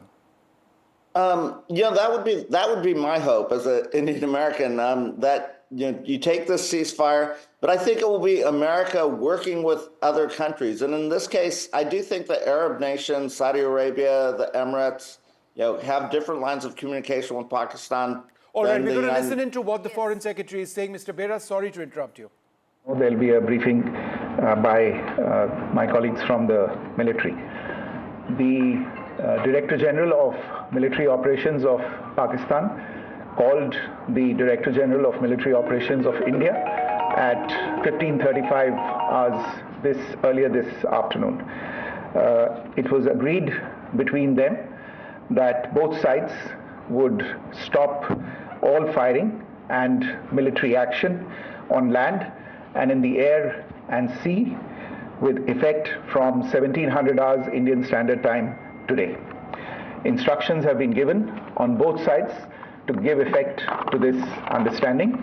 The Directors General of Military Operations will talk again on the 12th of May at 1200 hours. Thank you.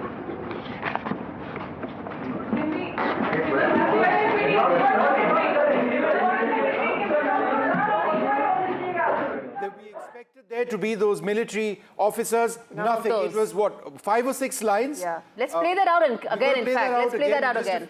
We are recueing that bite. In the meanwhile, what he has said is that 5 p.m., it's 5:56, 56 minutes back, is when this came into place. Pakistan initiated the conversation. It was directed to the Indian Director General of Military Operations. They have agreed to a ceasefire, and that ceasefire implies no action by land, air, or by sea. That is a huge step after a direct involvement of the US President Donald Trump's team, who negotiated through the night, got India and Pakistan to reach a peace agreement.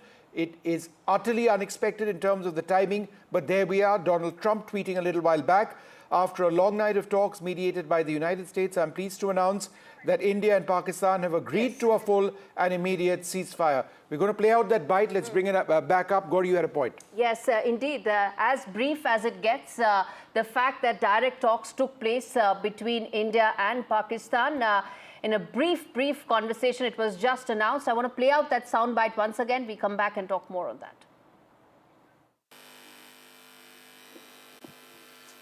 Good evening, ladies and gentlemen.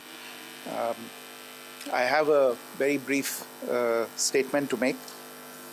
Following that, as you know, there will be a briefing by my colleagues from the military. The Director General of Military Operations of Pakistan called the Director General of Military Operations of India at 15:35 hours earlier this afternoon. It was agreed between them that both sides would stop all firing and military action on land and in the air and sea with effect from 1700 hours Indian Standard Time today. Instructions have been given on both sides to give effect to this understanding. The Directors General of Military Operations will talk again on the 12th of May at 1200 hours. Thank you. All right. 1700 hours is when the stoppage of hostilities kicked in. Aishwarya joins us live for more on that. Aishwarya, a very brief, important announcement made by the government confirming what President Trump said and announced, that there is now an immediate and full ceasefire between India and Pakistan.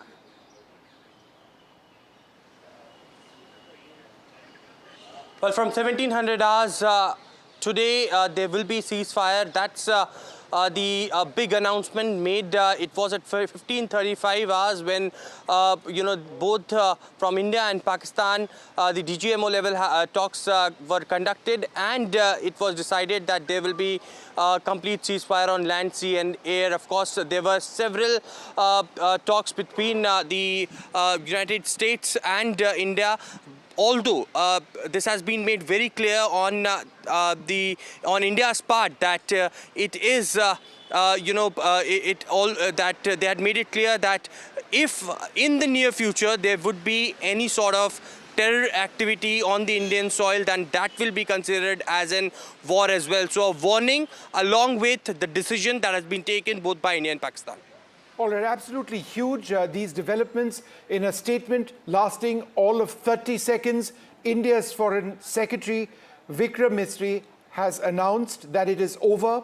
The ceasefire, the immediate stoppage of firing exactly 1 hour ago is when it started. No firing by land, air or by sea. This is something which has been directly mediated by America. It's been announced by Donald Trump. It's been followed up by the Secretary of State. The Directors General of Military Operations of India and Pakistan have spoken. The Pakistani general called up his Indian counterpart. They agreed to the terms of the ceasefire from a military standpoint. And I think shortly after that, Pakistan's foreign minister then tweeted, and now we've got our foreign secretary, all really fast. It's all happened, what, in the last half an hour? Half an hour. It took half an hour for Actually, this. less than that, for everything to sort of come into place. Everything came into place. Yes. The full announcement. I'm sorry, I'm interrupting you. I'm terribly excited at the prospect of peace.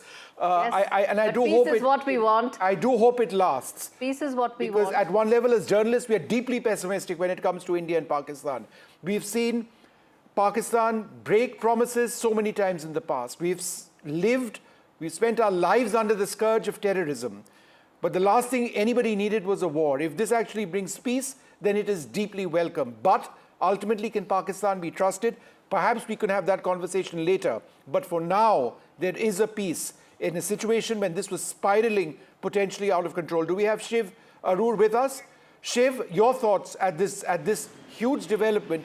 In 30 minutes, series of declarations, and it seems it's over, the war.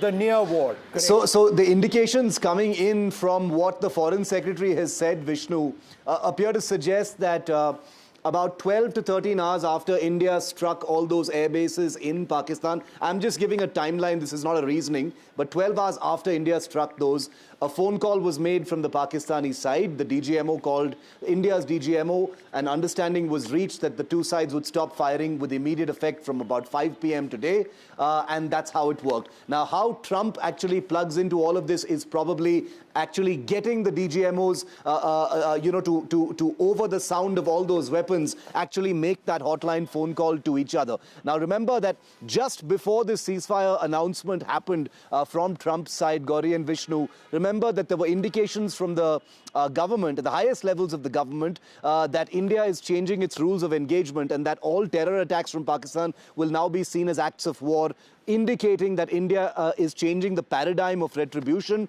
and that if there are terror attacks from Pakistan's side, then immediate response from India will be military strikes against military establishments and military targets, not just against launch pads and terror training camps, etc. So that was an important little modification, I think, that prefixed what could have been some kind of an off-ramp here with the announcement of peace. I think it's a good thing that there isn't going to be a full-scale war. Nobody wanted that, but India, I think, was in a position of power and advantage. It was the Pakistani DGMO who called after all of their premier military bases came under attack from India, which held that kind of advantage, I'm guessing, even though there was, of course, this frenetic crossfire of combat requesting this ceasefire. I'm not saying that there was a power game going on, but these subtle rhythms when it comes to conflict are very, very important, because it gives you a sense of, who asked for the ceasefire, how it came into effect, who was overseeing it, was there an intermediary? We know that was Trump,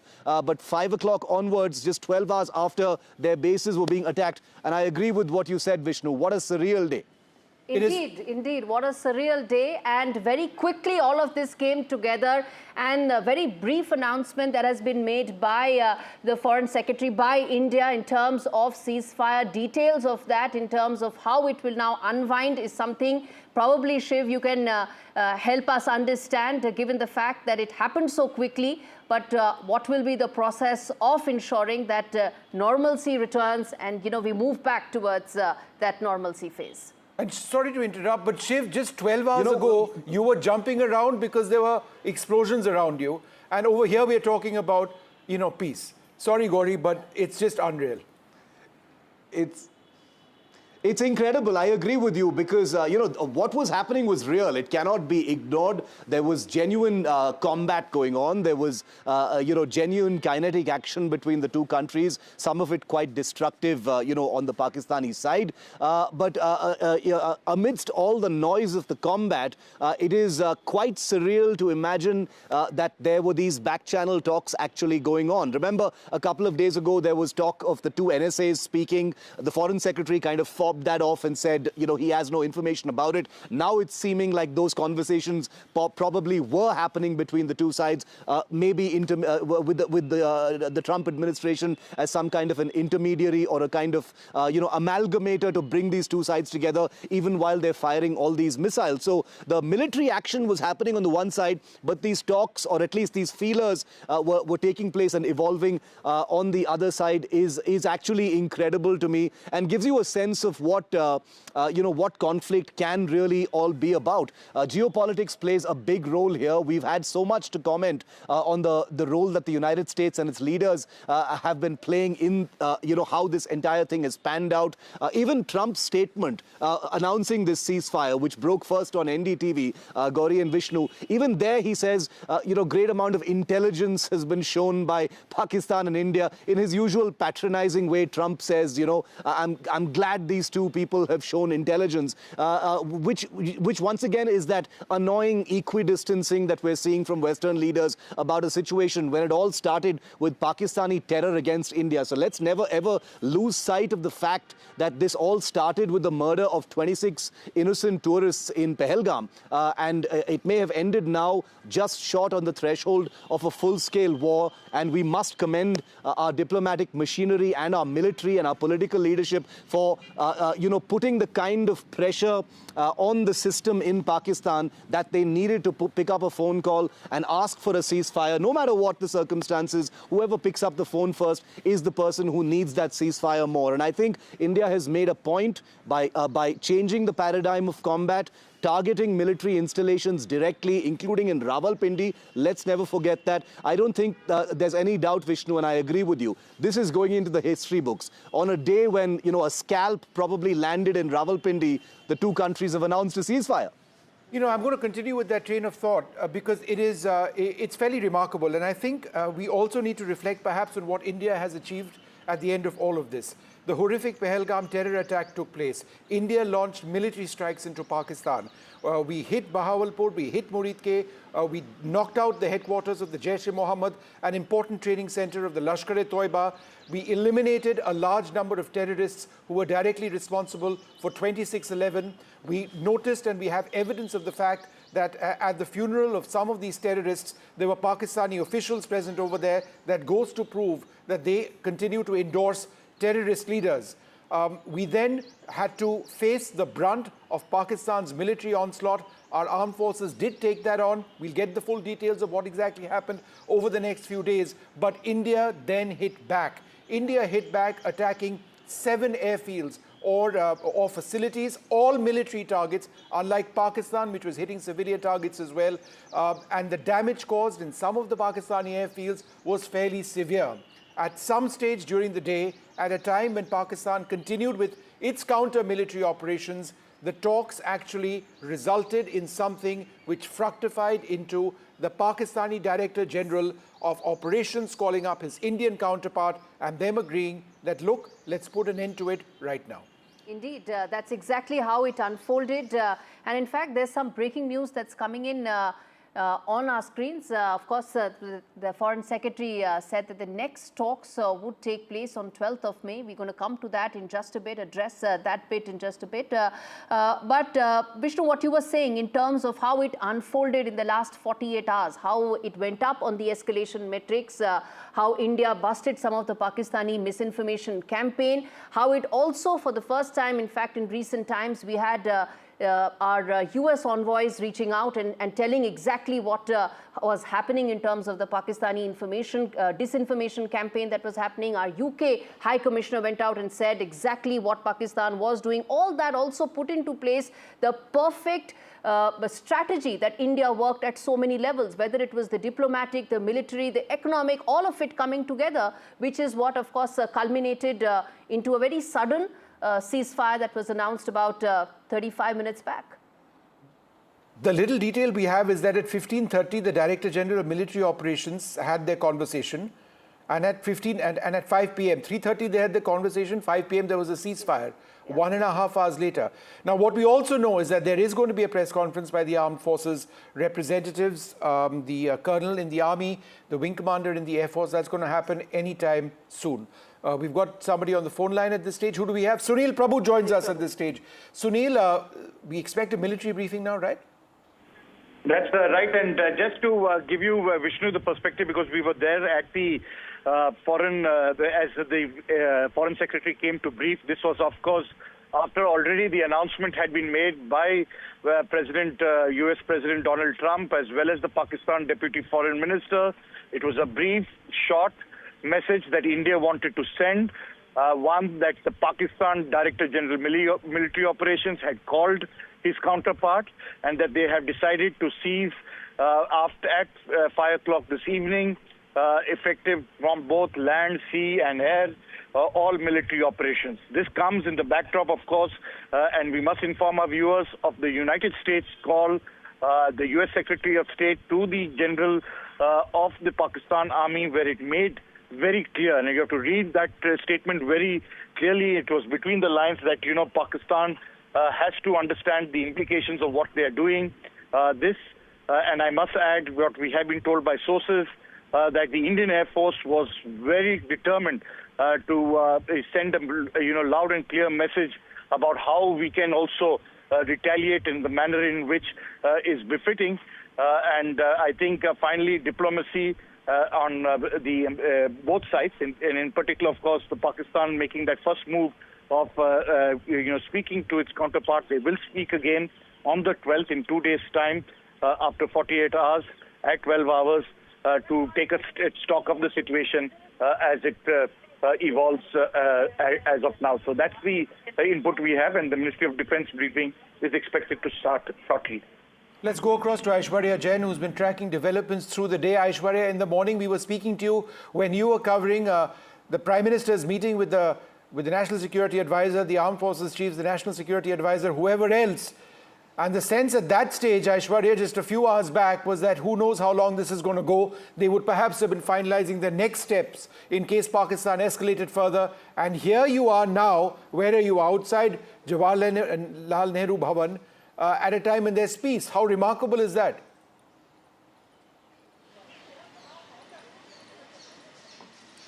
Well, that's the biggest breaking news of the hour as far as India and Pakistan's decision is concerned. But we have to read between the lines as well.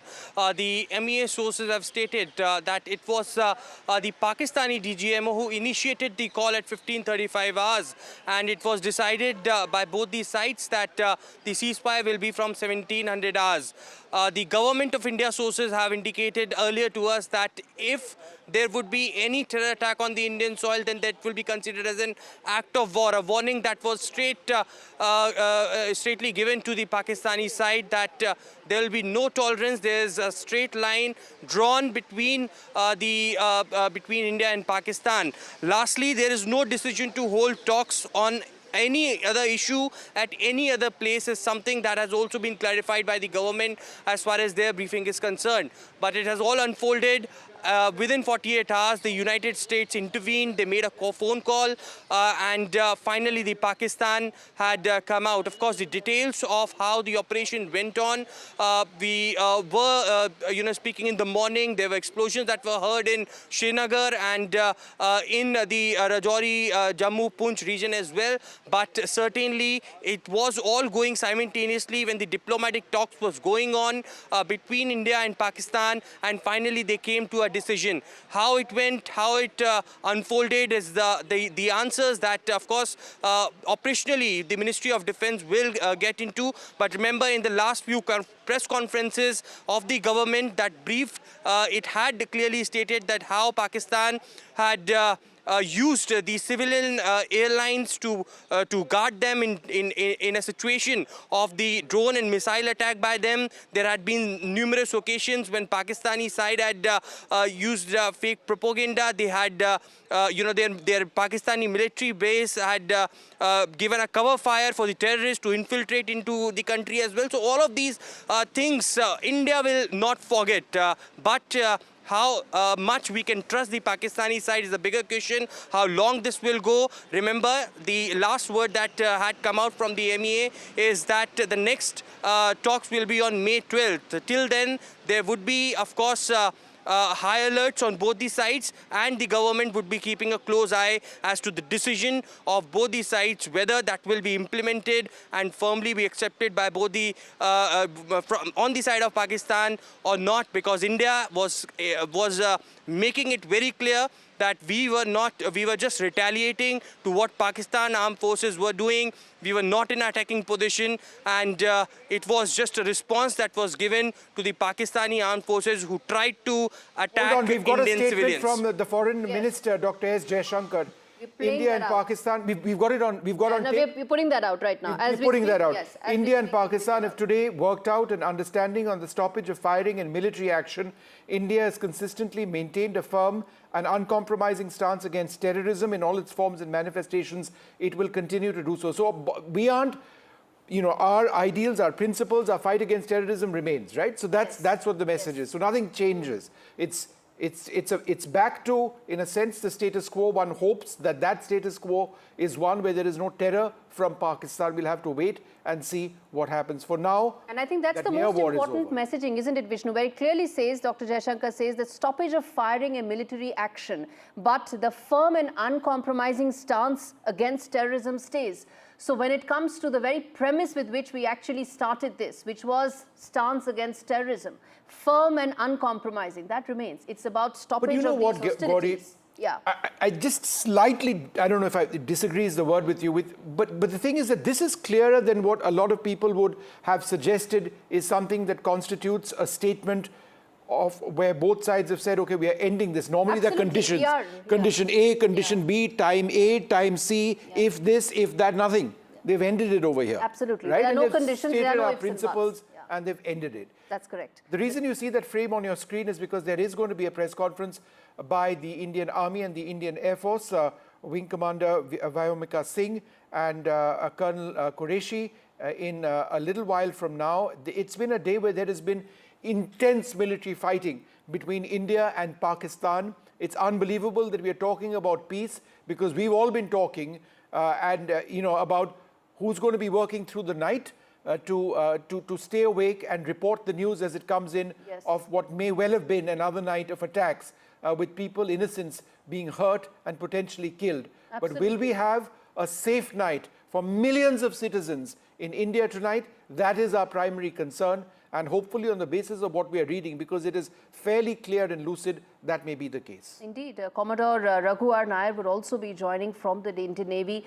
for this very important press conference. And in fact, let me go back to Shiv. And this is a question I'm asking, that, if the ceasefire started at 5 p.m., it's 6:20. It means it's already been about 100 minutes since the ceasefire is in place. You've been reporting every aspect of this Operation Sindoor since the very beginning. Shiv, explain to us now that we are, what has changed in the last 100 minutes or so on ground, if you can spot that, anything that you can tell us that will add to our understanding? Gauri, as Vishnu and I will attest, when a ceasefire takes place, the message radiates out to all offensive units almost instantaneously. It's been a fairly quiet day on the line of control. There would have already been a sense that, these talks are happening and, let's hold it for a few hours until we get some clarity on that. Military commanders would have been on the loop on that. The last kind of explosion, if I can call it that we heard, was towards the around noon. So it's been a quiet day after what was actually a kind of dramatic morning here in Srinagar, as Vishnu was saying, with drone interception and explosions while we were reporting. But the actual conversation between the two DGMOs taking place at about 3:35, agreeing that about 90 minutes later the ceasefire would happen, is something that would have radiated out to all units very, very quickly. There was already, it wasn't like it was in the middle of frenetic action, because that had happened in the earlier part of the day. And therefore, it was like a stand-down order to all units, which would have gone out quite instantaneously and wouldn't have been hard to actually execute. Now, after 3 days of very, very high-octane, high-voltage, high-energy combat involving sophisticated weapons, aircraft, drones, which have already changed the the battlefield and the paradigm of warfare between India and Pakistan. They've never used offensive drones or armed drones against each other. This was the first time. So the world, as it were, Gauri, between India and Pakistan has changed, dramatically in the last 72 hours since the beginning of Operation Sindoor. And I think this ceasefire coming so abruptly, catching everyone off guard, is a very good thing. But once again, I repeat, we must never lose sight of the fact that India and Pakistan are not equals. Trump's comment and statement may make it seem like, they're both sensible leaders and they've decided to do so. But Pakistan is not India. We are not equals. Pakistan needed this ceasefire more than India did. If you look at the rhythm of combat that was taking place over the last 36 hours, multiple swarms of drones attacking India's population centers, mostly failed.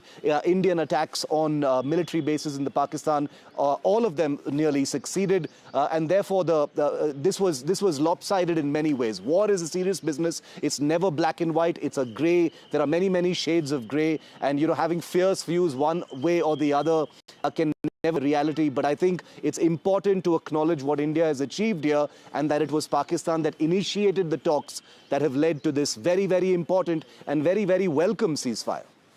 Just to touch a note of caution, not just for all our viewers, but I concede, given my excitement for myself, our forces right now will remain on edge.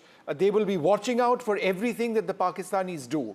Will there be the Pakistanis pulling back their forces? Will the Air Force of Pakistan stand down? Will there be fighter jets having combat air patrols, or will that not take place today? Our soldiers on their bunkers or in their bunkers and outside along the line of control will be wary. There has been extensive artillery shelling for the last few days. Will that indeed come to a halt? What if there is a random instance of firing taking place? What does that actually imply?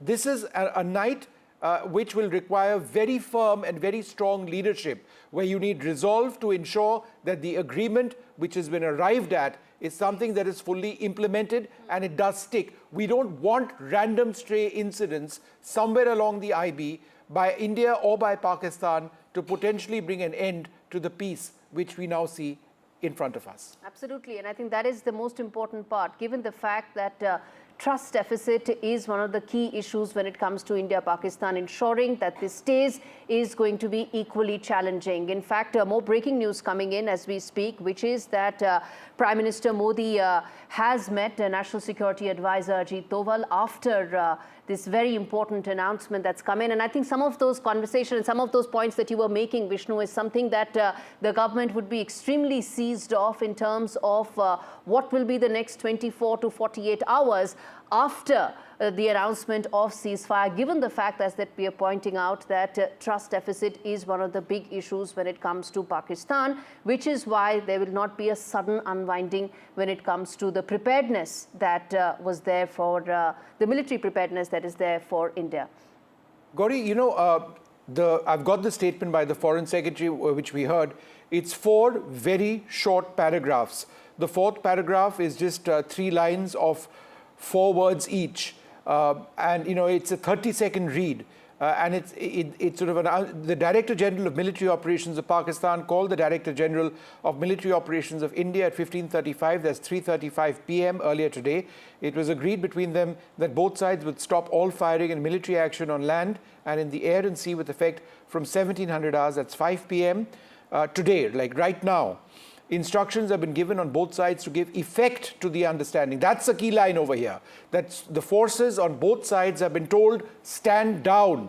That's something that needs to percolate down the chain. It's not always easy in the heat of battle. That can take time. But the instructions have been given to both sides, stand down. The Director Generals of Military Operations will talk again on the 12th of May at 12 p.m. So that's the next conversation. They would, I'm certain, Gauri, be looking at whether that ceasefire is truly, well and truly taking place, if there are any violations. I think that's what they will take stock of on the 12th of May. Until then, of course, everybody from top down has been told that they need to, of course, now implement this ceasefire. On your screens, viewers, if you're just tuning in right now, are the images of briefing that will take place by the Defence Ministry very shortly. The three representatives, along with Wing Commander Voimika Singh, Colonel Qureshi, there will also be Indian Navy being represented there. And that, of course, will give details. Will there be somebody from the Navy? Because if that is the case, that would be a first. And that would sort of suggest that the Indian Navy was involved. There's a big confusion on whether they were. Of course, that remains so, to be Gauri, seen. do you know something which Shiv and I don't at this stage? I'm just going by... Are you suggesting that there's going to be an Indian Navy representative? No. I'm just saying that there's a Ministry of Defence briefing that will take place. Details of that will be known only then. And even... I'm surprised it's not started so far. Yeah. Perhaps they're toning down a lot of what they might actually say. But let's go back to Aishwarya. Aishwarya, there's that important briefing by the Defence Ministry very shortly. What are you hearing? Any details that you can share from your government sources?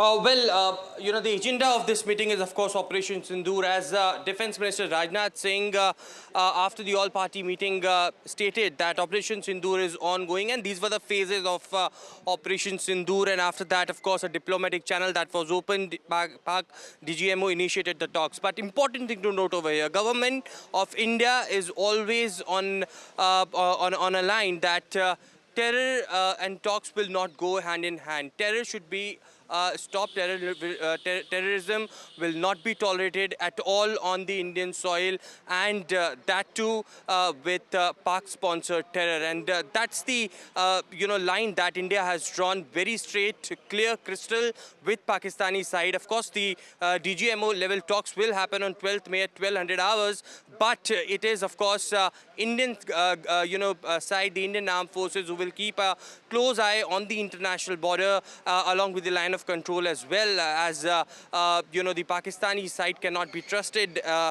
with what has been witnessed in the last few Jammu Kashmir और बाकी इलाकों में कायम किया। अब मौजूदा जम्मू कश्मीर की हुकूमत की अब जिम्मेदारी बनती है कि जहां जहां नुकसान हुआ है, नुकसान का हम मुआयना करें, असेसमेंट करें डैमेज, और उस नुकसान का जो है लोगों को हम रिलीफ पहुंचाना शुरू करें। जहां जहां लोग ज़ख्मी हैं उनका ठीक तरह से इलाज हो, उन्हें भी गवर्नमेंट स्कीम के तहत रिलीफ मिले। और जैसे आज सुबह ऐलान हुआ है, जहां जहां कीमती जानें गई हैं उन लोगों को हम वापस नहीं ला सकते, लेकिन कम से कम उनके गम में शरीक होकर उन घरों को हम थोड़ा सा रिलीफ पहुंचाने का काम करेंगे। उमर साहब, आज आप जम्मू में तो आफ्टर मार्च जो अब सीज़फायर का है, व्हाट्स योर प्लान? अब नुकसान बहुत हुआ है। नुकसान जम्मू शहर में हुआ है, लेकिन जम्मू शहर से बाहर अगर हम बात करें, पुंछ शहर को बहुत ज़्यादा जो है डेवस्टेट किया हुआ है। कल रात को रजौरी में बहुत नुकसान हुआ।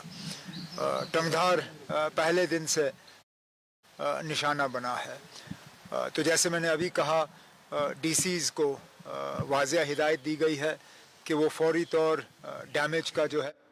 Some important points there by the Jammu and Kashmir Chief Minister, basically saying that, you know, there has been damage on the ground in Poonch and Jammu, among other areas, that needs to be looked at very closely. You've got that frame on your screens right now, because we expect that press conference to be addressed by a Colonel of the Army and a Wing Commander of the Indian Air Force. It's been a day of hectic military action between India and Pakistan. Yes, there is peace right now, but what's happened through the day is what we'd like to find out about. Gauri?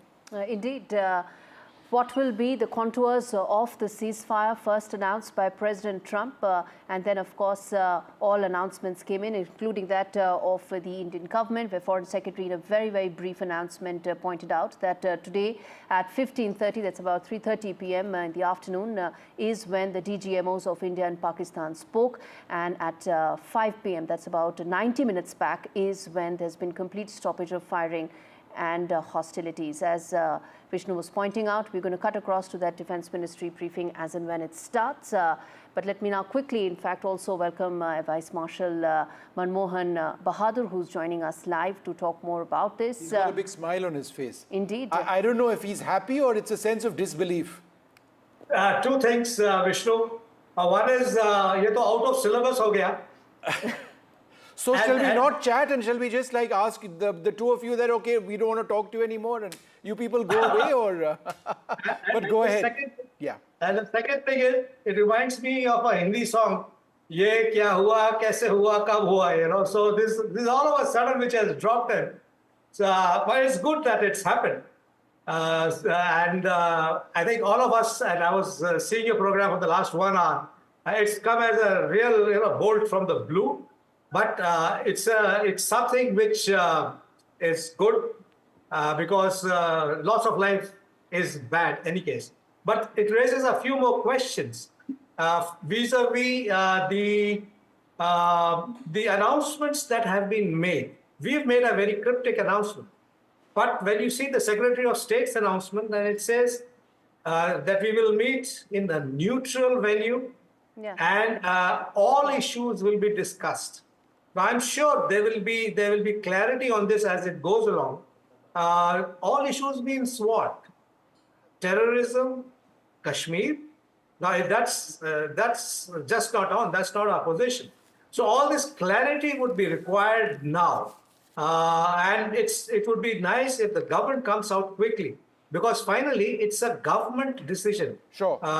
While our announcement said it is DGMO called and we've stopped firing. But at the back of it all, of course, it's a political activity which has been happening. So a lot of things... Commander Alok Sahai, who's also with us, also Ambassador Anil Trigunayat. Ambassador Trigunayat, let me come to you first.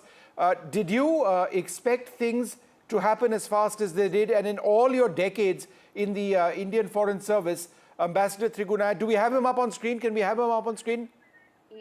He's on line 2. Can you put him up, please? Right, there we are. Yeah. Ambassador Trigunayat, in all your decades of diplomacy, have you ever seen an agreement come about quite so fast from a position of war to peace? Well, I think that this was a very peculiar situation. In fact, this time India has directly attacked, in the sense the 9 hideouts, terror hideouts, very clearly stating that they were our targets. Like what we had done during Pulwama, we expanded it further after that, after Balakot. And so I think that this was very clear from India's side that we did not want escalation. But for Pakistan, it was essential. It's because they were not fighting India in that sense. They were fighting their domestic constituency. Both the military itself and the political leadership in Pakistan is in a terrible disarray completely. There is no confidence. So this kind of heightened tensions, in fact, bring them both together. Plus, this has also opened another channel, let me tell you this, for them now. They have been asking for a very long time that India should talk. We have been maintaining with zero terror policy. We don't want to talk to you. But today, now after Ambassador, this... interrupting you now because we need to go to this press conference by the armed forces right now. Let's cut to those and wait for that to begin. Before we start. Yeah.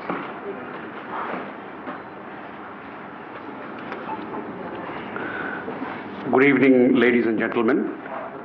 I welcome you to this press briefing on Operation Sindoor and related developments. We have with us Commodore Ravi Nair, Colonel Sophia Qureshi, and Wing Commander Vyomika Singh to brief you. With that, I hand over the floor to Commodore Nair.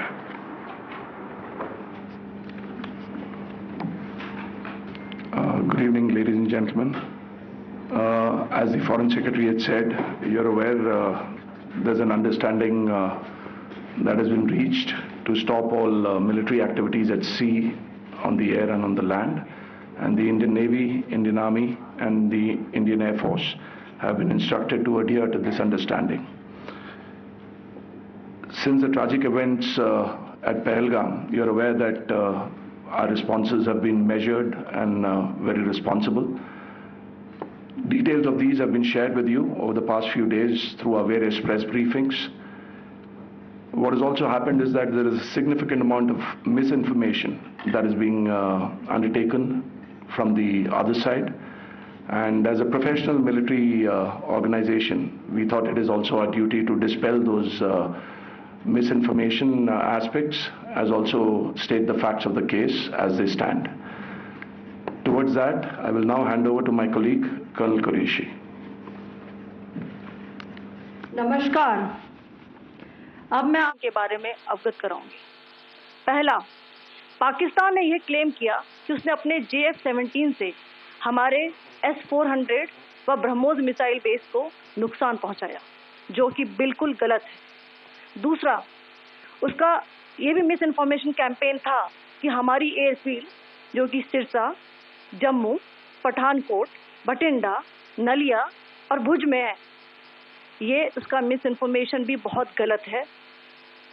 तीसरा, पाकिस्तान के miss information campaign के मुताबिक हमारे ammunition dumps जो चंडीगढ़ और बियास में है, उसका डैमेज हुआ, यह भी बिल्कुल गलत है। हमने आपको मॉर्निंग ब्रीफिंग में बताया था विद फैक्ट्स एंड फिगर के साथ कि ये सारी चीज़ें बिल्कुल सही सलामत हैं। अब मैं आपको बताना चाहती हूँ कि पाकिस्तान के एक प्रेस कॉन्फ्रेंस में ये बात की गई थी कि उनके सीनियर मिलिट्री ऑफिसर्स, जो कि पूरी तरह से ये भ्रामक है और तथ्यों से दूर है, कि पाकिस्तान की ओर से ये झूठा आरोप भी लगाया जा रहा है कि भारतीय सेना ने मस्जिदों को नुकसान पहुंचाया। मैं इससे बिल्कुल स्पष्ट करना चाहती हूं कि India is a secular nation और हमारी सेना भारत के कॉन्स्टिट्यूशनल वैल्यूज की एक बहुत प्यारी झलक है। इंडियन आर्म फोर्सेस ने पाकिस्तान को बहुत भारी नुकसान पहुंचाया, उनके मिलिट्री इंफ्रास्ट्रक्चर्स को, चाहे वो लैंड एसेट्स हो या फिर उनके एयर एसेट्स। यही नहीं, इंडियन आर्म फोर्सेस ने पाकिस्तान की एयरफील्ड स्कर्दू, जकोबाबाद, सरगोदा और बुलारी को बहुत नुकसान पहुंचाया। इसके अलावा पाकिस्तान के air defence system, radar system, उनको भी एयर स्पेस में अनडिनेबल किया। यह भी बताना चाहती हूँ कि लाइन ऑफ कंट्रोल के पास पाकिस्तान के command and control, logistic installations और उनके मिलिट्री इंफ्रास्ट्रक्चर, मिलिट्री पर्सनल का इतना भारी नुकसान हुआ कि पाकिस्तान की ऑफेंसिव व डिफेंसिव कैपेबिलिटी को नष्ट कर दिया गया। अंत में मैं फिर से ये बात दोहराना चाहूँगी, इंडियन आर्म फोर्सेस पूरी तरह से तैयार है, सतर्क है और भारत की संप्रभुता और अखंडता की रक्षा के लिए पूरी तरह से कमिटेड है। धन्यवाद। जय Hind.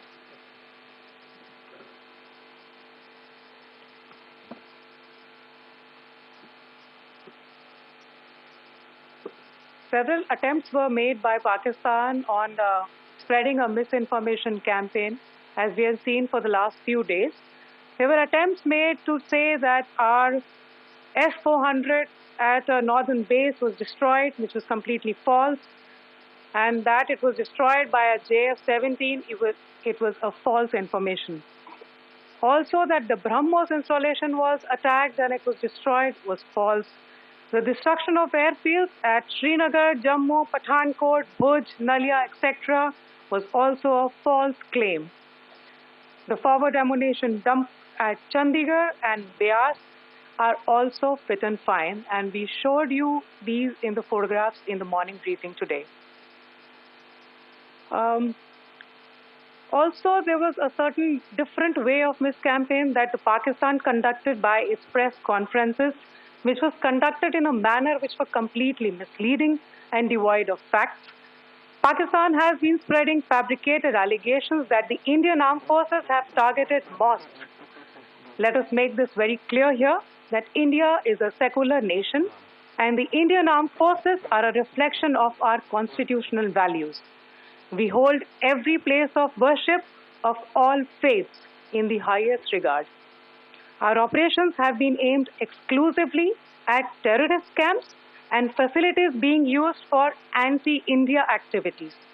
No religious sites, I repeat, no religious sites have been targeted by the Indian armed forces. Over the past few days, as we have seen, Pakistan all has suffered very heavy and unsustainable losses after it has given us an unprovoked attack on our installations. It has suffered losses in both land and air. There has been an extensive damage to the crucial Pakistani air bases like Skardu, Sargodha, Jacobabad, and Bholari. In addition, a loss of AD weapon system and radars made the defense of Pakistani airspace untenable.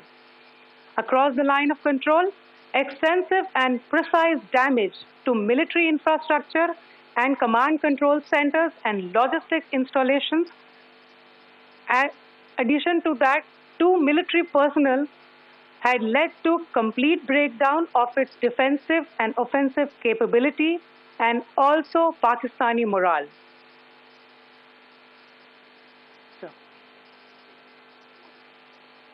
In conclusion, let me reiterate that whilst we will be adhering to the understanding that has been reached today, that is the Indian Army, the Indian Navy, and the Indian Air Force, we remain fully prepared and ever vigilant and committed to defending the sovereignty and integrity of the motherland.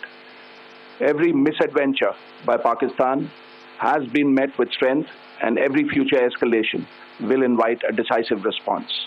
We remain fully operationally ready to launch whatever operations may be required in defense of the nation. Thank you very much, ladies and gentlemen.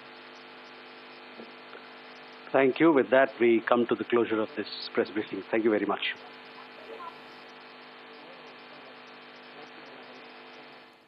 All right, well, the big breaking news that is coming in is that there is a ceasefire between India and Pakistan, which is in place. That was announced by the Foreign Secretary of India. There is a tweet out by the Foreign Minister of India. It was brokered by the United States. It took place overnight.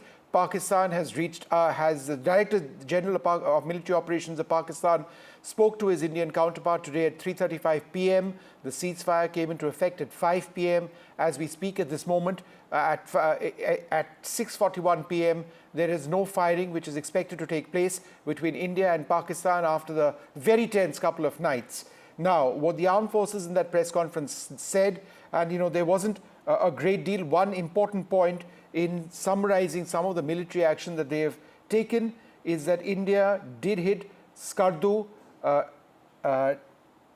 Burari and Jacobabad air bases of Pakistan, air defense radars, their command and control systems, their logistics facilities. India remains fully prepared.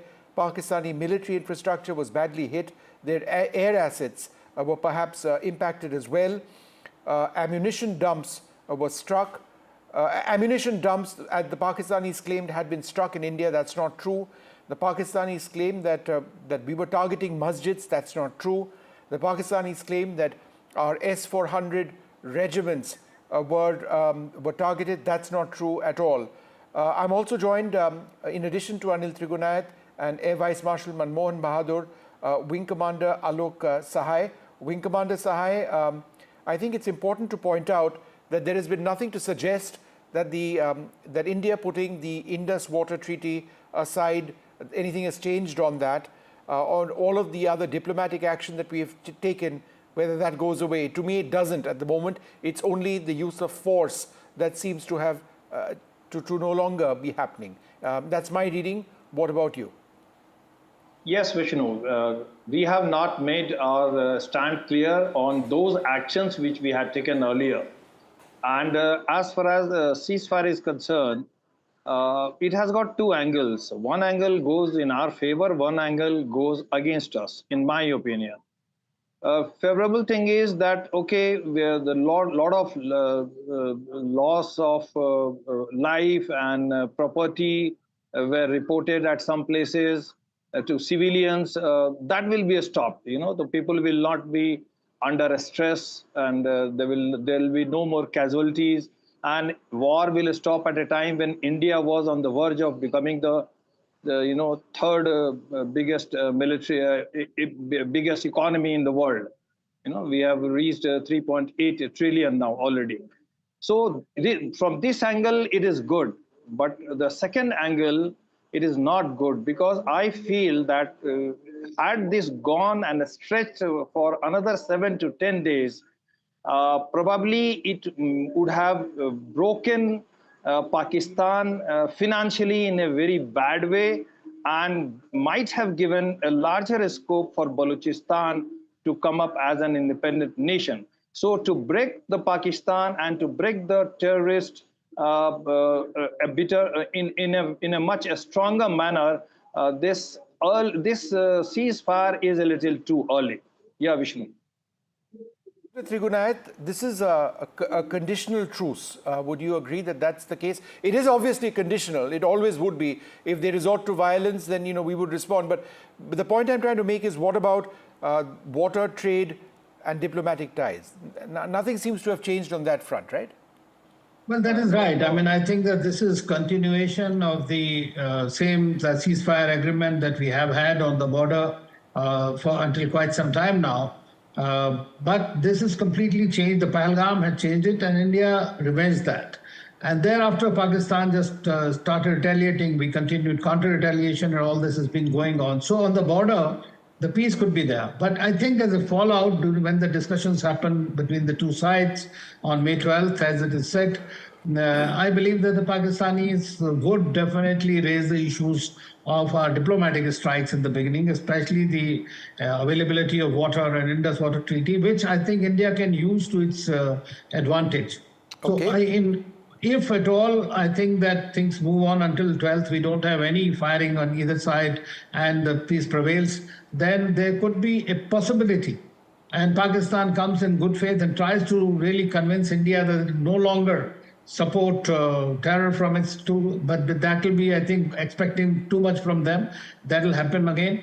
So we have to be very careful and cautious and vigilant all the time. Sure. But it is possible that we might have that some kind of a talks at the subsequently DGMO level, and then going forward at other diplomatic levels. Talks. To work out, yes. Yeah, we'll have to wait and see what happens over there. Maria Shakil joins us at this stage.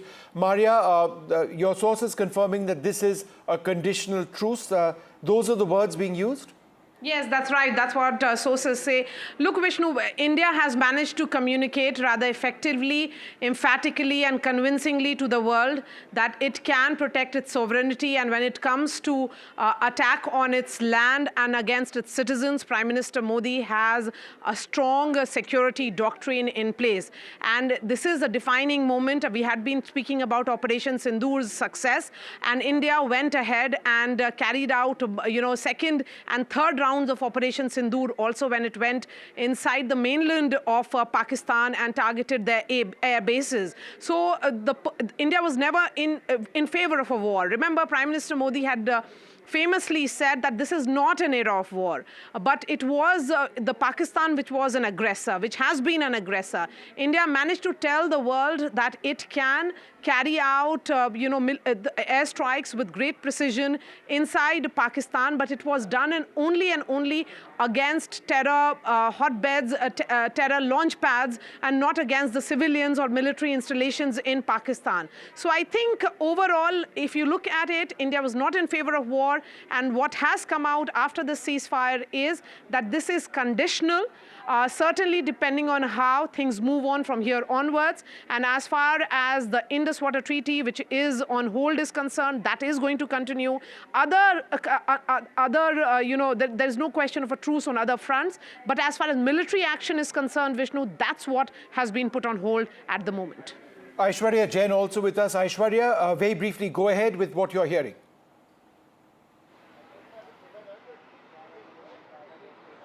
Certainly, and the government is working towards implementing the Indus Water Treaty that is on hold and diverting the three rivers towards India.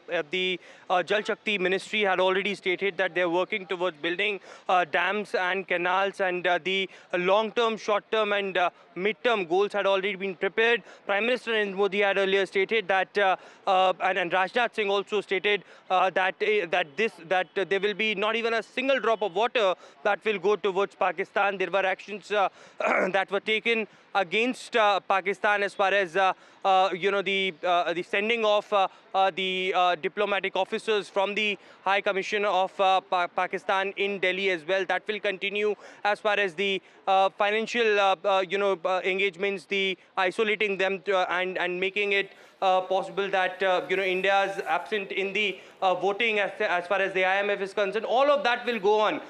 Pakistan will not forget what India has taken actions against them as far as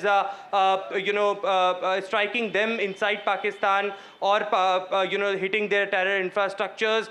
India's action against Pakistan as far as giving them back in terms of all the actions that India has taken. So all of that will continue to go on, as the government had stated that this is just a truce on the kinetic front. Aishwarya, hold on for a second. We've also got Dr. Bharat Barai with us. Dr. Barai, thank you very much for being with us, joining us all the way from the United States. Dr. Barai, it's quite fantastic, isn't it, that America has been able to broker this peace?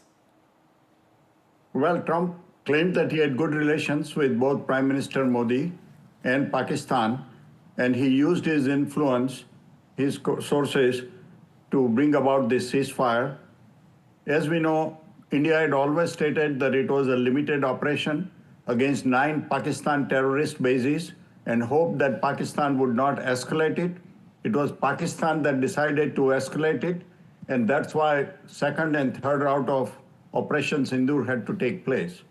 I hope that this has conveyed a very strong message to Pakistan that Prime Minister Modi and the government will not allow terrorists to keep on doing what they are doing.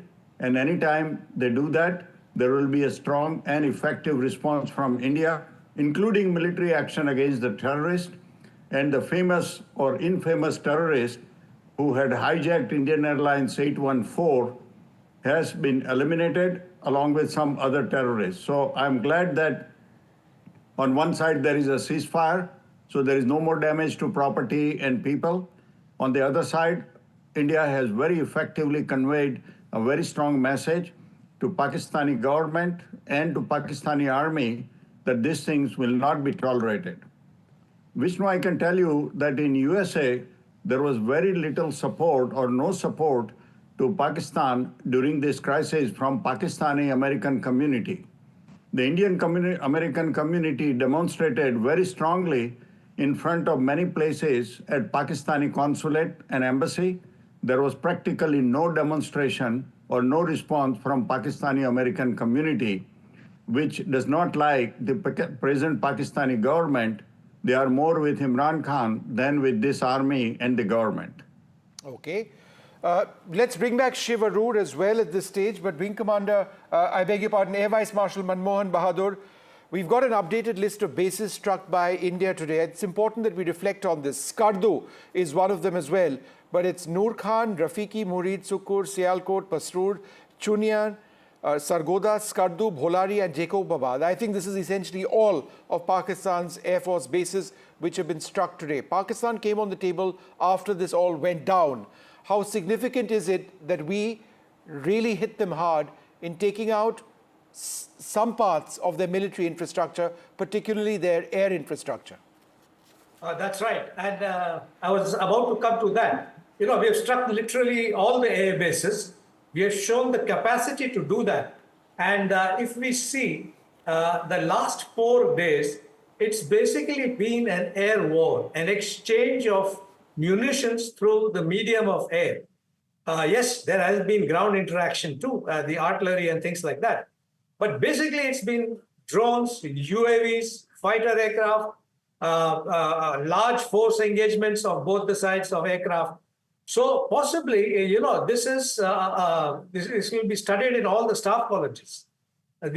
How air power has possibly decided the flow of negotiations towards peace.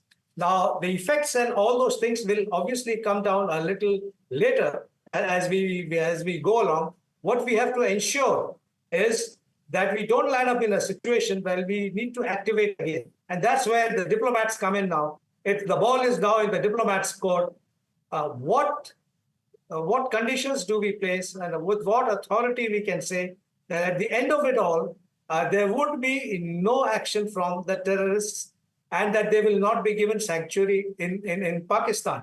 It should not become a new normal. If another Pahalgam happens, we again go up. And incidentally, we must be, I'm sure the politicians have asked, and the diplomats, where are those guys who struck at Pahalgam? We must get to them. That's absolutely, that remains key, and I think that's an important point. But let me go across to Shiv Arur at this stage. Shiv, the fact that India struck Skardu airbase, besides anything else, tell us the significance of that. Skardu is in the northern areas, of Pakistan-occupied Kashmir, the northern areas, and it is a strategic airbase. I cannot imagine from where India must have struck, but this updated list of airbases that you just read out from Vishnu is an incredible list. I mean, this is going to compel people to study this, the actions by the Indian military of the last 12 hours for a long time to come. Chaklala, Rafiki, Murid, Sukur, Sialkot, Pasrur, Chunian, Sargoda, Skardu, Bholari and Jacobabad. 11 of Pakistan's most premier Air Force bases in literally every part of the country, from Rawalpindi near the capital to Pakistani Punjab to the southern part of the country in Sindh, all the way to Skardu in the northern areas, means India was basically striking these bases from different places. This was obviously not just one action, it was a series of package actions against these bases. And once again, just to remind all of our viewers that a military action of this scale, of this intensity, of this audacity, if I can use that word as well, coming on the same day preceding a ceasefire, I think makes it very clear what the timeline of all of this is. I just wanted to add one small thing about what one of the other guests was mentioning, Vishnu and Gauri, which is that I think the United States is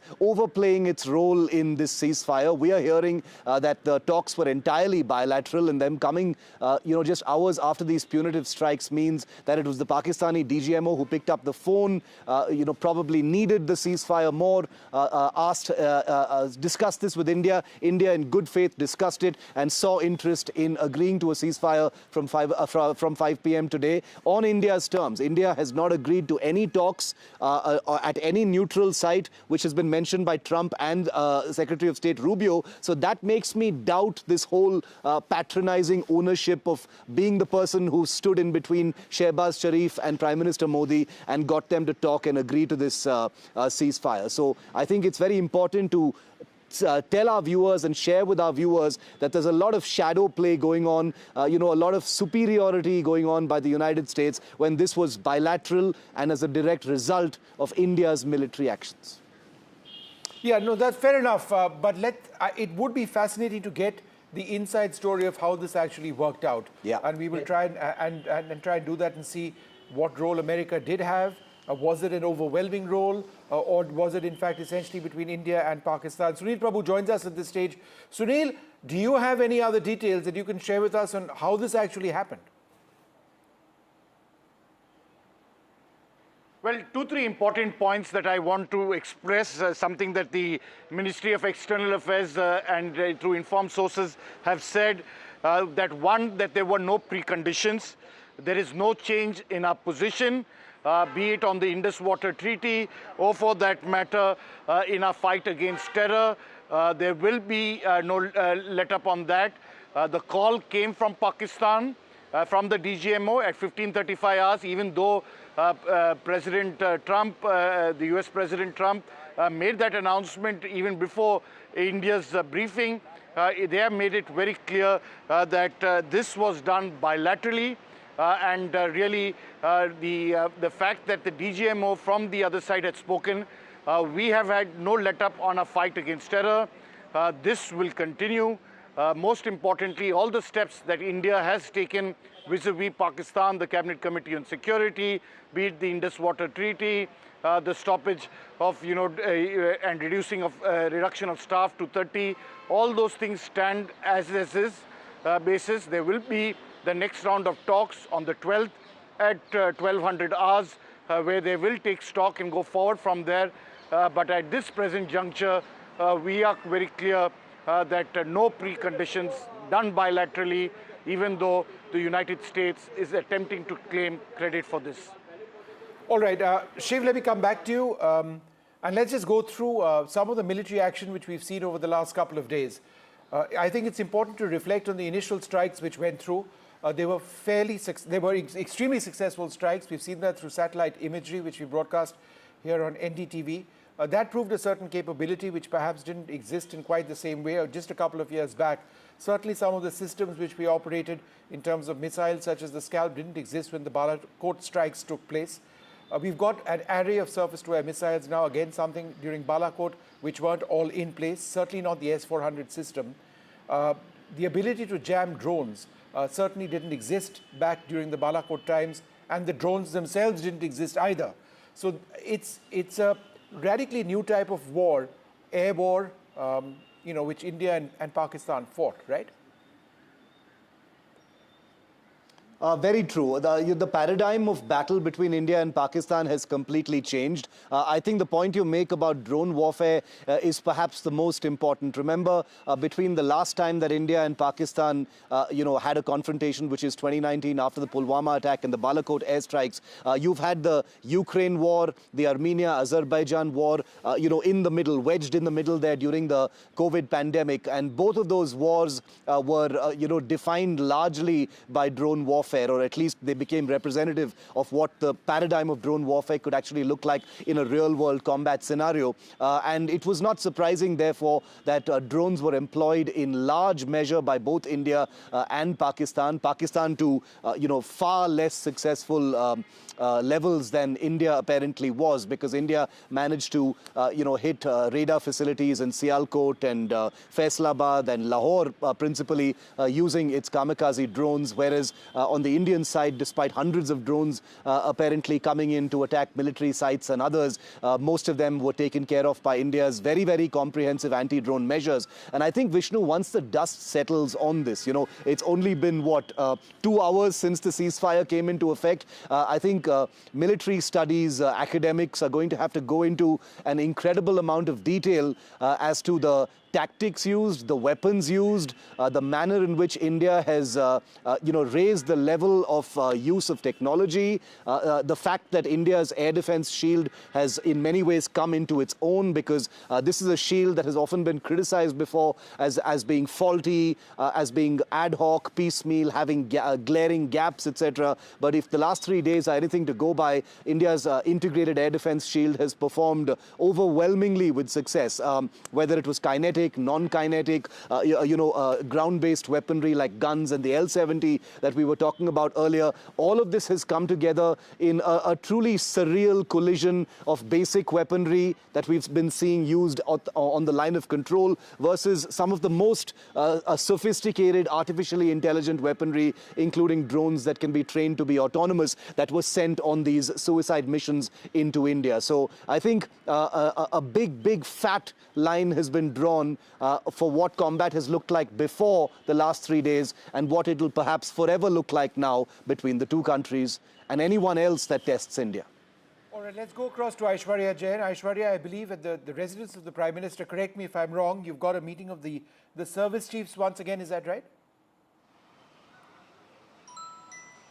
That's right, that's right. In fact, this is the second time in a day when we are witnessing that all the three service chiefs along with the CDS, NSA, all are present at the 7 Lok Kalyan Marg. It was early up in the morning as well when they all have reached along with Defence Minister Rajnath Singh at that point of time, and post the announcement of ceasefire, again the tri-service chiefs along with CDS, NSA had reached at 7 Lok Kalyan Marg. Of course, there would be discussion on how things will go on from now. These meetings are very sensitive and secretive in nature, but of course the ceasefire announcement has will now put out a clear picture as to how Indian armed forces, as the Ministry of Defence officials and the armed forces also stated in the press conference, that Indian armed forces will keep a strict vigilance on the western borders, and certainly there would be no terror activity or no ceasefire violation that will be tolerated in the near future.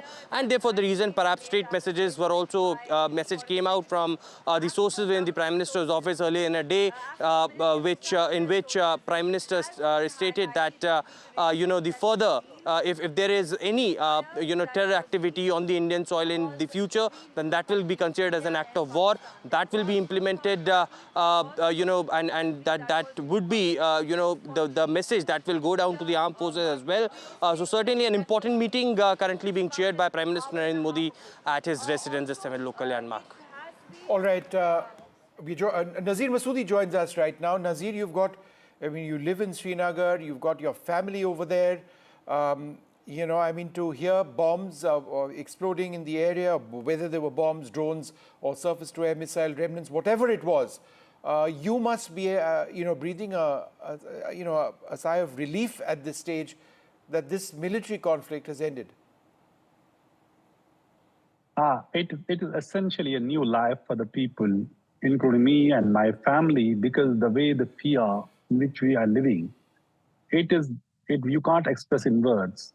I was in the border area, border town in Kupara. My family was here, and they were calling me when they were hearing the loud explosions. Nobody was sure where the next bomb will fall. Nobody was sure where it will hit. It is very easy and romantic to talk about war from a distance. But when it hits home, then I can see the people, what has happened to them who are hit, who are killed, who are injured, who lost their home, who lost their relatives.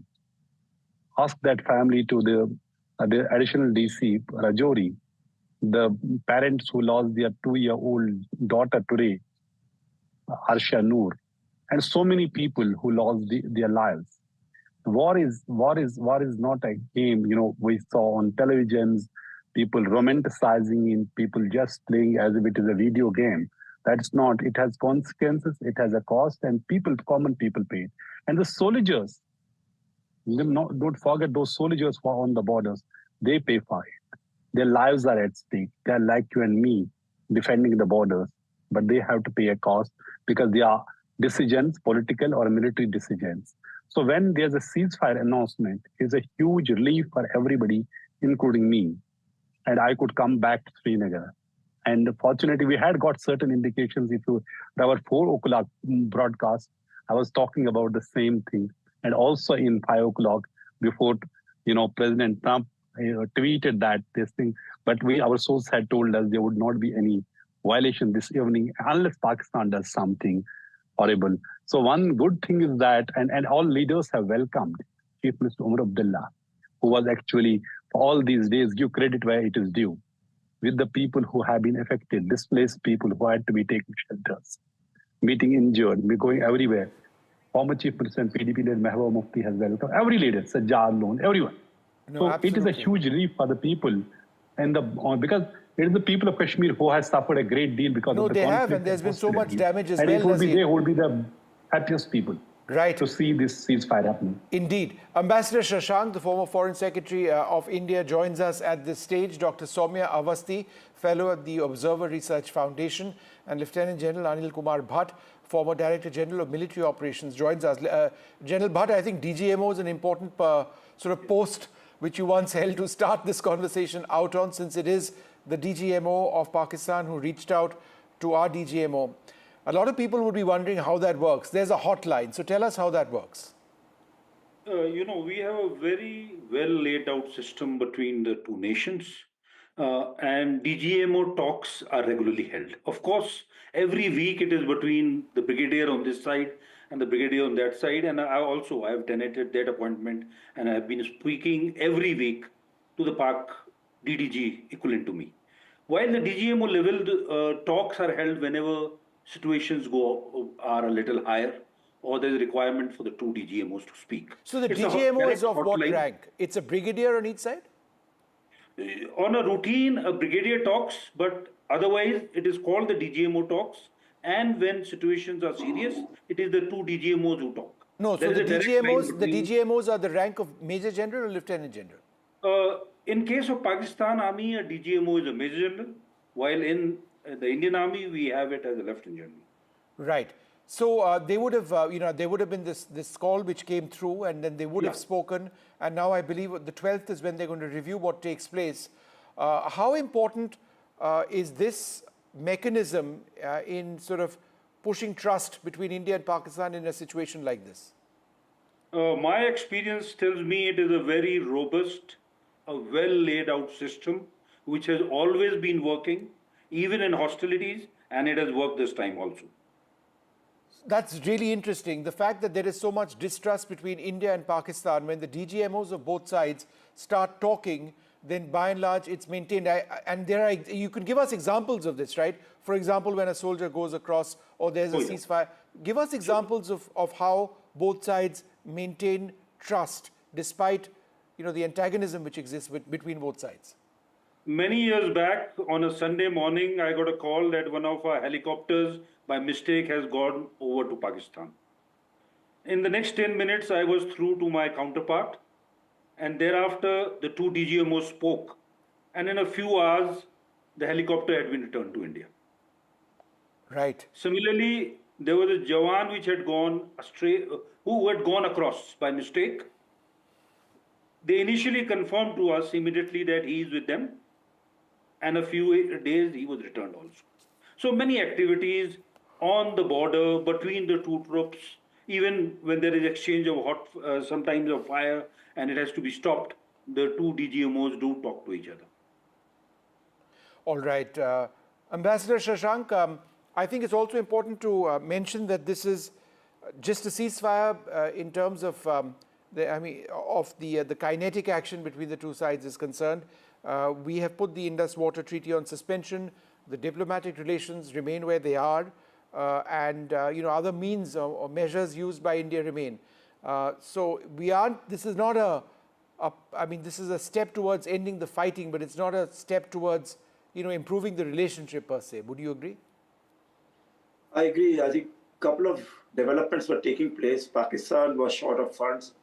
IMF had already offered them about $7 billion fund last July in several tranches. And I think this tranche was of $1.3 billion was coming up now. Another $1 billion would be coming up later.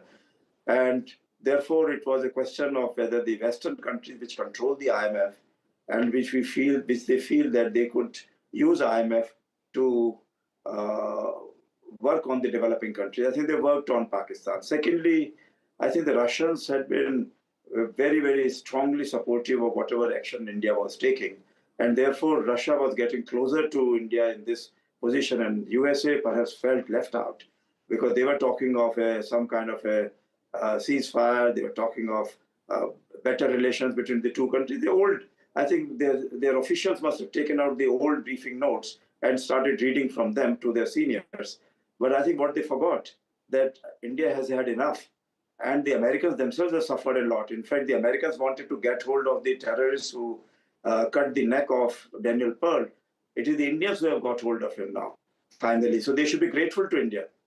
So therefore, I think within USA itself, people are now saying, look, India is able to do things which the Israelis could not do or the Americans could not do.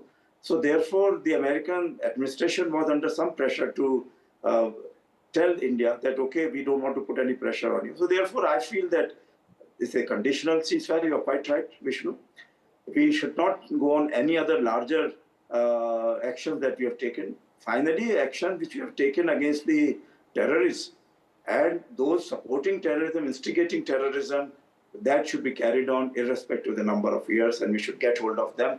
And this should remain as is a very good doctrine which we have very clearly enunciated, that any act of terrorism will be considered an act of war, because the Pakistanis don't want to fight. They want to fight through the terrorists, and they want to keep talking about the nuclear and misleading the whole world with all kinds of falsehoods that they can spread through their ISPR.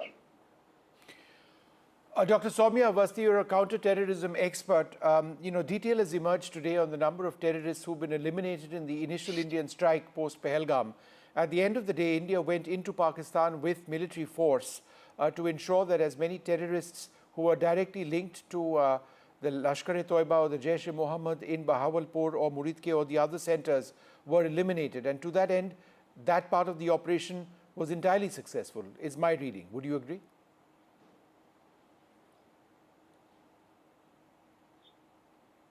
Am I audible? I can't hear anything. We'll fix that line with you in a moment. Let me take that across to General Bhatt. Would you agree, sir, that we've achieved our objectives when it came, as far as the mission to hunt down terrorists? Definitely. After Pahalgam, our response, as I would say, was restrained, professional, but surgical. We wanted to hit the terrorist camps from where these terrorists have been trained, motivated, and where their leaders would otherwise reside, and we were able to target all of them. Yes, of course, some of the leaders would have run away and escaped care of the Pakistan army, but we have been able to hit all the camps. And this is a message that this can again be done if the red line is crossed. All right. Can we just try Dr. Awasthi again? Soumya, can you hear me? Yes, now I can hear you. I'm sorry. No, yeah, go ahead. Did you get my question? No, I couldn't. Please. No, I just want to know what you think about India's initial operation into Pakistan, where we hit Muridke and Bahawalpur. Several senior terrorists have been eliminated. Could you tell us about how successful that part of the operation has been? I think we initiated a very successful operation under Operation Sindoor because India has always been loud and clear about its intention that their long-term goal has always been countering terrorism. So it was very successful in that sense. But what we received or the reaction that we received from Pakistan is not that we expected. Because if you see the trend, Pakistan has always been talking about countering terrorism within their own country, and their counterterrorism division always talks about how many terrorists they killed. So we expected them to play a better role by accepting this operation more as a counter-terrorist operation rather than thinking of it as a direct attack on them. But given the current trajectory of Pakistan's ideological orientation, it's starkly evident in the nomenclature of its operation name that they give, which is coming out from the Quranic phrase. Their continued Islamization of Pakistan's military leadership under Mullah Munir, and his presence is actually a troubling indicator of the revival of a doctrine where religion and military objectives are interwoven. And lastly, the statement that was recently given by Foreign Minister in the Parliament suggests that the madrasa students could be served as a second line of defense. So it exposes actually Pakistan's willingness to militarize religious seminaries. This confirms the use of their indoctrinated youth as an instrument of state strategy rather than using them more for cultural and religious purposes. All right. Ambassador Shashank, any further thoughts at this stage on what the next stage of talks between India and Pakistan can be once we verify that the ceasefire has worked? That will take place on the 12th of this month. Do you actually see a pathway towards diplomatic talks resuming, or too early for that? I would say it's too early for that. In the past, the general impression among the Indian public is that whatever we gain during the war, we lose out during the diplomatic negotiations. So I think our diplomats are on great amount of tension right now. I think they should keep out of it for the time being and leave it to the defense forces to work it out, because that is very important. Because Pakistan had been saying that they would not do it. They would not carry out any other active. They are telling everyone, the whole world, that they are not escalating. It's India which is escalating, and it's hitting, India is hitting the mosques and hitting the madrasas and all these places. India is hitting only the terrorist targets. And if you see some of these places, they are still talking of, like Soumya talked about, whatever 313 or some various kind of, they are taking Al-Quranic phrases and using them for their purpose. And even little children are being trained to kill the kafirs. So that training is going on, which means that Pakistan has not suffered, has not changed its attitude at all. And as regards terrorism within Pakistan, that is because Pakistani army is putting everybody, all their civilian population under their boots. So this is not done. I mean, we are a democratic country and we feel that we should respect all religions. But there we find that on the other hand, they are constantly encouraging action against the kafirs. And everybody is a kafir for them. So there are so many groups within the Islam, and the Pakistani army feels that they are the guardians of Islam. So when Pakistan army feels and they take out a person like Munir from the madrasa and make him the army chief, I think there is something wrong with that country. We're going to take a short break at this stage, come back to this discussion. It's a huge day for India and Pakistan. It began with news of intense fighting between both countries all across, from Kashmir all the way down to Gujarat. But by the end of the day, we've got a ceasefire in place right now, one which has been brokered possibly by America, but certainly one that India and Pakistan have agreed to. We're going to take a short break and come back to this huge development. Stay tuned.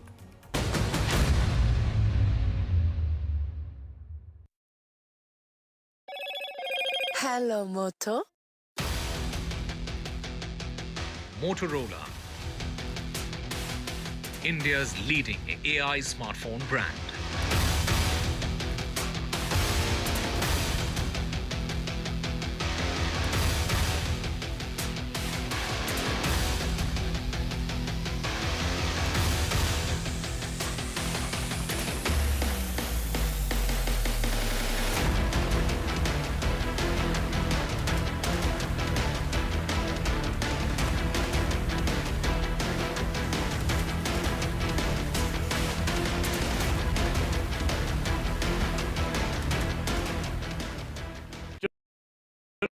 That's huge. That is a biggie. It's out of here. Gold Plus Clear Glass. पार हो या near, सब कुछ दिखे clear. News is not just headlines. It is what impacts you. And news should never be mistaken for noise. What matters is the reality. Accurate, in-depth, and with the right perspective. For over 20 years, I have been a journalist, and never has clarity mattered more than now. At Newsnight, we go beyond the surface.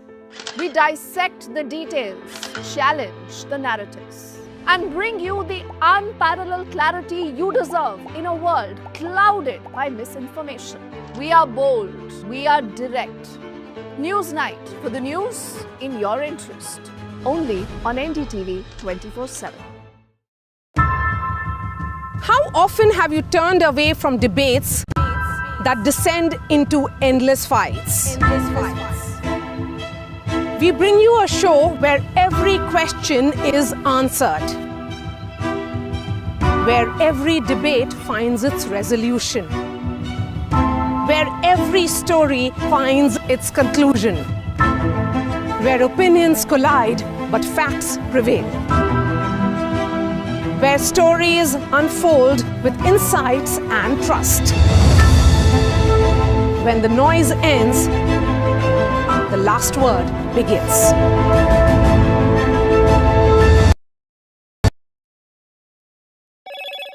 Hello, Moto. Motorola, India's leading AI smartphone brand.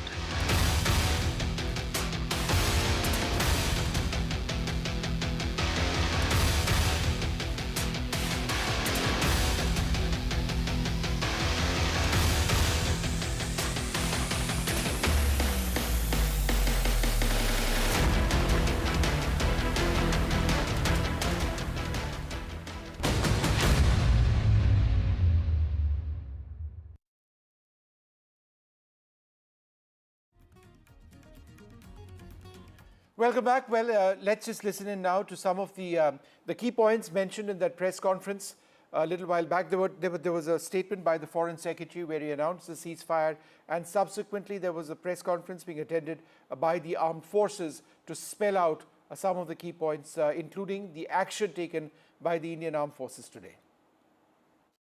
Director General of Military Operations of Pakistan called the Director General of Military Operations of India at 15:35 hours earlier this afternoon. It was agreed between them that both sides would stop all firing and military action on land and in the air and sea with effect from 1700 hours Indian Standard Time today. Instructions have been given on both sides to give effect to this understanding. The Directors General of Military Operations will talk again on the 12th of May at 1200 hours. Thank you. Several attempts were made by Pakistan on spreading a misinformation campaign, as we have seen for the last few days. There were attempts made to say that our S-400 at a northern base was destroyed, which was completely false, and that it was destroyed by a JF-17. It was a false information. Also, that the BrahMos installation was attacked and it was destroyed was false. The destruction of airfields at Srinagar, Jammu, Pathankot, Bhuj, Nalia, etc. was also a false claim. The forward ammunition dump at Chandigarh and Beas are also fit and fine, and we showed you these in the photographs in the morning briefing today. Also, there was a certain different way of miscampaign that the Pakistan conducted by its press conferences, which was conducted in a manner which was completely misleading and devoid of facts. Pakistan has been spreading fabricated allegations that the Indian armed forces have targeted mosques. Let us make this very clear here, that India is a secular nation and the Indian armed forces are a reflection of our constitutional values. We hold every place of worship of all faiths in the highest regard. Our operations have been aimed exclusively at terrorist camps and facilities being used for anti-India activities. No religious sites, I repeat, no religious sites have been targeted by the Indian armed forces. Over the past few days, as we have seen, Pakistan has suffered very heavy and unsustainable losses after it has given us an unprovoked attack on our installations. It has suffered losses in both land and air. There has been an extensive damage to the crucial Pakistani air bases like Skardu, Sargodha, Jacobabad and Bholari. In addition, a loss of AD weapon system and radars made the defense of Pakistani airspace untenable. Across the line of control, extensive and precise damage to military infrastructure and command control centers and logistic installations. In addition to that, 2 military personnel had led to complete breakdown of its defensive and offensive capability and also Pakistani morale. Well, joining us now, Ambassador Javed Ashraf, who's been tracking all these developments very closely, very often with me in conversations. Ambassador, it's good news, and nobody wants war. Were you surprised, as the rest of us have been, at the pace in which it's all happened? Vishnu, I think today was a very pivotal day, to be honest. It could have either escalated further or it could have de-escalated today. The reason I'm saying this is that, over the past 3 days, we have seen a pattern of constant escalation in the attack that is coming from Pakistan. And naturally, that was also responded to in a befitting manner from our side, which has led to a lot of damage to military assets and military infrastructure in Pakistan, some of which are very important and critical for their overall military preparedness. Now, if they had continued with this process, either escalation in the current domain or expanded the war horizontally, it would have met with, as I said before to you, that with continuous escalation dominance from our side. So there would have been 2 things in my mind that would have been at play. So I was half expecting that this would happen, especially when the news came out that we would treat any future terror attack as an act of war, that something or would have been working out. And I think two things would have definitely happened. One is that I think the international community would have been waking up to the reality of what Pakistan was attempting to do for whatever its objectives were, and that there would have been a degree of pressure on them because it was clearly the pattern of escalation and then response left the onus on them to start taking the steps to stop this. And the second was obviously their own internal calculations of how far they can go on to escalating this and sustaining this given the internal situation. And remember that we've all been aware of the fact that there is a much higher staying capacity and much, of course, asymmetrically more power to deliver from our side.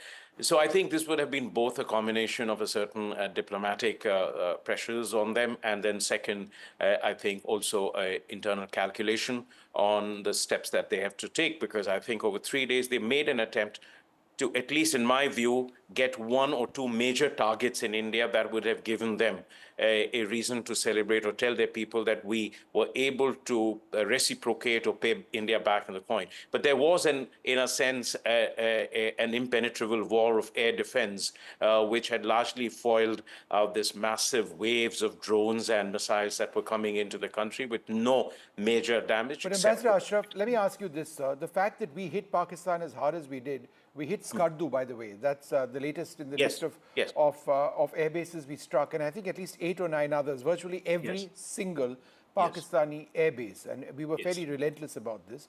The videos have showed significant damage in some of them. Do you believe that that is ultimately what pushed Pakistan to the negotiation? That's what I'm saying, that, you know, it wasn't just America's pressure and them saying, No. I think that, listen, in anything of this nature, finally, it is the two parties involved in a process who make that decision. And no matter if their calculation was, and look, this is an era in which, a time in which the world is preoccupied with a number of its own issues, whether it's the United States, Europe, or China, or Russia.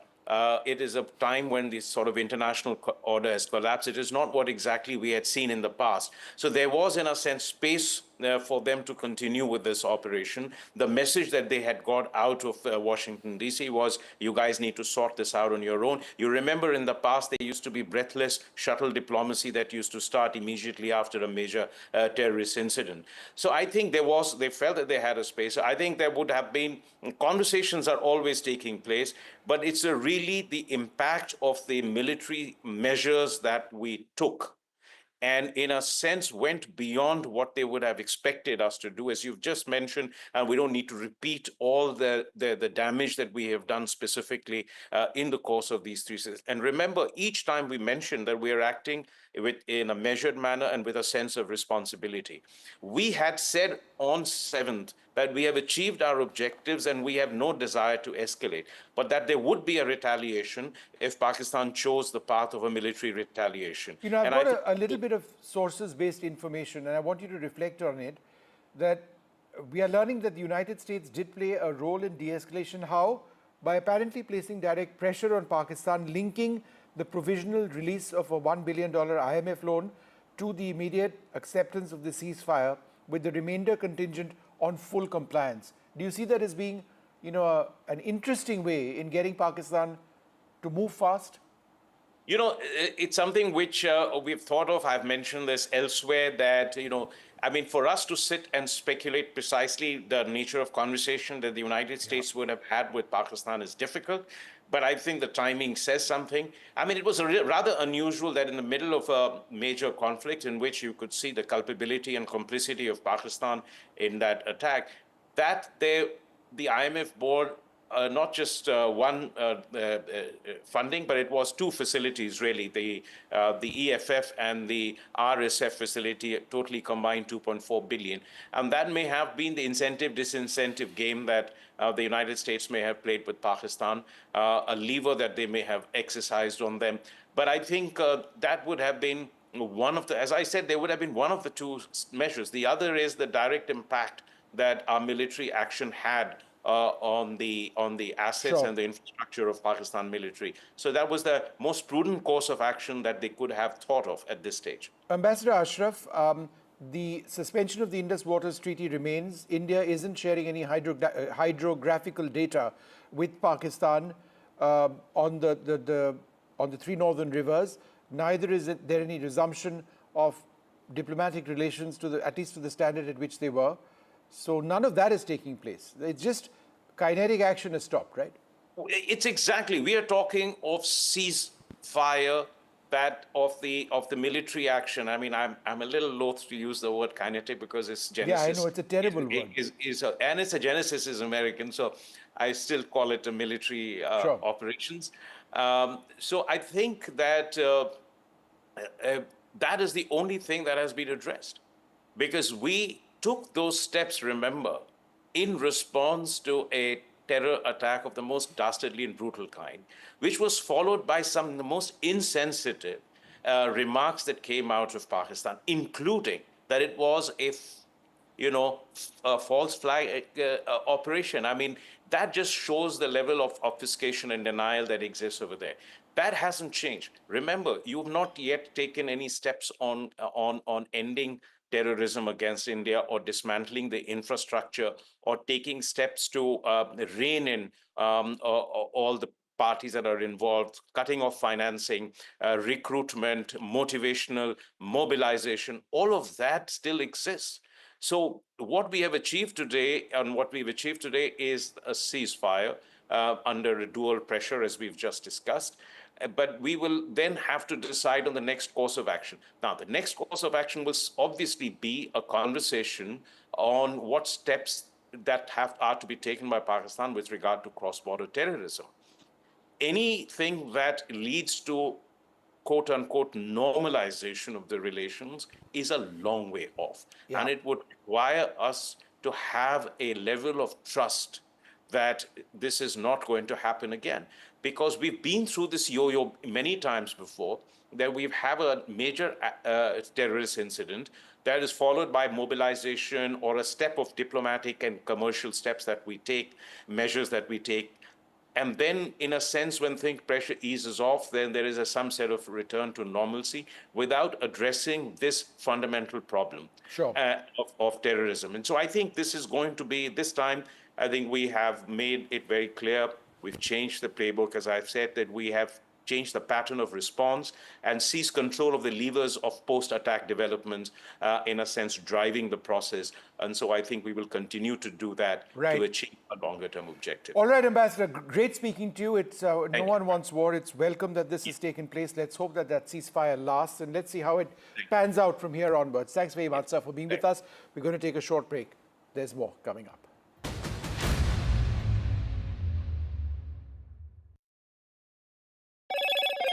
Hello, Moto. Motorola, India's leading AI smartphone brand.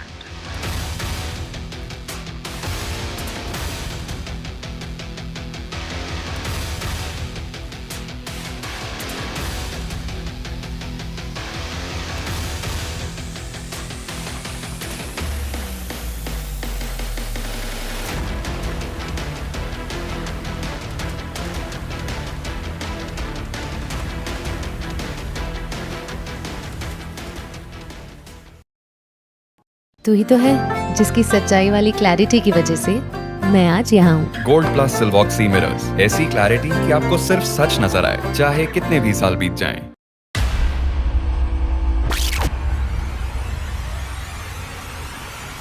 The last 1 month, if you see, the share prices of Genzol Engineering has fallen more than 58%. Why are the rating firms calling the debt payments as default? We have two credible credit rating agencies on March 4th coming and downgrading the stock to D. Statements are consistently being proven wrong, and transactions are being taken place which are different from what they were originally pictured to be. The company claimed it would roll out 6,400 electric vehicles. But what it has rolled out is a shocking scam. Funds meant for the project were funneled allegedly back to the promoters, the Junkie brothers. What did the money buy? Not EVs, of course, but a lavish flat, in Gurgaon's luxurious DLF Carmelias.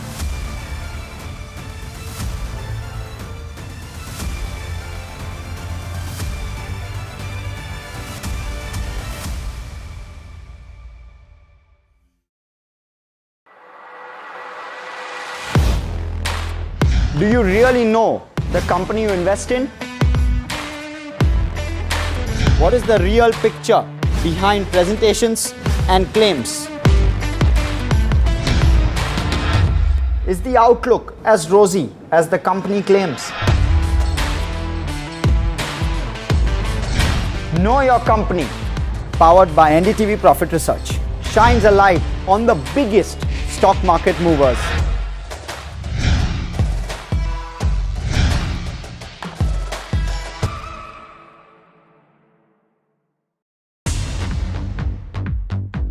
More news that matters. Big exclusive. Tulsi Gabbard gunned down by Pakistan-backed cowards. When you interact with people on ground, you're able to.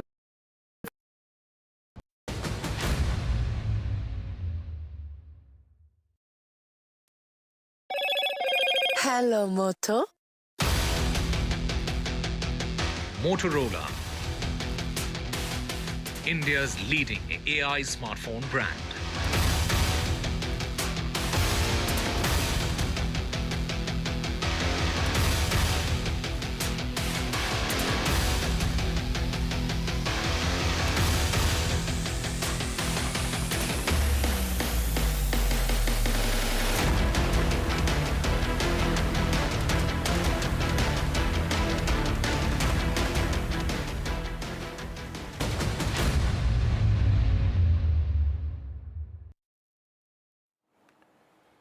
All right, let's go straight across to NDTV's Nazir Masoodi, who's been tracking all the developments. Nazir, I think the focus in Jammu and Kashmir will now be to get a full assessment of the damage on the ground. Is that right?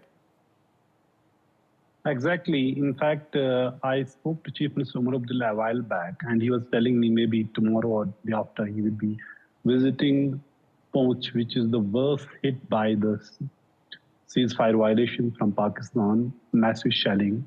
Not only, there's huge loss of properties, homes, shops, business establishments. Many people have been killed in that area. Religious places were targeted, Gurudwara, Madrasa, temple. So it was madness, literally, and the way they targeted innocent people and the people. So now it is the responsibility of the government to reach out to those people, which way I said earlier, give credit where it is due. Government was actually alive to this situation. They reached out to the people who were affected, be it in Jammu, where Chief Minister himself was there. There were ministers who went to different places where people have been affected. Lieutenant Governor Manoj Sinha also visited Uri yesterday. So government was trying to do its best when people needed them the most. That was a good thing that happened. But now it is the question of relief and the rehabilitation of those affected. And see, the bigger thing people are hoping that this never is repeated. Neither the terror attack, what happened in Pahalgam, nor this what happened on the borders, or the bombs we heard with that reverberated Kashmir, that reverberated Spain, that actually shattered Srinagar this morning, and when bombs were actually dropping in Srinagar. So everybody was fearful. Literally everybody is so happy that it has ended. Whatever would be the political now, connotations of what will happen, but the fact is the hostilities, the confrontation has ended. There's ceasefire on the borders, and there would be no shelling or drone attacks or missile attacks between the two. Hopefully it stays, and people have a sigh of relief, and they're hoping that enough is enough. Every sort of violence should stop now, and people of Jammu and Kashmir also deserve to live in peace. We leave it there. Thank you very much for joining us. It's a welcome day. If there is peace, and that appears to be the case for now. We'll take a short break. There's more coming up.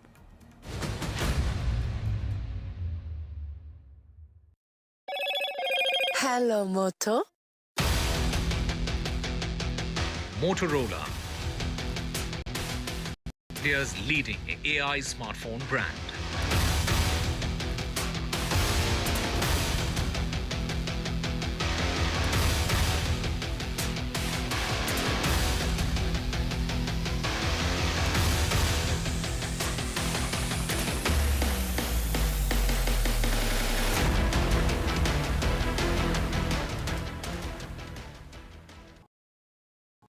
Gold plus optimistic reflective glass लगाओ, धूप की गर्मी को दूर भगाओ और बिजली का बिल भी बचाओ।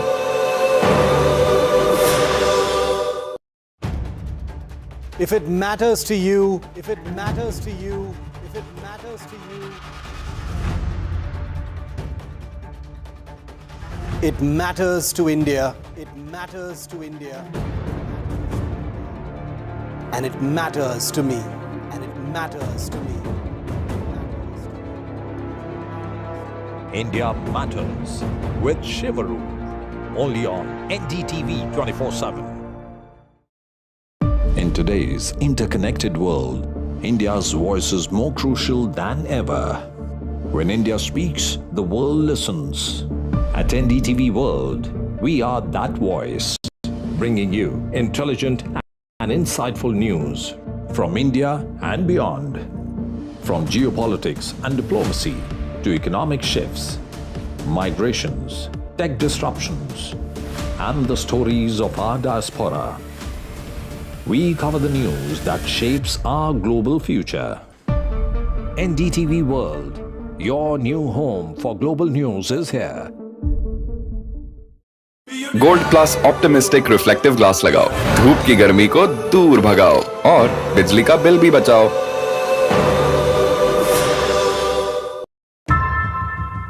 How often have you turned away from debates that descend into endless fights?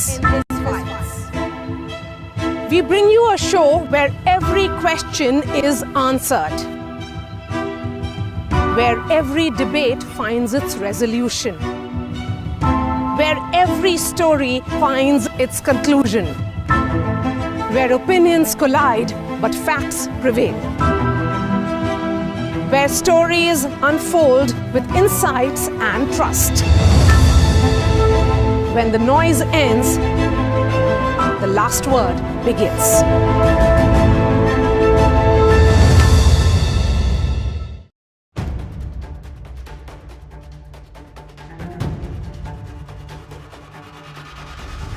If it matters to you, if it matters to you, if it matters to you,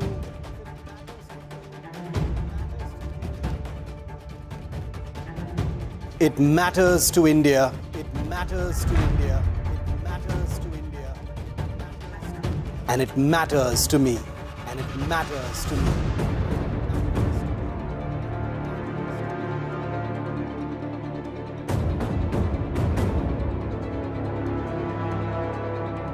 India Matters with Shivaru, only on NDTV 24/7.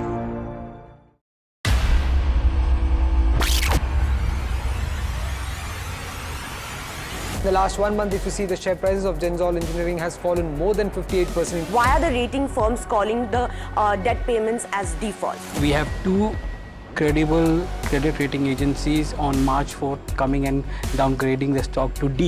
Statements are consistently being proven wrong, and transactions are being taken place which are different from what they were originally pictured to be.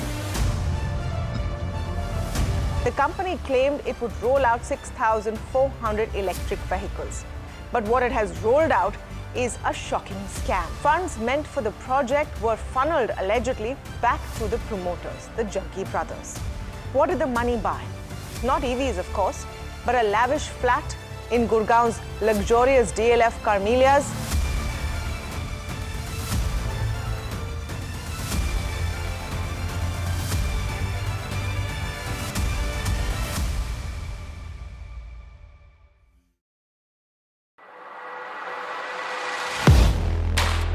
Do you really know the company you invest in?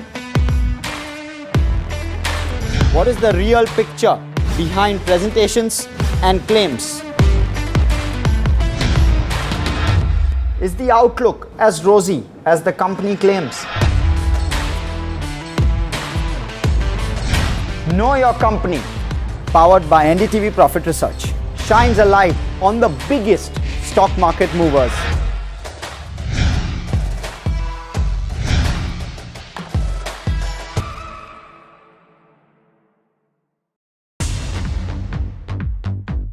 More news that matters.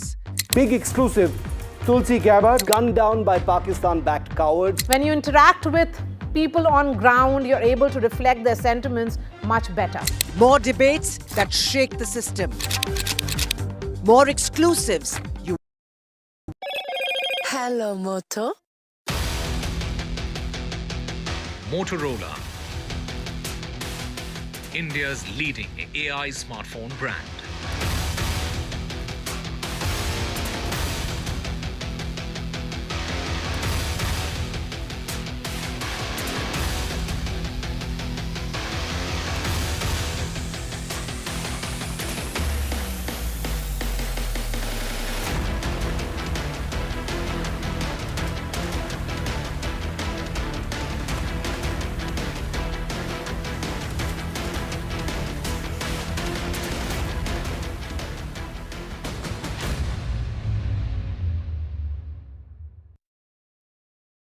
दिल की गहराइयों से खैर मकदम करता हूं।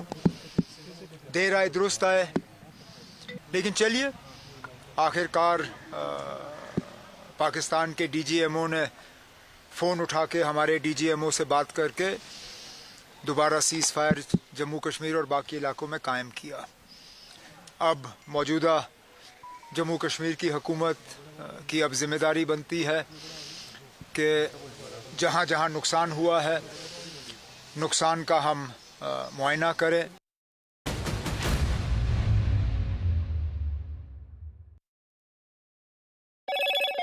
Hello, Moto. Motorola, India's leading AI smartphone brand. A show of solidarity with the armed forces. Scores of youth from the Government Medical College Hospital in Jammu to donate blood for those injured in Pakistani shelling. The blood donation campaign witnessed overwhelming participation from young citizens, many of whom stood in long queues at the hospital.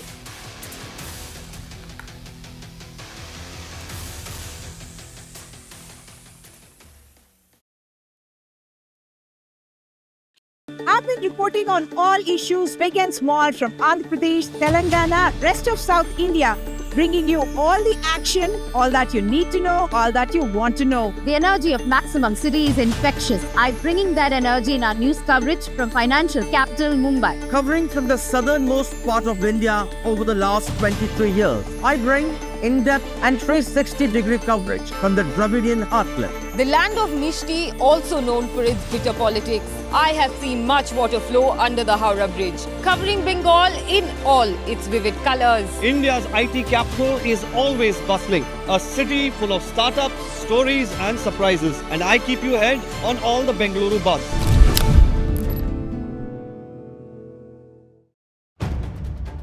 If it matters to you, if it matters to you, if it matters to you, it matters to India. It matters to India.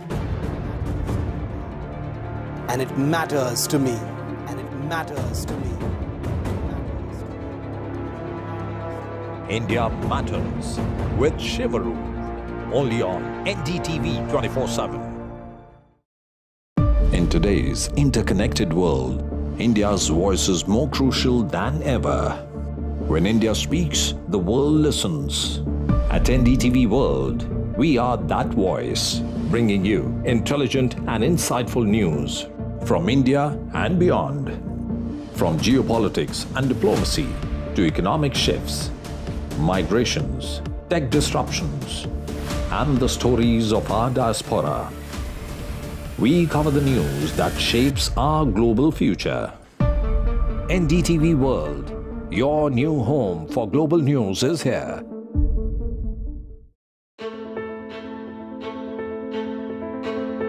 News is not just headlines, it is what impacts you. And news should never be mistaken for noise. What matters is the reality. Accurate, in-depth, and with the right perspective.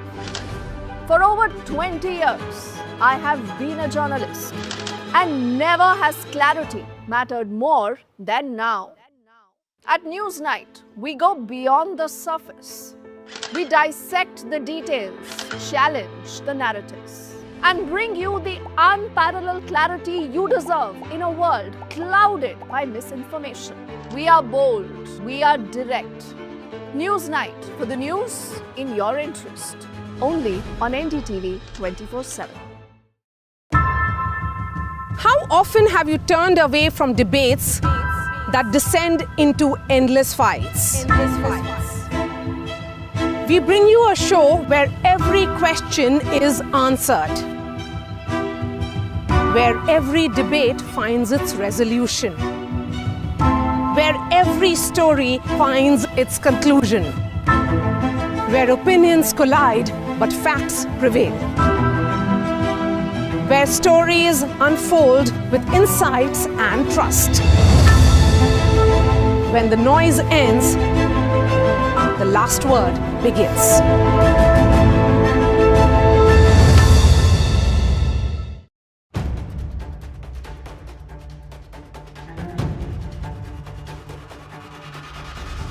If it matters to you, if it matters to you, if it matters to you,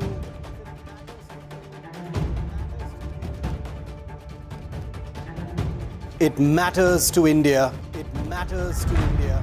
It matters to India. And it matters to me. And it matters to me.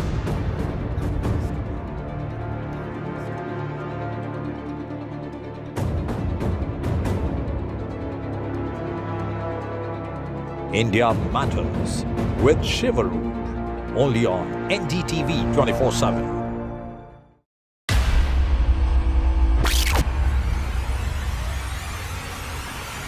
In the last 1 month, if you see, the share prices of Genzol Engineering has fallen more than 58%. Why are the rating firms calling the debt payments as default? We have two credible credit rating agencies on March 4th coming and downgrading the stock to D. Statements are consistently being proven wrong, and transactions are being taken place which are different from what they were originally pictured to be. The company claimed it would roll out 6,400 electric vehicles. But what it has rolled out is a shocking scam. Funds meant for the project were funneled allegedly back to the promoters, the Junkie brothers. What did the money buy? Not EVs, of course, but a lavish flat in Gurgaon's luxurious DLF Carmelias.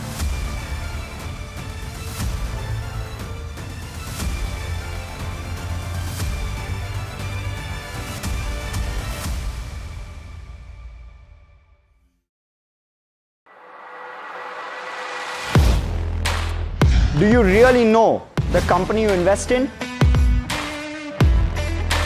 What is the real picture behind presentations and claims?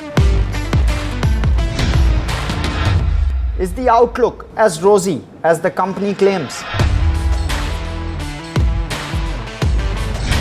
Know Your Company, powered by NDTV Profit Research, shines a light on the biggest stock market movers.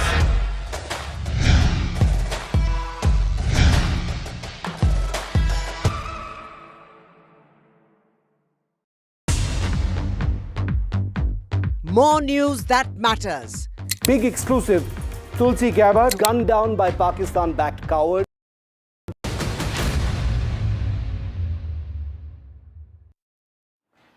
Hello everyone, this is The Last Word and I'm Maria Shakil. After 4 days of hostilities that alarmed the world, India and Pakistan have agreed to a ceasefire, stopping all military action as of 5 p.m. India confirmed the ceasefire shortly after US President Donald Trump announced it on his Truth Social platform.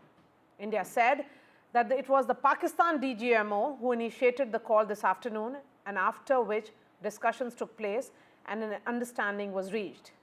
Minutes after India announced a full and immediate ceasefire with Pakistan after days of missile, drone and artillery attacks, we heard Foreign Minister Dr. S. Jaishankar issue a stern message for harbors of terror. He said, and I quote him, India has consistently maintained a firm and uncompromising stance against terrorism in all its forms and manifestations. It will continue to do so. The ceasefire comes a day after Pakistan targeted Indian air bases India chose its targets carefully. Those are the visuals coming in of Prime Minister Modi in that meeting with Raksha Mantri, National Security Advisor, other officers of the Indian Armed Forces. External Affairs Minister Dr. S. Jaishankar is present as well. Foreign Secretary is present as well. This is the first meeting which is being chaired by the Prime Minister after the ceasefire announcement which has come in. Remember, India this morning launched a series of attacks against Pakistan air bases, and the objective was to cripple Pakistan's capability to launch aerial attacks using drones and fighter jets. And the attacks on these key Air Force bases had actually had the capacity certainly of crippling Pakistan's aerial mobility. And shortly after the breakthrough, India had warned that any act of terror will be considered an act of war. We will be staying on those visuals because Prime Minister Modi's meeting with the Defence Minister, with External Affairs Minister and others becomes very, very crucial at this juncture. What is the big message that will be carrying forward from this will become important again. Let's listen in now to the Foreign Secretary and the MOD briefing which happened earlier today. Director General of Military Operations of Pakistan called the Director General of Military Operations of India at 15:35 hours earlier this afternoon. It was agreed between them that both sides would stop all firing and military action on land and in the air and sea with effect from 1700 hours Indian Standard Time today. Instructions have been given on both sides to give effect to this understanding. The Directors General of Military Operations will talk again on the 12th of May at 1200 hours. Thank you. Several attempts were made by Pakistan on spreading a misinformation campaign, as we have seen for the last few days. There were attempts made to say that our S-400 at a northern base was destroyed, which was completely false, and that it was destroyed by a JF-17, it was a false information. Also that the BrahMos installation was attacked and it was destroyed was false. The destruction of airfields at Srinagar, Jammu, Pathankot, Bhuj, Nalia, etc. was also a false claim. The forward ammunition dump at Chandigarh and Beas are also fit and fine, and we showed you these in the photographs in the morning briefing today. Also, there was a certain different way of miscampaign that the Pakistan conducted by its press conferences, which was conducted in a manner which was completely misleading and devoid of facts. Pakistan has been spreading fabricated allegations that the Indian Armed Forces have targeted mosques.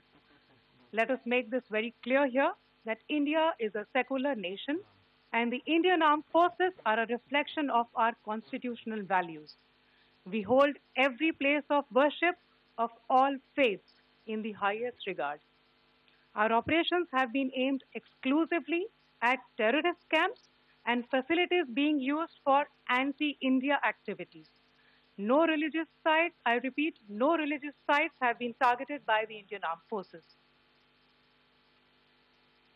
Over the past few days, as we have seen, Pakistan all has suffered very heavy and unsustainable losses after it has given us an unprovoked attack on our installations. It has suffered losses in both land and air. There has been an extensive damage to the crucial Pakistani air bases like Skardu, Sargodha, Jacobabad and Bholari. In addition, a loss of AD weapon system and radars made the defense of Pakistani airspace untenable. Across the line of control, extensive and precise damage to military infrastructure and command control centers and logistics installations. In addition to that, 2 military personnel had led to complete breakdown of its defensive and offensive capability and also Pakistani morale. And joining me now is Shivarur, straight from Srinagar. We also have Aishwarya Jain tracking Prime Minister's meeting very closely. Shiv, I'm coming to you first, because government sources are saying clearly that this is a conditional ceasefire only on kinetic action, and Pakistan still has water, trade, diplomatic and financial sanctions. So clearly, as far as the messaging which is going from the government of India is that if there is any kind of violation now onwards, it will be seen as an act of war. Absolutely correct, Maria. I think India is signaling very unconditionally that this ceasefire has been on its terms. It's because Pakistan requested the ceasefire. The Director General of Military Operations of Pakistan, a full 9 hours after some of the highest kinetic actions that India has taken against Pakistani military bases, 11 of them in all across the country, is when the DGMO of Pakistan decided to pick up the phone, dial India and ask for that ceasefire. A cumulative effect of kinetic actions plus all of those diplomatic measures that you mentioned, as well as the Indus Water Treaty, had clearly worn Pakistan down. Now, this may not be a time, for any kind of national gloating, as it were, but never should we ever lose sight of the fact that all of this began with a terrorist attack in which 26 innocents were butchered by Pakistan-sponsored terrorists. And keeping that in view, the fact that India has, wrangled a ceasefire after Pakistan came to it,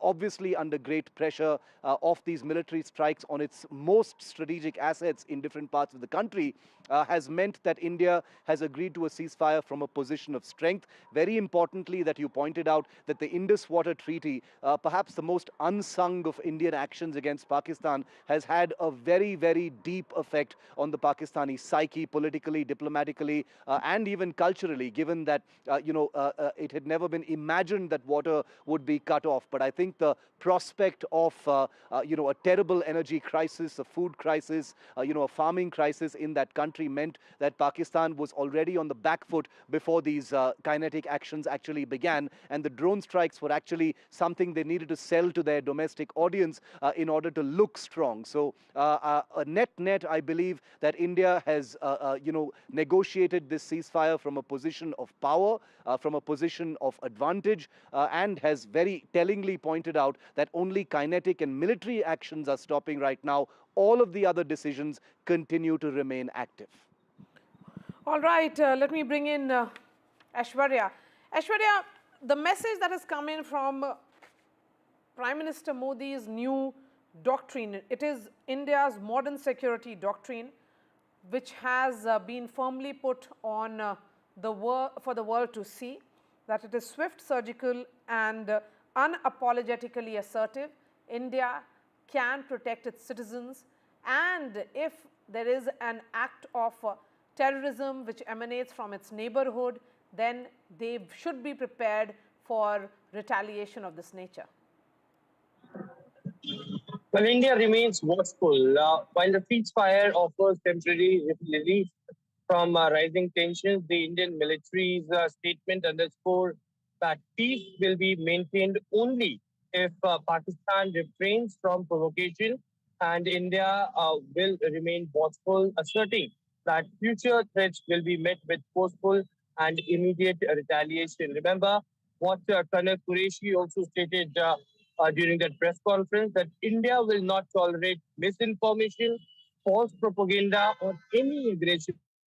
Forces will remain strong, alert, and fully prepared, and therefore the reason perhaps those visuals on our screens where Prime Minister Narendra Modi chairing that high-level meeting, External Affairs Minister S. Jaishankar, Defense Minister Rajnath Singh, NSA Ajit Doval, along with all the three service chiefs, being given a strong message from the Prime Minister that our forces should remain on strong alert and they should be fully prepared because there has been, of course, a mistrust with Pakistan. We all know that what is the history with the Pakistan, and therefore the reason perhaps on one side there is temporary relief, ceasefire, but Indian armed forces and Indian dispensation will be always on alert, and there will be no, such case that will be dealt. Of course, the message was loud and clear in the earlier meeting as well, that if any sort of future terrorism activity will be done from the Pakistani side, from their terror hubs, then it will be considered as an act of war in India, and India will respond accordingly. Aishwarya and Shiv, thank you so much for joining us. Let's bring in the guests who are joining us at this hour. We have Rajiv Dogra, former diplomat, Lieutenant General Rajendra Singh is a former DG Infantry, Swasti Rao is geopolitical and foreign policy expert. We have Elizabeth Threlkeld joining us from Washington, D.C. She is a senior fellow and director of the South Asia program at the Simpson Center. I'm going to begin with you, Elizabeth. What, according to you, has happened today in terms of the ceasefire? Donald Trump has taken to, Truth Social to claim credit for what was the role of U.S. administration, but India is clear that it was on the request of the Pakistanis, the DGMO of Pakistan, that a call was initiated, and then things move ahead. Sure. Thank you very much for having me. I think the big picture here is I don't want to get too caught up in who necessarily was behind this, who said what to who, what the timing was. I think the important thing to remember is that a ceasefire looked somewhat unlikely just 12 hours ago, 24 hours ago, right? This has been the most significant escalation that we've seen between the two sides in several decades. So, I have to go on the same set of facts or same set of statements that you do. My understanding is that the U.S. was involved, and I think we've seen statements coming out from the president, from the Secretary of State over the last several days that back that up. But regardless, bottom line is this is a positive development, and hopefully we can kind of catch our collective breath and really start to ask important questions about what happens next so that we don't find ourselves in a similar situation going forward. A word now on the role of U.S. We were expecting, some movement, particularly after Saudi Arabia. Saudi minister was in Islamabad. The movement which happened with regards to the foreign minister of Iran as well. But it certainly seems that U.S., which has that lever over Pakistan, used it rather effectively. So, this is, I think, something that we will continue to learn a little bit more about in the coming days. It has just been a couple hours since this was announced.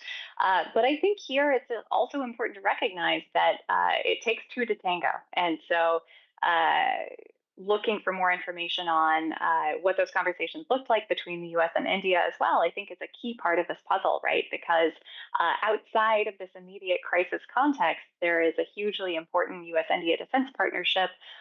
We work with India closely on a broad range of issues. And so I think going forward, one question that I'll be looking to ask and analyze is what, if any, impact this crisis has on that broader set of issues, or if the two countries are able to move on and move forward, for example, with the trade deal and the other elements of the partnership, which I think would be a positive for both sides. All right, Ambassador Dogra, your thoughts on the ceasefire? Well, firstly, it's not ceasefire. It's just holding the guns, so to speak, that both sides have agreed that they will observe the stoppage of arms activities till further notice. And further notice is the next telephonic talk between the two DGMOs on 12th, 2 days from now. But more than that, one is the good intentions, whether they'll continue over the next 2 days and what thereafter. Because DGMOs have a limited role, which is technical in nature, that the two countries have agreed not to fire at each other, and let's do all we can to maintain that status. So 12th is that line where they will sort of assess whether it has been carried out in letter and spirit. But the bigger task is what happens thereafter. Would there be a sort of meetings between the two countries to work towards a ceasefire that is longer lasting? Would there be a meeting that also ensures that India's concerns over terrorism After all, terrorism has not been wiped out of Pakistan. There are 80 to 90 terrorists who are still operating in Jammu and Kashmir as per our assessment. And the Pakistani authorities have repeatedly said that we will use terror. That is before today. So the threat exists. And what happens if there's another big terror attack on India? Do we go back to the square one? So there are many imponderables, and the biggest question mark is Pakistan's record and history. Starting from 1947-48, Pakistan has not kept up any agreement which favors India, whereas India has a record of honoring agreements, most principally Indus Waters Agreement, where it has starved Indians of water but ensured that Pakistan luxuriates in plenty of water. So I think we also have to look at the record of what happened, for example, after 47-48, what happened in 1965 when we gave up Haji Pir Pass, which is now the route for most terrorists to come in, or what happened during Simla Agreement in 1972, where Bhutto, the moment he crossed the border, he said, "I have made a fool of that woman," meaning Indira Gandhi, that he had no intention of honoring any of the agreement. And the worst of it was, the most inhuman part of it was, we sent back 93,000 prisoners of war, one of the biggest sort of captures of so many POWs in history. But Bhutto ensured that the POWs Pakistan had captured rotted in jail, so much so that when he was in prison, he wrote, and I've quoted it in my book, he wrote that my heart cries when I hear their pain and their cries in the night. So the fact is that the same man who was in power at that before then ensured that there was deception and there was not a gentleman's honoring of the agreement he had reached in Simla. And the list goes on. I can quote chapter and verse on this.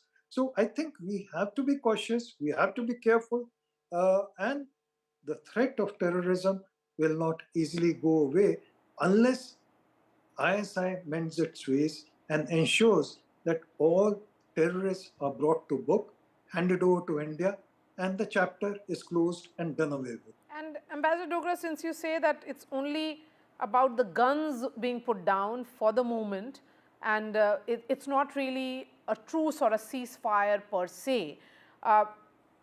Let me bring in General Singh on this. General Singh, top government of India sources are telling us, and this came in a few hours ago, that any future act of terror will be considered an act of war against India. India, so far, in this entire 72 hours of turbulence that we saw, escalation coming in from Pakistan, aggression coming in from Pakistan, had maintained that it was not really technically declared a war. It was seen as war-like situation. But if there is another act of terror which happens, certainly we do not hope that it ever happens, then it will be seen as an act of war. I think that distinction that is being made here becomes important even as we talk about this operational truce which has come in. Yes, Maria, you're right.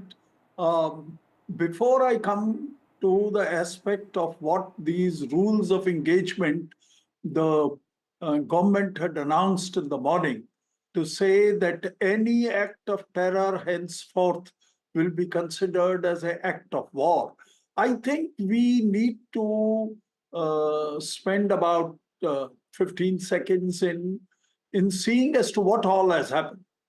What has happened is that Pakistan was in a bad state, economically, security-wise. Its situations in Baluch and Khyber Pakhtunkhwa front, and their army chief, who is a radical by himself, then decided to strike by using terrorists in Pahalgam. Thereafter, our government took a very firm stance, adopted a number of diplomatic and economic measures, and also suspending the Indus Water Treaty, and then went in to strike the terrorist camp with 100% accuracy. 100%. 9 terrorist camps were struck, and we were able to bring down about 90 to 100 of these terrorists.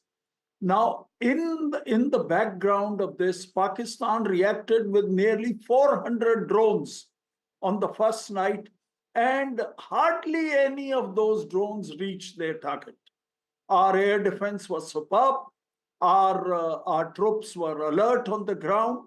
Our system of countering these actions by Pakistan was good. The same thing was repeated by them the next night also, and the result was same and similar. We were able to ensure that hardly any damage was caused to any of our air installations.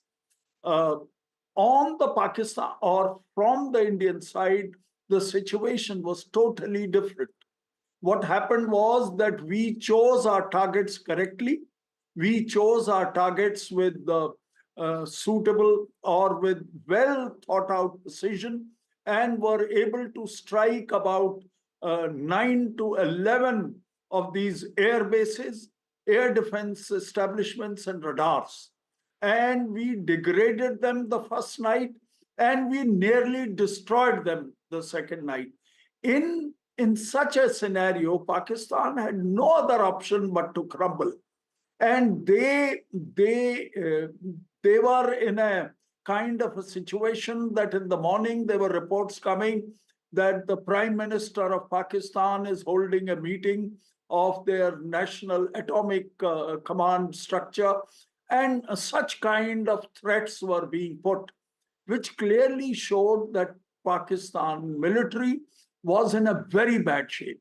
In this backdrop, the efforts of United States and efforts of Saudi Arabia, coupled with the pressure which Indian armed forces had exerted on them, I think really forced them to ring up the DGMO at 3:30 today and seek for a suspension of any military actions from 5 o'clock today. And I think the result of all this is that we have really nearly achieved whatever we were aiming to achieve. That is to send a message to Pakistan that don't try this with us, otherwise you will have to pay a heavy price. Absolutely. Pakistan seems to have learned this lesson. Whether it will actually reform tomorrow, only the time will tell.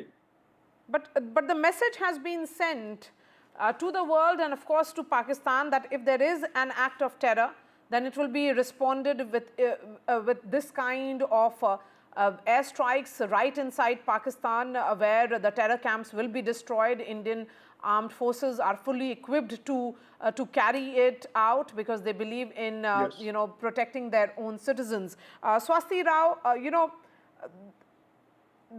when Operation Sindoor, I mean, it all begins with Operation Sindoor, and of course, then there was that retaliation and aggression from Pakistan, another round which played out between India and Pakistan this morning.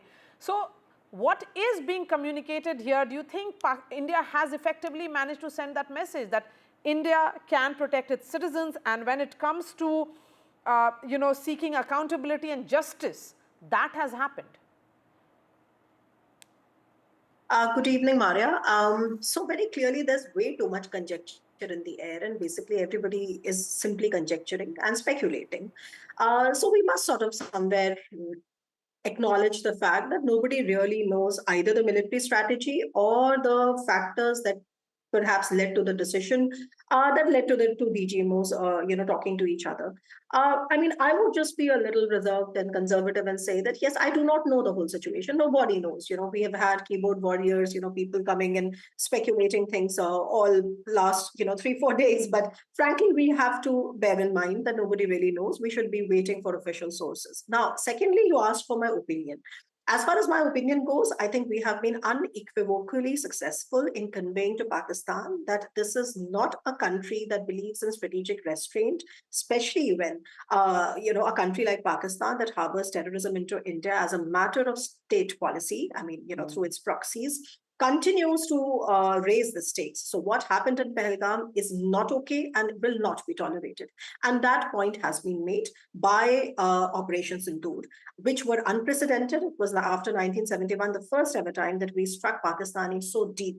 Okay, so that is a point, and that is going to go down in history as one of the turning points in how India's policy towards war on terror, its own war on terror, has evolved. There are no doubts about that, and I'm 100% sure about it.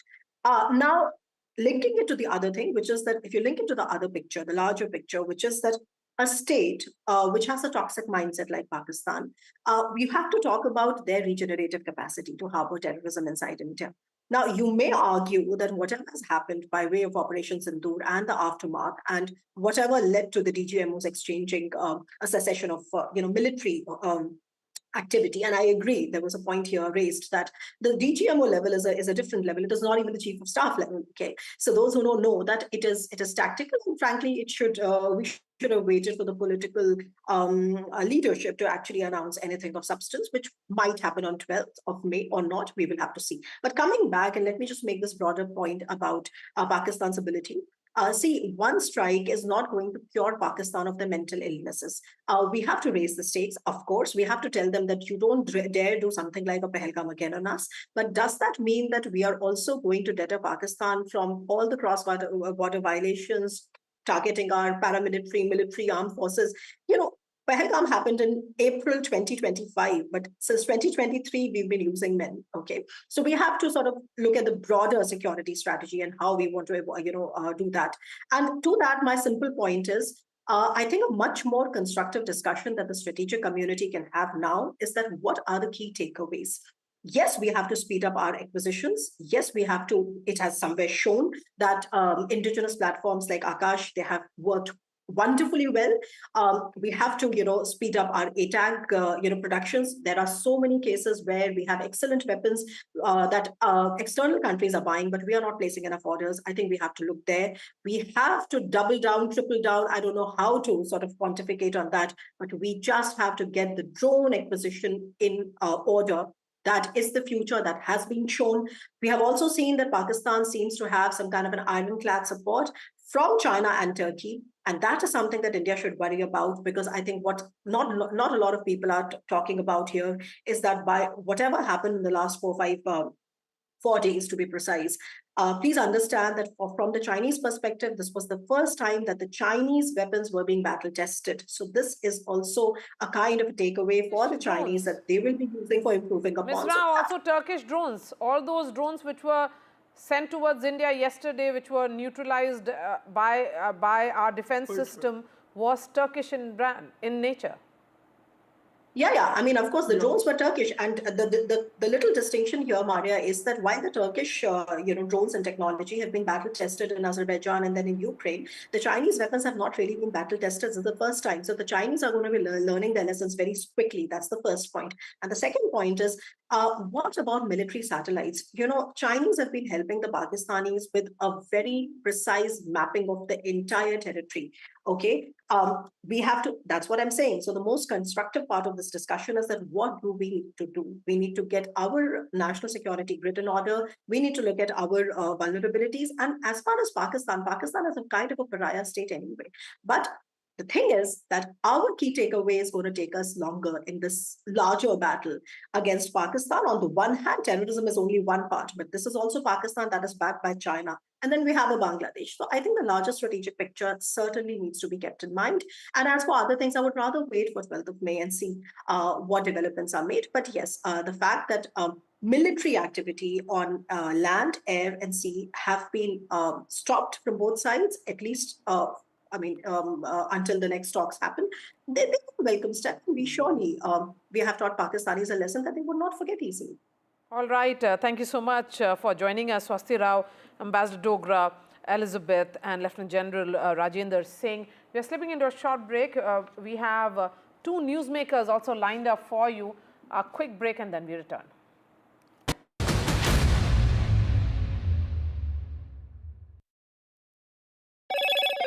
Hello, Moto. Motorola, India's leading AI smartphone brand.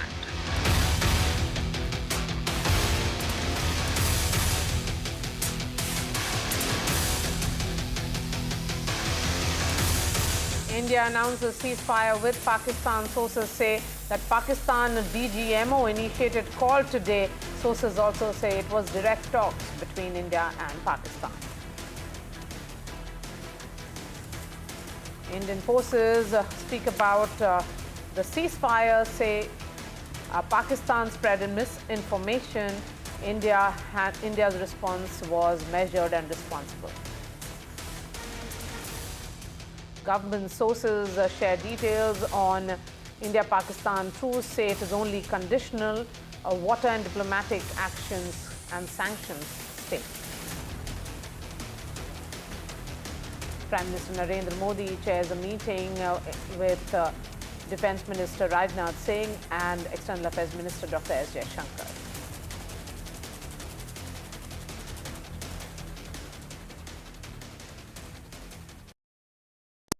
That's huge. That is a biggie. It's out of it. Gold Class Clear Glass. Far ho ya near, sab kuch dikhe clear. If it matters to you, if it matters to you, if it matters to you, it matters to India. It matters to India. And it matters to me. And it matters to me. India Matters with Shivaru, only on NDTV 24/7. In today's interconnected world, India's voice is more crucial than ever. When India speaks, the world listens. At NDTV World, we are that voice, bringing you intelligent and insightful news from India and beyond. From geopolitics and diplomacy to economic shifts, migrations, tech disruptions, and the stories of our diaspora. We cover the news that shapes our global future. NDTV World, your new home for global news, is here.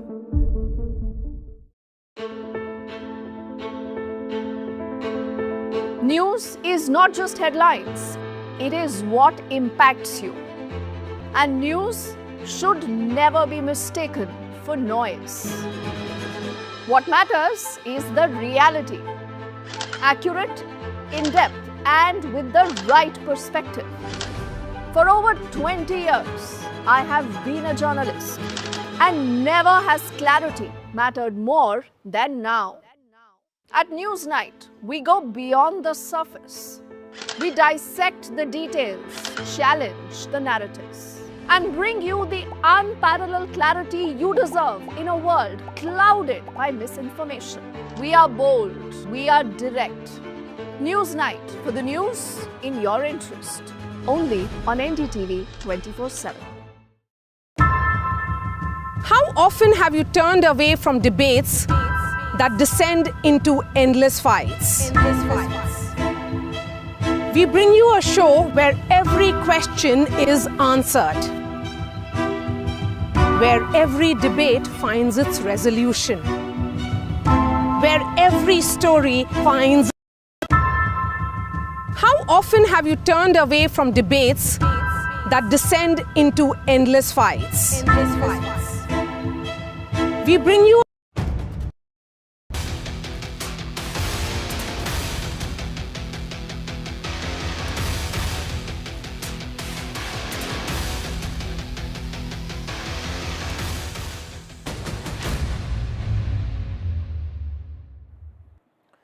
It's only operational in nature, which essentially means that the guns have been put down between the two nations.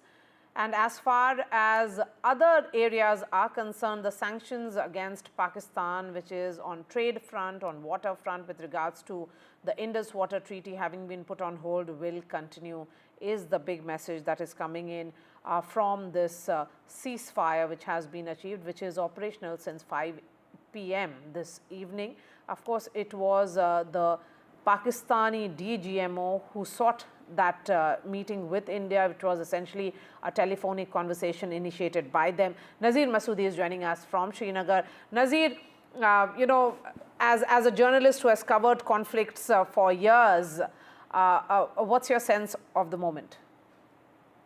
Well, ceasefire which is welcomed by one and all, and everybody was waiting for that. It is in nobody's interest to continue this conflict because there are never no clear winners in any war. And it has to end one day. Thank goodness it has ended sooner than later, and people have heaved a sigh of relief. But what it means politically, besides agreeing on ceasefire, which was announced by US President Donald Trump, and then there were two other statements by the Vice President, J.D. Vance, and then the Secretary of the State, where there's an important thing. Besides ceasefire, they have agreed to start talks on a broad set of issues at a neutral place. There would be different interpretation in Pakistan and India, that's obvious.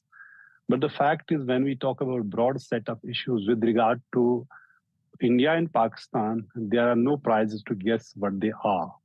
So clearly, politics has started on this and will start. But till the time it was war against Pakistan or the war-like situation, fighting terror, entire country was united, backing the government. But we have already started seeing political opposition parties raising a red flag and questioning the government. That will start now, but that is like part of any democracy which is happening.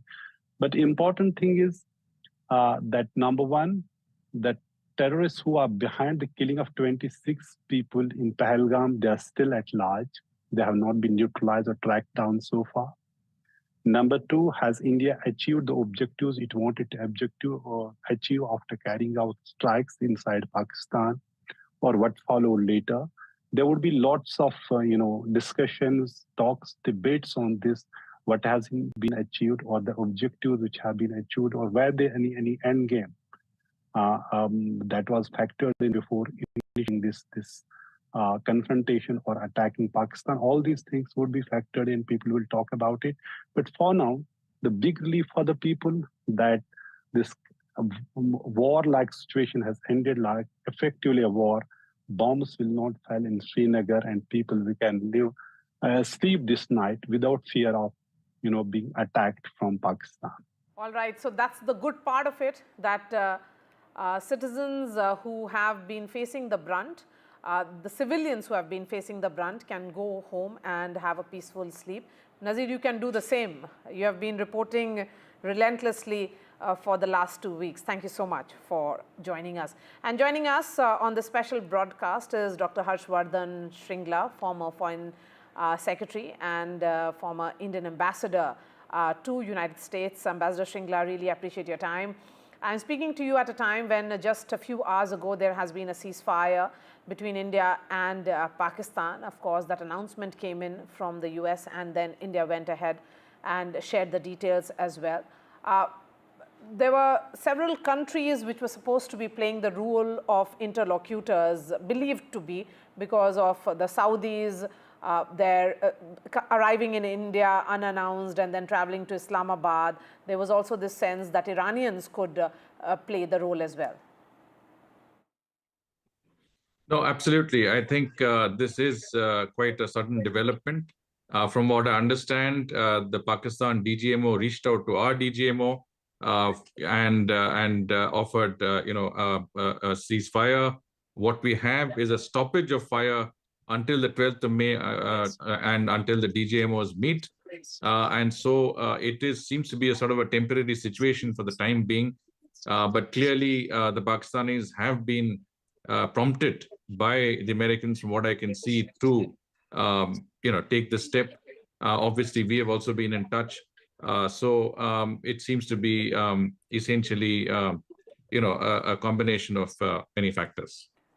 Yes, would you also say, Ambassador, that India managed to communicate to the world rather effectively and emphatically that it can carry out an operation of this nature, which was called Operation Sindoor, and India managed to say that that when it comes to the second round, we saw the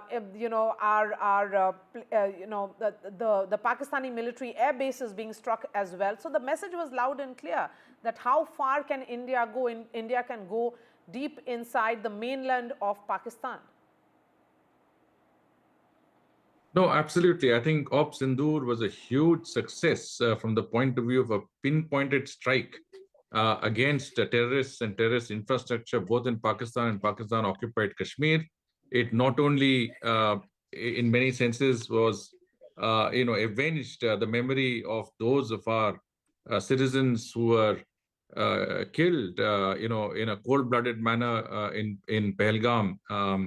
But also served as a very stern warning and deterrence to Pakistan against using terrorism as an instrument of policy. So it was, I would say, a very successful exercise. After that, Pakistan escalated the situation by using kinetic actions to target military and civilian establishments across the border from the north to the west. And continue to do that on two subsequent nights. I think we obviously met any such Pakistani action with very, very firm resolve and counter actions. And I think the result of all of that is that Pakistan fully realized that as their air defense and other systems get degraded, as their ability to maintain the supplies that would be needed for a conflict of this nature would dry up, they did, I think, feel the need to work out a sort of a cessation of conflict. And so you see this in the form of this stoppage of fire on both sides. So you're calling it very carefully a stoppage of fire on both the sides here, Ambassador.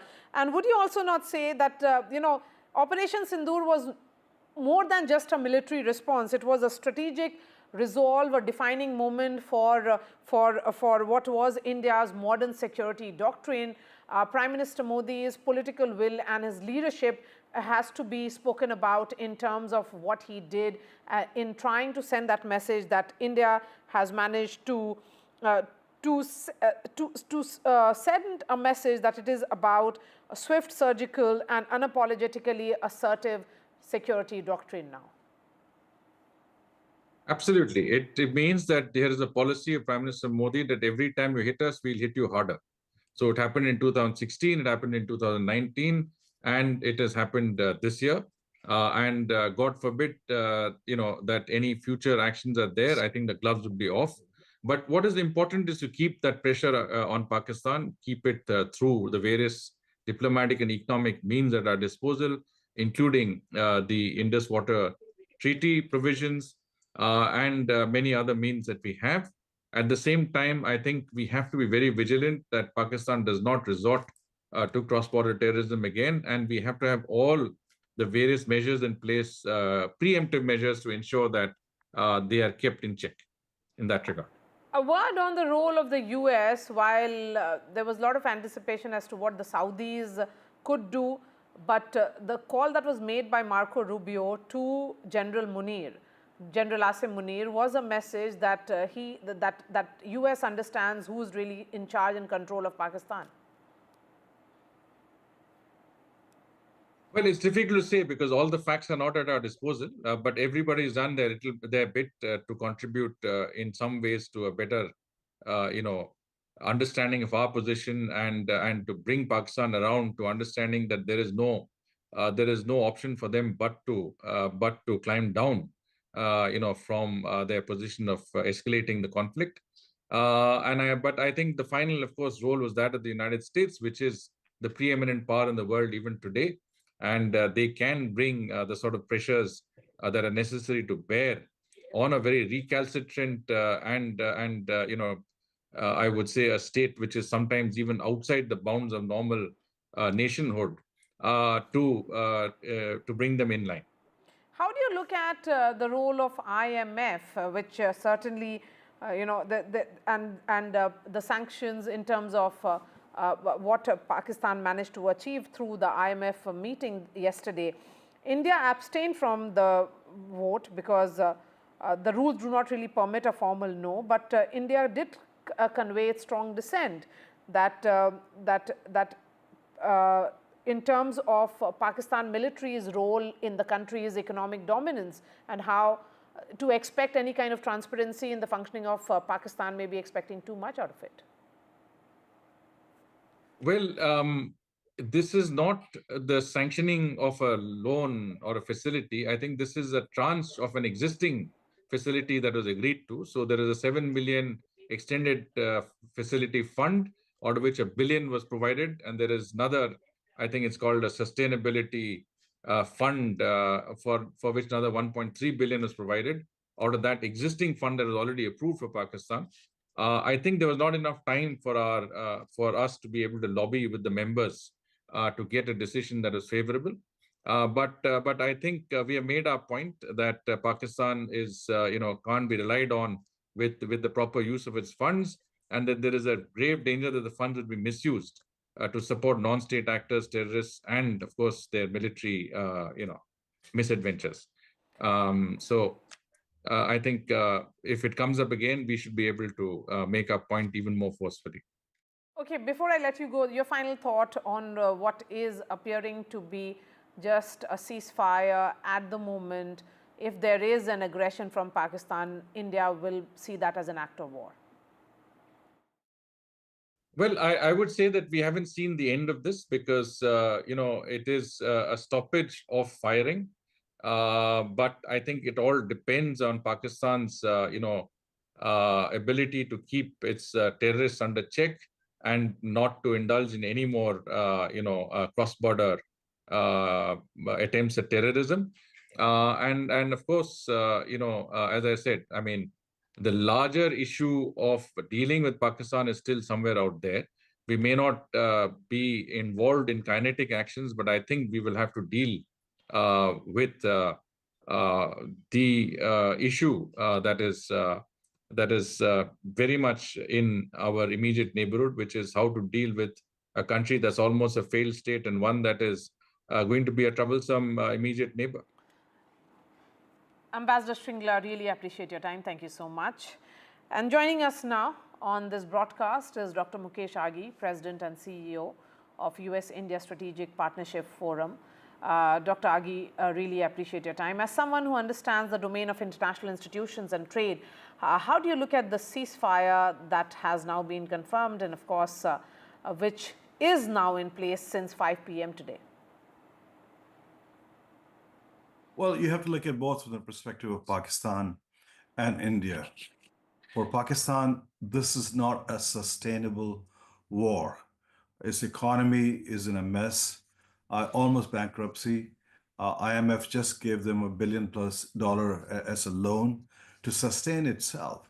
So it could not go beyond 1 week of high escalation with India itself. From India's perspective, you have to look at it has a robust economy which has crossed over $4 trillion in GDP. But more important is, as you see the recalibration of trades taking place, one thing it is important to understand that while the stress point between India and China, between US and China stays on and the tariff stays on up to 100%, India and the US will strike a trade deal, and most probably around 10% reciprocal tariff between the two countries. So what happens is it drives US companies to look at India as a next manufacturing site. So it is important that there is a sense of peace in the region. It serves India's interest in the long term. But at the same time, India has made it very clear to Pakistan that the cross-border terrorism is not tolerable anymore. And this is not just India. After October 7th, Israel made it very clear. The rest of the world made it very clear. So I think overall it is a plus point for India. India comes out ahead as far as the regional conflict goes. And would you agree that India has managed to communicate rather effectively and forcefully to the world that, that it remains firm and its stand is uncompromising against terrorism in all its forms and manifestations? And Prime Minister Modi in particular has been speaking about anti-terror operations, and he has actually walked the talk through Operation Sindoor. Absolutely. I think there is a level of tolerance which a nation can take. And I think India, under the leadership of Prime Minister Modi, has been able to take that. But I think he came out with a resolve. That is, we will basically destroy the terrorist camps in Pakistan. And the armed forces of India were quite effective in their endeavor to destroy those camps itself. But the message has gone out that I think if you want to punch back, India will punch back much, much harder. It sends a message that you cannot leverage non-state actors anymore to drive your foreign policy. So hopefully, I believe that Pakistan got the message. I think the message is very clear in Washington, D.C. also. DC realized that India has a resolve and it has to step in and convey to Pakistan it makes more sense to have a ceasefire than continue with the belligerent action against India. Do you think the sanctioning of the loan, the announcement of which came in 24 hours ago, has questioned the effectiveness of institutions such as IMF, the International Monetary Fund, if they are actually funding terrorism in a way, because they are not really holding Pakistan accountable for all the money which is being given by institutions like IMF? No, absolutely. You have to understand that this is a tranche of $7 billion loan which was sanctioned for Pakistan to have certain conditions on its deficit and on its exports and on its economic agenda itself. And I would not spend too much time or energy on $1 billion going to Pakistan because as very, very small sum, it has not much of an impact. Yes, the messaging is very important. And I think India should basically endeavor to get back Pakistan on the gray list here. That will have a much, much stronger impact. And I think India did a very effective and efficient job communicating to the global community as to why it has taken the stance of fighting back terror. And I think that energy should be put into trying to put back Pakistan back on the gray list.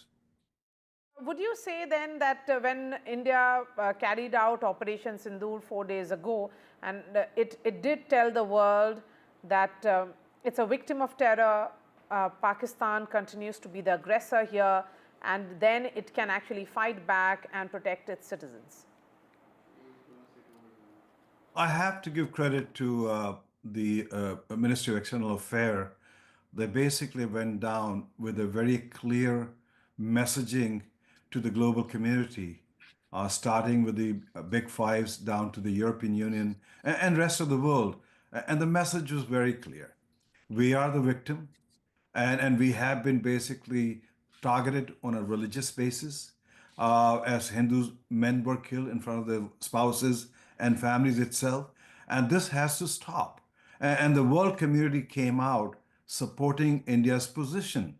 And more important, you have to understand is that when India retaliated, there was no objections from any of the countries. Yes, there were statements made that, hey, we need to get into some kind of a conversation. But at the same time, the world understood and empathized with India that it cannot continue to take in all these blows coming from cross-border terrorism to its citizens. So I think the Ministry of External Affairs and its team were very efficient, very effective in their messaging, and the message was conveyed. In fact, if you look at from President Trump down to France's president down to any other country, they came out supporting India's position to fight terror. And I think you have to understand very clearly, the cross-border terrorism does not work anymore. We saw that after October 7th, how the Israelis went after the Hezbollahs, the Houthis, and Hamas itself.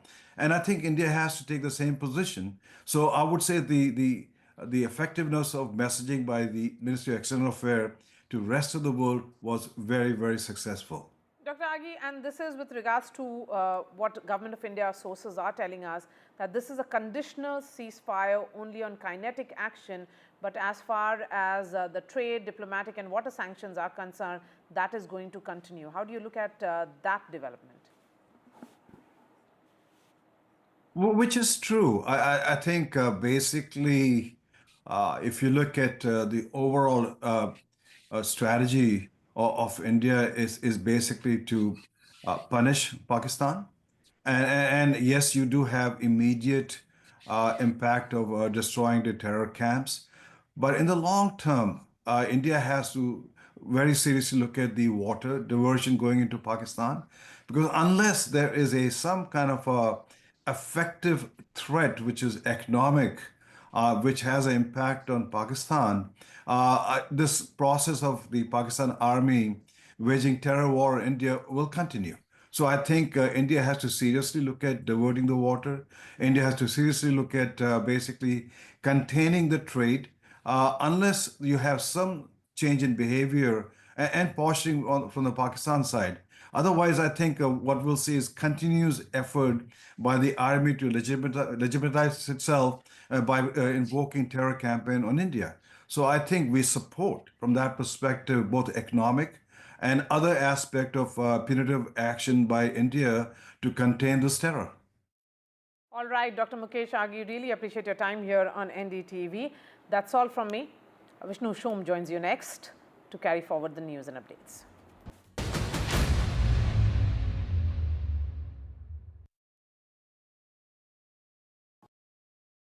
तू ही तो है जिसकी सच्चाई वाली clarity की वजह से मैं आज यहाँ हूँ। गोल्ड प्लस सिल्वॉक्सी मिरर्स, ऐसी क्लैरिटी कि आपको सिर्फ सच नजर आए, चाहे कितने भी साल बीत जाएं।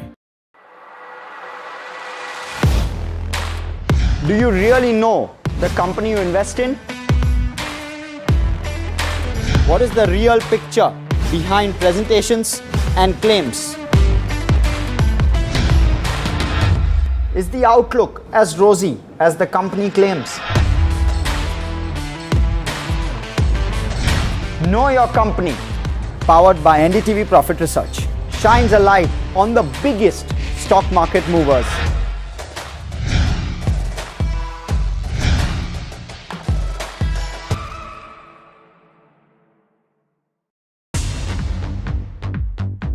More news that matters. Big exclusive. Tulsi Gabbard gunned down by Pakistan-backed cowards. When you interact with people on ground, you're able to reflect their sentiments much better. More debates that shake the system. More exclusives you won't find anywhere else. Not just another prime time. It's a prime time that's unmissable. I've been reporting on all issues big and small from Andhra Pradesh, Telangana, rest of South India, bringing you all the action, all that you need to know, all that you want to know. The energy of Maximum City is infectious. I'm bringing that energy in our news coverage from financial capital Mumbai. Covering from the southernmost part of India over the last 23 years, I bring in-depth and 360-degree coverage from the Dravidian heartland. The land of Mishti, also known for its bitter politics. I have seen much water flow under the Howrah Bridge, covering Bengal in all its vivid colors. India's IT capital is always bustling, a city full of startups, stories and surprises. And I keep you ahead on all the Bengaluru buzz.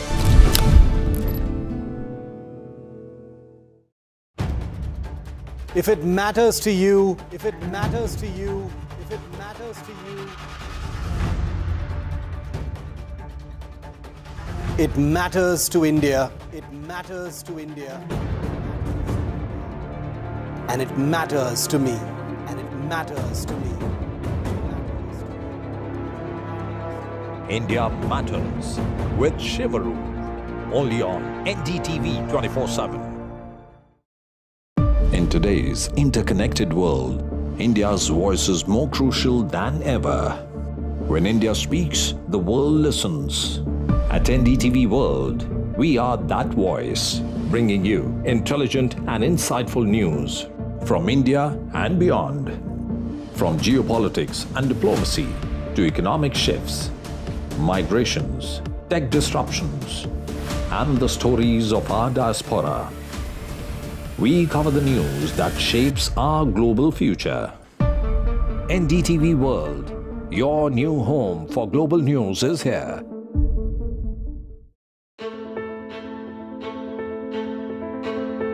News is not just headlines, it is what impacts you.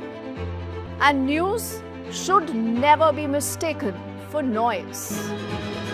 What matters is the reality. Accurate, in-depth, and with the right perspective. For over 20 years, I have been a journalist, and never has clarity mattered more than now. At Newsnight, we go beyond the surface. We dissect the details, challenge the narratives, and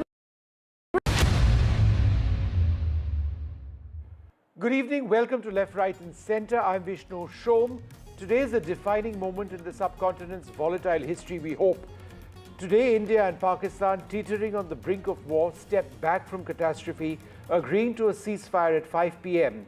The United States played an important role, with President Trump announcing the breakthrough on Truth Social, claiming credit for mediating intense overnight talks. But make no mistake, direct communication between the Directors General of Military Operations was the linchpin. At 3:30 p.m., Pakistan's Director General of Military Operations reached out to India's, halting strikes and pleading for peace, a move underscored by America's pressure, tying Pakistan's IMF loan to compliance. This truce, born from the ashes of the Pahalgam terror attack, averts a military nightmare, yet tensions continue to simmer. There are some reports of firing continuing along the international border and the line of control. Presumably those will die down. Now, India's resolve remains ironclad. The Indus Waters Treaty, suspended after the attack, will not be revived. Government sources confirm all punitive measures, including trade and diplomatic sanctions, stay in place. As the Directors General of Military Operations prepare to talk again on the 12th of this month, the world watches, holding its breath. Peace hangs by a thread, but for now, courage and diplomacy, we hope, will have prevailed. A look at the headlines at this hour. India announces its ceasefire with Pakistan. The Director General of Military Operations from Pakistan initiated a call today. Direct talks have taken place between India and Pakistan. India says our response was measured and responsible in terms of the military actions we've taken today, and that Pakistan has consistently been spreading misinformation. Government sources say that the conditional truce is all that has been achieved, but so no firing at the moment, at least nothing sustained, but water and diplomatic actions do stay. The Prime Minister meets the National Security Advisor. Post the ceasefire, the Prime Minister meets all service chiefs.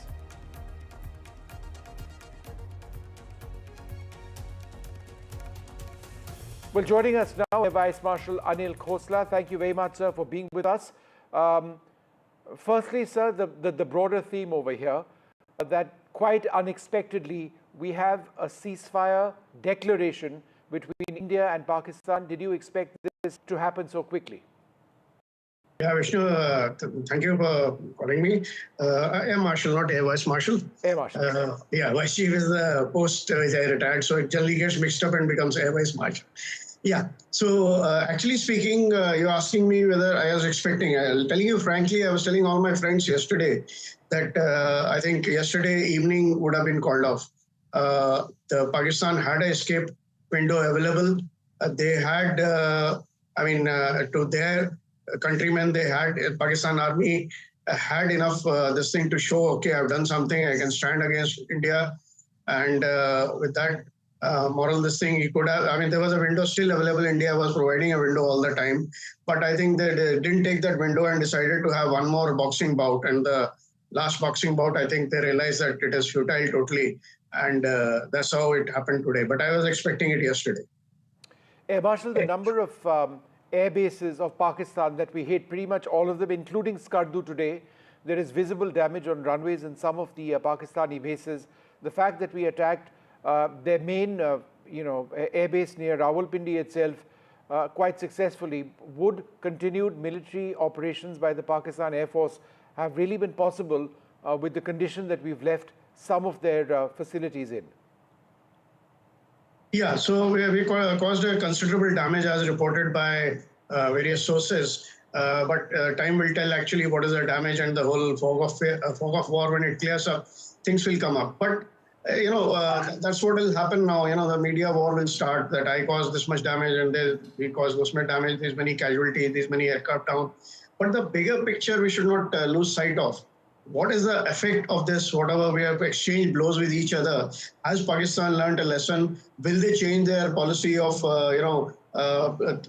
pleading India by 1,000 cuts, supporting the terrorism? And the major thing is, what next if another attack happens? Like India has articulated very clearly in this ceasefire that any other further terror act will be treated as an act of war. So what next? Because we've been increasing the punitive action, the strategy of punitive strategy. So what next? Straight away, any trigger happens, straight away war or what? So these are the issues we need to think about in a bigger picture. Militarily, I think let's reflect on what happened today. Intense explosions, Srinagar, Jammu, Rajouri, Akhnur, further down, Pathankot certainly. And yet our defenses were resilient. Our surface-to-air missile units, our anti-air artillery. How significant were the defenses that we had in preventing anything substantive by way of damage?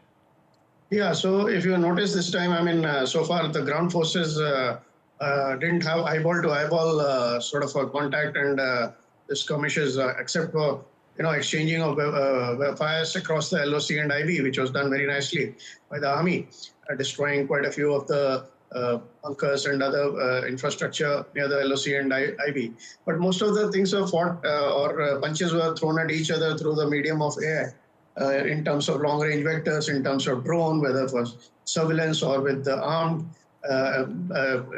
In the last bout, even the missiles were used, slightly higher weapons. So I think we were able, with our air defense did quite well, the integrated air defense, and not only kinetic, even non-kinetic anti-US systems, anti-drone systems. I think overall we did quite well.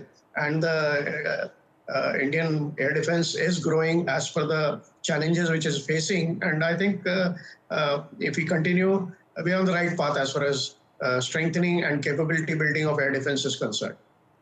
Air Marshal, as we speak, there are some, worrying signs we're getting from Jammu and Kashmir. There have been ceasefire violations which have been reported, with the Jammu and Kashmir Chief Minister Omar Abdullah tweeting, what the hell just happened to the ceasefire? Explosions heard across Srinagar. So one would hope that these simmer down, that these die out.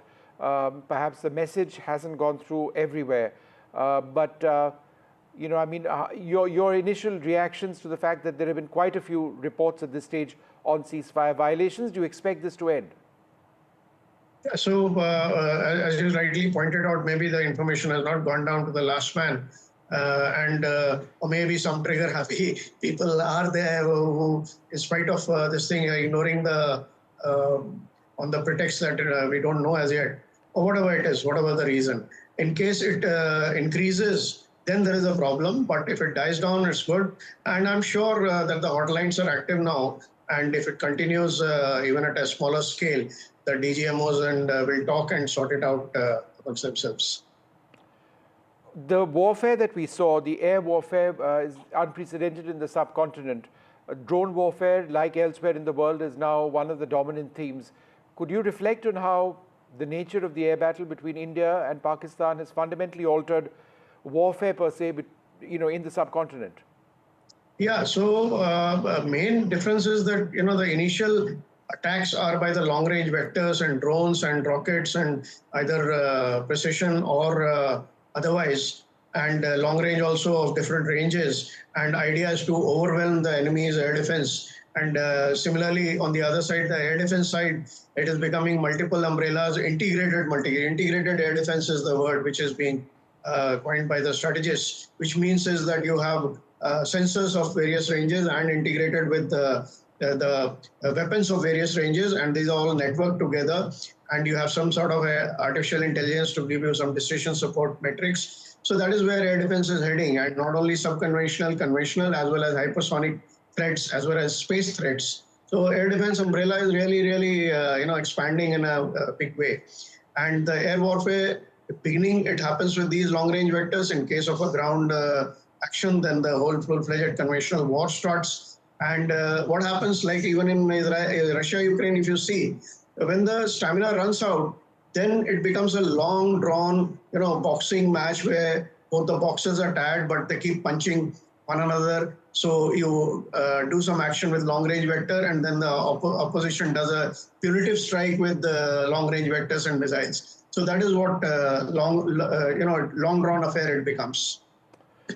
All right, again, these reports of ceasefire violations coming in, explosions heard in Srinagar as well. Again, we just hope that this dies down and that there are no forces in play in Pakistan who are, without coordination with their military leadership carrying all of this out. So that's something that's a bit of a concern. Do you believe, sir, at the end of it all, despite the way in which the Air Force acquitted itself in hitting terrorist targets, including the initial attacks a few days back, there are learning lessons as well? Yeah, there are many lessons will come out, and I think all the forces will be dissecting the whole events which took place in the last 3 or 4 days, and detailed inventory of lessons will be, and they will be activated. But the issue which you brought out of these reports which are coming in, I only hope that it is not sponsored by the crazy, Pakistan army, which even after declaration of ceasefire by whatever means, and they're not doing it intentionally. I only hope that. Well, there's a blackout in Firozpur, Hoshiarpur and Pathankot. Some reports of several explosions in Srinagar at this stage as well. We'll try and get NDTV's Shiv Arur up in a little while from now, but just sticking by the terms of the agreement itself. What do you make from the fact, sir, that the Indus Water Treaty remains in suspension? There has been no effort to resume the diplomatic relationship. Do you believe that India continues to hold fairly significant leverage over Pakistan? Yeah, so thing is, only ceasefire has been declared as yet. There have been no talks, there have been no discussions as yet. So once a ceasefire, like you're saying, you're yourself saying the whole lot of reports coming of this thing. So you can't trust the enemy. The trust has been totally broken. So it will take some time to the trust to build up, and also negotiations to take place for the things which have been done, and other means, economically, diplomatically. It's a multi-domain operation, and all those actions which have been taken to reverse it, it will not happen just by declaration of ceasefire. So I think we'll have to wait and see the trust-building measures. We'll have to see what Pakistan is doing, and thereafter, talk if they succeed. Then only slowly, gradually, the things will come back to normal, if at all. All right, sir, lovely to speak to you. Thanks very much for being with us. I'm joined at this stage by Daniel Block, Senior Editor of Foreign Affairs and a contributing editor at the Washington Monthly, Kawal Sibal, former Foreign Secretary, General Subroto Saha, former member of the National Security Advisory Board, and General Raj Shukla as well. Thank you all very much for being with us. General Saha, let me come to you first. At this stage, there's this concern about ceasefire violations, and the only reason we are bringing this up is because it's not insignificant at this stage. Multiple explosions in Srinagar, apparently some drone activity as well. Could this simply be, elements of the Pakistani armed forces not having gotten the message so far? Well, Vishnu, firstly, thanks. Secondly, I must tell you this small violations here and there. Let's not get distracted by them. They could be elements who do not want to obey orders and who have got so charged up, and there could be those who are ignorant of what is happening on the top. But there are larger issues here which we must be, discussing in this forum now. Historically, let's not get away from the fact that as a nation, we seem to be frittering away military gains, whether it was in 71 or in 99. What happens now, we'll have to wait and see. In a show earlier today, I'm glad you had brought out at this point, will the terrorist infrastructure get dismantled because of what has happened? It's a big question. Will talks and terror go hand in hand because of what is happening? It's a very big question. The point is, we seem to have agreed to what the US wanted us to do. Now, how are we going to leverage this concession that we have made to the US? Let's make no mistakes.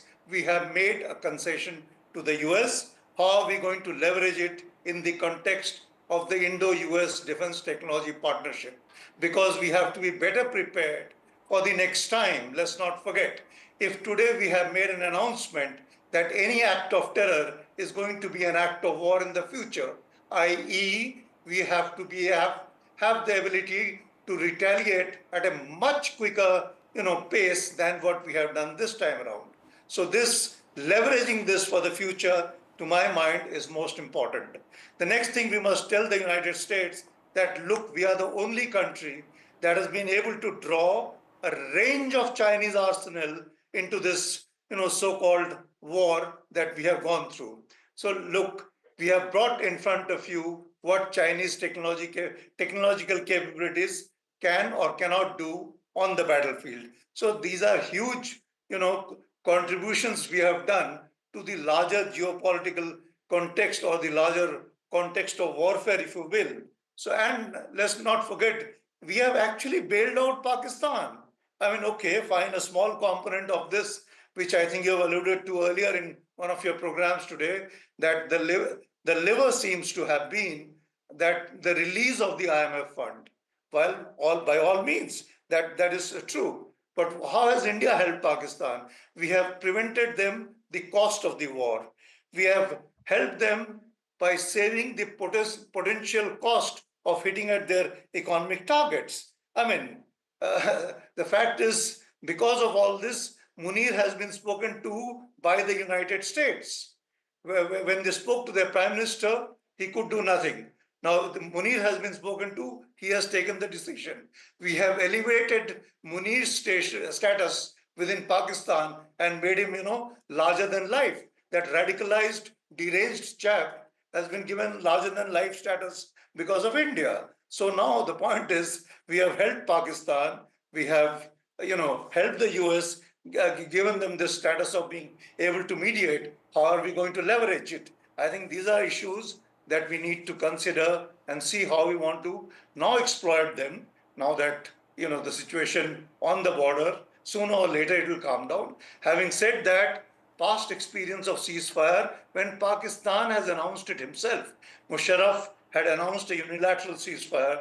For all of us who have served on the line of control, you have met me several times on the line of control. Yes. You know how fragile that ceasefire that Pakistan announces. On the line of control, the ceasefire that they agree or they announce has virtually, literally no meaning. So let's take it for whatever it is worth.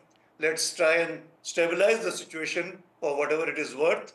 What impact it will have on the terrorist infrastructure, I have my serious doubts. But then, as I said, let's leverage the situation for what it can do to help us to deal with acts of terror in the future. Thank you. Jalsa, thanks very much. I'm joined by Shiv Arur in Srinagar. Shiv, these very disconcerting reports coming in of explosions in Srinagar now, ceasefire violations. In fact, we've got these images. It's happening now. Those are tracer bullets up in the skies. It's been a day when we've seen intense fighting, and then there has been so much hope, and yet explosions once again. Shiv, what's happening? Vishnu, for the last 20 minutes, there have been engagements in the airspace not very far from where we're reporting here in Srinagar. Omar Abdullah, the Chief Minister, has just put out a very, very surprised tweet. You can hear it right now on my cameras. You can hear the gunfire. This is all ground fire. You can hear it, Vishnu. I'm going to pause periodically so our viewers can hear it for themselves. Yes, please. Big one there. Second big one. Chief Minister. We can more. hear it. Okay. Just pause for a second. Let The us Chief listen to this. Minister, yeah.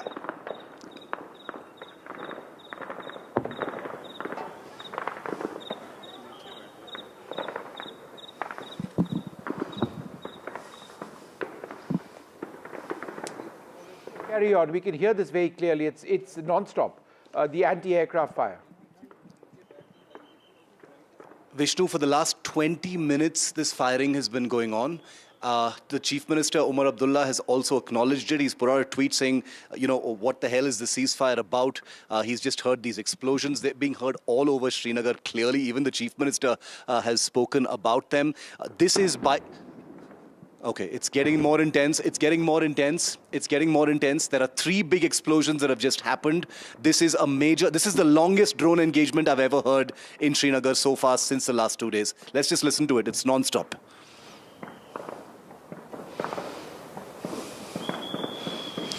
Tracer fire, more tracer fire.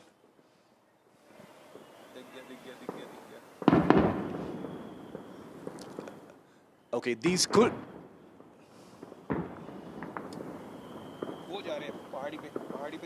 All right, we can hear the sounds right now. We'll have to be a bit careful with deferred visuals. Non-stop tracer fire. Right, so carry on with what you're saying. We will, the images on our screen are deferred. We need to stick to deferred visuals. But we do take your point. You're in the middle of a scene right now, a situation. But carry on with the point that you're mentioning. Yeah.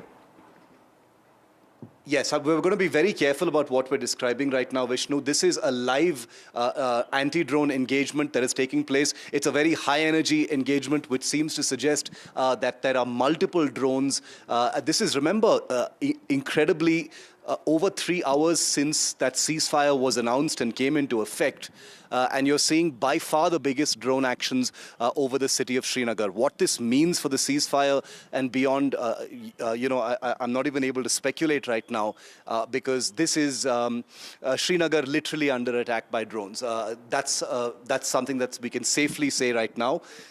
There is a blackout in the city. We haven't heard any sirens yet, but these seem to be tracer fire. Probably, some of the ground guns that we've been discussing before, the Zu-23s and the L-70s. The big, loud, dull thud that you heard was probably the L-70, and the rapid fire was probably the Zu-23 ground guns engaging these unmanned aircraft. What exactly these drones are, we don't know. More. See, it's continuing even now. Yeah, and that was a very big one which we heard. Shiv, hold on. We'll try and get a couple of reactions. Echoing all across the city. Yeah. Yeah, point taken. And Omar Abdullah has tweeted that to him, this is no ceasefire. The air defense units in the middle of Srinagar just opened up. All right, we'll come back to you in a moment. Daniel Block, that's a matter of huge concern. But assuming that this does die out, that perhaps some units haven't received word that there's a ceasefire in place. If we just keep that aside for just a moment, what was the role of America in getting India and Pakistan to talk peace? I think we're still trying to figure out exactly what role the United States played. The United States says it's played a rather large role, and the Pakistani officials have said that the United States did play a role. They thanked the United States for mediating.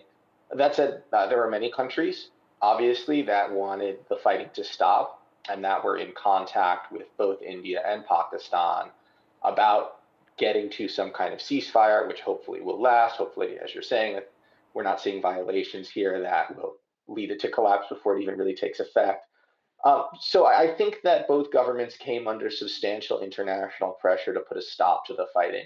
That said, I imagine the United States played a large role. Historically, the United States plays a large role in stopping these types of conflicts, in getting the parties to a ceasefire, and helping them frame it so that they can both claim a kind of victory and then move on.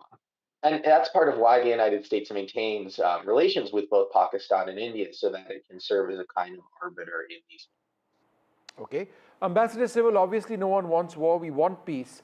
But I think the points made by General Shah made a lot of sense when he said that do we have any guarantee that the terrorist infrastructure in Pakistan has been destroyed? And the answer is no, there is no guarantee.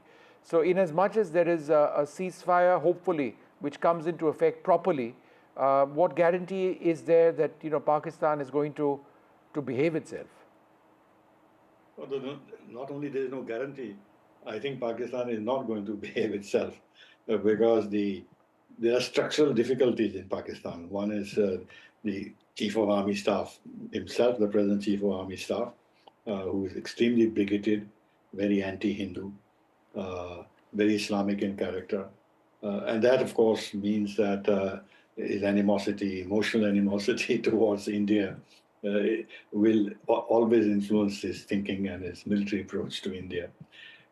Beyond that, terror cannot be wiped out so easily because it's a product not only of Pakistani army nurturing these groups, but the society at large also supporting them. So entire cleanup of the society is needed, and that's not going to happen. You need a change of mindset in Pakistan, the society especially. And that's also not going to happen overnight or in the foreseeable future.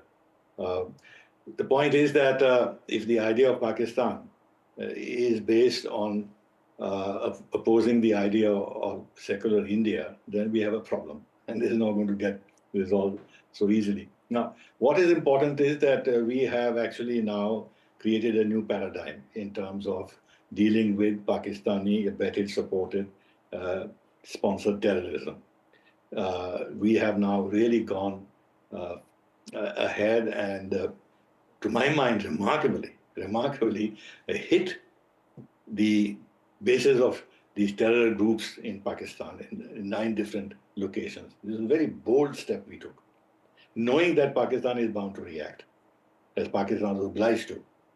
And that also meant that progressively the situation was getting escalated. But right at the start, we have said we have no desire to escalate. We want to eliminate terror. We are not targeting the Pakistani military, so giving a chance to the Pakistani military establishment to hold back. But I don't think we thought seriously that this would be the case, because this was a great blow to the prestige of the Pakistan army, that India could, from their point of view, attack Pakistani territory. So they were bound to react. And they were getting the worst end of the stick, and therefore they naturally appealed to the United States and others to step in and see if they can broker some kind of a ceasefire. And the United States is happy to do so, as they have done in the past at the time of Clinton and everything else. They want to keep Pakistan afloat. They still have use for Pakistan in the region. And one of the use of Pakistan is to maintain some kind of a strategic stability in the region. And I think Britain is very much part of this, because Pakistan is essentially a creation of the Anglo-American bloc. And its survival has a lot to do with the support they've been getting from this bloc over the years. And then the center has a certain view of Pakistan's role, which they are not going to give up that easily. So I'm afraid that we won the first round, but whether we can keep winning these rounds will depend a great deal on what happens to Pakistan internally. But my own feeling is that if Pakistan was really to change its entire thinking towards India, then Pakistan will begin to crack from within. And if the Pakistan military gets defeated, then the only glue that keeps the country united will begin to get unglued, and Pakistan could begin to break up. We've seen what's happening in Balochistan and in Khyber Pakhtunkhwa and even in Sindh. So there are deep internal fissures in Pakistan, which the Pakistani military, the Punjabi Pakistan military is preventing from happening. So let's see what happens. I'm not very hopeful. And the last point I want to make is that whatever steps we have taken, the 9 non-kinetic steps should be maintained. There should be absolutely no give on that for the foreseeable future. And then we will see in course of time how things develop, how Pakistan reforms itself internally. I don't have much hope that they will do so, but nevertheless, we have to live with this neighbor and protect ourselves. And the last point before I end is that we have to develop our military capabilities even more.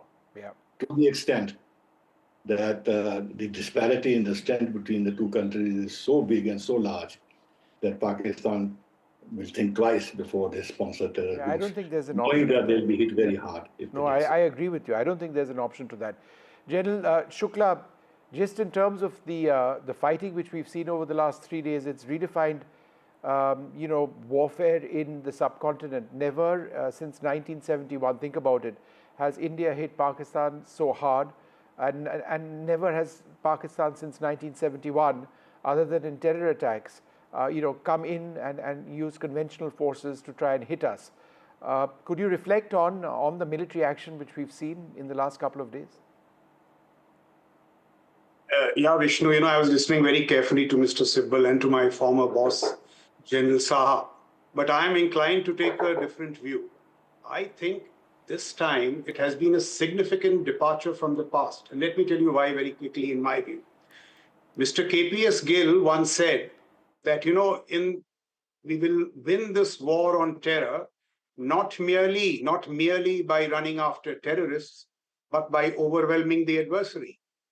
I think Sindoor has converted much of that wisdom into strategic reality, exposed not only major deficits, chinks in the Pakistani armor, but to my great delight, also of its collaborator, China. What happened to HQ-9? Look what happened to the J-10s and the J-17s. So I think it is a significant, there have been significant military payoffs, and India has rediscovered the utility of force. Let me make 3-4 more points. You see, I thought that the escalatory ladder was leveraged very astutely, almost brilliantly. You see, what we did this time, while confining our attacks on the terror ecosystem, we expanded the swath very boldly from Muzaffarabad to Punjab. Punjab has never been hit. Rawalpindi, Raiwind, Bahawalpur. I was GOC 10 Corps. My opposite number was GOC 30, which is Bahawalpur. After Operation Swift Resort, General Rawat was in my headquarters, and this Markaz was a veritable training academy for terrorists. It had firing ranges, mine ranges, obstacle courses. We've hit that. And look, we've seen new normals in our strategic outlook. We've gone and hit Punjab. We have done, after Parakram and 2611, the military instrument, Indian military instrument, appeared relatively blunt. This time it has been a great instrument of precision strike. What are the objectives? It is a very strong signaling to Pakistan that, listen, this nuclear schoolboy, nuclear bluff, and under its cover, this terror rampage will not work. Should you wish to persist with terror, you will have to face India's conventional might. So we've called the bluff of nuclear use. We have re-established deterrence. It may not be permanent, but I think there are major payoffs. We should not undermine the payoffs. Of course, the other lessons are there. Given the size of our economies, we should have combat overmatch with Pakistan. And much of it can come in far greater technological investments. This is only the beginning of the bump. We will have far greater challenges with China. So as our foreign policy gets more muscular, our instrument of force must not only be nourished, but in the highest state of readiness. As General Saha was saying, next time, if there is a terror strike at 2:30, by 9 in the evening, an attack should go in. No, I take your point. I take your point. I do think it's a significant departure from the past. Sure. I'd like to thank all of you very much for being with us. What I'd like to do at this juncture is actually listen in to that press conference and what was announced earlier on, because there was a sense of hope. It all came in a very quick fashion. Remember, we woke up this morning to massive explosions all across the front, from Kashmir in the north all the way down to parts of Gujarat as well. There were multiple attacks on Indian airfields. India responded. We've hit more than 8 Pakistani air bases. Several runways have been made operational. Then, as a result of talks which were taking place and talks which were encouraged by the United States, there was this dramatic phone call by the Director General of Military Operations in Pakistan to his Indian counterpart. That took place at about 3:30, 3:45 in the afternoon. And by 5 p.m., there was a ceasefire in place. It was almost unbelievable.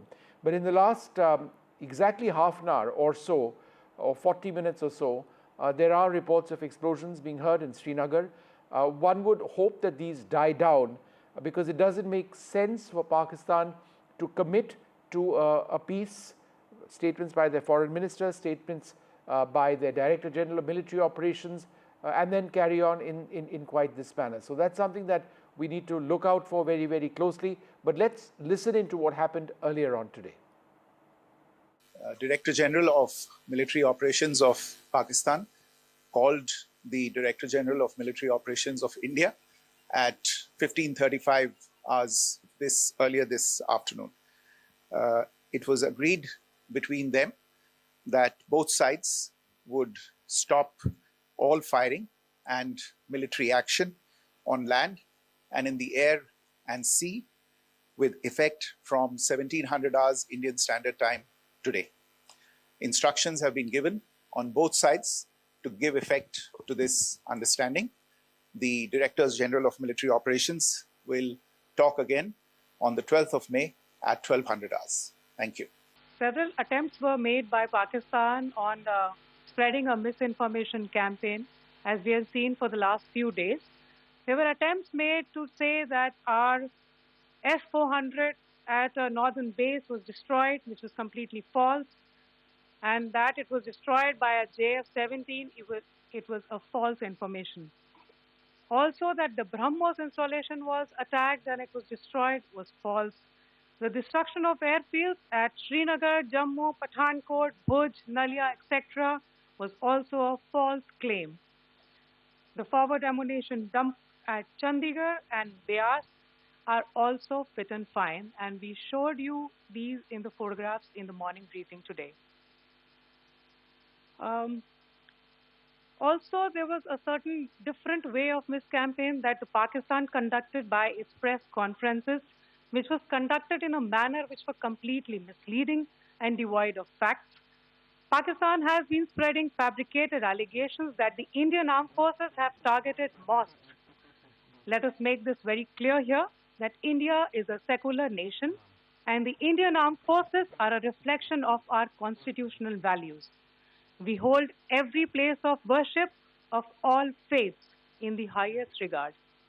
Our operations have been aimed exclusively at terrorist camps and facilities being used for anti-India activities. No religious sites, I repeat, no religious sites have been targeted by the Indian armed forces.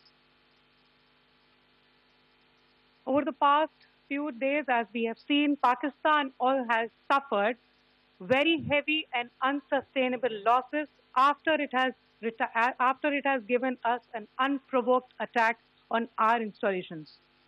It has suffered losses in both land and air.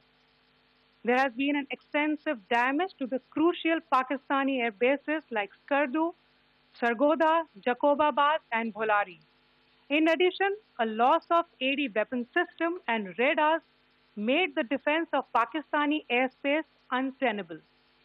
Across the line of control, extensive and precise damage to military infrastructure and command control centers and logistics installations.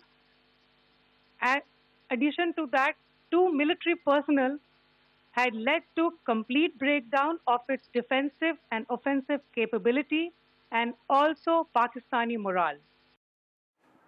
All right, let's go straight across to Shiv Arur in Srinagar. Shiv, just when we thought that things would improve, it turns out that the ceasefire violation now taking place in Srinagar is significant. What's been happening around you?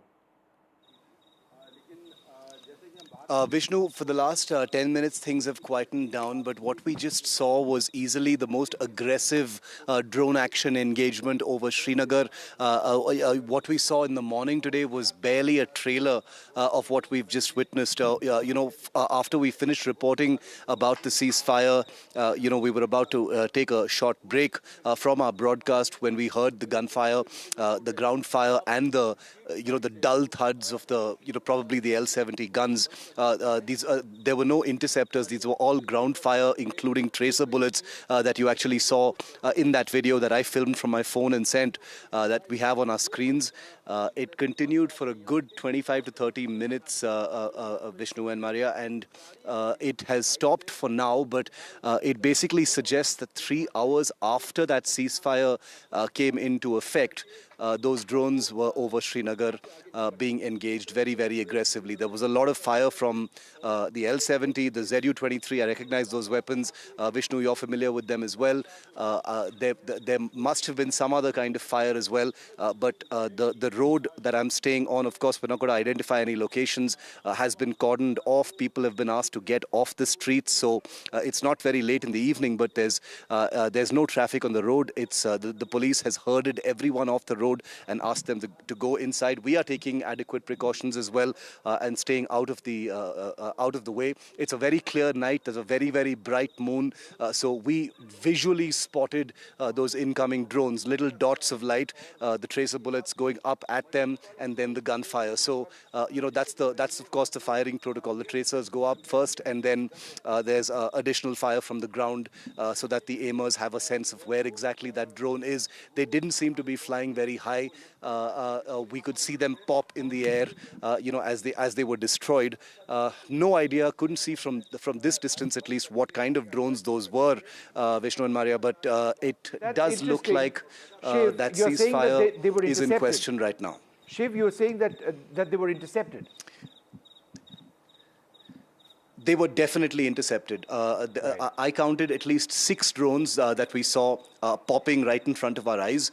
We were able to capture some of those on our phones, but not all of it because it was happening very, very rapidly. I personally counted 6. There must have been more because these explosions were happening right in front of us, very, very near to where we were.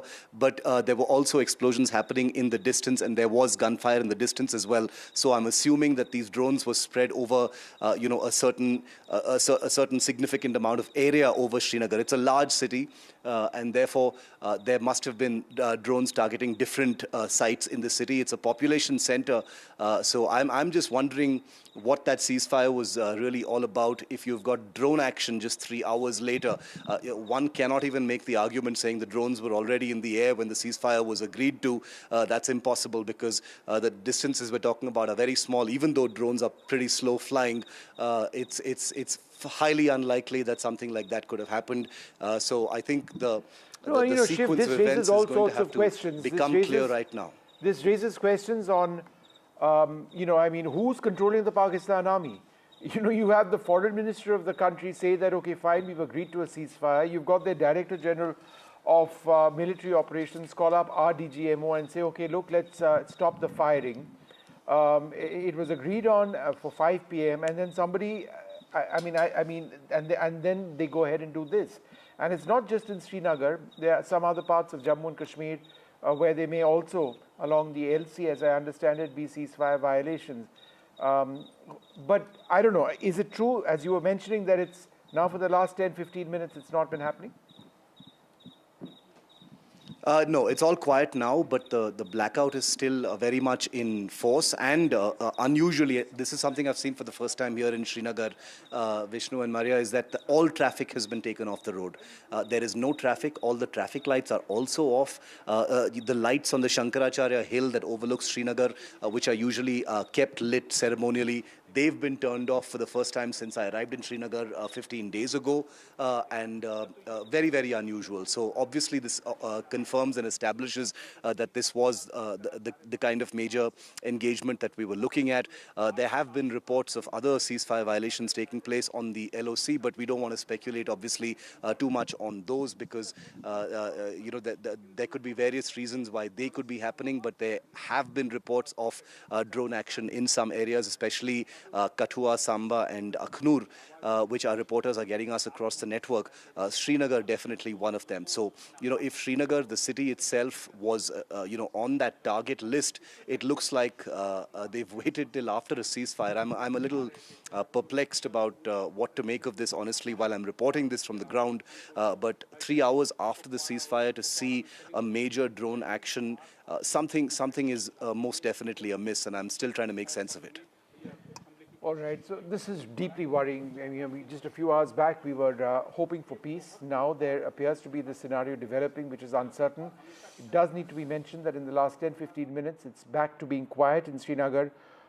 Let us hope that there is some sense of sanity and there is that agreement which is adhered to.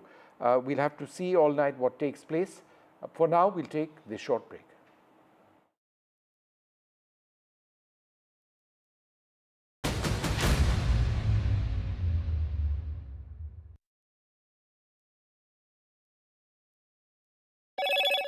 Hello, Moto. Motorola, India's leading AI smartphone brand.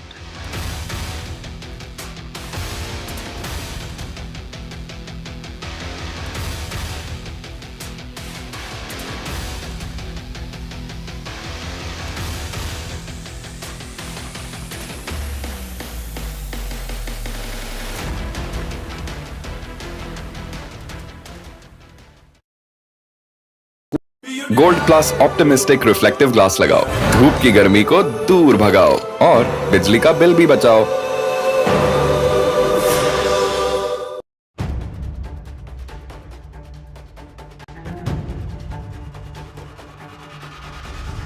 If it matters to you, if it matters to you, if it matters to you,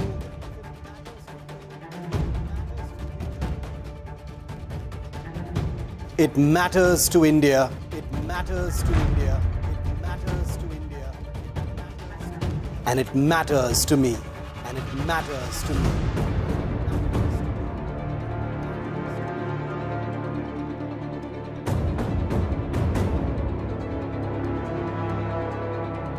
India Matters with Shivaroop, only on NDTV 24/7.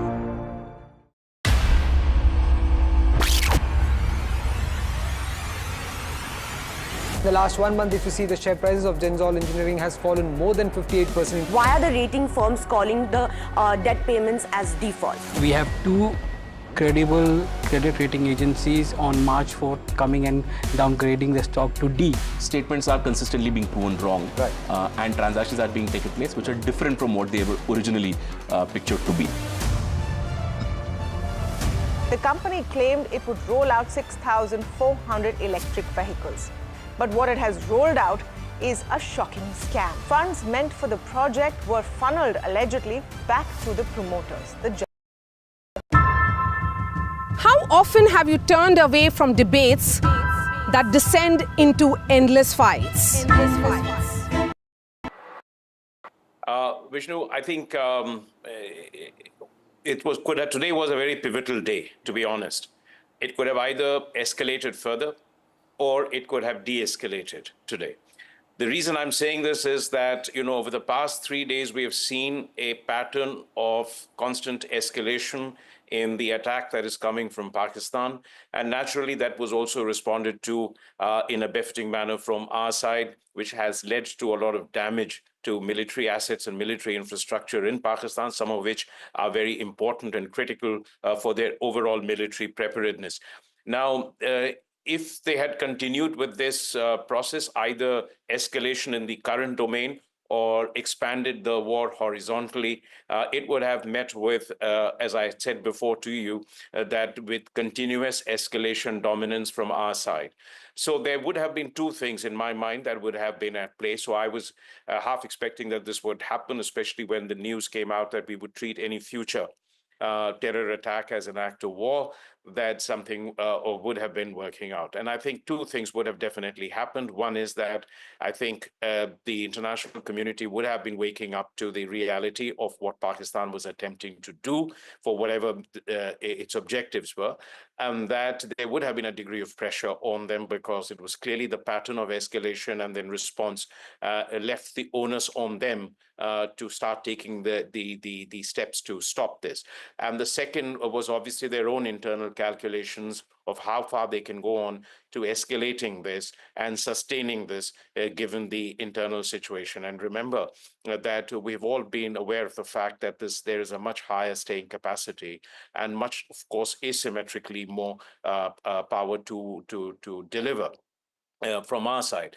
So I think this would have been both a combination of a certain diplomatic pressures on them, and then second, I think also internal calculation on the steps that they have to take, because I think over 3 days they made an attempt to, at least in my view, get one or two major targets in India that would have given them a reason to celebrate or tell their people that we were able to reciprocate or pay India back in the coin. But there was, in a sense, an impenetrable wall of air defense, which had largely foiled this massive waves of drones and missiles that were coming into the country with no major damage. But Ambassador Ashraf, let me ask you this, sir. The fact that we hit Pakistan as hard as we did, we hit Skardu, by the way. That's the latest in the list of air bases we struck, and I think at least 8 or 9 others, virtually every single Pakistani air base. And we were fairly relentless about this. The videos have showed significant damage in some of them. Do you believe that that is ultimately what pushed Pakistan to the negotiation? That's what I'm saying, that, you know, it wasn't just America's pressure and them saying, No. I think that, listen, in anything of this nature, finally, it is the two parties involved in a process who make that decision. And no matter if their calculation was, and look, this is an era in which, a time in which the world is preoccupied with a number of its own issues, whether it's the United States, Europe, or China, or Russia. It is a time when this sort of international order has collapsed. It is not what exactly we had seen in the past. So there was, in a sense, space for them to continue with this operation. The message that they had got out of Washington, D.C. was, you guys need to sort this out on your own. You remember in the past, there used to be breathless shuttle diplomacy that used to start immediately after a major terrorist incident. So I think they felt that they had a space. I think there would have been, conversations are always taking place, but it's really the impact of the military measures that we took, and in a sense went beyond what they would have expected us to do, as you've just mentioned, and we don't need to repeat all the damage that we have done specifically in the course of these 3 years. And remember, each time we mentioned that we are acting in a measured manner and with a sense of responsibility. We had said on 7th that we have achieved our objectives and we have no desire to escalate, but that there would be a retaliation if Pakistan chose the path of a military retaliation. You know, I've got a little bit of sources-based information, and I want you to reflect on it, that we are learning that the United States did play a role in de-escalation. How? By apparently placing direct pressure on Pakistan, linking the provisional release of a $1 billion IMF loan to the immediate acceptance of the ceasefire, with the remainder contingent on full compliance. Do you see that as being, you know, an interesting way in getting Pakistan to move fast? You know, it's something which we've thought of. I've mentioned this elsewhere, that, you know, I mean, for us to sit and speculate precisely the nature of conversation that the United States would have had with Pakistan is difficult. But I think the timing says something. I mean, it was rather unusual that in the middle of a major conflict in which you could see the culpability and complicity of Pakistan in that attack, that the IMF board, not just one funding, but it was 2 facilities, really, the EFF and the RSF facility, totally combined 2.4 billion. And that may have been the incentive-disincentive game that the United States may have played with Pakistan, a lever that they may have exercised on them. But I think that would have been one of the, as I said, there would have been one of the 2 measures. The other is the direct impact that our military action had on the assets and the infrastructure of Pakistan military. So that was the most prudent course of action that they could have thought of at this stage. Ambassador Ashraf, the suspension of the Indus Waters Treaty remains. India isn't sharing any hydrographical data with Pakistan on the 3 northern rivers. Neither is there any resumption of diplomatic relations, at least to the standard at which they were. So none of that is taking place. It's just kinetic action has stopped, right? It's exactly. We are talking of ceasefire, that of the military action. I mean, I'm a little loath to use the word kinetic because it's Genesis. Yeah, I know, it's a terrible word. And it's a Genesis is American, so I still call it a military operations. So I think that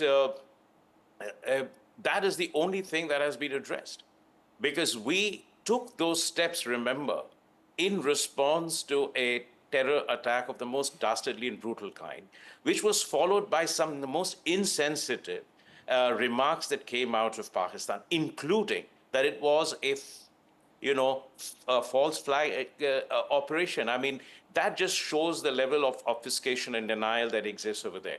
That hasn't changed. Remember, you've not yet taken any steps on ending terrorism against India or dismantling the infrastructure or taking steps to rein in all the parties that are involved, cutting off financing, recruitment, motivational, mobilization, all of that still exists. So what we have achieved today is a ceasefire under a dual pressure, as we've just discussed. But we will then have to decide on the next course of action. Now, the next course of action will obviously be a conversation on what steps that are to be taken by Pakistan with regard to cross-border terrorism. Anything that leads to quote-unquote normalization of the relations is a long way off. Yeah. And it would require us to have a level of trust that this is not going to happen again. Because we've been through this yo-yo many times before, that we have a major terrorist incident that is followed by mobilization or a step of diplomatic and commercial steps that we take, measures that we take. And then, in a sense, when pressure eases off, then there is some sort of return to normalcy without addressing this fundamental problem of terrorism. And so I think this is going to be, this time, I think we have made it very clear. We've changed the playbook, as I've said, that we have changed the pattern of response and seized control of the levers of post-attack development, in a sense, driving the process. And so I think we will continue to do that to achieve a longer-term objective.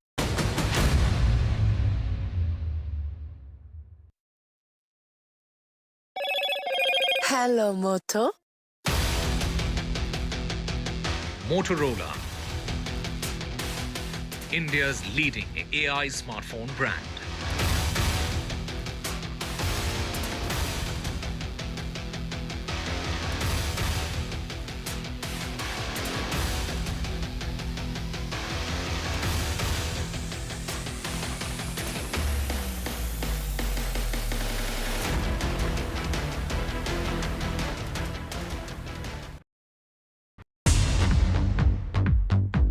More news that matters. Big exclusive. Tulsi Gabbard gunned down by Pakistan-backed cowards. When you interact with people on ground, you're able to reflect their sentiments much better. More debates that shake the system. More exclusives you won't find anywhere else. Not just another prime time. It's a prime time that's unmissable. I've been reporting on all issues big and small from Andhra Pradesh, Telangana, rest of South India, bringing you all the action, all that you need to know, all that you want to know. The energy of Maximum City is infectious. I'm bringing that energy in our news coverage from financial capital Mumbai. Covering from the southernmost part of India over the last 23 years, I bring in-depth and 360-degree coverage from the Dravidian heartland. The land of Mishti, also known for its bitter politics. I have seen much water flow under the Howrah Bridge, covering Bengal in all its vivid colors. India's IT capital is always bustling, a city full of startups, stories and surprises. And I keep you ahead on all the Bengaluru buzz.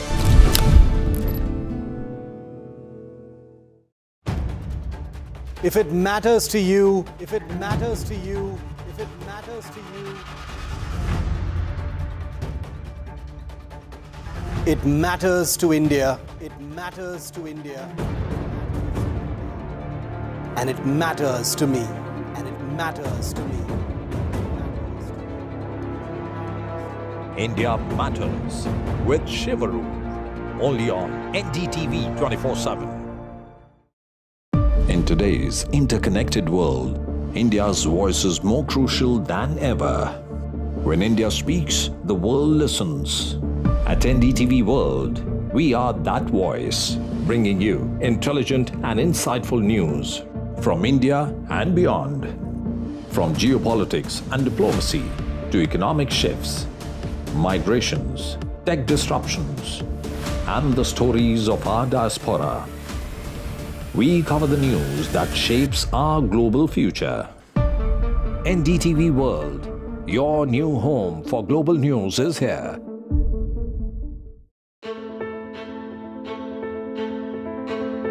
News is not just headlines, it is what impacts you. And news should never be mistaken for noise. What matters is the reality. Accurate, in-depth, and with the right.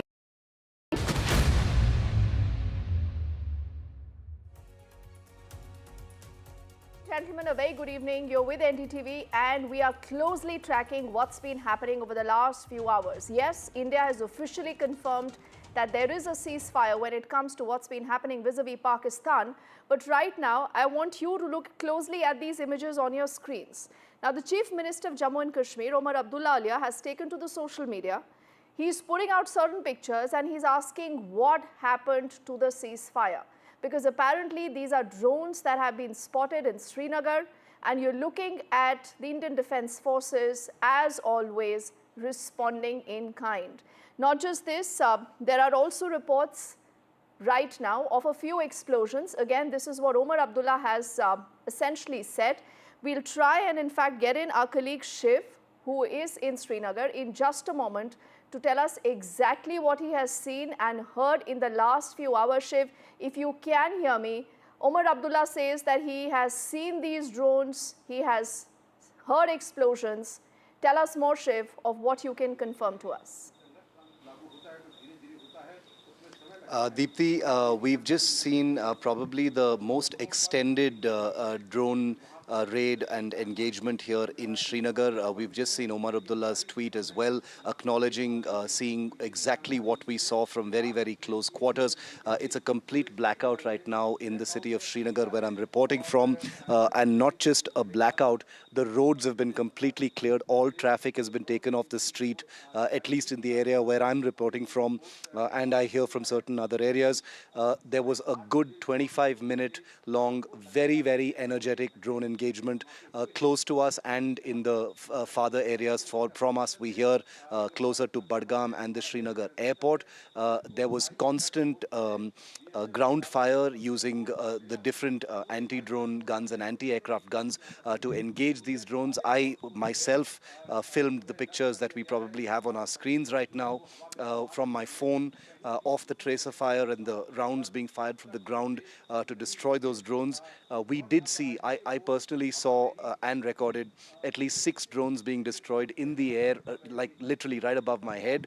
And those were slow-moving drones, and they were destroyed in that manner.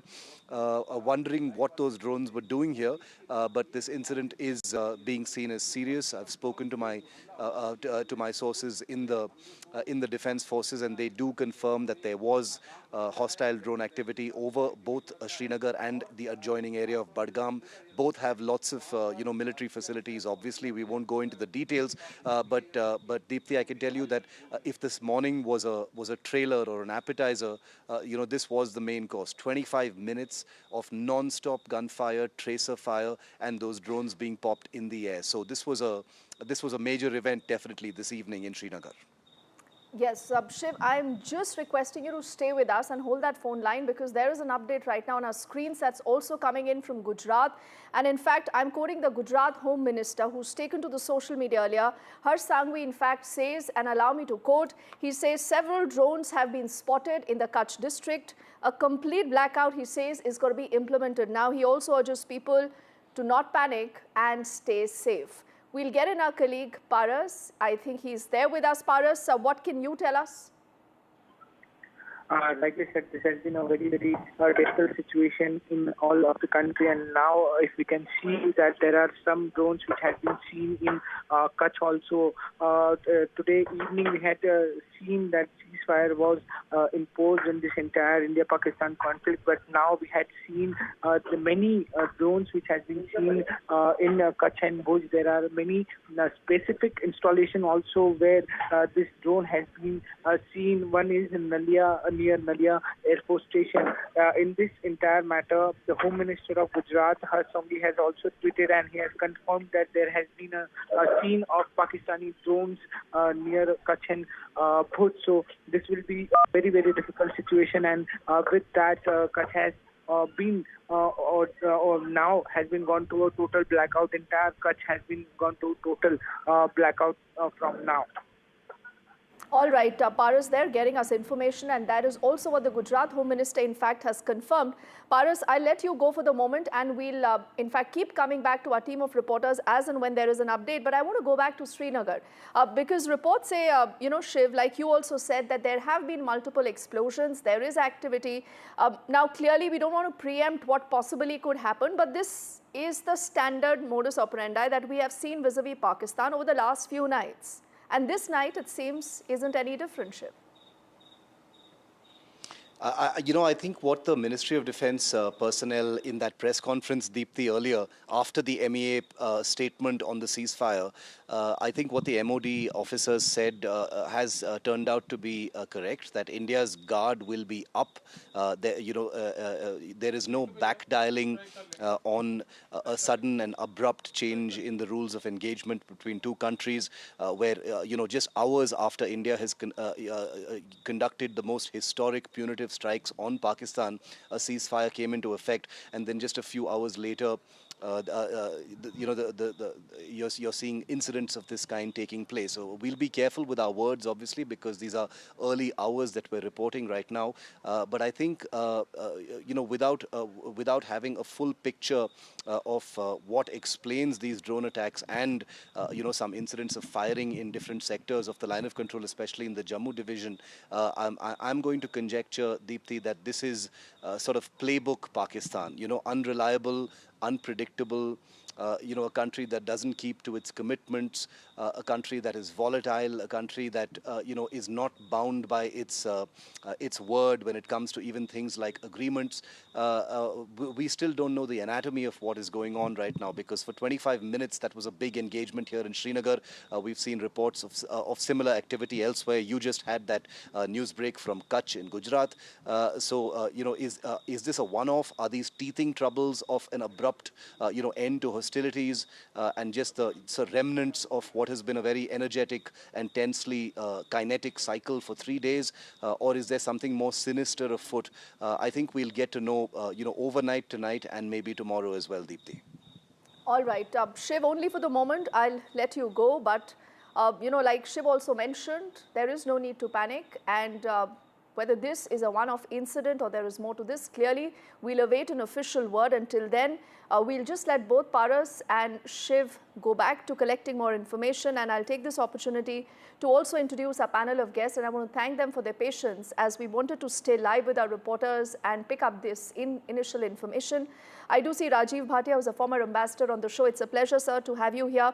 Along with DP Srivastava, who's a former Indian ambassador also on the show. Major General Rajan Kochar, who's also a defense expert, and Brigadier Sandeep Thapar, also a defense analyst. Gentlemen, good evening and thank you for your time. We are looking at these images. Omar Abdullah and the Gujarat Home Minister both have claimed that they have cited drone activity, but they've also urged people to continue to remain calm and we must not panic.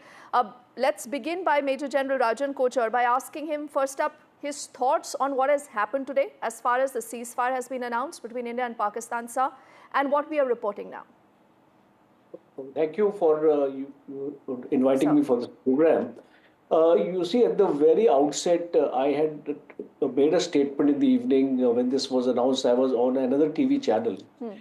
I had made the statement at that point of time that we cannot trust the Pakistanis and we must play it out and we must not let down our guard. It's very unfortunate that first of all, this ceasefire was orchestrated in a very odd manner, I would say that, because a statement came from President Trump and yeah, he was claiming that he has been able to get this ceasefire done. Then we had a statement from the Pakistan side uh, saying that we have agreed to what the US has said and we are going to a ceasefire. And then we had that 6 p.m. briefing of our foreign secretary. So what was lacking in all this was that on what grounds has the ceasefire been agreed to? Have our conditions, which we had you kept at that point of time as far as terrorist activities in Pakistan is concerned, and the Indus Water Treaty and the visas and everything, so many actions we had taken, non-kinetic actions. So there was no mention of anything like that. So right from the outset, I think it was a very, very fragile kind of an agreement. And when the DGMOs talk to each other, see, I have a strong belief because I've been into the system for almost 4 decades. I have a strong belief that when DGMOs talk to each other, when two military men talk to each other, I am setting aside the politicians here. When two military men talk to each other and they are convinced that they have to push through this ceasefire, I don't think this ceasefire should have lasted a couple of hours, rather hardly any hours. I would say that 5 p.m. this ceasefire was there, and we heard around 8 p.m. or so this activity is taking place, 3 hours or so. So I really not able to understand this thing in such a short time. What made them go back on a commitment which was given to us by the Pakistani counterpart of our DGMO when he said that we want a ceasefire because uh, uh, uh, this initiative came from Pakistan. That's Pakistan wanted this ceasefire. We didn't want this ceasefire. Pakistan approached the Americans 3 days back, and they were parleys among each other. See, all this, these facts I'm stating are obtained from the media. So I trust that media was reporting it accurately.